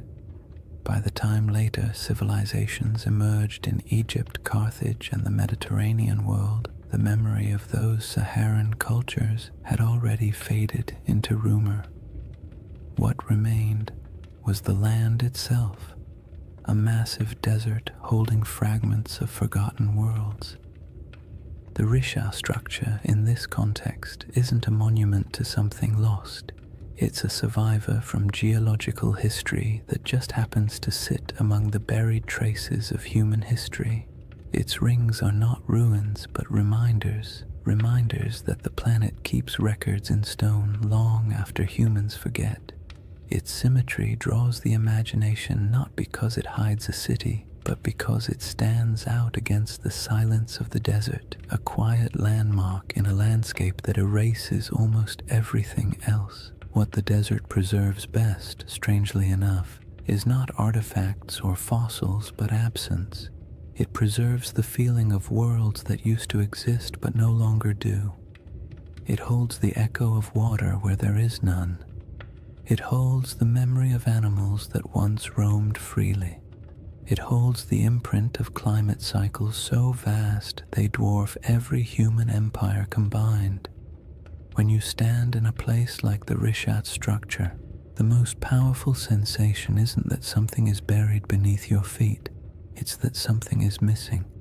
something that used to be here but isn't anymore.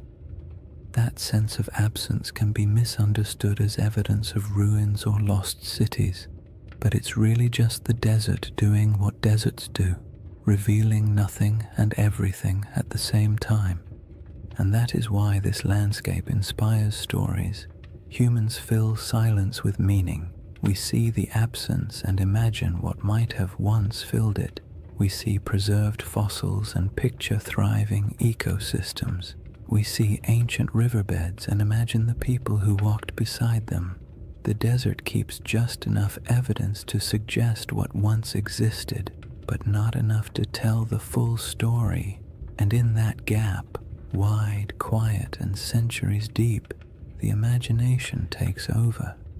This brings us to the final movement of this journey, a gentle widening of perspective, a step back from geology and fossils and myths, and into the broader cosmic calm that emerges when you stand in the middle of a desert night and realize just how ancient, patient, and enduring the earth truly is. When you step back from all the theories, the geology, the ancient climates, and the quiet wonders preserved by the desert, the Risha structure becomes something simpler. Not a riddle demanding an answer, but a reminder of how small we are against the scale of time. Standing in the middle of its rings, especially under the night sky, you can feel the weight of millions of years pressing gently around you, not in a frightening way, but in a calming, grounding way, the kind that makes your breath slow down without you meaning to, as if the land itself is inviting you to let go of the need for certainty. Because the truth is, the Rishat structure doesn't care what we believe about it. It existed long before humans tried to make sense of it, and it will exist long after our stories fade. The desert has watched entire civilizations rise and fall at its edges, while the eye of Africa simply remained what it always was, a geological formation shaped by pressures, erosion, and deep time. And yet, for something so indifferent, it has a remarkable ability to hold our attention, to stir our imagination, to make us lean forward and whisper, "What if?" That what if doesn't need to be answered. It's enough that the question exists. It's enough that something in a quiet corner of the Sahara can evoke wonder in people who will never stand beside it. We don't need Atlantis for the Risha to matter. We don't need a lost empire or buried ruins. The formation is compelling precisely because it sits on the edge of the known and the unknown, part science, part mystery, part myth, part memory. It invites you to be curious without demanding conclusions, and that is its most soothing quality. If you imagine the Risha at its quietest moment, perhaps just before dawn, when the stars begin to fade but the sun hasn't yet lifted over the dunes, the entire landscape feels suspended. The air is cool, still carrying the desert's nighttime clarity. The sky brightens slowly, revealing the faint outlines of the rings around you. The first light washes over the ridges, turning the stone soft shades of blue and gold. In this moment, it feels as though the structure is waking up, though of course it never sleeps. It simply cycles through light and darkness, warmth and cold, day after day, century after century, long after humanity stopped paying attention, and that quiet persistence is part of its allure. The Rishat structure doesn't ask for interpretation because it doesn't need us. It exists comfortably beyond our stories.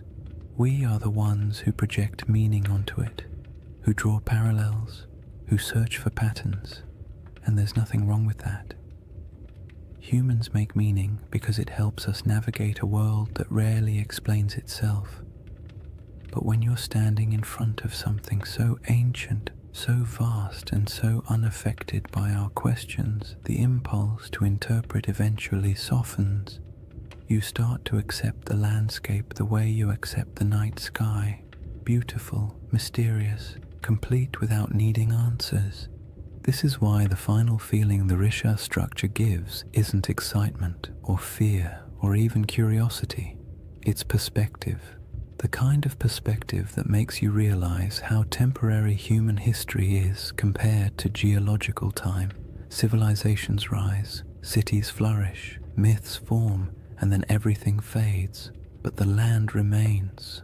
The Sahara has been green, then brown, then green again, then sand, then grass, then dunes. The world shifts constantly, but overspans so long that it's easy to forget.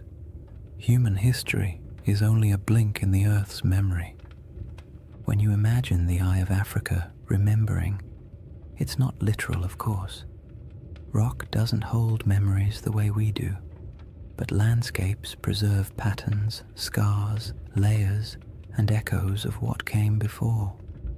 The Risha structure remembers not through intention, but through endurance, through the way its rings hold the imprint of ancient forces, through the way it witnessed the Sahara's transformation without changing its own essential shape, through the way it stands in the middle of emptiness, still holding the quiet dignity of something older than our oldest stories.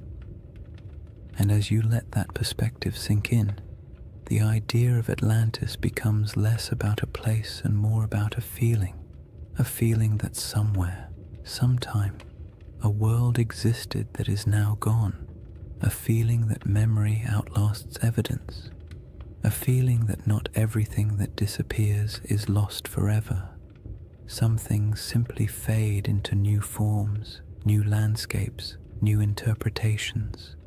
The Risha structure doesn't solve the Atlantis mystery, but it offers a gentle space where that mystery can rest, unpressured and unbothered. In the end, the most peaceful thought of all is this: maybe Atlantis was real, maybe it wasn't. Maybe it was a memory of a greener Sahara. Maybe it was an echo of rivers and lakes that vanished before history began. Or maybe it was just a story, a beautifully structured story passed down through generations. But somewhere out there in the quiet heart of the desert, the Eye of Africa is still watching. Not searching, not revealing, just watching. Watching the night sky turn. Watching the dunes shift. Watching time pass with the patience only the earth itself can hold. And there is something profoundly comforting about that.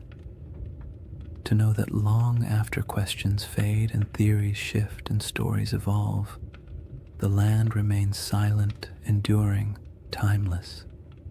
A slow, cosmic heartbeat in the middle of the Sahara, inviting you to breathe a little slower, to let your thoughts drift, and to fall gently into rest. If you've made it this far, awake, half asleep, or somewhere in that gentle in-between space where thoughts drift like sand across a desert floor, then you've journeyed through one of Earth's quietest mysteries. And maybe that's the real beauty of the Risha structure.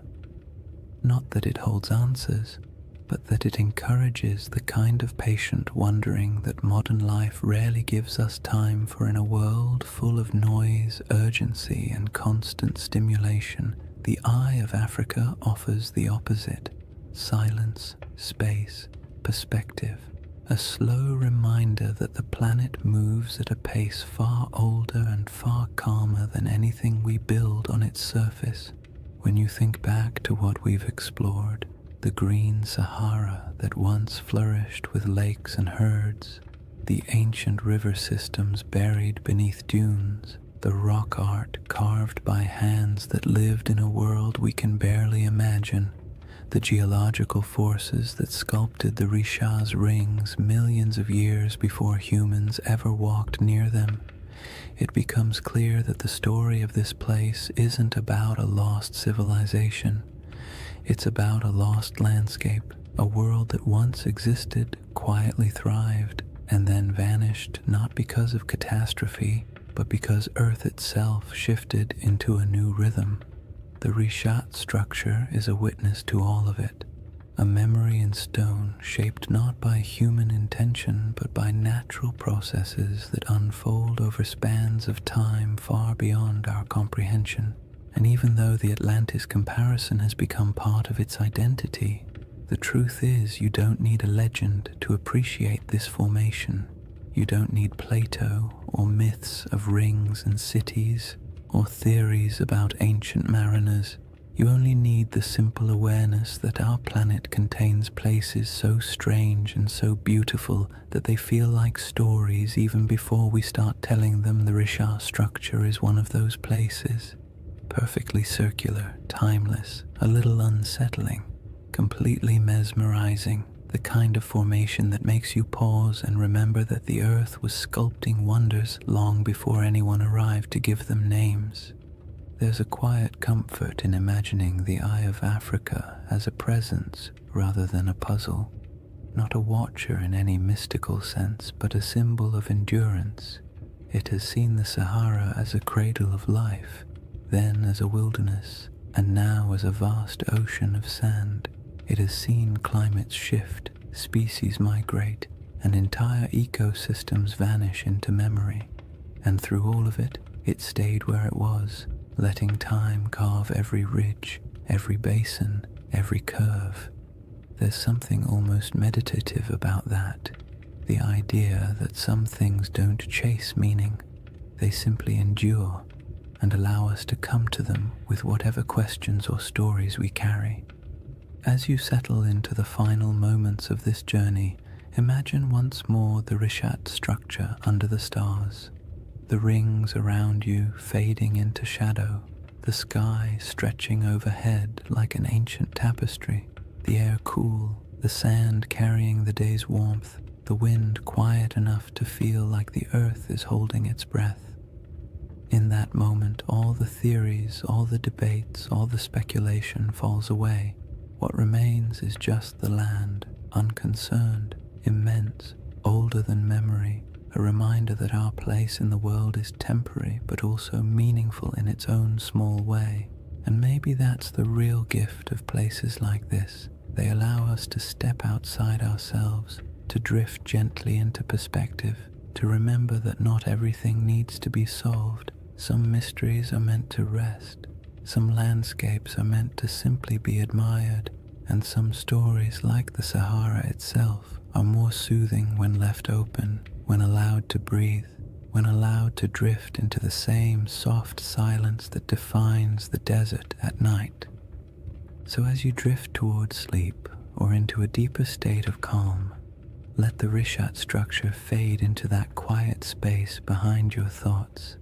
Let the rings dissolve into darkness, the stars soften overhead, and the desert wind carry away whatever tension you brought with you. The earth has been here a long time, and it will be here long after the worries of today have faded. You are small compared to the scale of geological time, but that smallness is not a burden.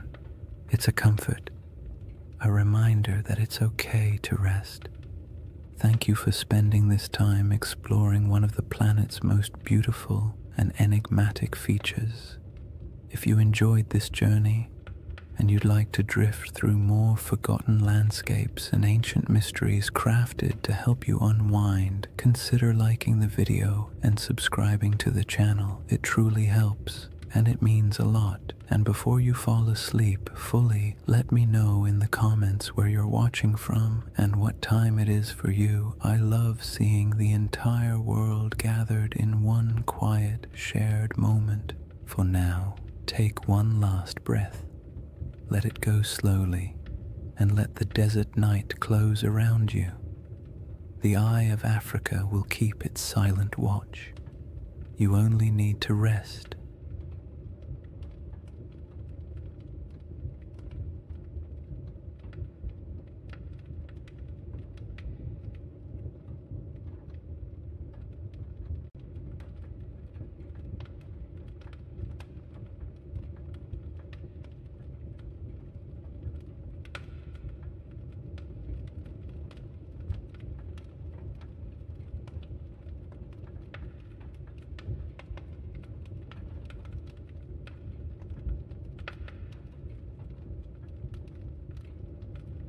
Hey guys, welcome back to the Sleep Atlas. Tonight, we're traveling back to one of history's strangest paradoxes, an army of monks, men who swore vows of poverty, chastity, and obedience, then marched into battle with swords gleaming in the sunlight and banners blazing red crosses against white, the Knights Templar. For the next 2 hours, you're not in the 21st century anymore. You're in the age of cathedrals and crusades, relics and rumors, faith and fear. And as always, if you enjoy these journeys through history that help you fall asleep, please subscribe for more nights like this one. It helps the channel, and it helps you find your way back when you need another story to drift away to. Now tell me in the comments, what's keeping you up tonight? Because tonight, we're going to talk about a brotherhood that was born in faith, drenched in blood, and consumed by legend. A story that begins not in a palace, but in silence. Imagine, a torch flickers in an underground chamber beneath Jerusalem. The year is 1119. The city still smells faintly of conquest, burned wood, incense, and the metallic tang of drying blood. 9 knights kneel in a circle. Their armor creaks as they bow their heads. One of them, Hugh de Payens, a French nobleman with eyes like chipped flint, swears an oath before God to live without wealth, without women, without fear, to protect the pilgrims traveling these deadly roads to the Holy Sepulchre. No music, no witnesses, just men and stone and the echo of words they can never unsay. That's how the Knights Templar began. Or at least how history thinks they did. But as with most things that begin in the dark, the truth is more complicated. Chapter 1. The Secret Birth of a Holy Army. Jerusalem in 1119 was not a place of peace. The First Crusade had ended 20 years earlier, and what the Crusaders left behind wasn't holiness, it was chaos. The Holy City was technically Christian, ruled by a Latin king, but the streets were still littered with ghosts. Mosques had been turned into churches. Pilgrims from Europe wandered through the desert, barefoot and dazed, believing they were walking through the Bible itself. And everywhere, the tension between faiths hung thick as incense. The roads between the coast and the city were a nightmare. Bandits, raiders, and desert tribes preyed on travelers like wolves. Every year, hundreds of unarmed pilgrims set out from the ports of Jaffa or Acre to see the place where Christ had died, and many never arrived. It was a land where faith could get you killed faster than sin. Enter those 9 knights, poor, devout, and possibly bored noblemen from northern France. Their leader, Hugh de Payens, had fought in the Crusades and stayed behind when most went home. He and 8 companions approached King Baldwin II of Jerusalem with a strange request. They wanted permission to form a new order of knights, not to conquer, not to rule, but to guard. The king said yes. The church hesitated. Nobody quite knew what to do with these men. They were knights, yes, but they claimed to be monks too. The idea didn't fit into any box the medieval world understood. A soldier was supposed to fight, a monk was supposed to pray, and these men wanted to do both. Baldwin gave them quarters in a building that stood on the ruins of the Temple of Solomon, the most sacred and controversial ground in the world. And that's where their name came from. The poor fellow soldiers of Christ and of the Temple of Solomon, or more simply, the Knights Templar. Now here's where things start to shimmer with myth, because for nearly a decade, nobody heard much from them. No glorious battles, no public presence, just 9 knights living quietly in a half-ruined temple, claiming to protect pilgrims. And that's when the whispers began. What were they doing under the temple? Some said they were excavating. Others said they were searching for something buried deep beneath the stones, relics perhaps, or knowledge long hidden since the days of Solomon himself. Modern archaeologists will tell you this is nonsense, of course, but even they admit the Templars had access to the Temple Mount, a privilege almost no one else in Christendom enjoyed, and for years they dug there with the Church's blessing. When they finally emerged into public life, they were different, organized, wealthy, confident, almost as if they'd found something that changed everything. But let's step back for a moment. The early 11th century was an age of improvisation. The Crusader states were young, messy, and barely hanging on. Every kingdom was a patchwork of loyalties, half knights, half pilgrims, and a lot of wishful thinking. The Church was desperate for order, and the Templars offered exactly that, a blend of zeal and discipline that looked like divine intervention in armor. It was a brilliant pitch, and they sold it well. When Hugh de Payens travelled back to Europe in 1127 to seek official recognition, he met with kings, nobles, and eventually the Pope himself. The Church loved them, a holy army that required no payment, asked for no land, and swore absolute loyalty to God. It was a bureaucrat's dream. Pope Honorius II granted them official status, and a few years later, in 1139, another pope, Innocent II, took it even further. He declared that the Templars answered to no king, no bishop, and no law except the popes. They were untouchable, exempt from taxes, allowed to cross borders freely, and permitted to collect donations directly from the faithful. In other words, the Knights Templar became a multinational corporation, centuries before such a thing should have existed. And that's where their story stops being quaint and starts getting strange. Because remember, these were men who began with nothing. Their symbol was two knights riding a single horse, a visual metaphor for poverty. Within a generation, that same order owned castles, fleets, and entire banking networks. They were the world's first financial institution that operated across borders. But we're getting ahead of ourselves. Right now, there's still just 9 men under the ruins of Solomon's temple, holding candles against the dark. Picture it. The smell of wax and oil smoke, the faint hum of wind through broken columns, the distant cries of muezzins echoing from the city below. The world is shifting. Faith, power, greed, all swirling together into something entirely new. Somewhere between prayer and politics, the Templars had found a formula that worked. A soldier's discipline, a monk's devotion, and a businessman's pragmatism, all wrapped in one dazzling symbol, a red cross on white. And as their power grew, so did the myth. People whispered that the knights never truly slept, that their prayers could call down miracles, that their swords glowed in battle like divine fire. In an age starved for heroes, the Templars became living icons. And for the Church, they were proof that holiness could conquer the world, or at least fund its expansion. Still, even in these early days, the seeds of their downfall were already being planted, because whenever power hides behind purity, suspicion follows. For now, though the world was enchanted by them, Europe sent them gold, recruits, and blessings.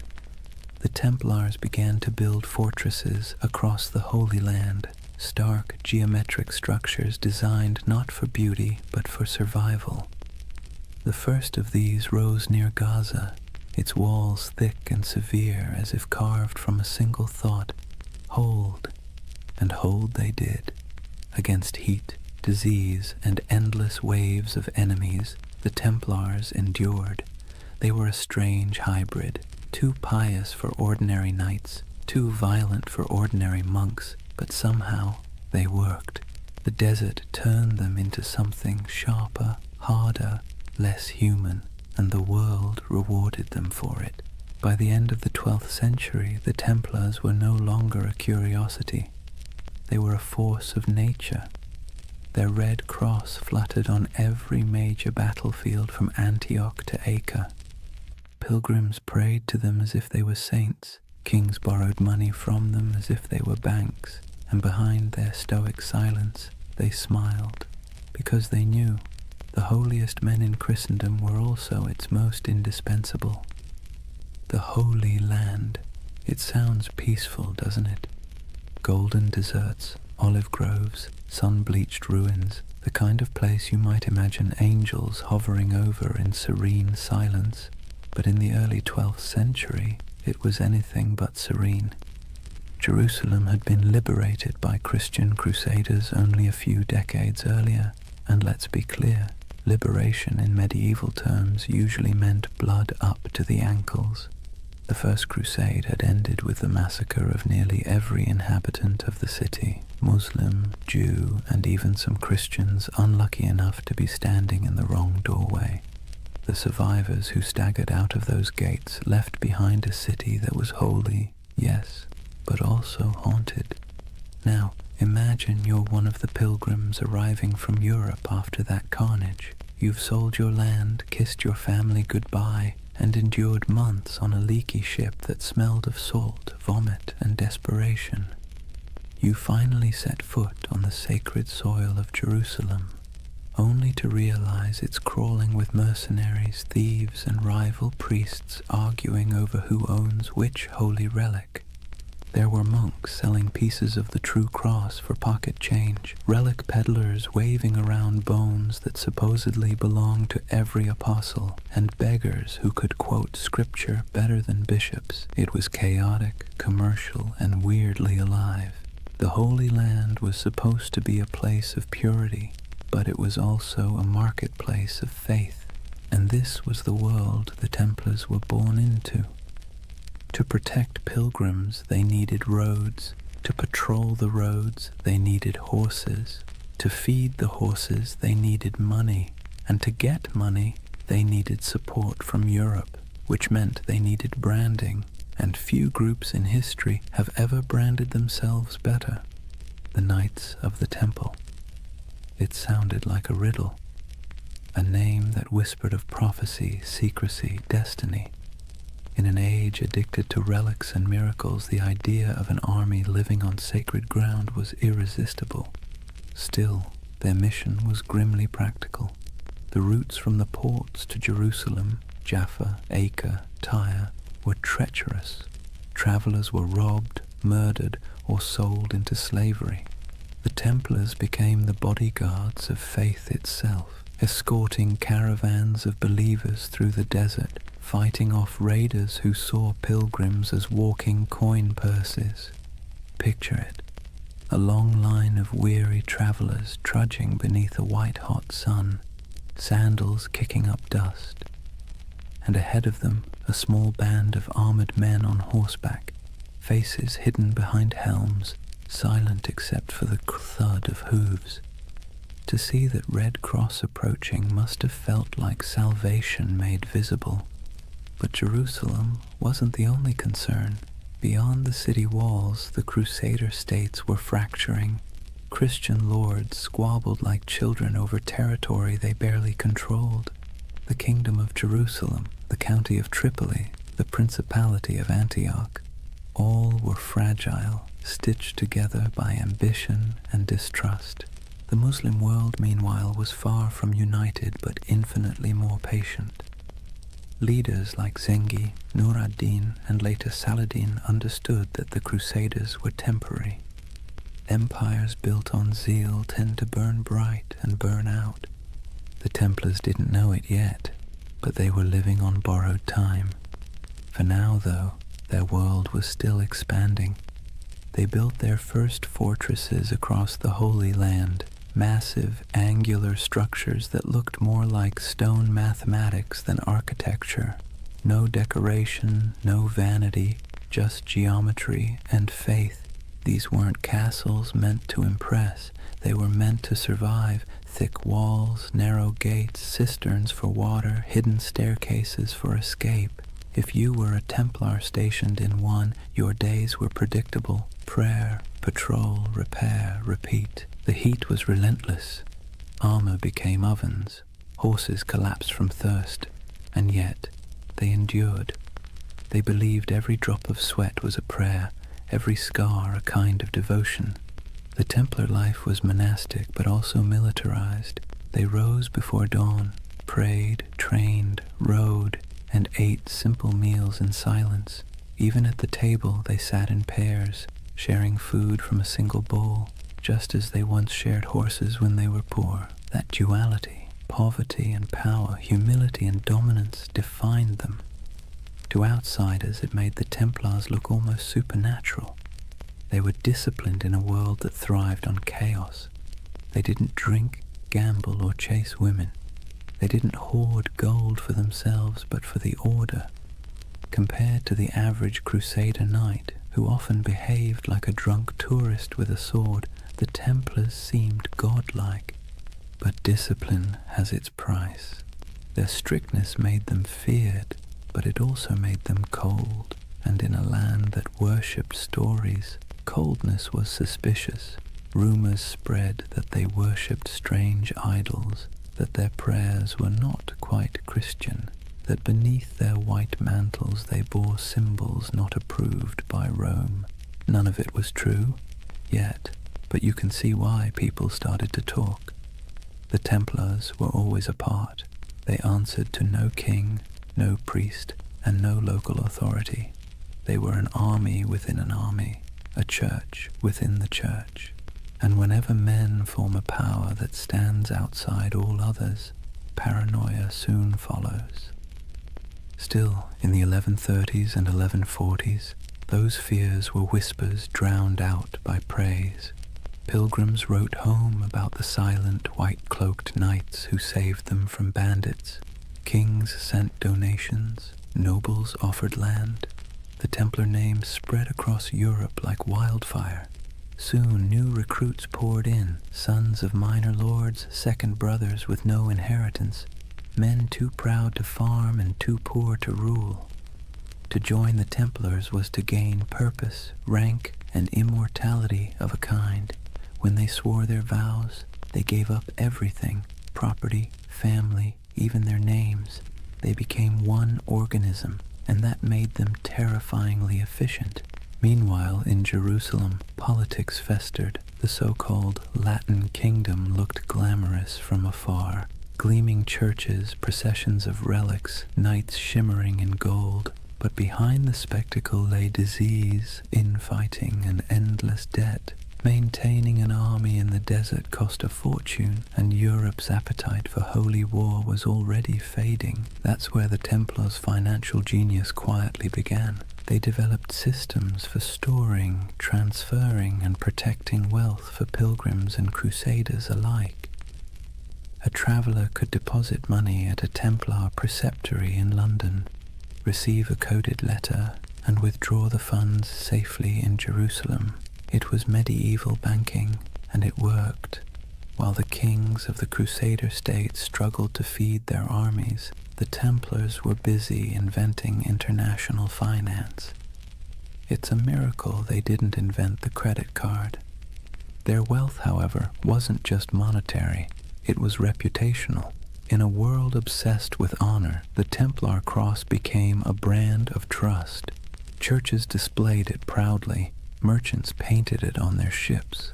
Even thieves hesitated to rob a Templar convoy because rumor said anyone who did would die within the year. But faith and fear are fickle allies. By mid-century, the political tides began to turn. Muslim forces under unified banners were pushing back. The dream of permanent Christian rule in the East was already fraying. The Templars found themselves fighting not for glory but for survival. Still, for every setback, they doubled down. When they lost a castle, they built two more. When armies fell, they recruited faster. When allies faltered, they became their own nation of stone and secrecy. You can almost admire the sheer stubbornness of it. The idea that faith could replace geography, that brotherhood could outlast empire. By the late 12th century, the Templars were no longer 9 poor knights in a ruin. They were the backbone of Christendom's military and financial power. Their headquarters in Jerusalem gleamed with marble. Their fortresses dotted the coasts of Syria and Palestine. Their banner, a red cross on white, was feared from Cairo to Constantinople, and yet the cracks were already showing. The Holy Land had always been an illusion of permanence.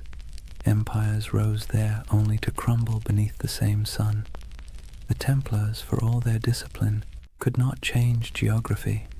They were foreigners defending a dream, and dreams, like empires, are fragile things. For now, though, as the night deepens and the desert cools, imagine the campfires of the Templar outposts glowing under a canopy of stars. The wind sighs across the sand. The horses snort softly in their sleep. A monk knight kneels beside a stone wall, whispering a prayer in Latin that drifts into the dark like smoke. Somewhere far to the west, Europe sleeps, safe, wealthy, and unaware that its most sacred soldiers are already walking the thin edge between salvation and damnation. Imagine the year is 1120. The air in Jerusalem still hums with dust and incense, the streets winding like veins between crumbling walls and half-rebuilt churches. The Crusaders hold the city now, but barely. Pilgrims shuffle past soldiers, merchants haggle beside priests. Somewhere, a choir is singing in Latin while a camel coughs nearby. It's the kind of world where the sacred and the absurd coexist perfectly comfortably, and beneath all that noise something else is stirring. 9 men, that's all. 9 poor French knights, led by a man named Hugues de Payon. They arrive in Jerusalem without fanfare. No army, no banner, no gold. They make a simple request to King Baldwin II, the use of a few rooms on the Temple Mount.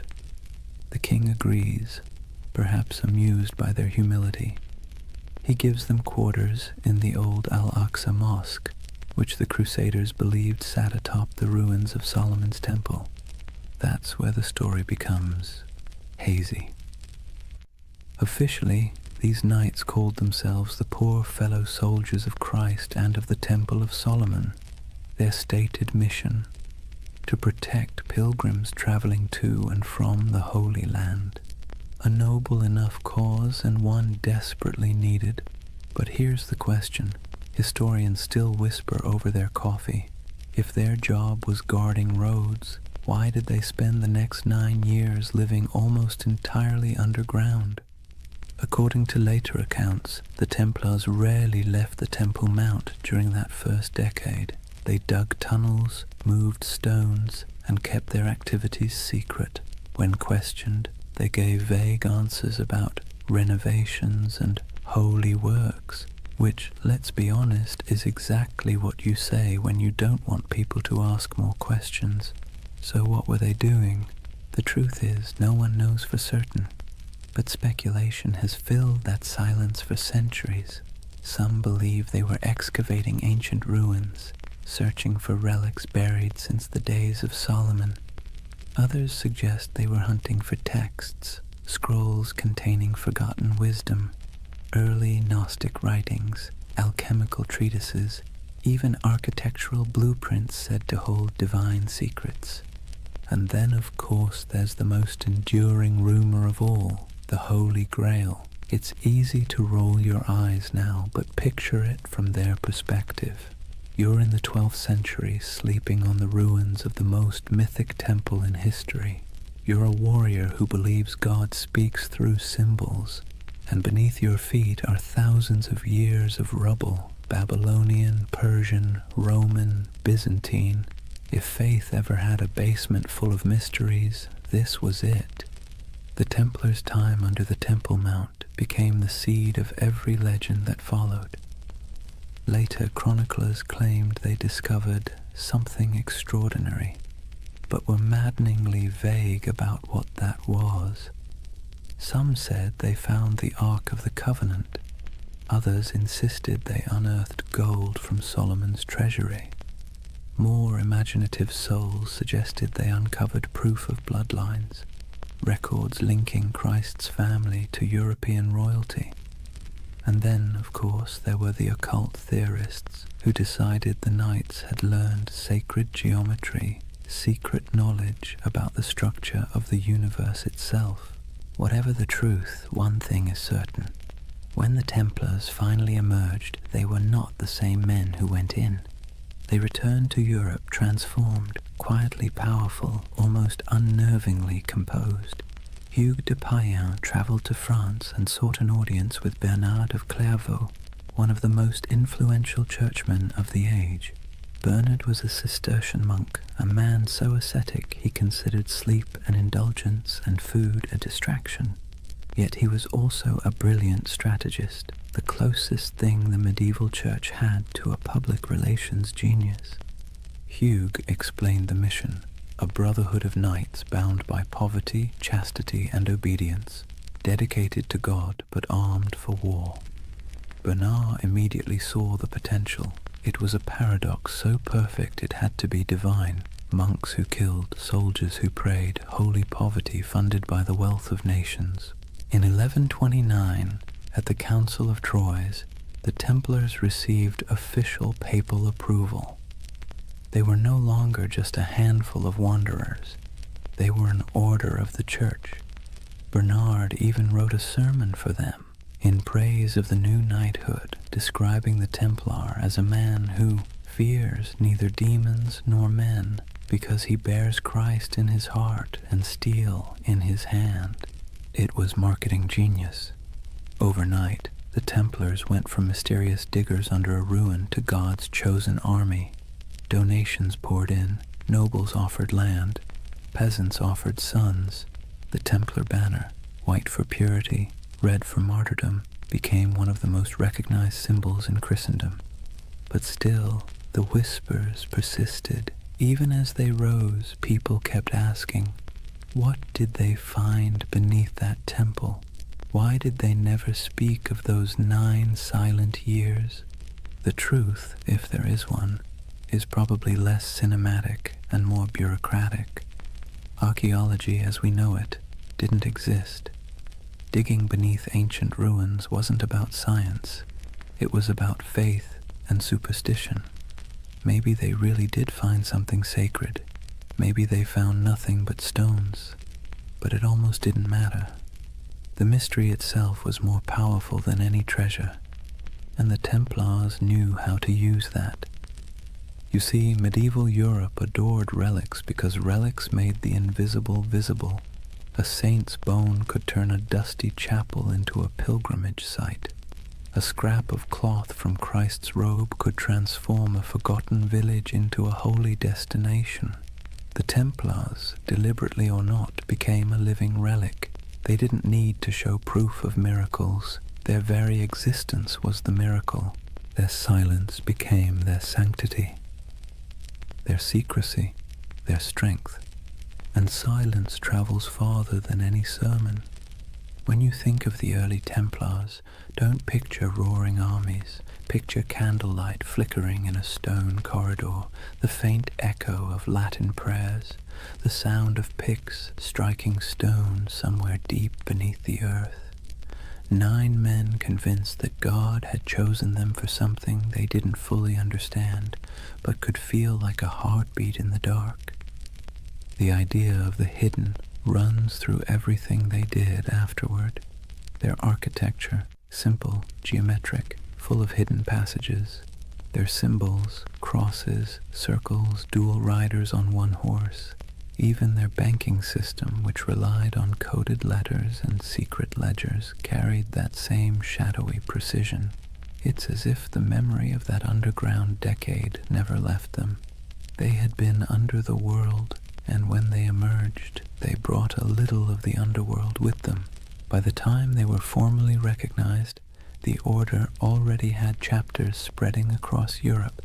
Preceptories in Paris, London, and Aragon became both fortresses and treasuries.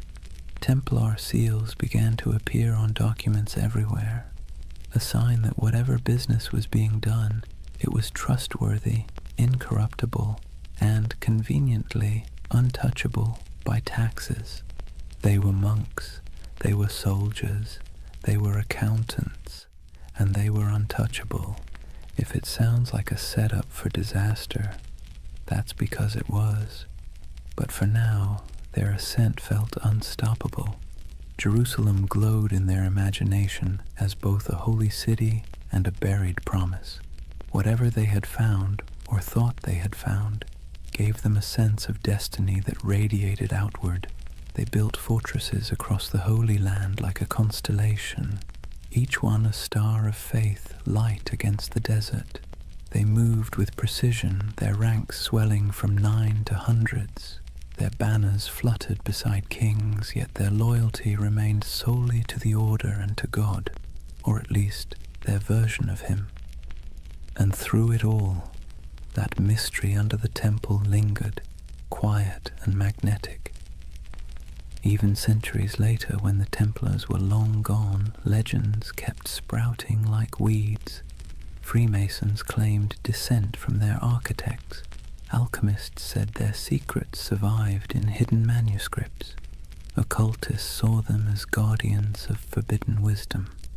Historians, somewhat exasperated, kept insisting they were just monks with good bookkeeping skills. But deep down, everyone wanted to believe there was something more, that somewhere beneath the dust of Jerusalem, a secret still slept.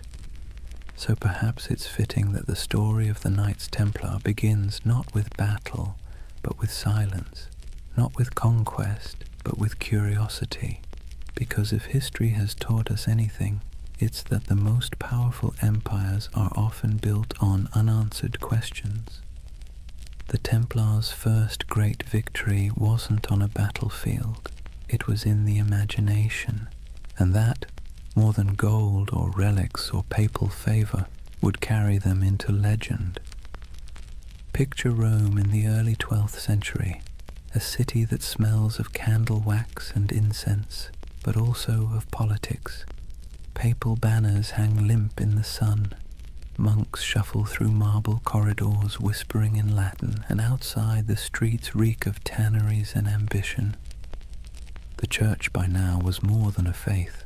It was the nervous system of Europe, pulsing through every kingdom, dictating who ruled, who knelt, and who burned. Kings were crowned by its hands, empires justified by its blessings. And into this complicated organism walked Hugh de Payens and his strange little band of knights. They didn't look like much. They were poor, quiet, foreign. Their armor was worn, their mission vague, yet they brought with them something the church found irresistible: usefulness. You see, the Holy Land was chaos. The Crusader kingdoms had been carved from blood and miracle, and now they were crumbling just as quickly. Pilgrims were still being robbed, caravans ambushed, relics stolen, and cities changed hands faster than anyone could update the maps. The church needed protectors, reliable ones, faithful ones.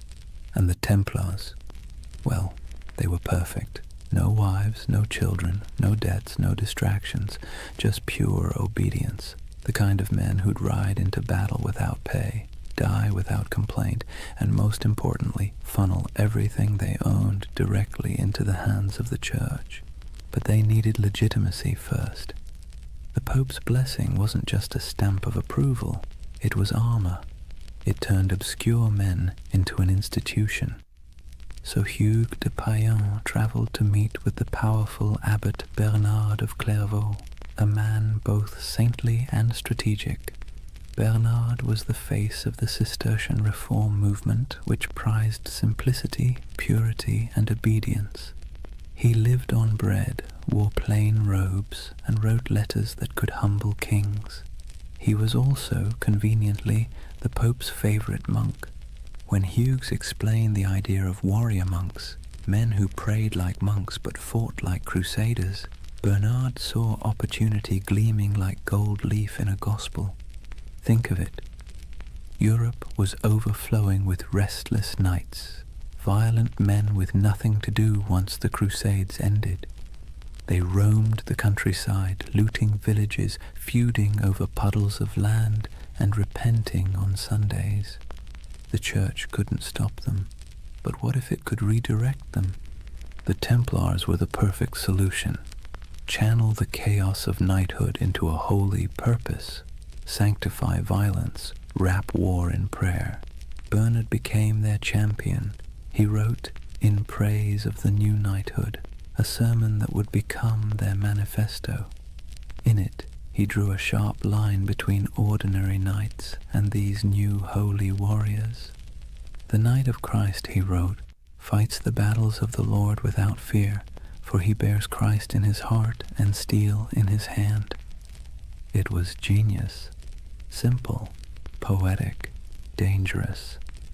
With those words, the Templars became the Church's favorite paradox. Men who could kill for peace, who could die for salvation, who could hold a sword and a rosary in the same hand and never feel the contradiction. At the Council of Troyes in 1129, the Templars were officially recognized as a religious order. Pope Honorius II approved their rule, a strict code of conduct modeled after monastic life but adapted for war.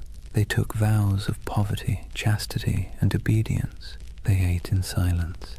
They wore plain white mantles to symbolize purity, later marked by a red cross, the color of martyrdom. They slept in communal dormitories, their armor near at hand. They prayed 8 times a day. And yet they were also soldiers, men who trained for battle, guarded caravans, and fought with terrifying precision. It was an impossible combination, but that was the point.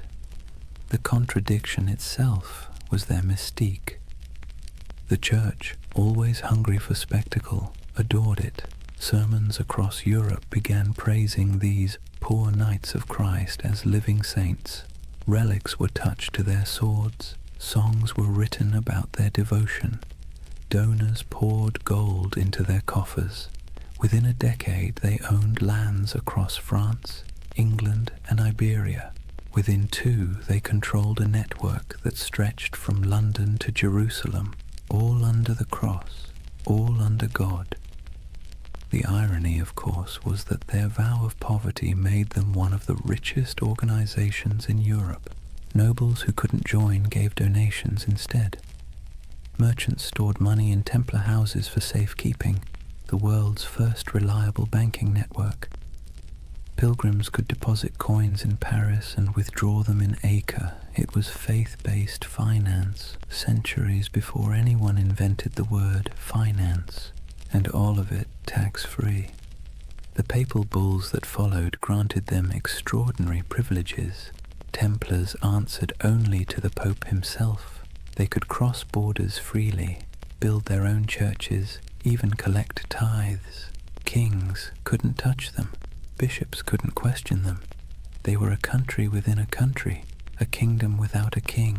And perhaps most importantly, they believed their mission was divine. Every Templar fortress was built like a sermon in stone, simple, geometric, symmetrical. Their architecture rejected ornamentation, favoring clean lines and silent strength. Every chapel pointed east toward Jerusalem. Every wall was both defense and devotion. They didn't just build structures, they consecrated the landscape. Travelers who saw them described the order as unnervingly calm. They marched without shouting. They fought without looting. They prayed without hesitation. To their enemies they were terrifying. To their allies, indispensable. And to themselves, they were chosen. You can almost hear it in the rhythm of their days, the steady tolling of bells, the scraping of armor on stone floors, the murmured prayers before dawn, each man believing he was part of something eternal. But let's be clear, beneath the holiness there was also bureaucracy. For every knight who swung a sword, a dozen servants and scribes managed logistics, accounts, and correspondence. Templar commanderies became administrative hubs full of ledgers, seals, and shipments. They dealt in contracts as often as crusades. Still, their image remained pure.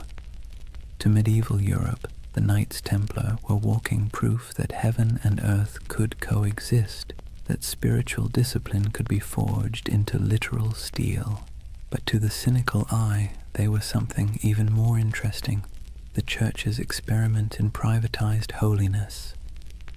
They were what happens when faith becomes an organization, efficient, obedient, and profitable.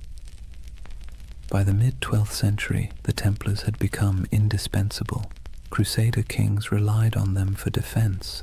Merchants trusted them with their fortunes. Popes used them as envoys and bankers. If you wanted something done quickly, quietly, and absolutely, you called the Templars.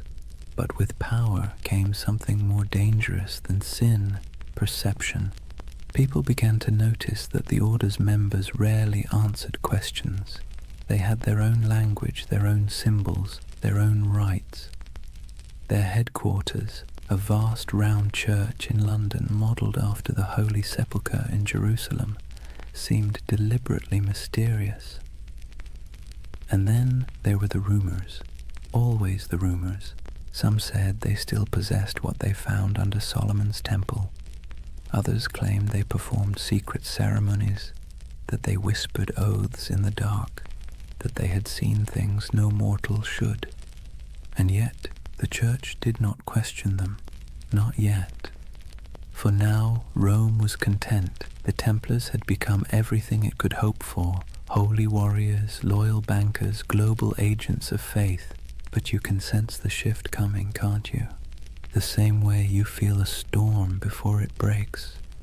Because no institution, no matter how divine, can grow this fast, this powerful, without making enemies. Kings who owed them money began to resent them. Clergy jealous of their wealth began to whisper, and the pilgrims they once protected began to wonder if these poor knights might be serving something other than God. But that part of the story comes later. For now the order stands at its shining zenith, a creation of faith and fear, cloaked in purity but humming with power. The Vatican's blessing had turned them from a rumor into a reality, and that reality would reshape the medieval world in ways no one, not even the Pope, could have imagined. It's almost poetic, really. The Church had set out to sanctify war, and in the process it had created something far more potent, the first multinational corporation of the soul. And as history will show, nothing that powerful ever stays holy for long. Imagine the early morning light over Jerusalem, a pale gold haze drifting through the heat, settling softly over the domes and stones. The city still breathes the air of miracles and blood. Pilgrims shuffle along narrow streets, whispering prayers in every language. Merchants haggle in the shadow of sacred ruins, and the sound of distant bells drifts through the desert wind like a memory that refuses to fade. And somewhere among the hills, a line of riders moves slowly, white mantles gleaming, swords at their sides, red crosses stitched over their hearts. The Knights of the Temple. They ride in silence, always in silence. To the people watching they seem otherworldly, not nobles, not monks, something in between. They do not laugh or boast. They rarely remove their helmets in public, and when they pass through a market, the crowd parts as if by instinct. It's said that a Templar's gaze could freeze a man, not with fear, but with the strange gravity of conviction. In that moment, the myth was already being born. The story spread faster than their horses could ride. Word of a brotherhood who answered only to God, men who took no wives, owned no lands, and gave everything to their order, soldiers who prayed before battle and confessed after killing, knights who marched under the sign of the cross but lived by a code sharper than any blade. Europe adored them. The Church, of course, encouraged it. Myths are good for business, and the Templars were perfect propaganda. They embodied everything the papacy wanted the faithful to believe: purity, discipline, divine protection. Sermons compared them to angels with swords. Paintings showed them glowing in battle, untouched by arrows, faces calm in the chaos of holy war. But the truth was more human and, in a way, more beautiful. Most Templars were ordinary men drawn from a world that offered few choices, younger sons of minor nobles who'd inherited nothing, restless adventurers, repentant sinners, and zealots in search of purpose. They joined not because they were fearless, but because the world outside offered even less certainty. And for all its rules and austerity, the temple offered something rare: belonging. In a Europe fractured by war, famine, and class, the order was one of the few places where a man's worth wasn't defined entirely by birth. Inside the walls of a commandery, everyone wore the same cloak, ate the same bread, followed the same hours of prayer. Rich or poor, noble or peasant, all knelt together before dawn. It was unity by discipline, equality by surrender. And yet, the outside world saw only mystery. They were everywhere and nowhere, riding on crusades, manning castles, managing estates, escorting pilgrims. A traveler might encounter a Templar outpost in the forests of Burgundy, another in the sands of Antioch, another on a cold island in the North Sea, and each one would look exactly the same: white walls, red crosses, silence. They had become an idea that transcended geography. When they rode into battle, their presence was like a symbol made flesh. Chroniclers described them as unbreakable formations of white and red, banners flapping, hooves thundering, lances angled in perfect symmetry. They rode in pairs, one knight, one sergeant, their discipline tighter than any army before them, and they didn't retreat, ever. There's a story, probably exaggerated but worth repeating, that at the Battle of Montgisard in 1177, fewer than 100 Templars helped turn the tide against Saladin's massive army. Outnumbered 20 to 1, they charged headlong into the desert heat, cutting through enemy lines in a frenzy of faith and exhaustion. When it was over, their commander supposedly knelt in the sand and whispered a single prayer: Non nobis Domine, non nobis sed nomini tuo de gloriam. Not unto us, O Lord, but to your name give glory. It's the kind of story medieval Europe lived for, and like all great stories, it spread, changed and grew until the facts hardly mattered anymore. The Templars were no longer just men. They were a myth in motion. They became shorthand for courage, for purity, for divine purpose. And that, ironically, was the beginning of their undoing. Because the higher a legend rises, the further it has to fall. But for now, they stood at the edge of eternity. Their coffers swelled with donations. Their castles gleamed across Christendom like white stars on a dark sea. Their red cross was the most recognized symbol in Europe. Kings sought their loans. Bishops sought their blessing. Pilgrims sought their protection. It must have felt like destiny, a divine reward for faith and sacrifice. And yet, beneath the surface, something subtle was changing. The order that began with 9 men and a dream was turning into a machine. Their vows of poverty persisted, but their treasuries overflowed. Their humility was genuine, but their power was growing beyond measure. Their lands stretched across thousands of miles. Their archives held contracts and secrets that kings would have killed to read. And because they answered only to the Pope, no monarch, no bishop, no secular court could touch them. They were untouchable, the Church's holy weapon, sharpened to perfection. But history, like the sea, is always shifting. The Crusader states were beginning to crumble. The Muslim world had learned from its defeats and was uniting under stronger leaders. Supply lines were long, morale was short, and faith, that delicate fuel, was flickering. The dream of permanent Christian dominion in the East was dying, and the Templars, who had built their identity on that dream, suddenly found themselves defending something that no longer existed. It's easy, centuries later, to imagine them as fanatics or villains, but maybe they were just men trapped in momentum, unable to stop the wheel they had helped set in motion. By the time their banners fluttered over the last surviving Crusader fortresses, their legend had already outgrown them. In Europe they were saints, in the East they were demons, and in their own hearts, who knows, perhaps a little of both.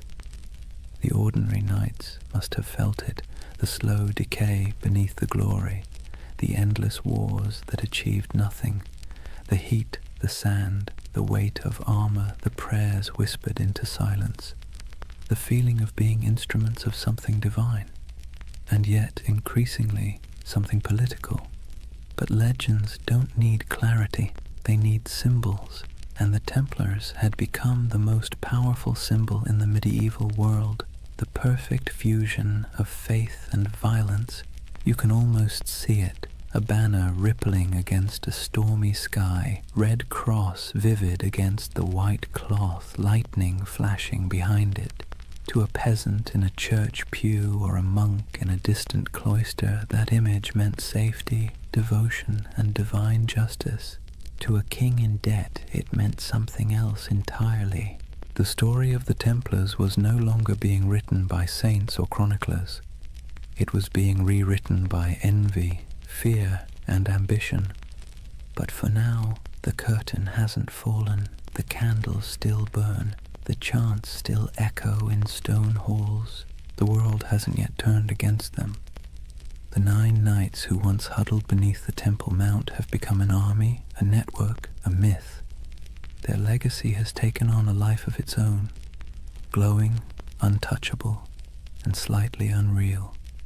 And like all myths, it has begun to blur the line between truth and dream. That's where chapter 1 closes, not with an ending, but with a vision of a brotherhood standing on the edge of something vast and unknowable. Their swords gleam in the sun, their white cloaks ripple in the desert wind. Behind them, Jerusalem glows like a mirage, and before them, stretching into the horizon, lies the future, glittering, dangerous, inevitable, the dawn of a legend. Chapter 2. The Rise of the Warrior Monks. Imagine standing on a cold morning plain somewhere in France, perhaps Champagne, perhaps Burgundy. The mist still clings to the fields, soft and silver, the kind that blurs the line between land and sky. Out of that fog rides a column of horsemen, their armor dull from travel, their cloaks heavy with dew. But as the light shifts, something crimson catches the dawn, a mark stitched across white cloth, simple yet unmistakable. A red cross. It would become one of the most recognizable symbols in all of human history. But at this moment, it is new, modest, a badge of belonging more than power. The men wearing it are quiet, focused, unremarkable to anyone but God. Yet this insignia, this fusion of cloth and conviction, is about to transform them into something the world has never seen, a standing army that answers only to faith. The Templars have begun to evolve. Their days of small vows and secret ceremonies under Jerusalem's ruins are over. The Church has given them legitimacy, a papal seal, written in the flowing Latin of divine authority. They are now officially milites Christi, soldiers of Christ, and that single phrase changes everything. With papal backing came money, land, recruits, and something far more valuable, absolution. To die as a Templar was not merely to fall in battle, it was to ascend directly into paradise. No purgatory, no judgment, no delay. The battlefield became a kind of heavenly shortcut. It's hard to overstate how revolutionary that idea was in the 12th century. Medieval Europe was steeped in guilt. Sin was currency. Salvation was a negotiation. And suddenly, here was an order that offered redemption through action, through blood, dust, and obedience. For a restless noble, a wayward knight, or a sinner looking for cosmic forgiveness, the temple was irresistible. The Red Cross symbolized that promise. It wasn't just a banner of war. It was a visible reminder of invisible faith. When a knight knelt before the master of the temple and took his vows, poverty, chastity, obedience, the cross was placed on his cloak as both burden and blessing. From that moment, his life was no longer his own. He would own nothing. He would question nothing. He would fear nothing. And that paradox, total surrender creating total power, became the Templars' greatest strength. Their rules were strict, even monastic. No personal possessions beyond a few garments, no private letters, no hunting, no swearing, no unnecessary conversation. Meals eaten in silence, broken only by the sound of a reader reciting scripture. Even the horses were treated with dignity. No knight was allowed to beat his steed. To the outside world, this was alien. Most knights of the age were brash, boastful, and loud. They wore bright colors, hunted for sport, gambled, bragged about their kills. The Templars, by contrast, moved like shadows, a silent order of disciplined zealots. It's little wonder people began to fear them as much as they admired them. But discipline has a strange beauty to it. Imagine the symmetry of their camp at dawn. White tents in perfect rows, banners hanging still in the air. Each man waking at the same hour, dressing in the same garments, praying the same words.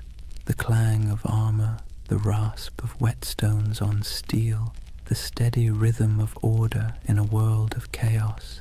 They were becoming a living embodiment of the medieval dream. Unity, faith, and control in a time when everything else seemed to crumble. And when they rode into battle, that unity was terrifying. Templars did not scatter, did not break rank, did not retreat unless ordered. Chroniclers described them as walls of iron, as storms given human form. Their charges were deliberate, almost ritualistic, a prayer in motion. They would advance in complete silence until contact, their lances lowering as one, hooves pounding like a heartbeat. And when the moment came, the cry broke like thunder, Non nobis Domine. Not for us, O Lord, but for you. Then chaos, then history. Every battle became a kind of mass, blood replacing incense, steel replacing song, and the world watched in awe. To the average medieval person, the Templars seemed immortal. When others fled, they stayed. When others hesitated, they rode forward. Stories spread of miraculous victories, of angels fighting beside them, of enemies struck blind by divine light. Whether any of it was true hardly mattered. Faith had become spectacle, but behind the spectacle was a machine. The Templars weren't just warriors. They were administrators, bankers, engineers. Their rule book, the Latin Rule, reads like both a spiritual guide and a military manual. Every moment of the day was accounted for, every piece of armor inspected, every coin recorded. Their efficiency was unmatched, and so was their wealth. By the mid-12th century, they controlled estates across Europe, vineyards in France, mills in England, castles in Spain, olive groves in Cyprus. Donations poured in from nobles seeking spiritual insurance. And because Templars were sworn to poverty, those donations didn't dissipate, they accumulated. They began lending money to kings, transporting treasure across borders, and safeguarding pilgrims' deposits. If you were traveling to the Holy Land, you could leave your fortune with the Templars in Paris and withdraw it in Jerusalem. In effect, they invented the medieval checking account. Faith and finance. It's a partnership as old as civilization. But to the Templars, it wasn't greed. It was logistics. Money was a tool for God's work. Armies need supplies, ships, food, fortresses. And if the order had to run the most efficient financial network in Christendom to maintain that mission, so be it. They became, paradoxically, both the humblest and richest men in Europe. Their castles were built like sermons, austere, geometric, designed for endurance, not comfort. No stained glass, no gold leaf, just stone, purpose, and symmetry. Inside, their halls echoed with the quiet rhythm of devotion, the scrape of boots, the murmur of prayers, the metallic whisper of chainmail. To walk into a Templar commandery was to step into another world, a world where faith was function and order was sacred. And yet, for all their restraint, there was grandeur in their simplicity. Their red cross became more than fabric. It became an idea. When people saw it, they saw authority, salvation, and something close to fear. The same emblem that comforted pilgrims terrified heretics. It's strange how power works. The more humble they appeared, the more unstoppable they became. In a way, that red cross marked the beginning of a new era, not just for the Templars, but for the medieval imagination itself. It was the age of symbols, when meaning outweighed truth. A knight's banner could terrify more effectively than his sword. A relic could justify a war. A prayer could bend kings, and no symbol was stronger than that cross. Bold, clean, impossible to ignore. It was faith simplified into geometry. When the sun hit it, it glowed like blood. Some chroniclers wrote that it frightened the enemy before the fighting even began. Others said it calmed the men who bore it. Maybe both were true. Maybe that's the real magic of symbols. They shape both sides of the story. Over the next century, that cross would ride on countless banners across the Holy Land, through dust storms, over dunes, across shattered city gates. It would gleam under the desert sun and soak in the rain of 1,000 sieges. It would be seen by kings, slaves, monks, and merchants alike, and every time it appeared it carried the same quiet message: obedience, faith, inevitability. From 9 nights came hundreds, then thousands. From humble vows came armies, from silence came history, and still they prayed before battle, as they always had. Still they whispered the same words. Still they believed that death, if it came in service of God, was not an end, but a homecoming. It's easy, centuries later, to romanticize them, to picture gleaming armor, sacred banners, holy purpose. But beneath the poetry was exhaustion. They marched through deserts where the air shimmered like glass. They fought for cities that would fall again within a decade. They believed themselves instruments of divine will. Yet the wars they waged often felt endless, abstract, and hollow. And that contradiction, devotion mixed with futility, is what makes their story so human. By the time the Red Cross became synonymous with power, its wearers had already begun to wonder what it meant. But for now, in this chapter of the story, there is still clarity, still unity, still purpose. The order of the temple stands at its peak, pure, confident, and unstoppable. 1,000 banners ripple in the wind. The sun gleams on polished armor, and the red cross burns like a brand upon the world. The world belongs for a moment to the knights of the temple. Imagine waking before dawn, not to an alarm or the gentle hum of a phone, but to a bell, deep, resonant, and unrelenting. The sound rolls through the dark halls of a stone dormitory, pulling a dozen men from sleep at once. There are no complaints, no yawns, no hesitation. This is a Templar commandery, and the day begins with obedience. Before the first light touches the horizon, the knights are already kneeling, heads bowed, the chill of the flagstones creeping through their woolen tunics. The air smells faintly of oil lamps and damp stone. Someone chants softly from a small book, Latin verses murmured and rhythmic, the sound of faith wrapped in discipline. The Templars did not live like ordinary knights. They lived by the rule of the temple, a sprawling manual written in the 12th century that governed everything from how they prayed to how they chewed. It wasn't just a list of rules, it was a blueprint for turning men into instruments of divine will. The rule began with a simple premise. A knight's soul is weak when his body is indulgent. Every comfort is a temptation, every freedom is a test. So, comfort was eliminated.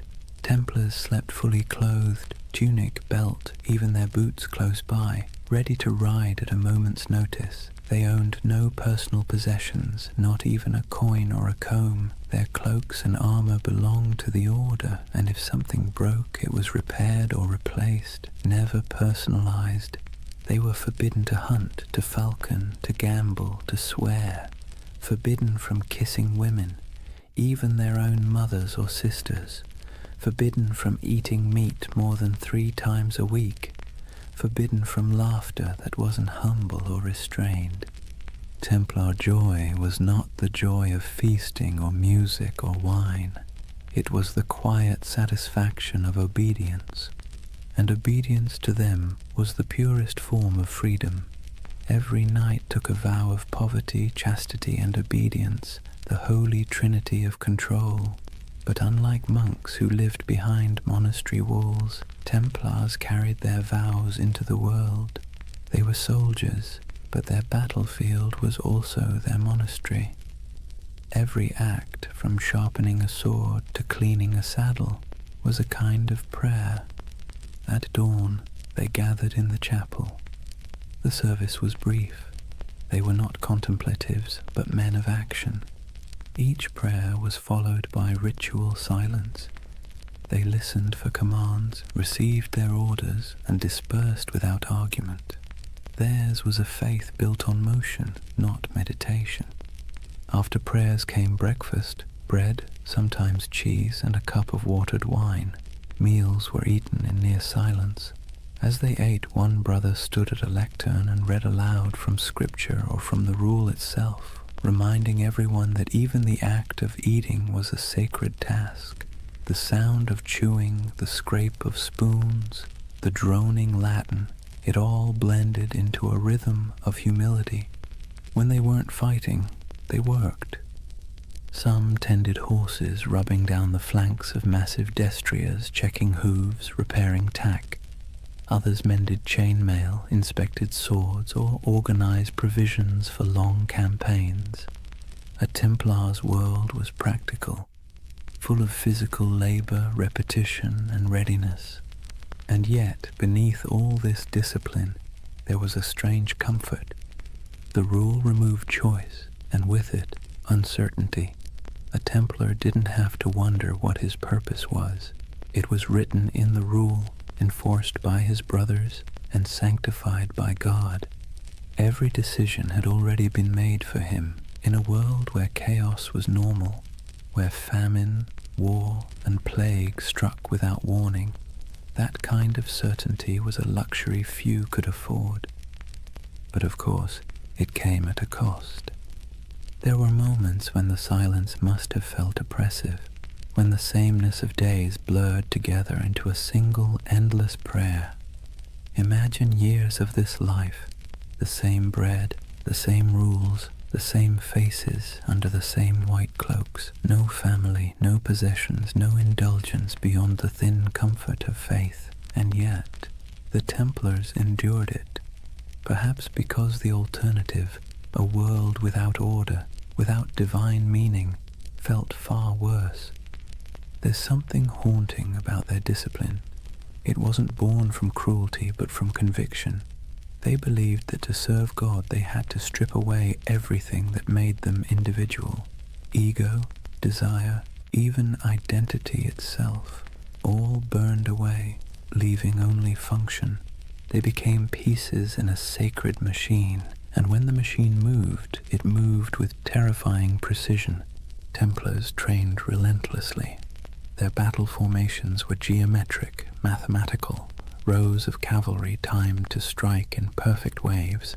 Each knight knew his place. If one fell, the next filled the gap instantly. Their charges were coordinated like choreography, their retreats executed like clockwork. Their enemies called them demons in white. They didn't scream or taunt or show mercy. They advanced silently until the moment of impact, when they cried out only one phrase: Non nobis Domine, non nobis sed nomini tuo de gloriam. Not to us, O Lord, but to your name be the glory.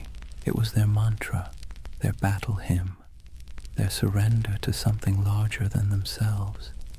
And yet, despite all this spiritual rigor, the Templars weren't monks lost in abstraction. They were engineers, architects, accountants. They ran farms, managed estates, built fortresses, and oversaw trade routes. Their castles were marvels of design, squat, symmetrical, designed to deflect siege engines and channel attackers into kill zones.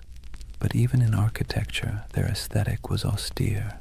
No ornamentation, no murals, no stained glass, just stone, perfectly aligned, perfectly useful. Templar castles didn't preach beauty, they preached order. Their lives mirrored that architecture. Functional, fortified, minimal. To outsiders, it looked like joyless fanaticism. To the Templars, it was discipline incarnate. Every stone placed, every word spoken, every moment endured was an offering to God. And yet, as centuries passed, cracks began to form. Subtle at first, then spreading. Because discipline without question breeds power, and power, even sacred power, invites suspicion. The Templars' strict hierarchy made them efficient, but it also made them secretive. Their rituals were closed to outsiders. Their vows of silence protected not only their faith, but their operations. Kings and bishops began to whisper, "What did these warrior monks do behind closed doors? Did their oaths hide something darker?" The rule of the temple, written to sanctify obedience, began to look like a veil. And the more power the order gained, the more castles, the more treasure, the more influence, the more that veil began to draw attention. It's a pattern as old as history. Purity breeds envy, secrecy breeds rumor, and strength breeds fear, but that comes later. For now, imagine one of those long Templar days near its end, the sun dipping low behind battlements, armor hung to dry, the smell of horse sweat and oil in the air. The chapel bells toll again, soft and steady.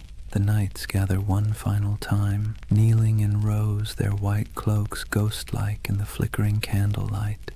They pray not for victory, not for wealth, not even for peace. They pray for endurance, for the strength to obey again tomorrow and the day after until the end of their lives. Outside, the wind carries the smell of dust and salt. Somewhere beyond the horizon, enemies are gathering, empires are shifting, and history is already writing its next betrayal. But inside the chapel there is only the rhythm of prayer, the faint creak of chainmail, the murmur of Latin words fading into the night. And above them, carved into the stone arch of the temple wall, the red cross catches the last trace of sunlight. Still, unchanging, eternal. For now, imagine the first thing that hits you isn't the sight, but the heat.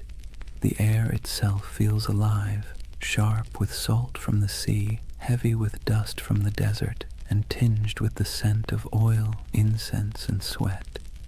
You've just stepped into the Holy Land sometime around the year 1140, and you're walking through a world where heaven and earth have been fighting for custody of the same patch of ground for generations.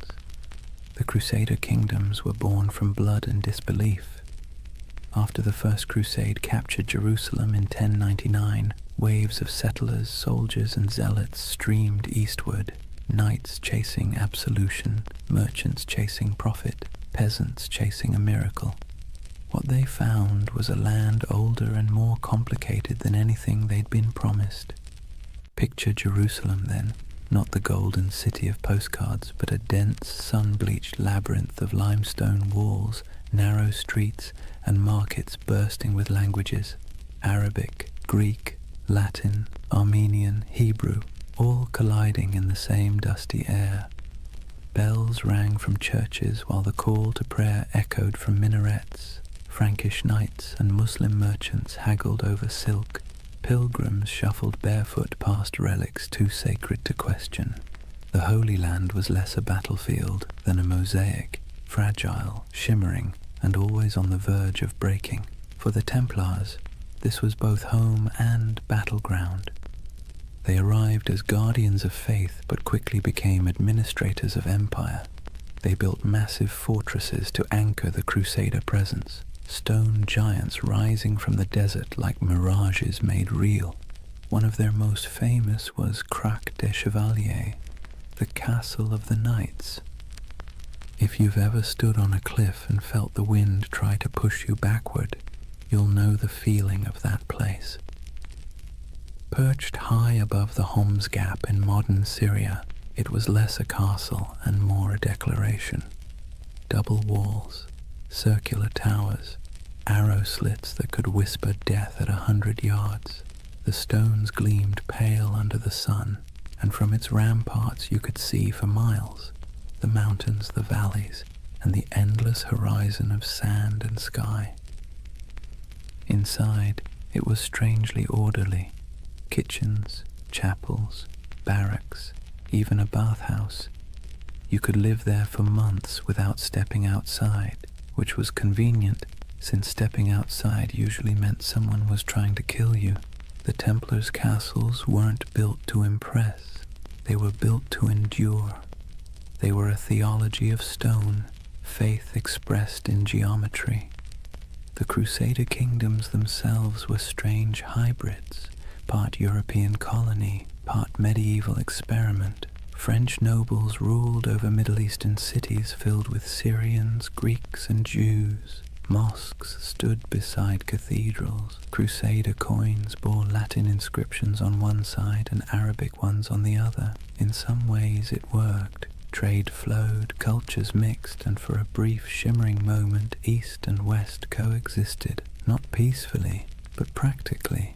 Templars thrived in that liminal space. They spoke local languages, made deals with Muslim rulers, and hired Arab engineers to fortify their walls. Despite their reputation as fanatics, the Templars were pragmatists. They had to be. The Holy Land wasn't a sermon, it was survival. Still, survival came at a price.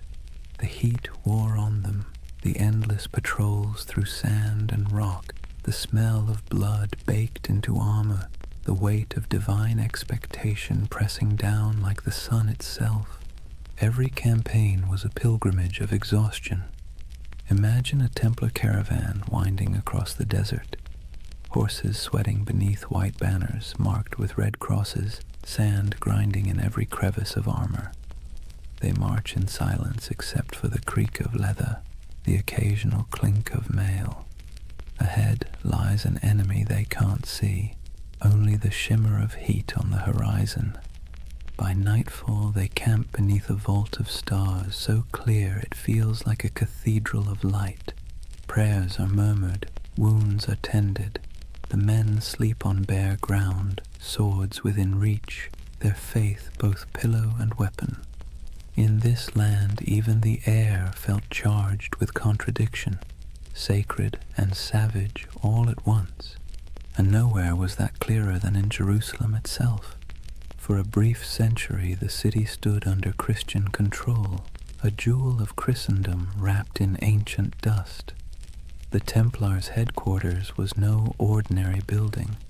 It was the Al-Aqsa Mosque, believed at the time to stand on the ruins of Solomon's temple.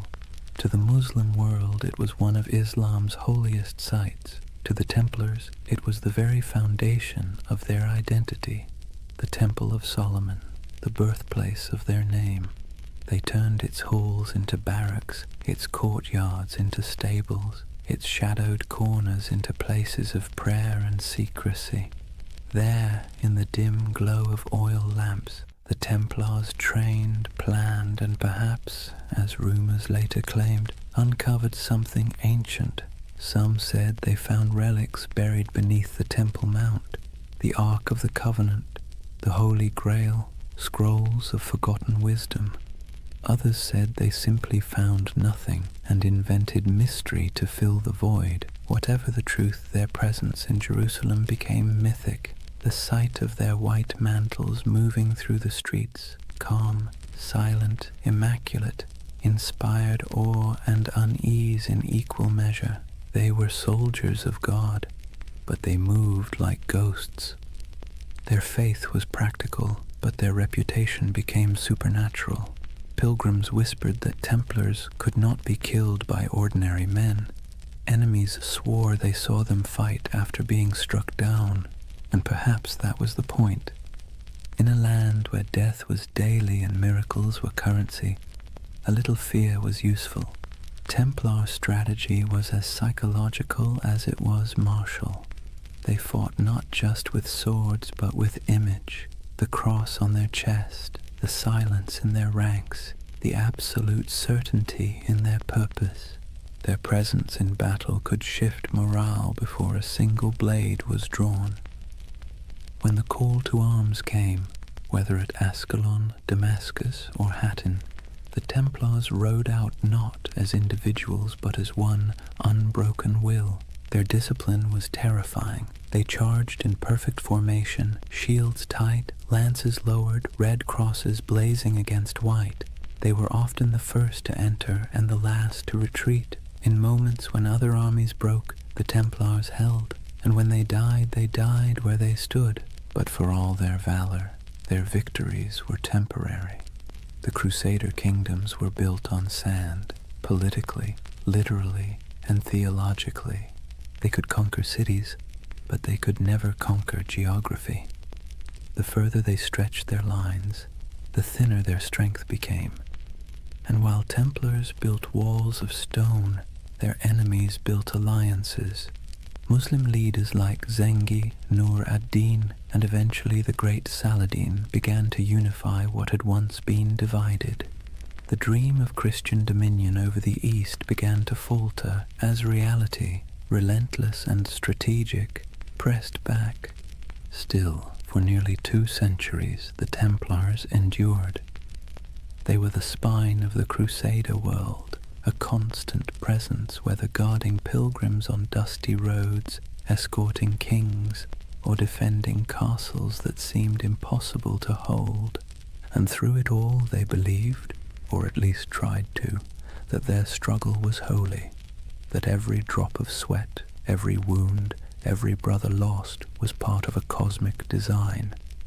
But in quieter moments, as the wars dragged on and the Holy Land slipped further from their grasp, doubt must have crept in. What happens when a holy mission stops feeling holy? When obedience begins to feel like futility? When you've spent your life serving God with sword and blood, and still the world refuses to be saved? History doesn't record their private thoughts, but you can imagine the silence inside those massive stone fortresses, the kind of silence that comes after years of praying into a void. The Templars' castles still stand in ruins across the Middle East, in Syria, in Israel, in Turkey, their stones sun-bleached, their halls open to the wind. Stand in one, and you can almost hear the echoes, hooves on cobblestone, the whisper of chainmail, the low murmur of prayer. Those walls remember. They remember a time when faith and empire shared the same heartbeat, when men rode into battle convinced they were defending heaven itself. And maybe, in their own way, they were. Because for all its contradictions, the Crusader dream wasn't just about conquest, it was about belief so strong it reshaped landscapes, rewrote maps, and built fortresses that still defy time. The Templars were both its architects and its prisoners, bound by duty, by faith, by the unbearable beauty of purpose.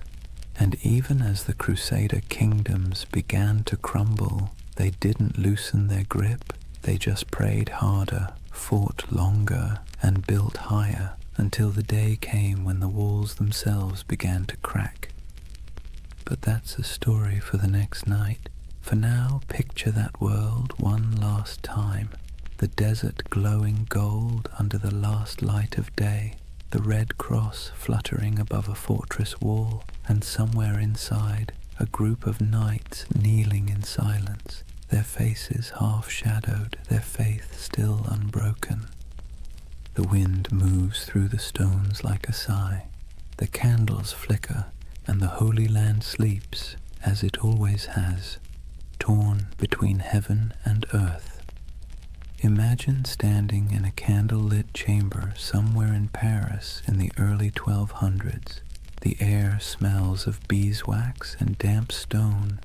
At a table sits a man in white robes marked with a red cross, quill poised above parchment. Before him, a merchant lays down a pouch heavy with coins, silver deniers, gold florins, copper dirhams from faraway ports. The knight nods, seals the parchment with wax, and hands the merchant a folded document stamped with the sigil of the temple. "Show this in Jerusalem," he says, "and you'll receive the same sum." The merchant bows, the pouch stays, the man leaves. And just like that, without a single coin crossing a sea, the Knights Templar have just performed one of the earliest forms of international banking. You see, the Templars weren't just warriors, they were administrators, financiers and logisticians of staggering sophistication. While kings still measured their treasuries in piles of glittering metal, the Templars had already learned that information, records, signatures, trust was worth more than gold. Their network stretched from the windswept shores of England to the sun-scorched walls of Jerusalem, a chain of commanderies that functioned as safe houses, training centers, warehouses, and financial hubs all at once. Each of these commanderies was like a small universe, self-sufficient and meticulously organized. They had their own chapels, fields, mills, and workshops. Some raised horses, others produced wool, wine, or grain.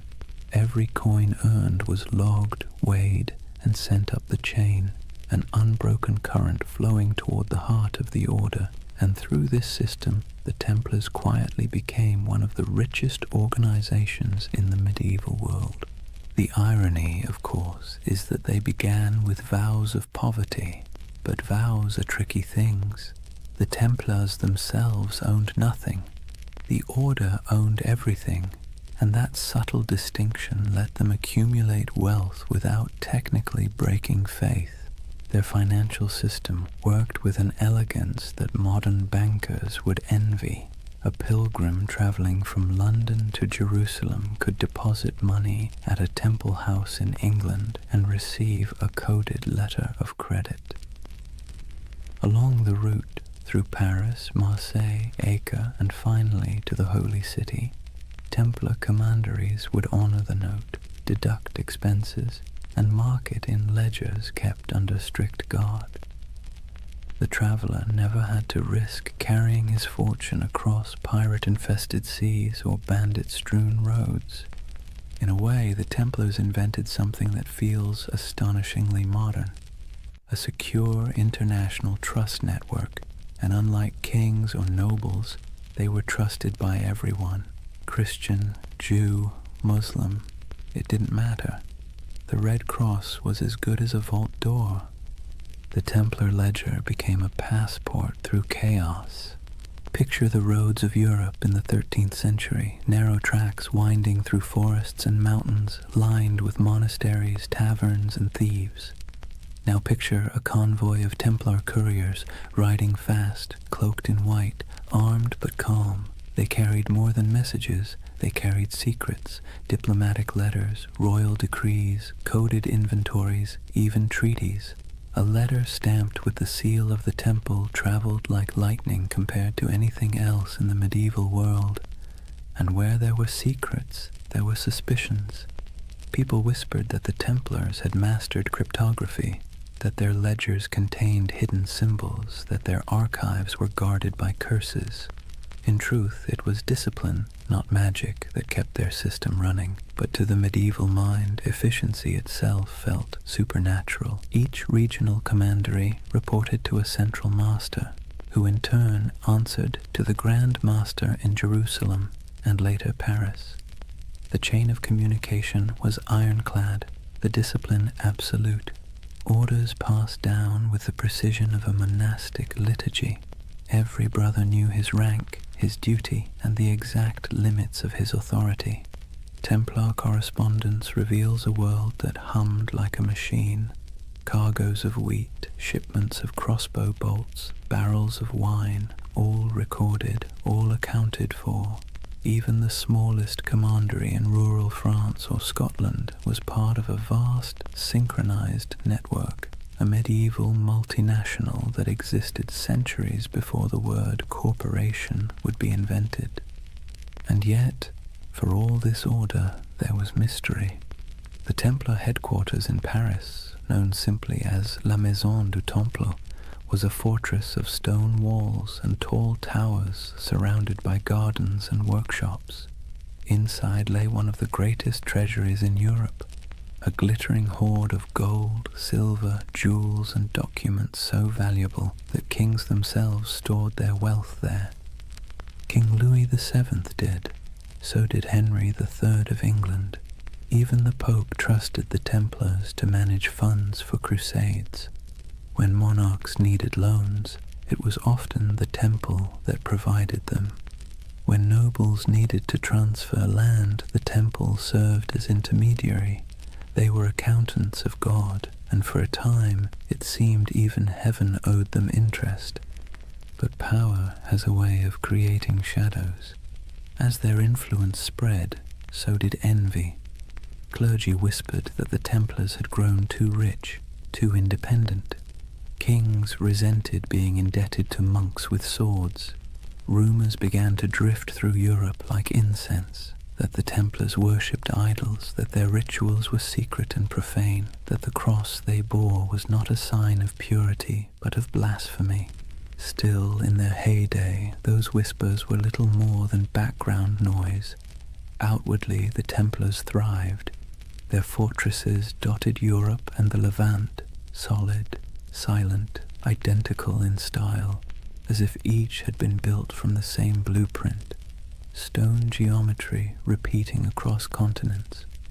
They didn't just build castles, they built infrastructure, bridges, ports, farms.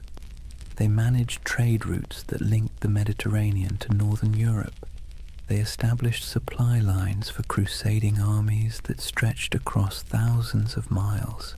Without them, the very logistics of holy war might have collapsed. It's easy to forget that behind every knight charging into battle was a chain of bakers, blacksmiths, and scribes keeping the machine running.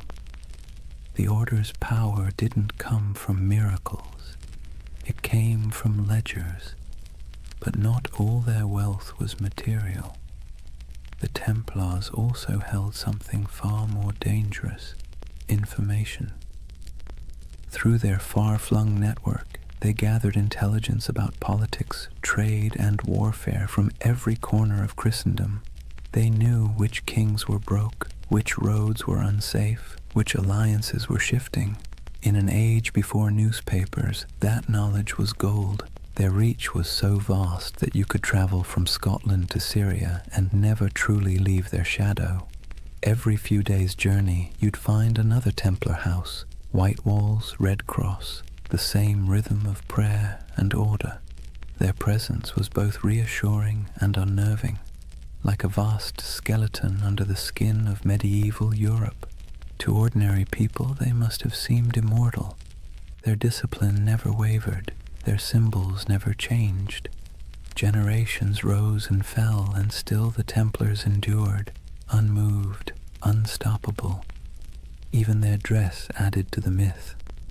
While nobles flaunted velvet and jewels, Templars wore plain wool, dyed white for purity. Their only ornament was the red cross, a reminder of both sacrifice and authority. When they moved through a town, heads bowed, they looked less like men than like an idea, one that walked and breathed and collected rent. And it wasn't only men. Though the order itself was male, its network included women, nuns, widows, and lay sisters who worked in the commanderies, managing estates, caring for pilgrims, brewing ale, and keeping the wheels turning. History rarely mentions them, but without them, the Temple's empire of faith would have faltered. By the mid-13th century, the Templars had reached their zenith. Their ships carried goods across the Mediterranean. Their estates covered vast tracts of Europe. Their influence seeped into every court, every treasury, every crusade, and yet, like all empires, they had already sown the seeds of their own decline. The Holy Land, their reason for existing, was slipping away. Muslim forces were reclaiming city after city. The Crusader states were shrinking, and with them the spiritual justification for the Temple's existence. But the Templars adapted. They shifted their focus westward, becoming less of a crusading order and more of a financial and political one. Their castles became banks, their swords gathered dust, their prayers became ledgers, and with each ledger their power grew. But so did resentment. Imagine being a king and realizing that the most efficient, trustworthy, and wealthy organization in your realm doesn't answer to you. It answers to no one but God, and maybe the Pope. That unease was the first tremor before the fall. But for now, in the candlelit rooms of the 1200s, the world still looked stable. Templar scribes bent over parchment, quills scratched, coins clinked softly in wooden chests. Outside, the moonlight shimmered on stone, and the red cross of the order fluttered faintly in the night wind. It was a world of precision, discipline, and quiet ambition.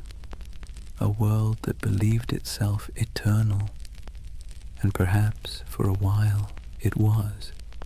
Picture a long stone hall lit by morning light through narrow slits in the wall. The air smells faintly of straw and cold iron. Dozens of men kneel side by side, white mantles draped over their shoulders, red crosses stark against the fabric. No one speaks. The only sounds are the shuffle of boots, the whisper of breath, and the faint crackle of a torch. It's not a church exactly, not a barracks either.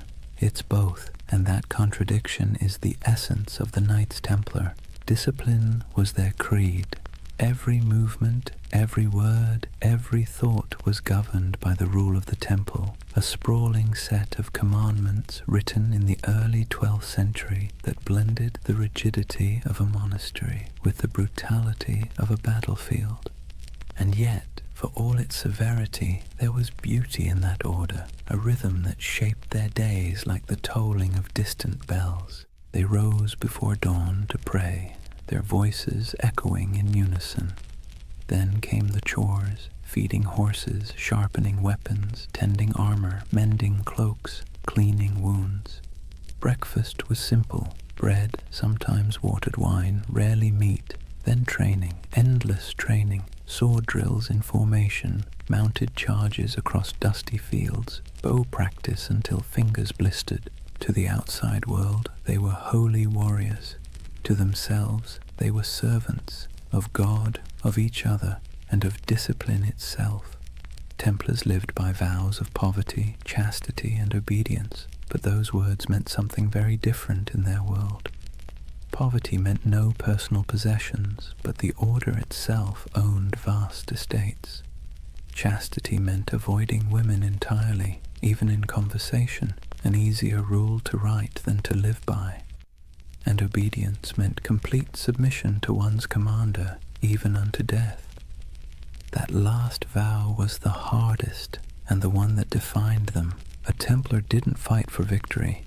He fought to obey. If ordered to hold a line, he held it. If ordered to die, he died.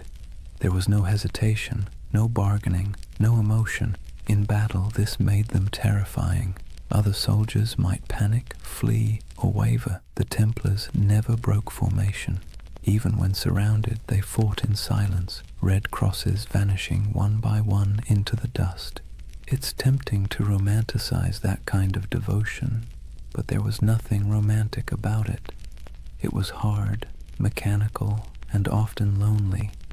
Templars were forbidden to embrace their own brothers without permission, forbidden to joke or sing frivolously, forbidden to play games of chance. Even laughter was discouraged, except in moderation. Their armor, too, reflected that restraint, plain, functional, unadorned. No bright colors, no gilded crests, only the red cross sewn near the heart. It was said that when the Templars rode into battle, the sound of their charge was unlike anything else. Not the roar of chaos, but the low thunder of synchronized hooves, a kind of terrible harmony. They weren't the largest army in the Crusades, nor the most numerous, but they were the most feared, because the enemy knew they wouldn't stop. Every Templar learned to fight and die as part of something greater, and that mindset extended beyond the battlefield. Inside their commanderies, every task, no matter how small, was done with the same ritual precision. From the folding of cloaks to the cleaning of armor, everything had its method. The order saw chaos as the devil's playground, and order as divine. Imagine the life of a young recruit, a sergeant or a serving brother, joining the temple. He would begin as an associate, working the stables, tending the fields, carrying water. He'd sleep on straw, wake before dawn, pray, eat little, speak less. The nights might seem distant, stoic men of few words, but in truth everyone shared the same weight of silence. Templar silence wasn't emptiness, it was control. They believed words carried danger, pride, gossip, temptation. So they learned to communicate through gestures and glances, through efficiency rather than expression. Meals were eaten in near silence, a monk reading scripture aloud while others chewed. If you wanted salt, you didn't ask, you pointed. If you needed bread, you waited your turn. Over time, that silence became a kind of language, a pulse that connected them more deeply than speech ever could. And perhaps that's why their discipline bordered on the sacred. Their punishments were severe but predictable. A brother who broke his vows, who stole, lied, or behaved pridefully, might be stripped of his cloak, forced to eat on the floor, or made to lie face down during Mass while others stepped over him. For grave offenses he could be expelled entirely, his red cross torn away like a soul in exile. But for most, it never came to that. The Templar mind was trained like a blade, sharp, steady, and resigned. Even their daily routines reinforced obedience. The day was divided by bells, prayer, labor, rest. Each moment accounted for. They prayed before battle, after battle, before eating, before sleeping. Every act was sanctified, every breath a form of worship. And yet, for all their austerity, there was a quiet humanity beneath it. The rule allowed small comforts, wine on holy days, the company of brothers during feasts, laughter when earned. They kept dogs and falcons. They played music sometimes, though always solemnly. Their lives weren't joyless, just measured. To outsiders, that restraint looked inhuman. To insiders, it was peace. Because here's the thing, medieval life was unpredictable, dangerous, and filthy.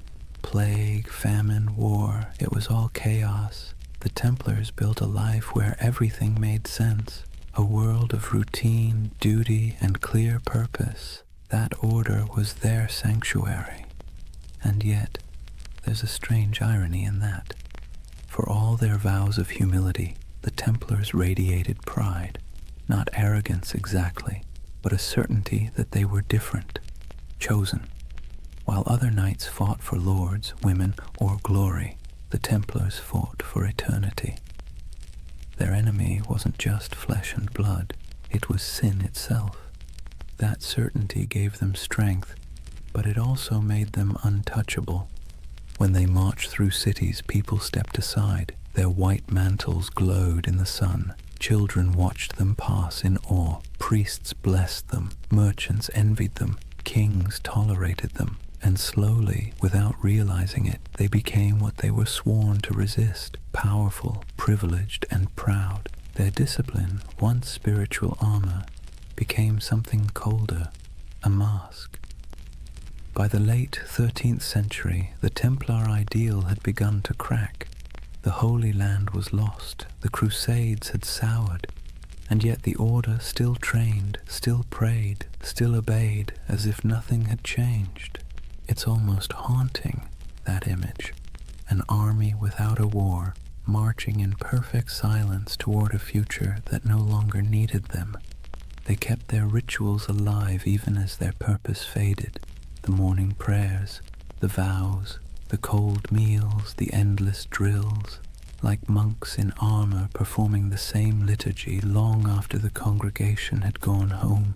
If you had visited a Templar stronghold, then, say, Tomar in Portugal, or the great fortress of Crac des Chevaliers, you'd have seen perfection on the surface, polished discipline, unbroken ranks, but beneath it, something else was stirring, uncertainty. What happens to an order built for holy war when holiness itself goes out of fashion?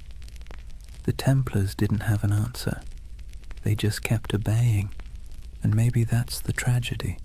They were so trained to follow command that when the commands themselves became corrupt, when kings and popes turned against them, they couldn't adapt. Their discipline, once their shield, would soon become their downfall. But that's later. For now, in the twilight of their golden age, they still looked unshakable. Picture them one last time, a column of knights riding through the gates of Acre, the last stronghold of Christendom in the east. Sunlight glints on their helmets. The sea wind carries the smell of salt and steel. Their banner ripples, a red cross against white. They move as one body, one will, one faith. And somewhere in the back of the formation, a young knight whispers a prayer he has said 1,000 times before. He doesn't know that in a few short decades, his order will be ashes and rumor. But in this moment, he is calm, because obedience is peace. And for the Knights Templar, peace, however fleeting, was always worth dying for. Chapter 3. Secrets, Shadows, and Heresy. Imagine the stillness beneath Jerusalem. The air is cool, dry, and old, older than the Crusaders who came here with dreams of salvation and plunder. Torches flicker against ancient stone, illuminating tunnels carved centuries before the birth of Christ. The sound of footsteps echoes faintly, rhythmic and deliberate. These men wear no crowns, no jewels, only white mantles marked with a red cross. 9 knights, poor, pious, exhausted, descending under the ruins of Solomon's temple. At least that's the story. The first whisper in a legend that would stretch across continents and centuries. According to chroniclers, when the Knights Templar were founded around 1119, their official mission was humble: to protect Christian pilgrims traveling the dangerous road from Jaffa to Jerusalem. In reality, there were only 9 of them, hardly enough to guard a single caravan. And yet King Baldwin II of Jerusalem gave them quarters in one of the holiest sites on earth, the Temple Mount, believed to be the ruins of Solomon's temple itself. That's where the name came from, the poor fellow soldiers of Christ and of the Temple of Solomon. But for a group of destitute knights, their address was suspiciously prestigious. The Temple Mount was not just another ruin, it was a sacred puzzle layered in myth. Jews believed it was where the Ark of the Covenant had once rested. Muslims revered it as the site of the Prophet's ascent to heaven. Christians saw it as the home of God's wisdom and wrath alike. And somehow these 9 knights, without royal blood, without political clout, were allowed to live directly atop it. And for nearly 9 years, no one quite knew what they were doing down there. There are no surviving records, no letters, no official reports, just silence, the kind that history fills with imagination. And centuries later, that silence became the perfect soil for mystery.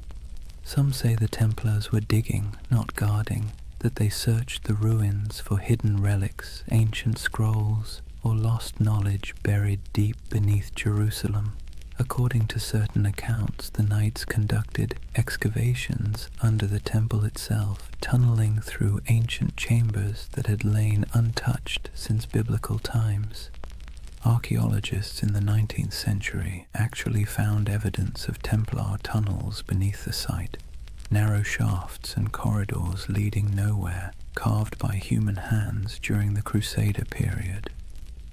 That's when the myth took root, that the Templars had uncovered something extraordinary, something that transformed them from a handful of ragged knights into one of the most powerful organizations in the medieval world.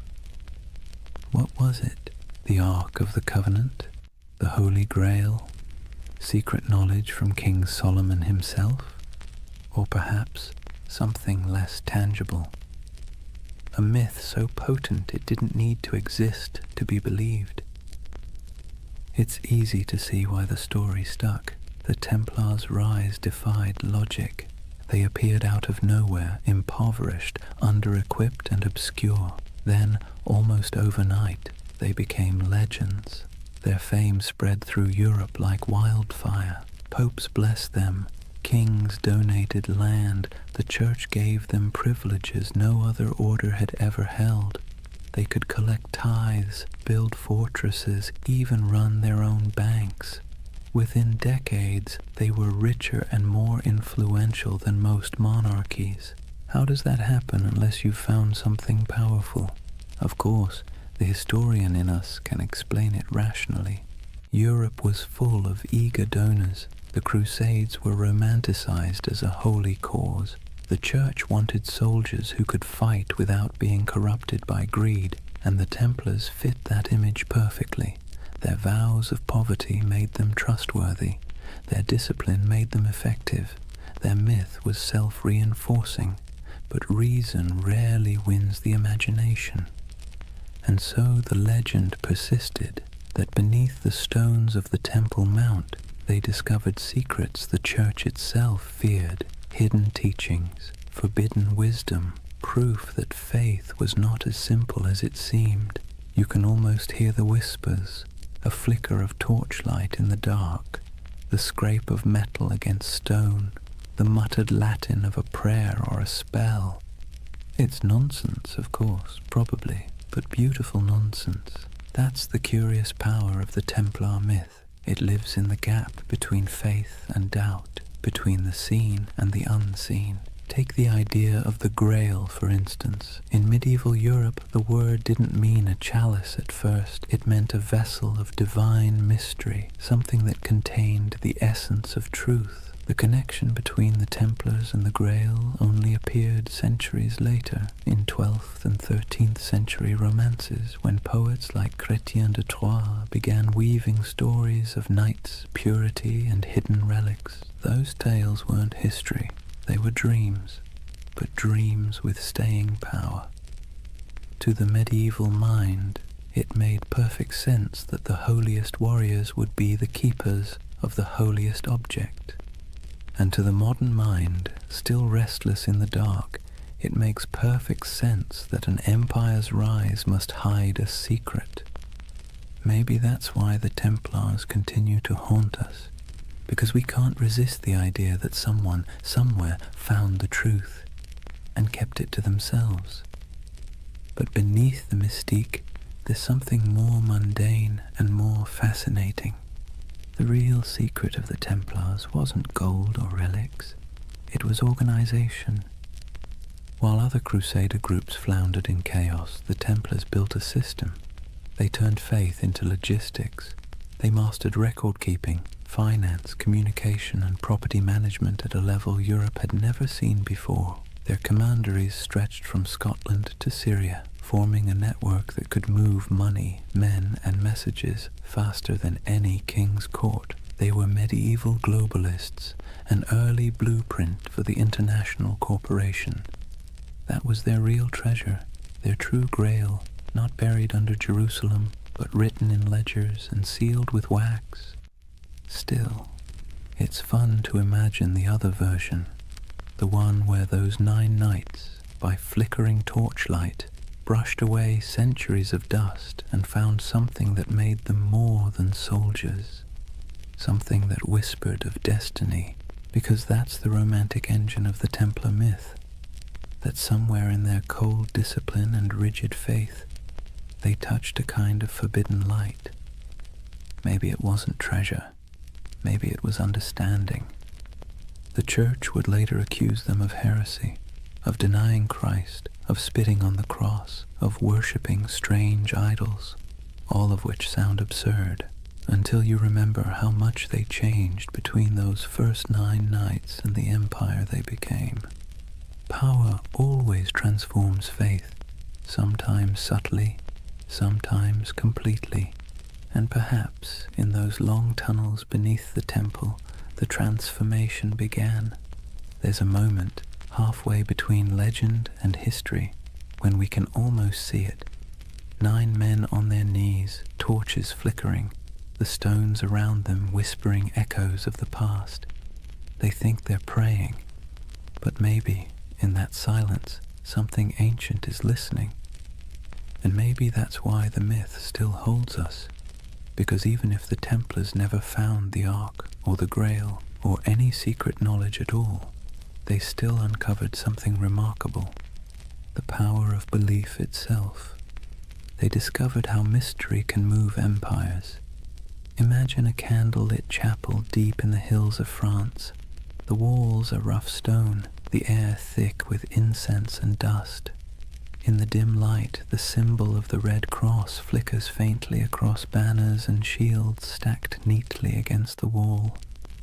A handful of knights kneel in silence before an altar, not before the crucifix, but before something older, stranger, covered in a cloth of deep red.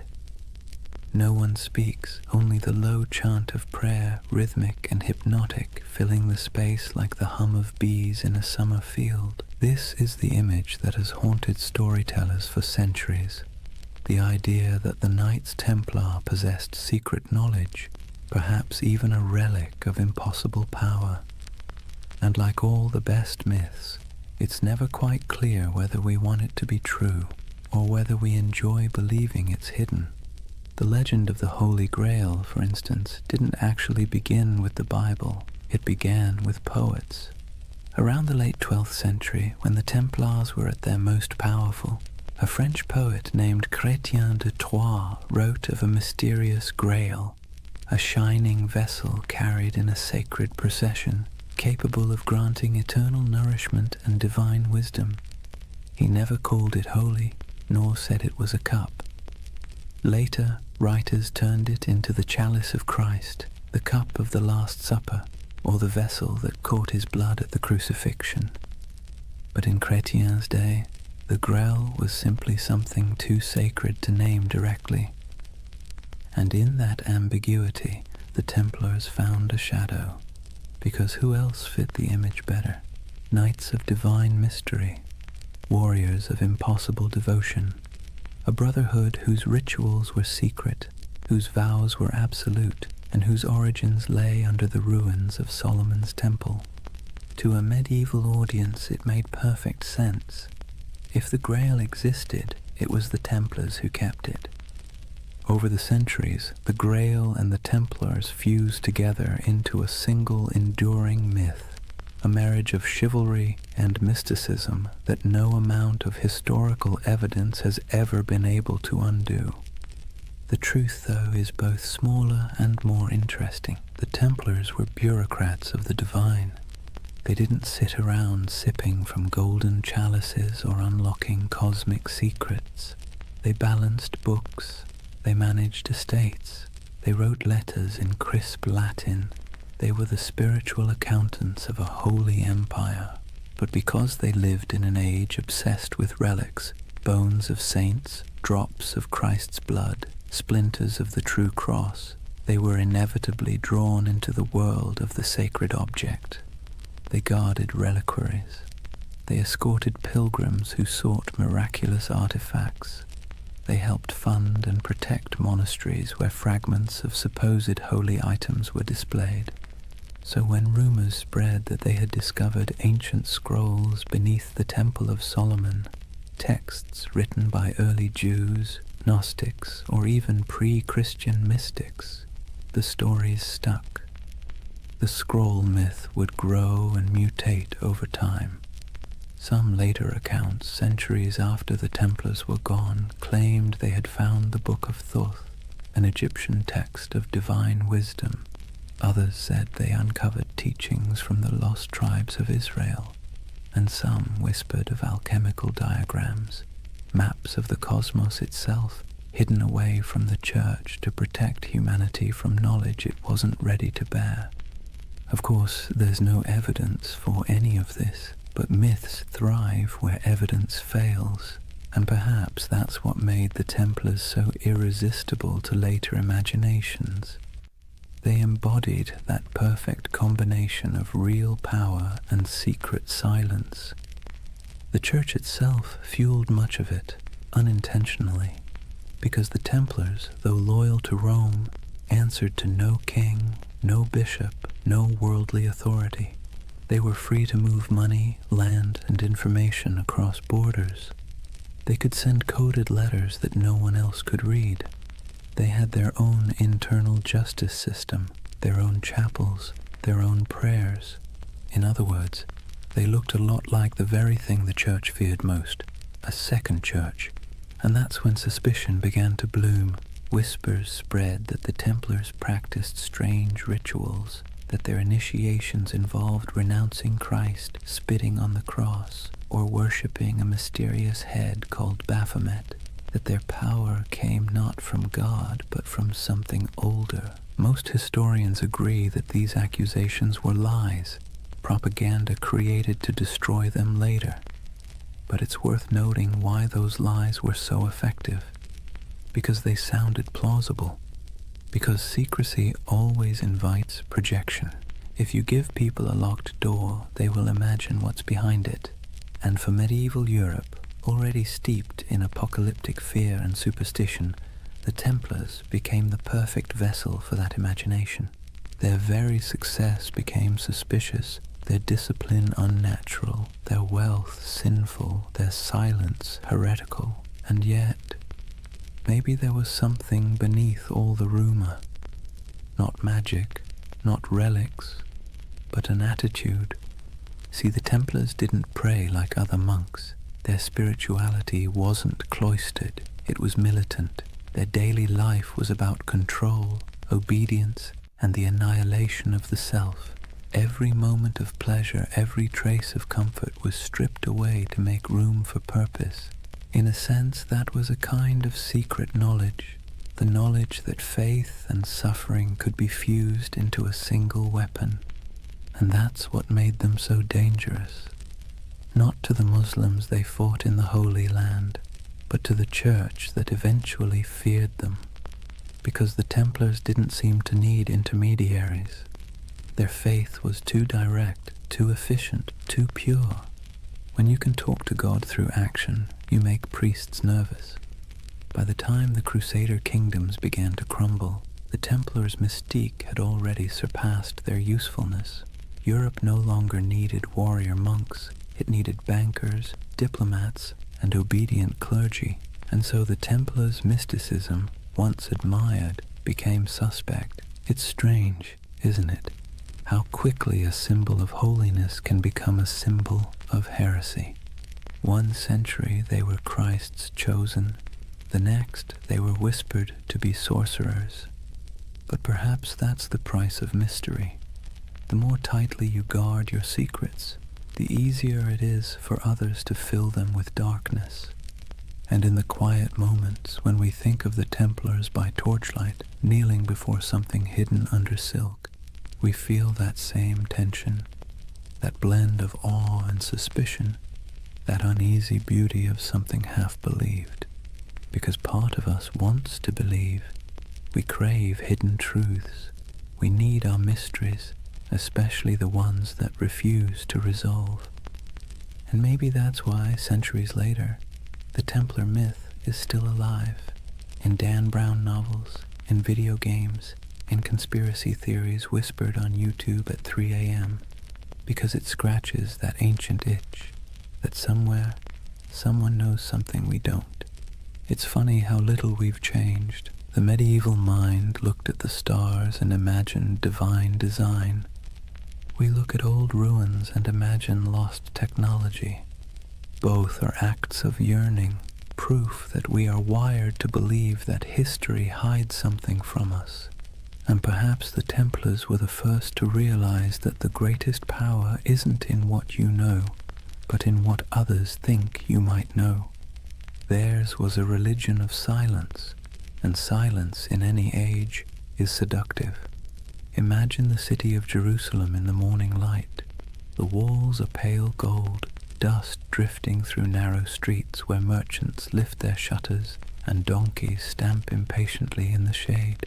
From the hills beyond, the desert glows like a sea of faded fire.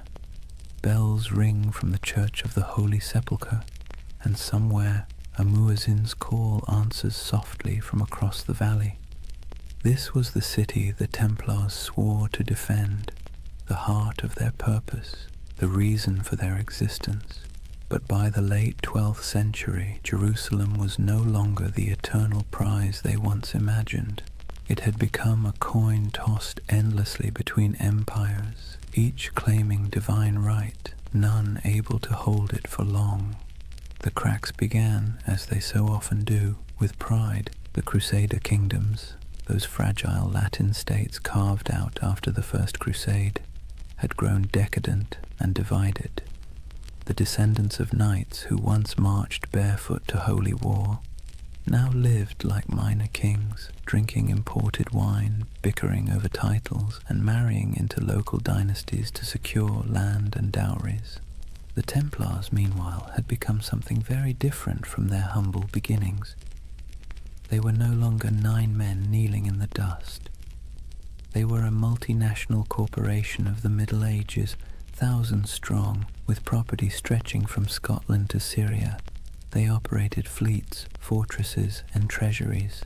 They could lend money to kings and fund crusades outright. And that kind of power, while impressive, makes enemies quickly. By the mid-11th century, the balance of the Holy Land had shifted.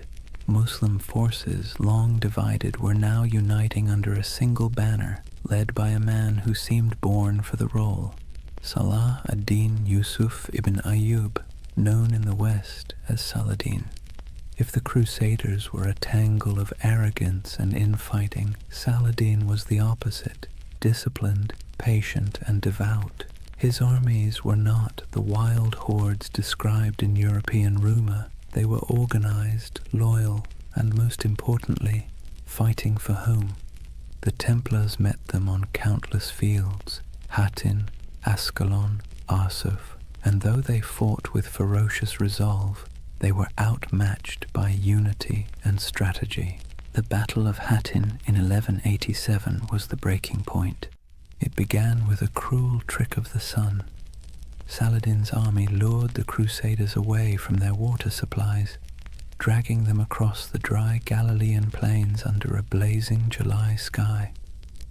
By the time the Templars reached the horns of Hattin, they were half mad with thirst, their chainmail burning against their skin, their banners wilting in the heat.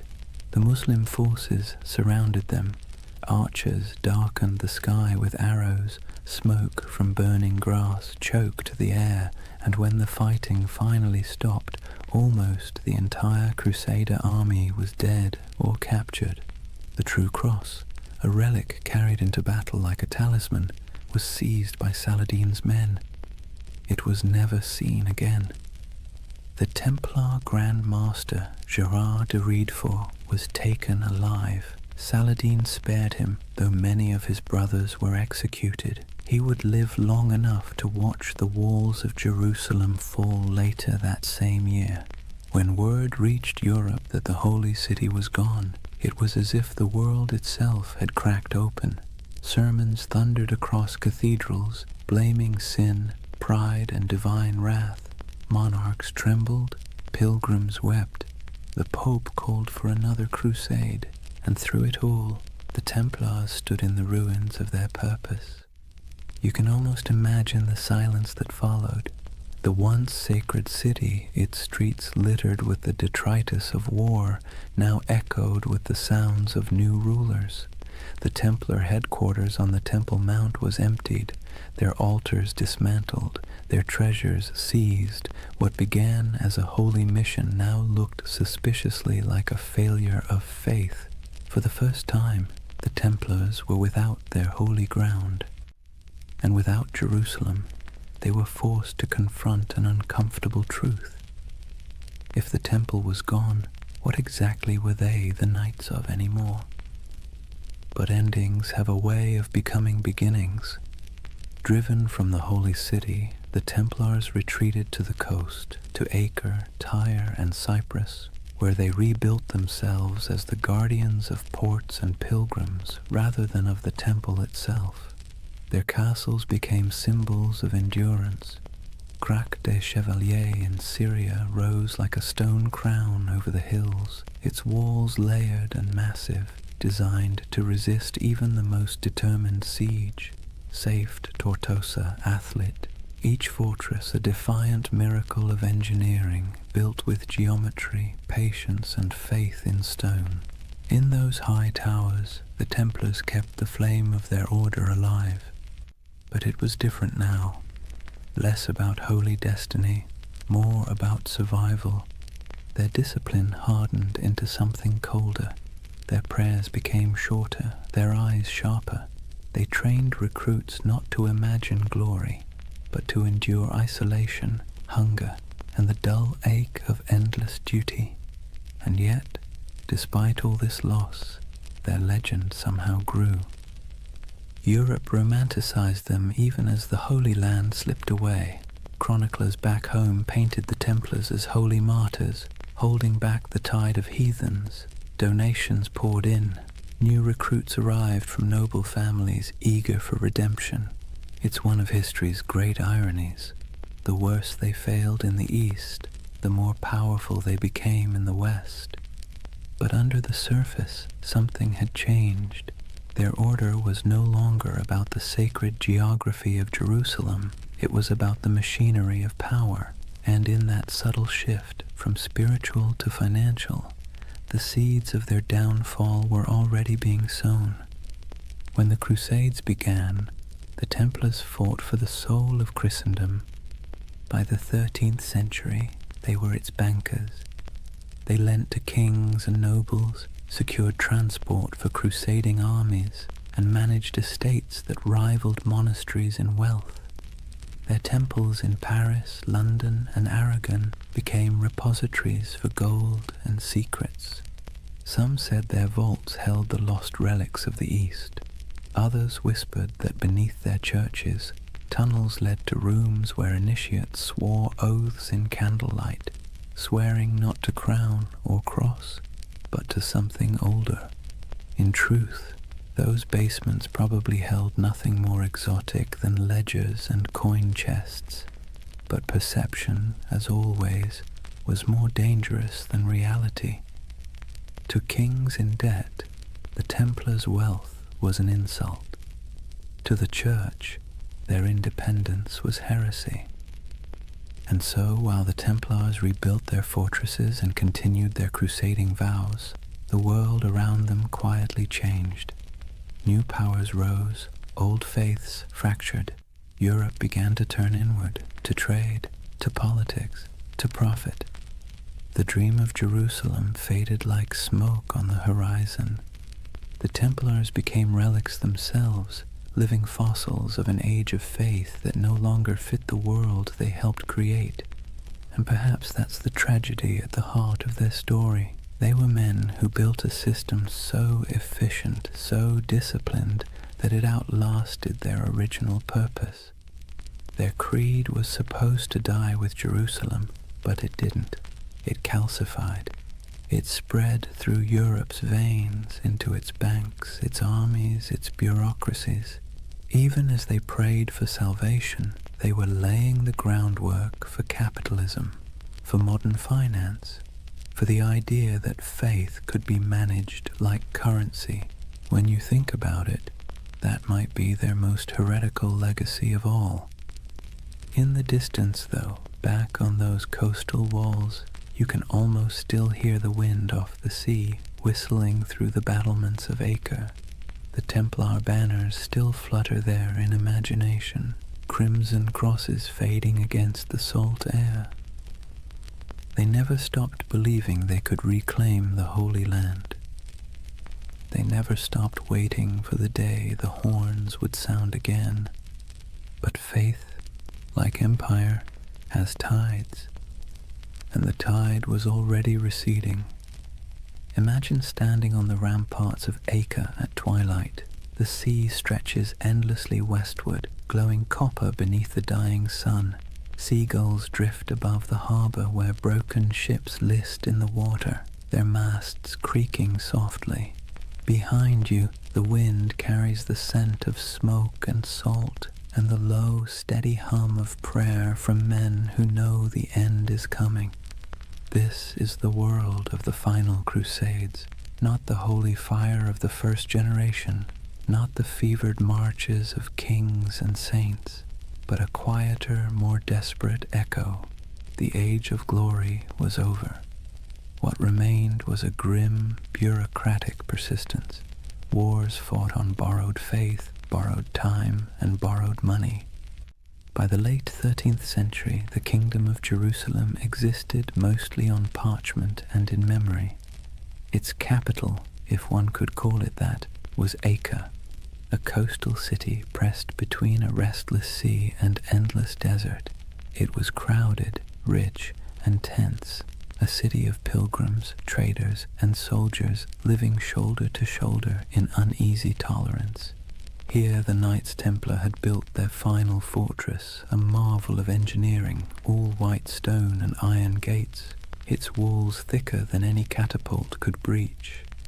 Within those walls, gold and relics were stored in vaults beneath torchlit halls. Above them, in chapels that echoed with Latin chants, the Templars still prayed for Jerusalem, though most knew they would never see it again. They had become the custodians of a dream already dying. The last crusades were not holy wars anymore. They were logistics operations, charters, supply lines, contracts. The romantic image of knights charging across the desert had long since been replaced by the grinding reality of politics. Kings back in Europe promised armies and delivered excuses. Popes issued bulls calling for redemption and sent none. The Templars and their rivals, the Knights Hospitaller, did what they could. They fortified the remaining coastal strongholds, trained recruits from France and England, and negotiated uneasy truces with Muslim rulers, who now viewed them less as enemies and more as relics of a fading age. For nearly a century, the Templars held their line. A few miles of coast, a handful of towers, and the weight of an entire lost empire on their shoulders. Then, in 1291, the inevitable came. A vast Mamluk army, disciplined, relentless, and armed with the confidence of history, swept across the plains toward Acre. Their banners blackened the horizon. Their engines rolled like thunder. Inside the city, panic spread like wildfire. Citizens fled to the harbor, merchants burned their ledgers, priests carried relics to the ships, whispering prayers that no one believed would work. The Templars, as always, took their positions. From the battlements, they could see the Mamluk campfires stretching endlessly into the desert night. The siege began with drums, then fire, then days of unbroken assault. It was not the glorious last stand of legend. It was chaos. Stones crashed into the towers, arrows rained like iron hail, walls cracked and bled dust. The Templars fought with methodical silence, their discipline unbroken even as everything around them burned. Eyewitnesses would later write that when the outer wall finally collapsed, the sound was like a mountain giving way. Within days, Acre was gone. The Templar fortress fell piece by piece, and those who survived fled to their ships, carrying little more than their order's banner and the bitter taste of failure. When the city burned behind them, so did the last true Crusader stronghold in the Holy Land. It was over.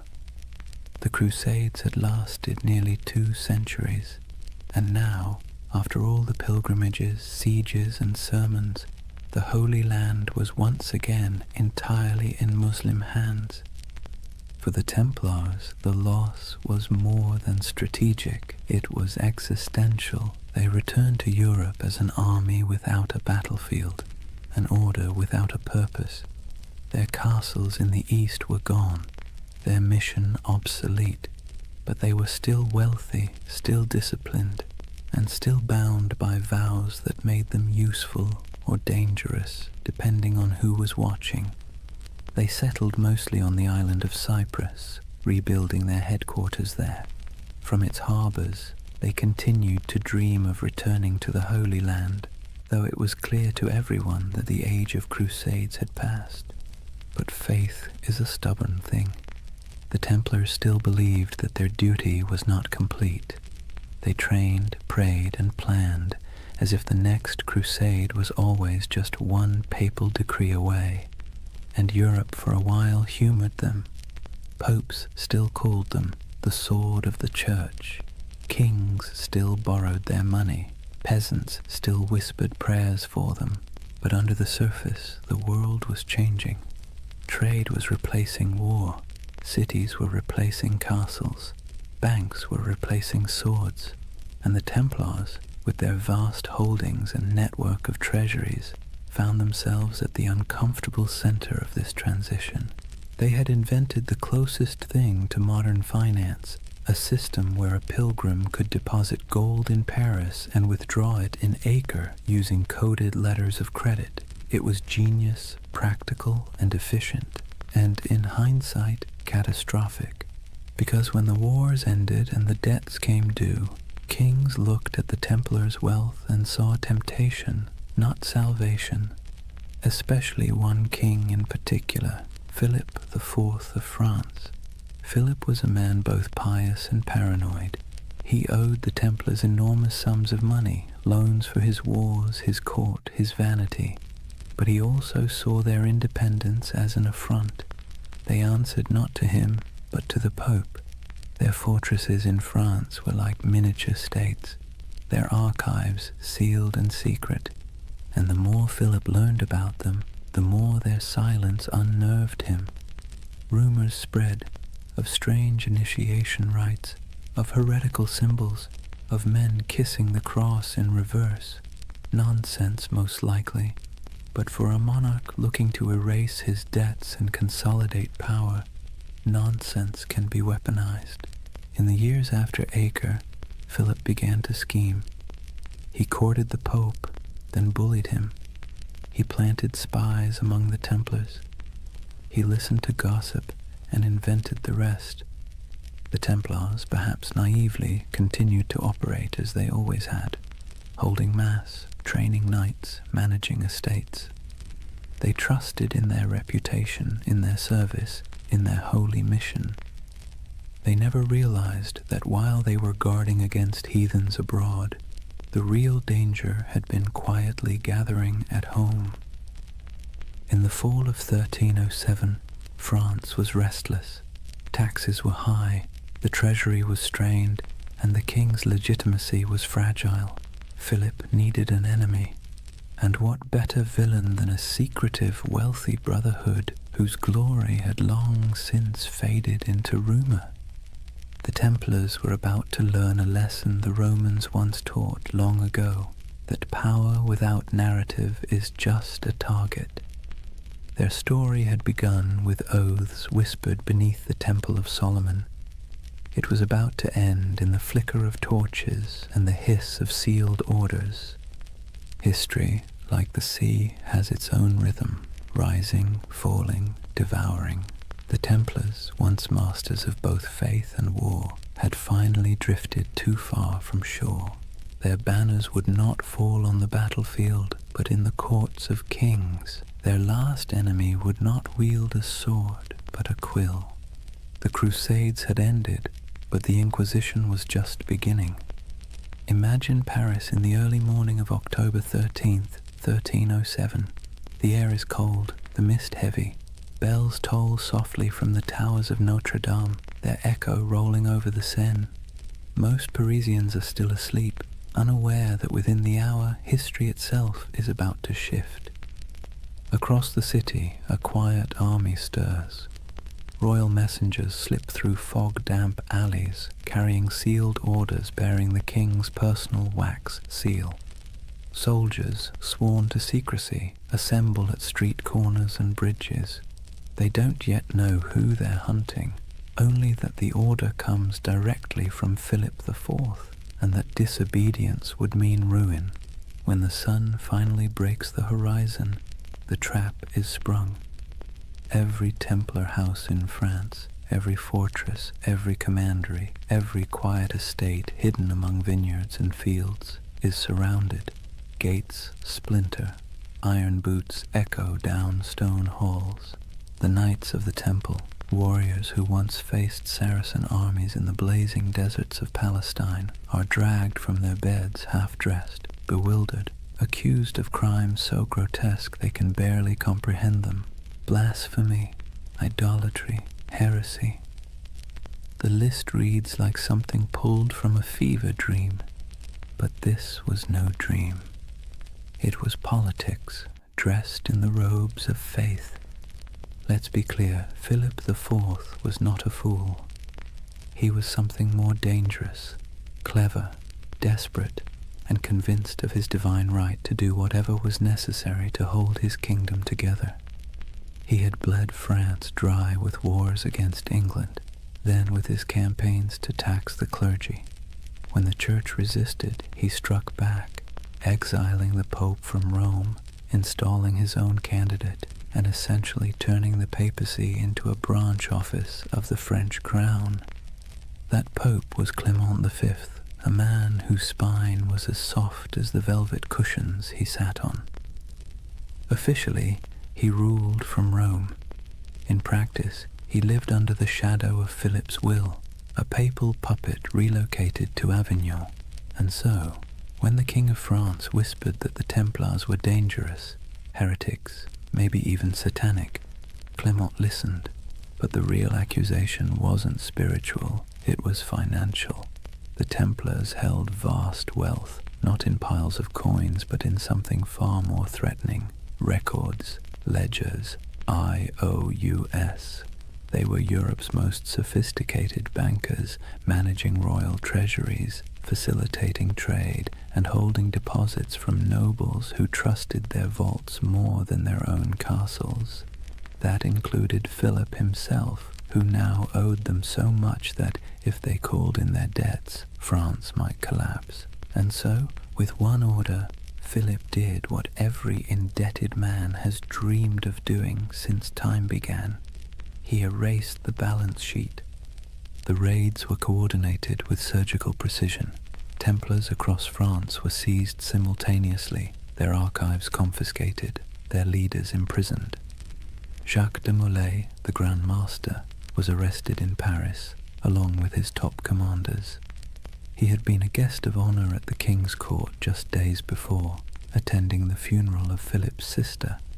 Now his hospitality was rewarded with chains. The interrogations began almost immediately. The king's agents, men of ink and iron, demanded confessions to every sin imaginable. They accused the Templars of denying Christ, of spitting on the cross during initiation, of worshipping a mysterious idol called Baphomet. They spoke of obscene rituals, secret kisses, and dark oaths taken by candlelight. And under torture, men will say anything. By the week's end, confessions poured in, broken, contradictory, desperate.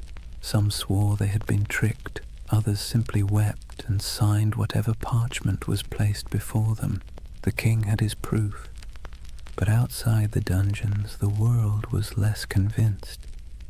The charges made no sense. The Templars were fanatically religious, sworn to poverty, chastity, and obedience.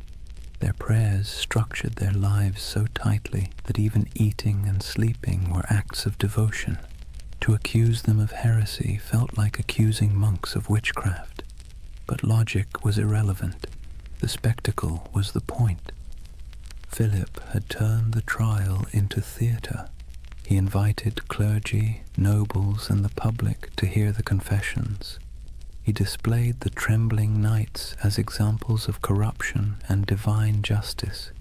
He presented himself as the defender of Christendom, cleansing it of hidden rot. And for a public weary of taxes, famine, and failed wars, it worked. People love a villain, especially one that used to be untouchable. Meanwhile, Clement V hesitated. As head of the church, the Templars were technically under his jurisdiction, not Philip's, and he knew, deep down, that the charges were absurd. He issued cautious letters demanding the Templars be handed over to papal investigators, but Philip ignored him. France was already playing judge, jury, and executioner. When the Pope finally summoned his courage to intervene, the damage was done. Across Europe, the accusations had spread like wildfire. Other kings, seeing opportunity, followed Philip's lead. Why not confiscate a few Templar estates? Why not seize their gold, their horses, their lands? After all, if France was purging the heretics, who wanted to look soft on sin? One by one, Europe's monarchs turned on their former protectors. In England, Edward II hesitated at first. He actually liked the Templars, but papal pressure forced his hand. In Spain and Portugal, the order was dissolved and reborn under new names, with new insignia, to preserve their assets while appeasing the church. In Germany and Italy, their properties were quietly absorbed by the Hospitallers, rivals who had survived by being slightly less rich and slightly less suspicious. But in France, there was no mercy. The king's prisons overflowed with knights. Some recanted their forced confessions, and for that they were burned alive.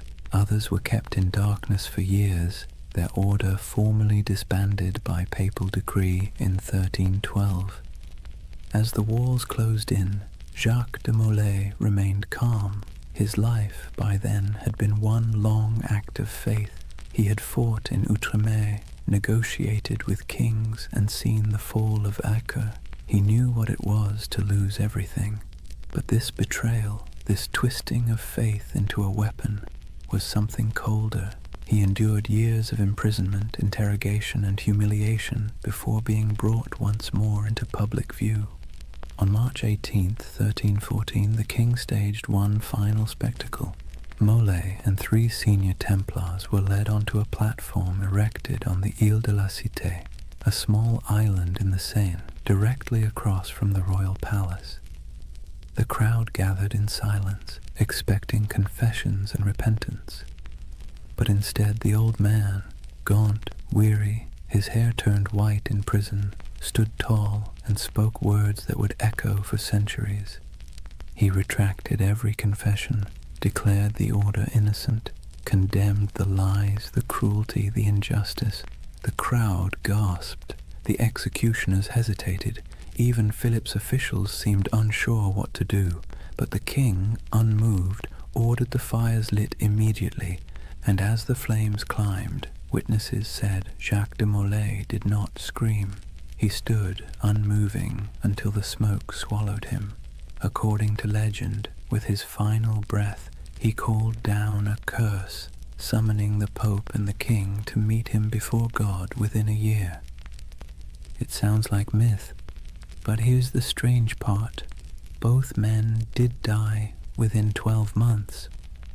Philip collapsed suddenly during a hunting trip. Clement succumbed to illness not long after.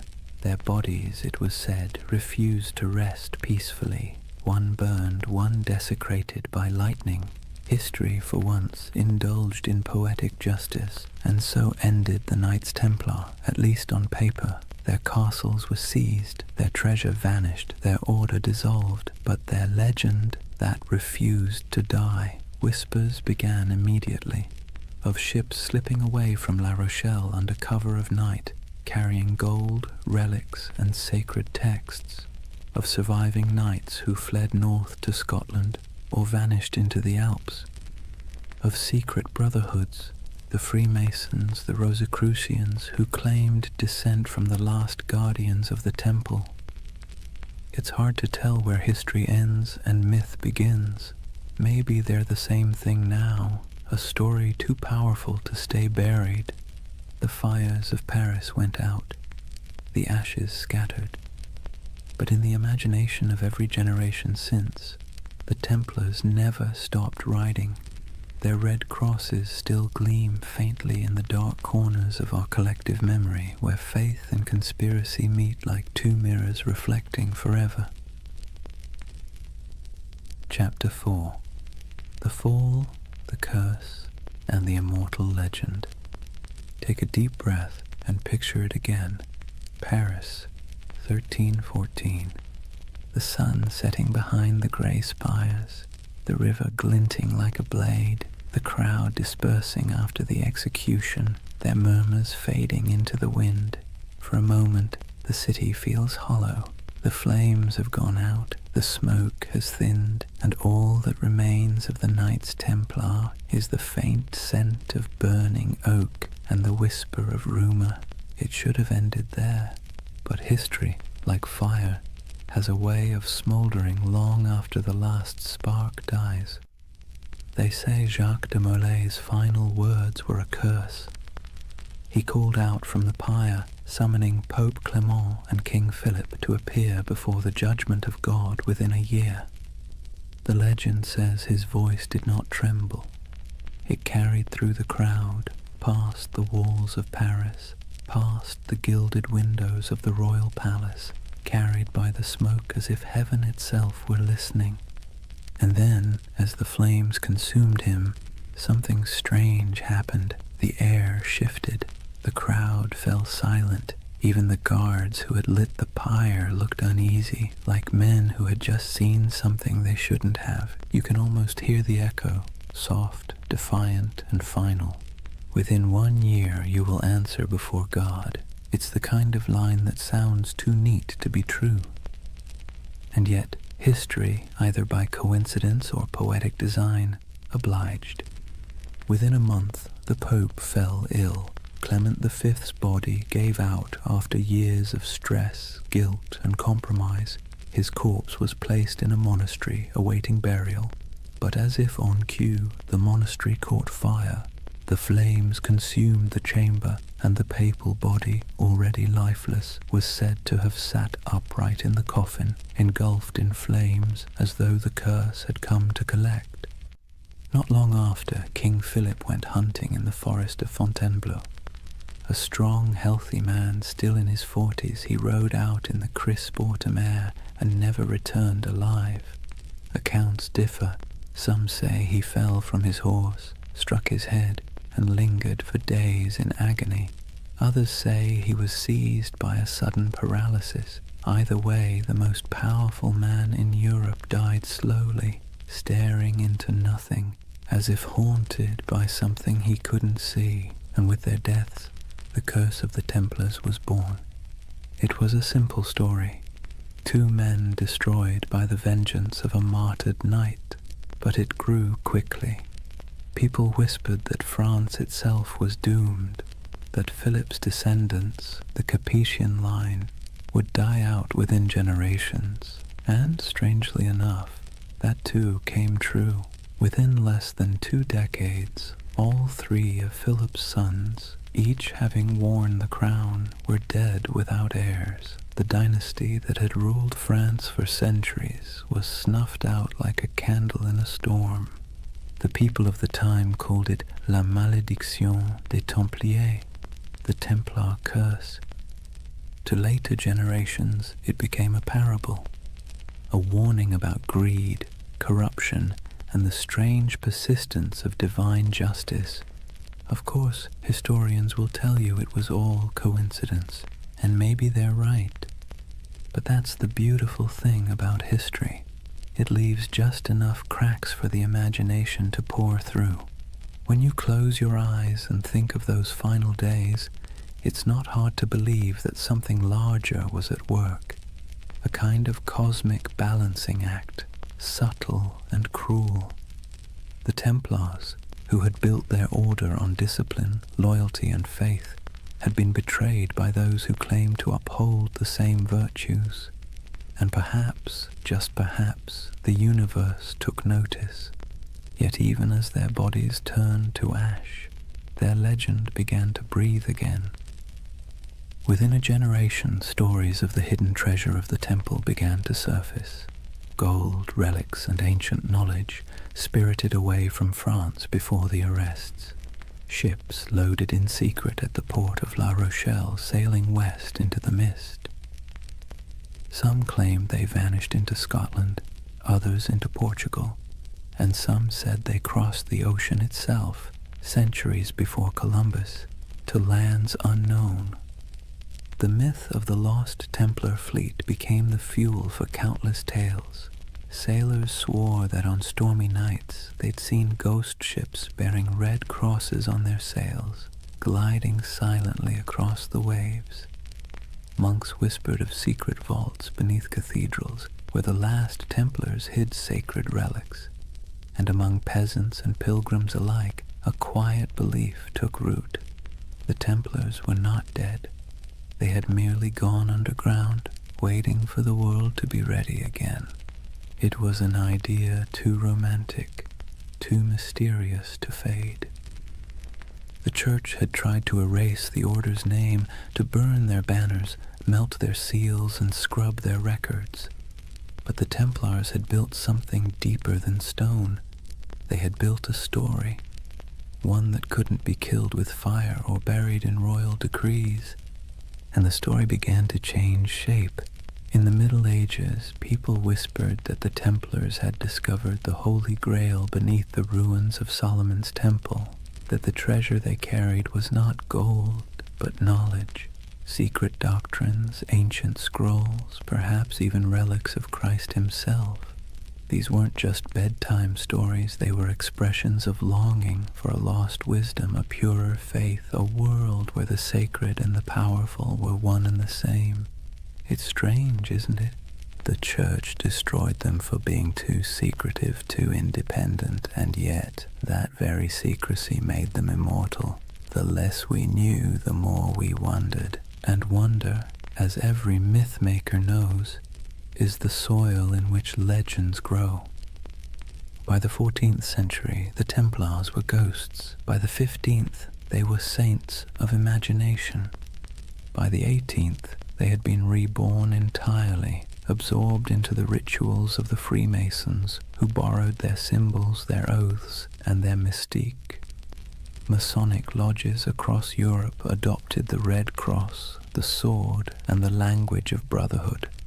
In their dimly lit halls, among candles and geometry, men in powdered wigs whispered oaths not unlike those once spoken in Jerusalem.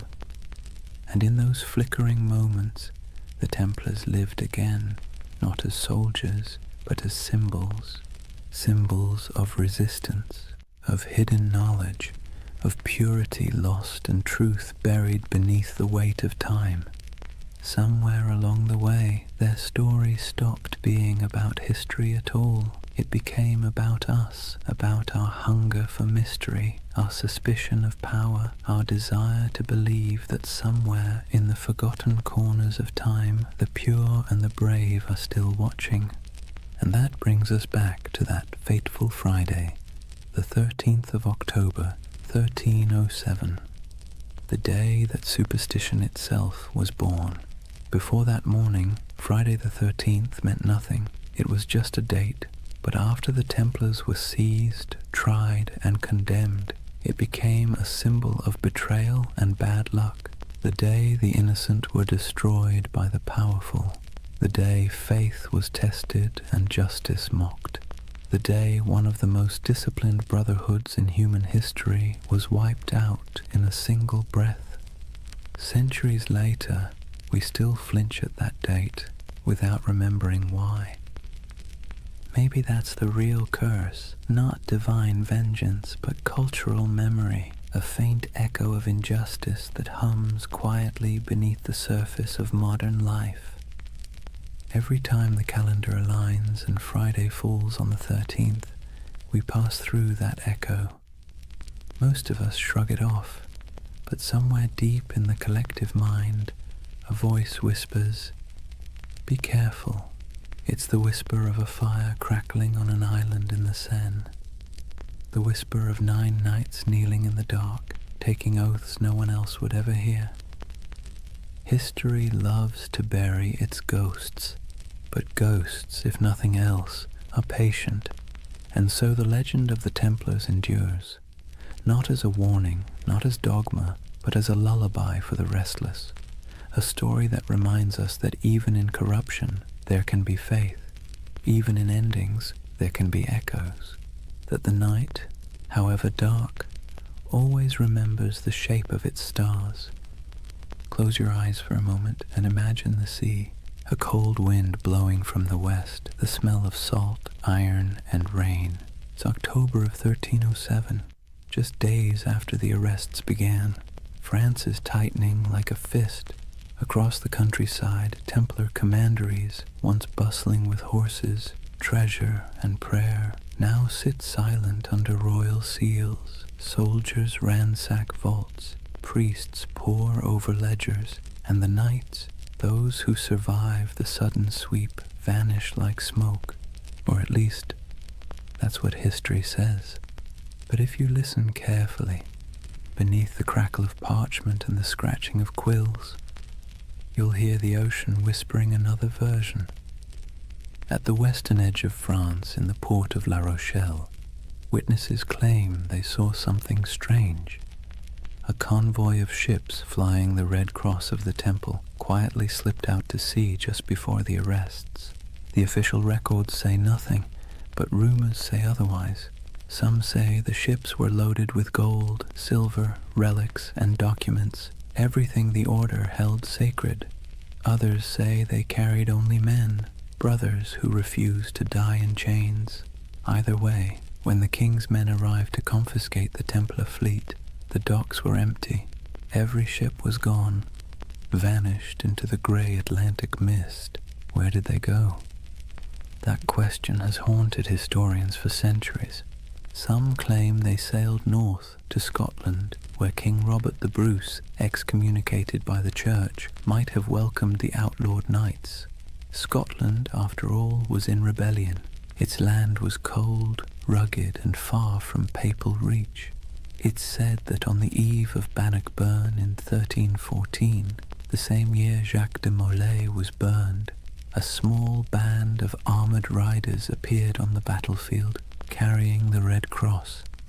They turned the tide against the English, then disappeared as swiftly as they came.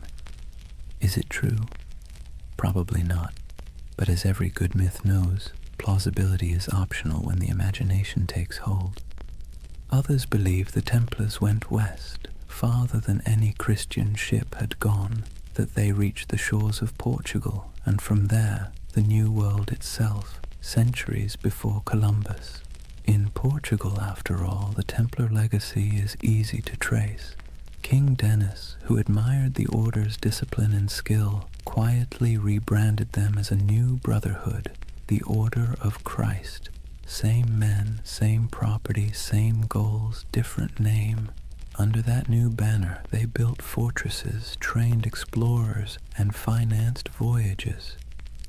Centuries later, one of their spiritual heirs, a man named Prince Henry the Navigator, would launch the Age of Exploration, and the Red Cross of the Templars would appear again, painted on the sails of caravels bound for Africa, India, and beyond. You've seen it before, even if you didn't notice it. The ships of Columbus, the sails of Vasco da Gama, the Red Cross fluttering against the wind. A silent inheritance, passed from the knights who once guarded pilgrims to the sailors who remapped the world. And so, some say, the Templars never truly vanished. They evolved.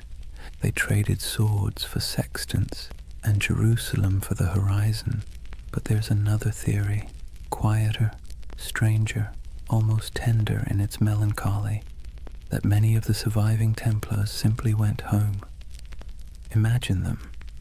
Men in their 40s or 50s, scarred from years of crusade, watching everything they believed in collapse. Some fled across borders, shaving their beards, burning their mantles, blending back into ordinary life. A few became monks in other orders. A few became mercenaries fighting in wars for causes that meant less to them than the discipline itself. And some perhaps wandered until they disappeared entirely. It's easy to picture one, an old knight on a country road in Burgundy, walking beside a thin horse, whispering the prayers he'd once spoken in Latin under vaulted stone. The world had moved on, but his habits hadn't. He still woke before dawn. He still ate in silence. He still believed that somewhere, somehow, the temple would rise again. History doesn't record their names, but you can almost feel their absence, like a missing note in a song. Meanwhile, in the cities, the myth began to grow. People whispered that the knights had gone underground, forming secret brotherhoods that passed their wisdom down through generations. Some pointed to the Freemasons, whose ceremonies echoed Templar oaths of loyalty and secrecy. Others to the Rosicrucians, the mystics of the Renaissance who claimed to guard ancient knowledge. And later still, to shadowy organizations whispered about in smoky taverns, societies of men who spoke in symbols, who wore rings marked with crosses, and who always seemed to know more than they should. Whether any of it was true didn't matter. What mattered was that the idea felt true, because deep down, humanity hates endings. We don't like to believe that things simply stop, that great movements vanish overnight. We'd rather imagine that somewhere, beneath the surface, the story continues. And maybe it does. In Scotland, legends grew of hidden lodges beneath cathedrals, where descendants of the Templars met by candlelight. In Spain and Portugal, old families claimed to possess relics from the temple, swords, seals, and parchments that no historian could trace. And in France, the ghost stories began.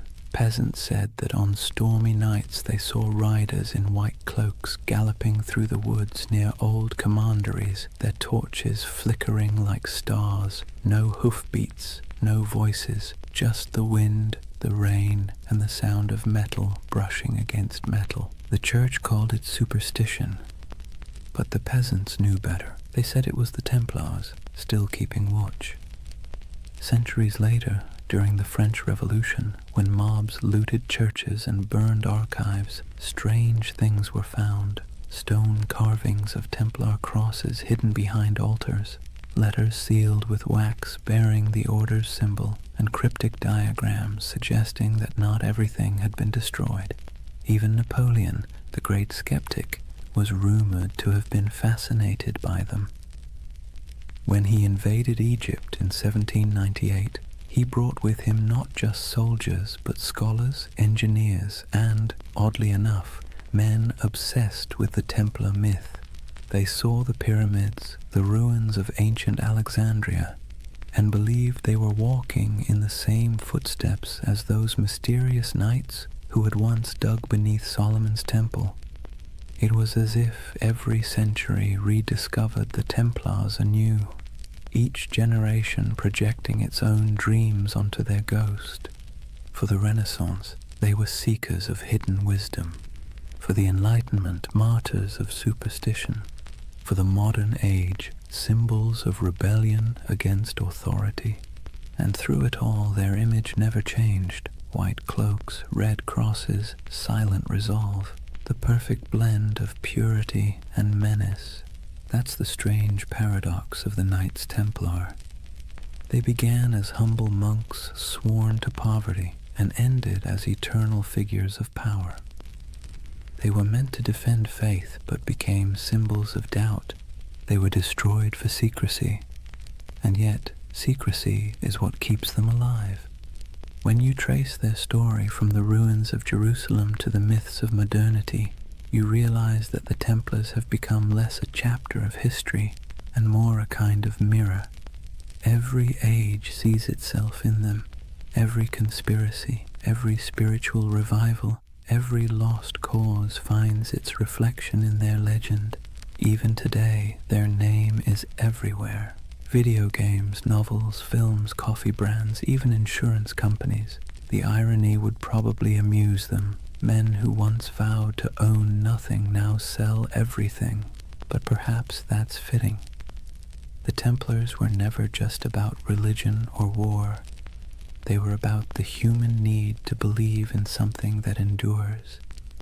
And maybe that's why we can't stop imagining where they went.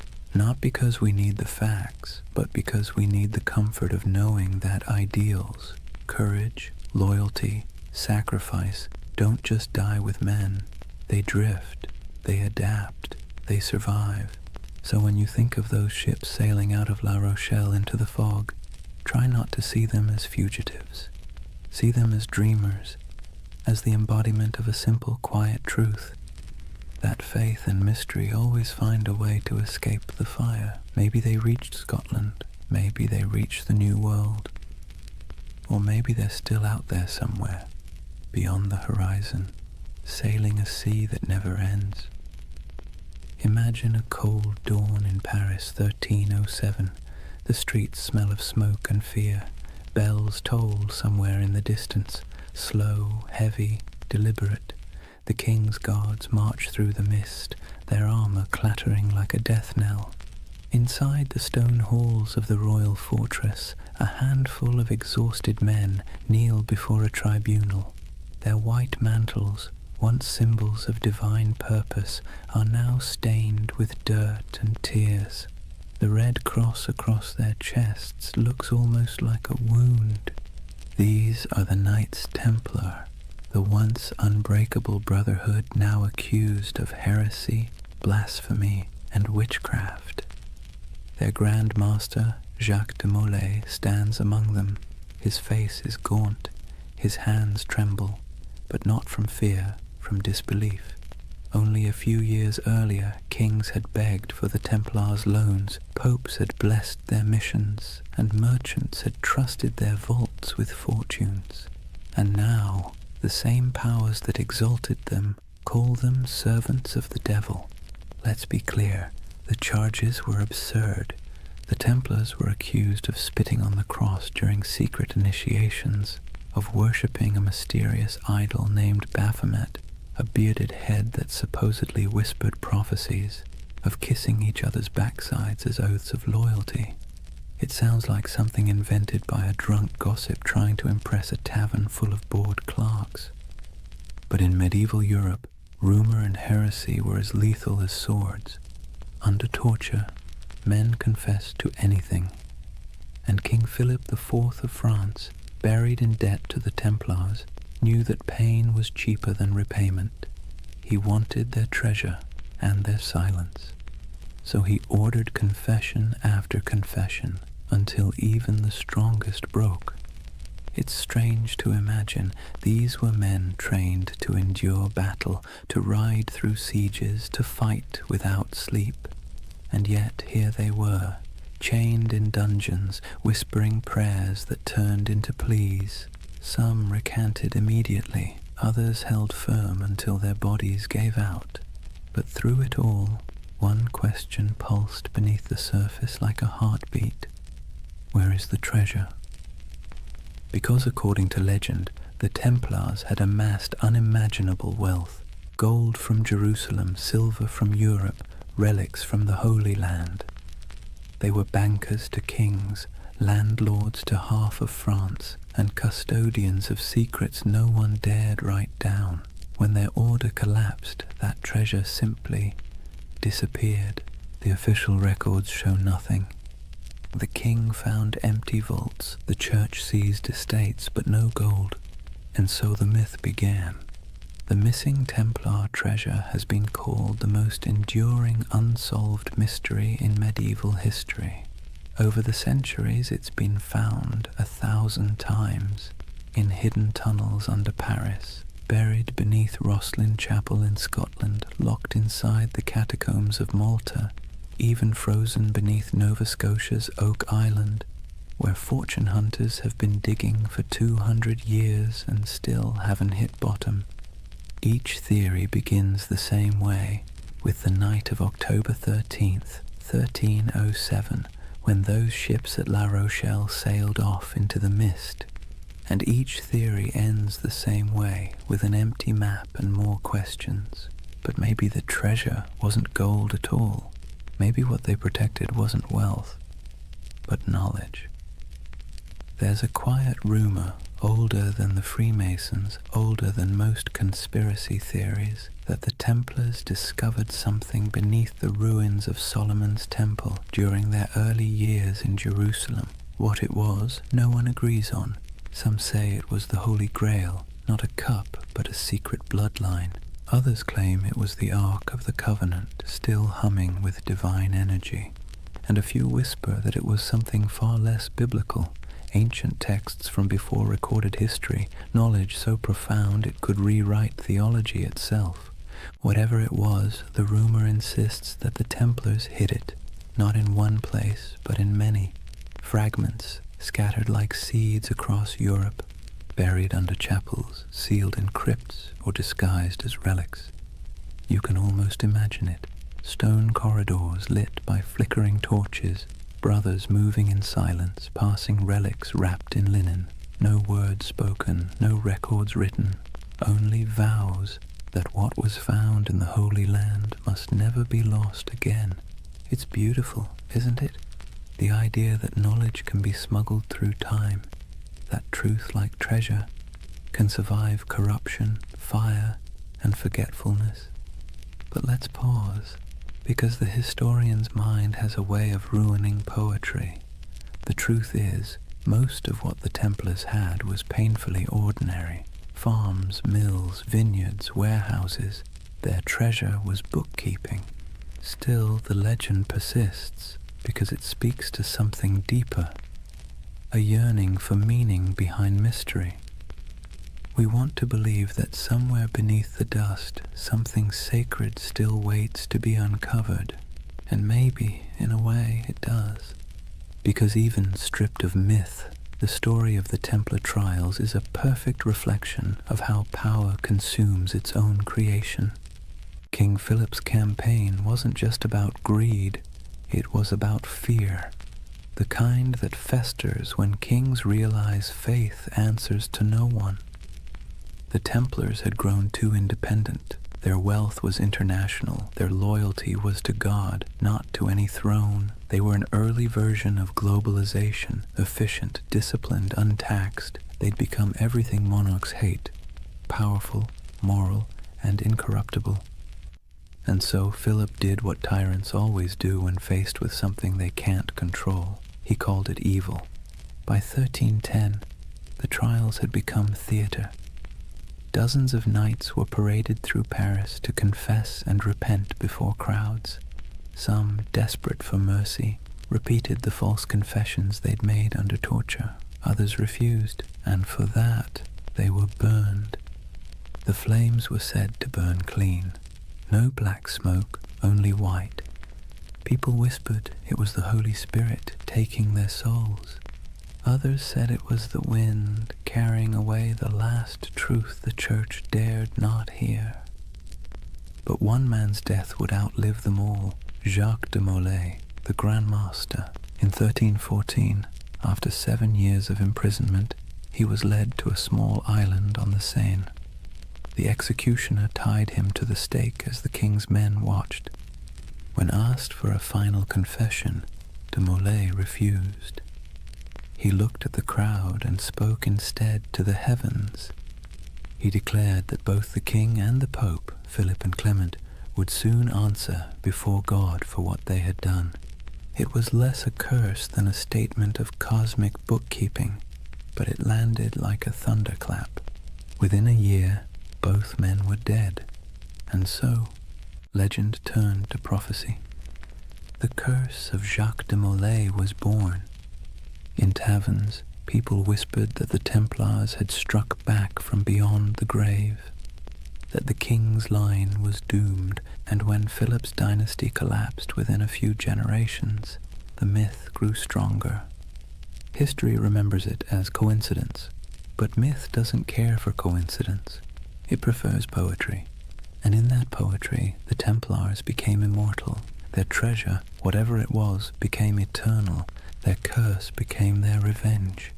You can see echoes of it everywhere, in novels about secret codes and grail quests, in stories of lost bloodlines and hidden orders, in the fascination that still surrounds their name. Because deep down, the story of the Templars isn't just about power or faith. It's about loss. The loss of certainty, of purity, of something once believed to be incorruptible. And perhaps that's why it still hums beneath our collective imagination, because when we stare into history long enough, we start to see ourselves. The way faith becomes ambition, ambition becomes greed, and greed becomes legend. So maybe the real Templar treasure isn't buried in stone or sealed in vaults. Maybe it's the myth itself, the part of human nature that refuses to stop believing, even when reason tells it to. The belief that something holy might still be hidden under all this noise and dust, that even in ruin there's a secret worth protecting, and somewhere, under moonlight or memory, a ship still drifts through fog, carrying not gold, but the weight of a promise, the promise that no truth ever really disappears. It just waits to be rediscovered. Picture this, the flames dying down on that island in the Seine, the crowd dispersing into the night, their faces glowing with the reflected orange of what they'd just witnessed. And above it all, the black smoke curling toward the spires of Paris, drifting into legend. Jacques de Molay was dead, but his curse, if you believe in such things, had already taken root. The chroniclers of the time, even the cautious ones, couldn't ignore what happened next. Within months, Pope Clement V was dead of illness. Within a year, King Philip IV was thrown from his horse and died suddenly. No heirs, no fortune, no redemption. It was as if the fire had leapt from de Molay's pyre into the royal bloodline itself. Whispered superstition turned to conviction. The Templars had called down divine justice. And that's where history ends and myth truly begins, because after that day the Knights Templar ceased to exist in the record. Their castles were seized, their lands divided, their members absorbed into other orders or driven into hiding. But their name, their symbol, only grew stronger. You can destroy a building, you can hang a man, but you can't kill an idea that has already become a myth. Let's be honest, the world loves a good mystery wrapped in moral ambiguity. The Templars were the perfect storm, part saint, part sinner, disciplined yet secretive, blessed yet cursed. And so, century after century, their shadow kept resurfacing in new disguises. In medieval Germany, people whispered that the Templars had gone underground, literally tunneling beneath mountains to guard their hidden treasure. In Scotland, they were said to have joined Robert the Bruce at the Battle of Bannockburn, their white mantles glowing like ghosts as they charged across the misty fields. In Portugal, they supposedly rebranded as the Order of Christ, quietly sailing under new banners as Europe's age of exploration began. Everywhere they vanished, stories bloomed like ivy over old stone. By the Renaissance, artists painted them into allegories. By the Enlightenment, philosophers invoked them as symbols of reason suppressed by superstition. By the 18th century, they'd re-emerged again, this time whispered to be the ancestors of the Freemasons, the supposed keepers of ancient wisdom and architects of secret societies that shaped revolutions and empires alike. No proof, of course, but when has lack of proof ever stopped a good story? And then came the 19th century, a perfect breeding ground for myth. Romantics were obsessed with lost causes, fallen knights, and tragic purity. The Templars became literary gold. Poets wrote of their courage, novelists embroidered their rituals, and painters gave them halos of melancholy light. They became a mirror for every generation's anxieties. The pure few against the corrupt many, the dream of spiritual order in a chaotic world. And that's the secret ingredient to their immortality. Each age reshapes them to fit its own fears and fantasies. For the Victorians, they were noble martyrs. For the mystics, guardians of sacred geometry and alchemical truth. For the modern internet, they're either ancient aliens or early bankers. The spectrum runs from the sublime to the ridiculous, and somehow the Knights Templar fit perfectly into both. But why? Why them and not some other crusading order lost to time? Maybe it's because they sit right on the fault line between faith and doubt. They were monks with swords, believers who killed, poor men who became rich, holy men who served kings. Their contradictions make them endlessly recyclable, adaptable to whatever mystery you want them to represent. And let's be clear, people love contradictions. They feel human, they feel possible. The Templars are not gods or demons. They're a reflection of how ambition twists faith, how purity curdles into power, and how power always inevitably invites its own destruction. It's almost poetic that they were accused of worshipping a severed head, because in a way, that's what their legend became, a body without a leader, kept alive by imagination, headless but somehow still breathing. Let's drift for a moment to one of those places still whispered about, Rosslyn Chapel, Scotland.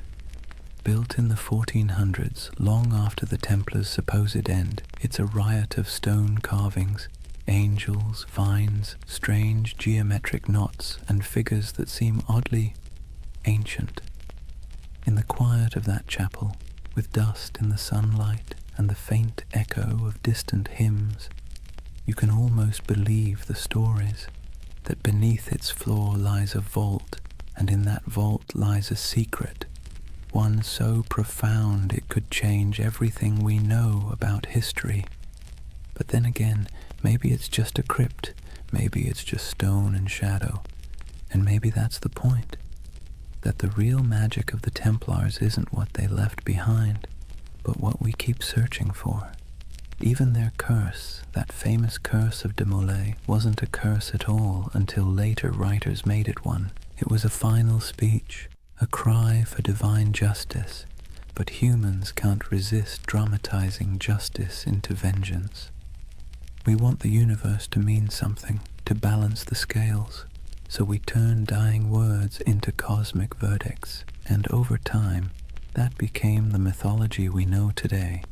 Friday the 13th, the day of the arrests, turned into a symbol of bad luck. Their crosses became icons of mystery. Their disappearance became proof of survival. It's all absurd, and yet strangely comforting, because buried within the fantasy is a wish that truth survives corruption, that goodness hides rather than dies, that somewhere there's still a secret order of noble souls keeping the flame alive in a world that's long gone dark. And who knows, maybe that's true, not in the literal sense, but in the sense that stories are secret orders. Each retelling keeps the memory alive. Each listener becomes an initiate, one more person who knows that once there were men who tried to turn faith into action and paid the price. So when you hear their name, the Knights Templar, maybe don't imagine treasure or curses or cryptic symbols. Imagine something quieter, a group of men kneeling under torchlight, making promises they could never keep but tried to anyway. Imagine their breath clouding in the cold air, their armor cold against their skin, their hearts probably as uncertain as yours or mine. And perhaps in that uncertainty lies their true immortality, because we don't remember them as saints or villains. We remember them as the dream that somewhere in the chaos of history, people once believed they could create something pure, something incorruptible, something worth dying for. And though their towers have fallen and their banners turned to dust, the idea still flickers in stone carvings, in folk tales, in the glow of every conspiracy theory forum at 3 a.m. The Templars endure not because they were flawless, but because they were human. And humans have always dreamed of perfection, even as we fall short of it. So when you finally close your eyes tonight, imagine the world they left behind. Imagine the quiet after the fire, the soft sound of waves against forgotten shores. Somewhere a candle burns low, somewhere an oath is whispered again, and somewhere in the deep rhythm of history, the order still rides, not in armor, but in memory, because the truth is, nothing truly holy ever dies. It simply changes shape and waits to be remembered. So now we reach the end, or rather, the echo. The story of the Knights Templar doesn't really end. It simply fades like candlelight in a long corridor, stretching further and further into shadow. If you've stayed with me through this entire journey, through crusades and curses, through deserts and dungeons, take a moment to notice the quiet. The world they built and the world they lost are both long gone, but the silence they left behind still hums with meaning. Imagine it, Europe asleep under frost, old cathedrals creaking with age, the moonlight brushing against statues of long-forgotten knights. In that stillness, you can almost hear them, the faint clink of armor, the whisper of prayer, the soft murmur of devotion and doubt braided together. because that's what the Templars really were. Not gods, not monsters, just men standing at the fragile intersection between the sacred and the human. They tried to build heaven with earthly tools, swords, stone, oaths, and hope. And like everyone who's ever reached too high, they fell. But falling doesn't mean failure. It just means the dream became too heavy for the age that held it. History loves to paint the Templars as symbols of greed, of purity, of secrets, of sin. But perhaps they were simply mirrors, reflecting what every civilization fears most. That no matter how powerful we become, or how righteous we think we are, time will eventually unmake us, fold us back into silence. And yet, the beauty is that silence isn't nothing. It's the space where memory lives, it's where myths breathe, and it's where you, right now, can find peace. As you drift, think of how strange it is that the same stones that witnessed their vows now lie beneath traffic, beneath cities, beneath centuries of dust. But if you look closely, the pattern is still there, in church floor tiles, in the geometry of modern skylines, in the lingering idea that faith, when coupled with discipline, can move empires. Every age finds its Templars, not in armor, but in conviction, not guarding pilgrims, but guarding truth, or art, or compassion, or whatever fragile thing seems worth defending in their time. Maybe you've been one of them without realizing it, someone trying to build something pure in a world that doesn't always reward purity. So tonight, as the story fades, let the noise of history recede behind you. The clash of swords, the whispers of betrayal, the long sermons and louder silences. Let them dissolve into the steady rhythm of your breath, because this is what remains when the myths fall quiet. A reminder that even the grandest empires, the greatest orders, and the most secret brotherhoods eventually return to stillness. And in that stillness, something eternal stirs, not banners, not blood, but the simple, persistent urge to remember that once humans dreamed of divine perfection, that they believed in sacred duty, that they tried, however imperfectly, to bridge the distance between heaven and earth. And maybe that's enough. If you close your eyes now, you might see them one last time, riding slowly into the horizon, the sun setting behind them, their white mantles glowing faintly in the fading light. No words, no music, just the sound of hooves in the sand, steady as a heartbeat. And then, quiet, the kind of quiet that carries centuries. So let the world of the Templars drift away. The wars, the treasures, the secrets, what's left is only peace, soft, steady, endless peace. Thank you for joining this journey through time, for wandering through cathedrals, deserts, and dreams. If you enjoyed this story and want to hear more journeys through history to help you sleep, please subscribe. And before you drift off completely, tell me what's keeping you up tonight. Maybe next time we'll dream through that too. For now, rest easy. You're safe. History will keep its secrets until morning. Good night.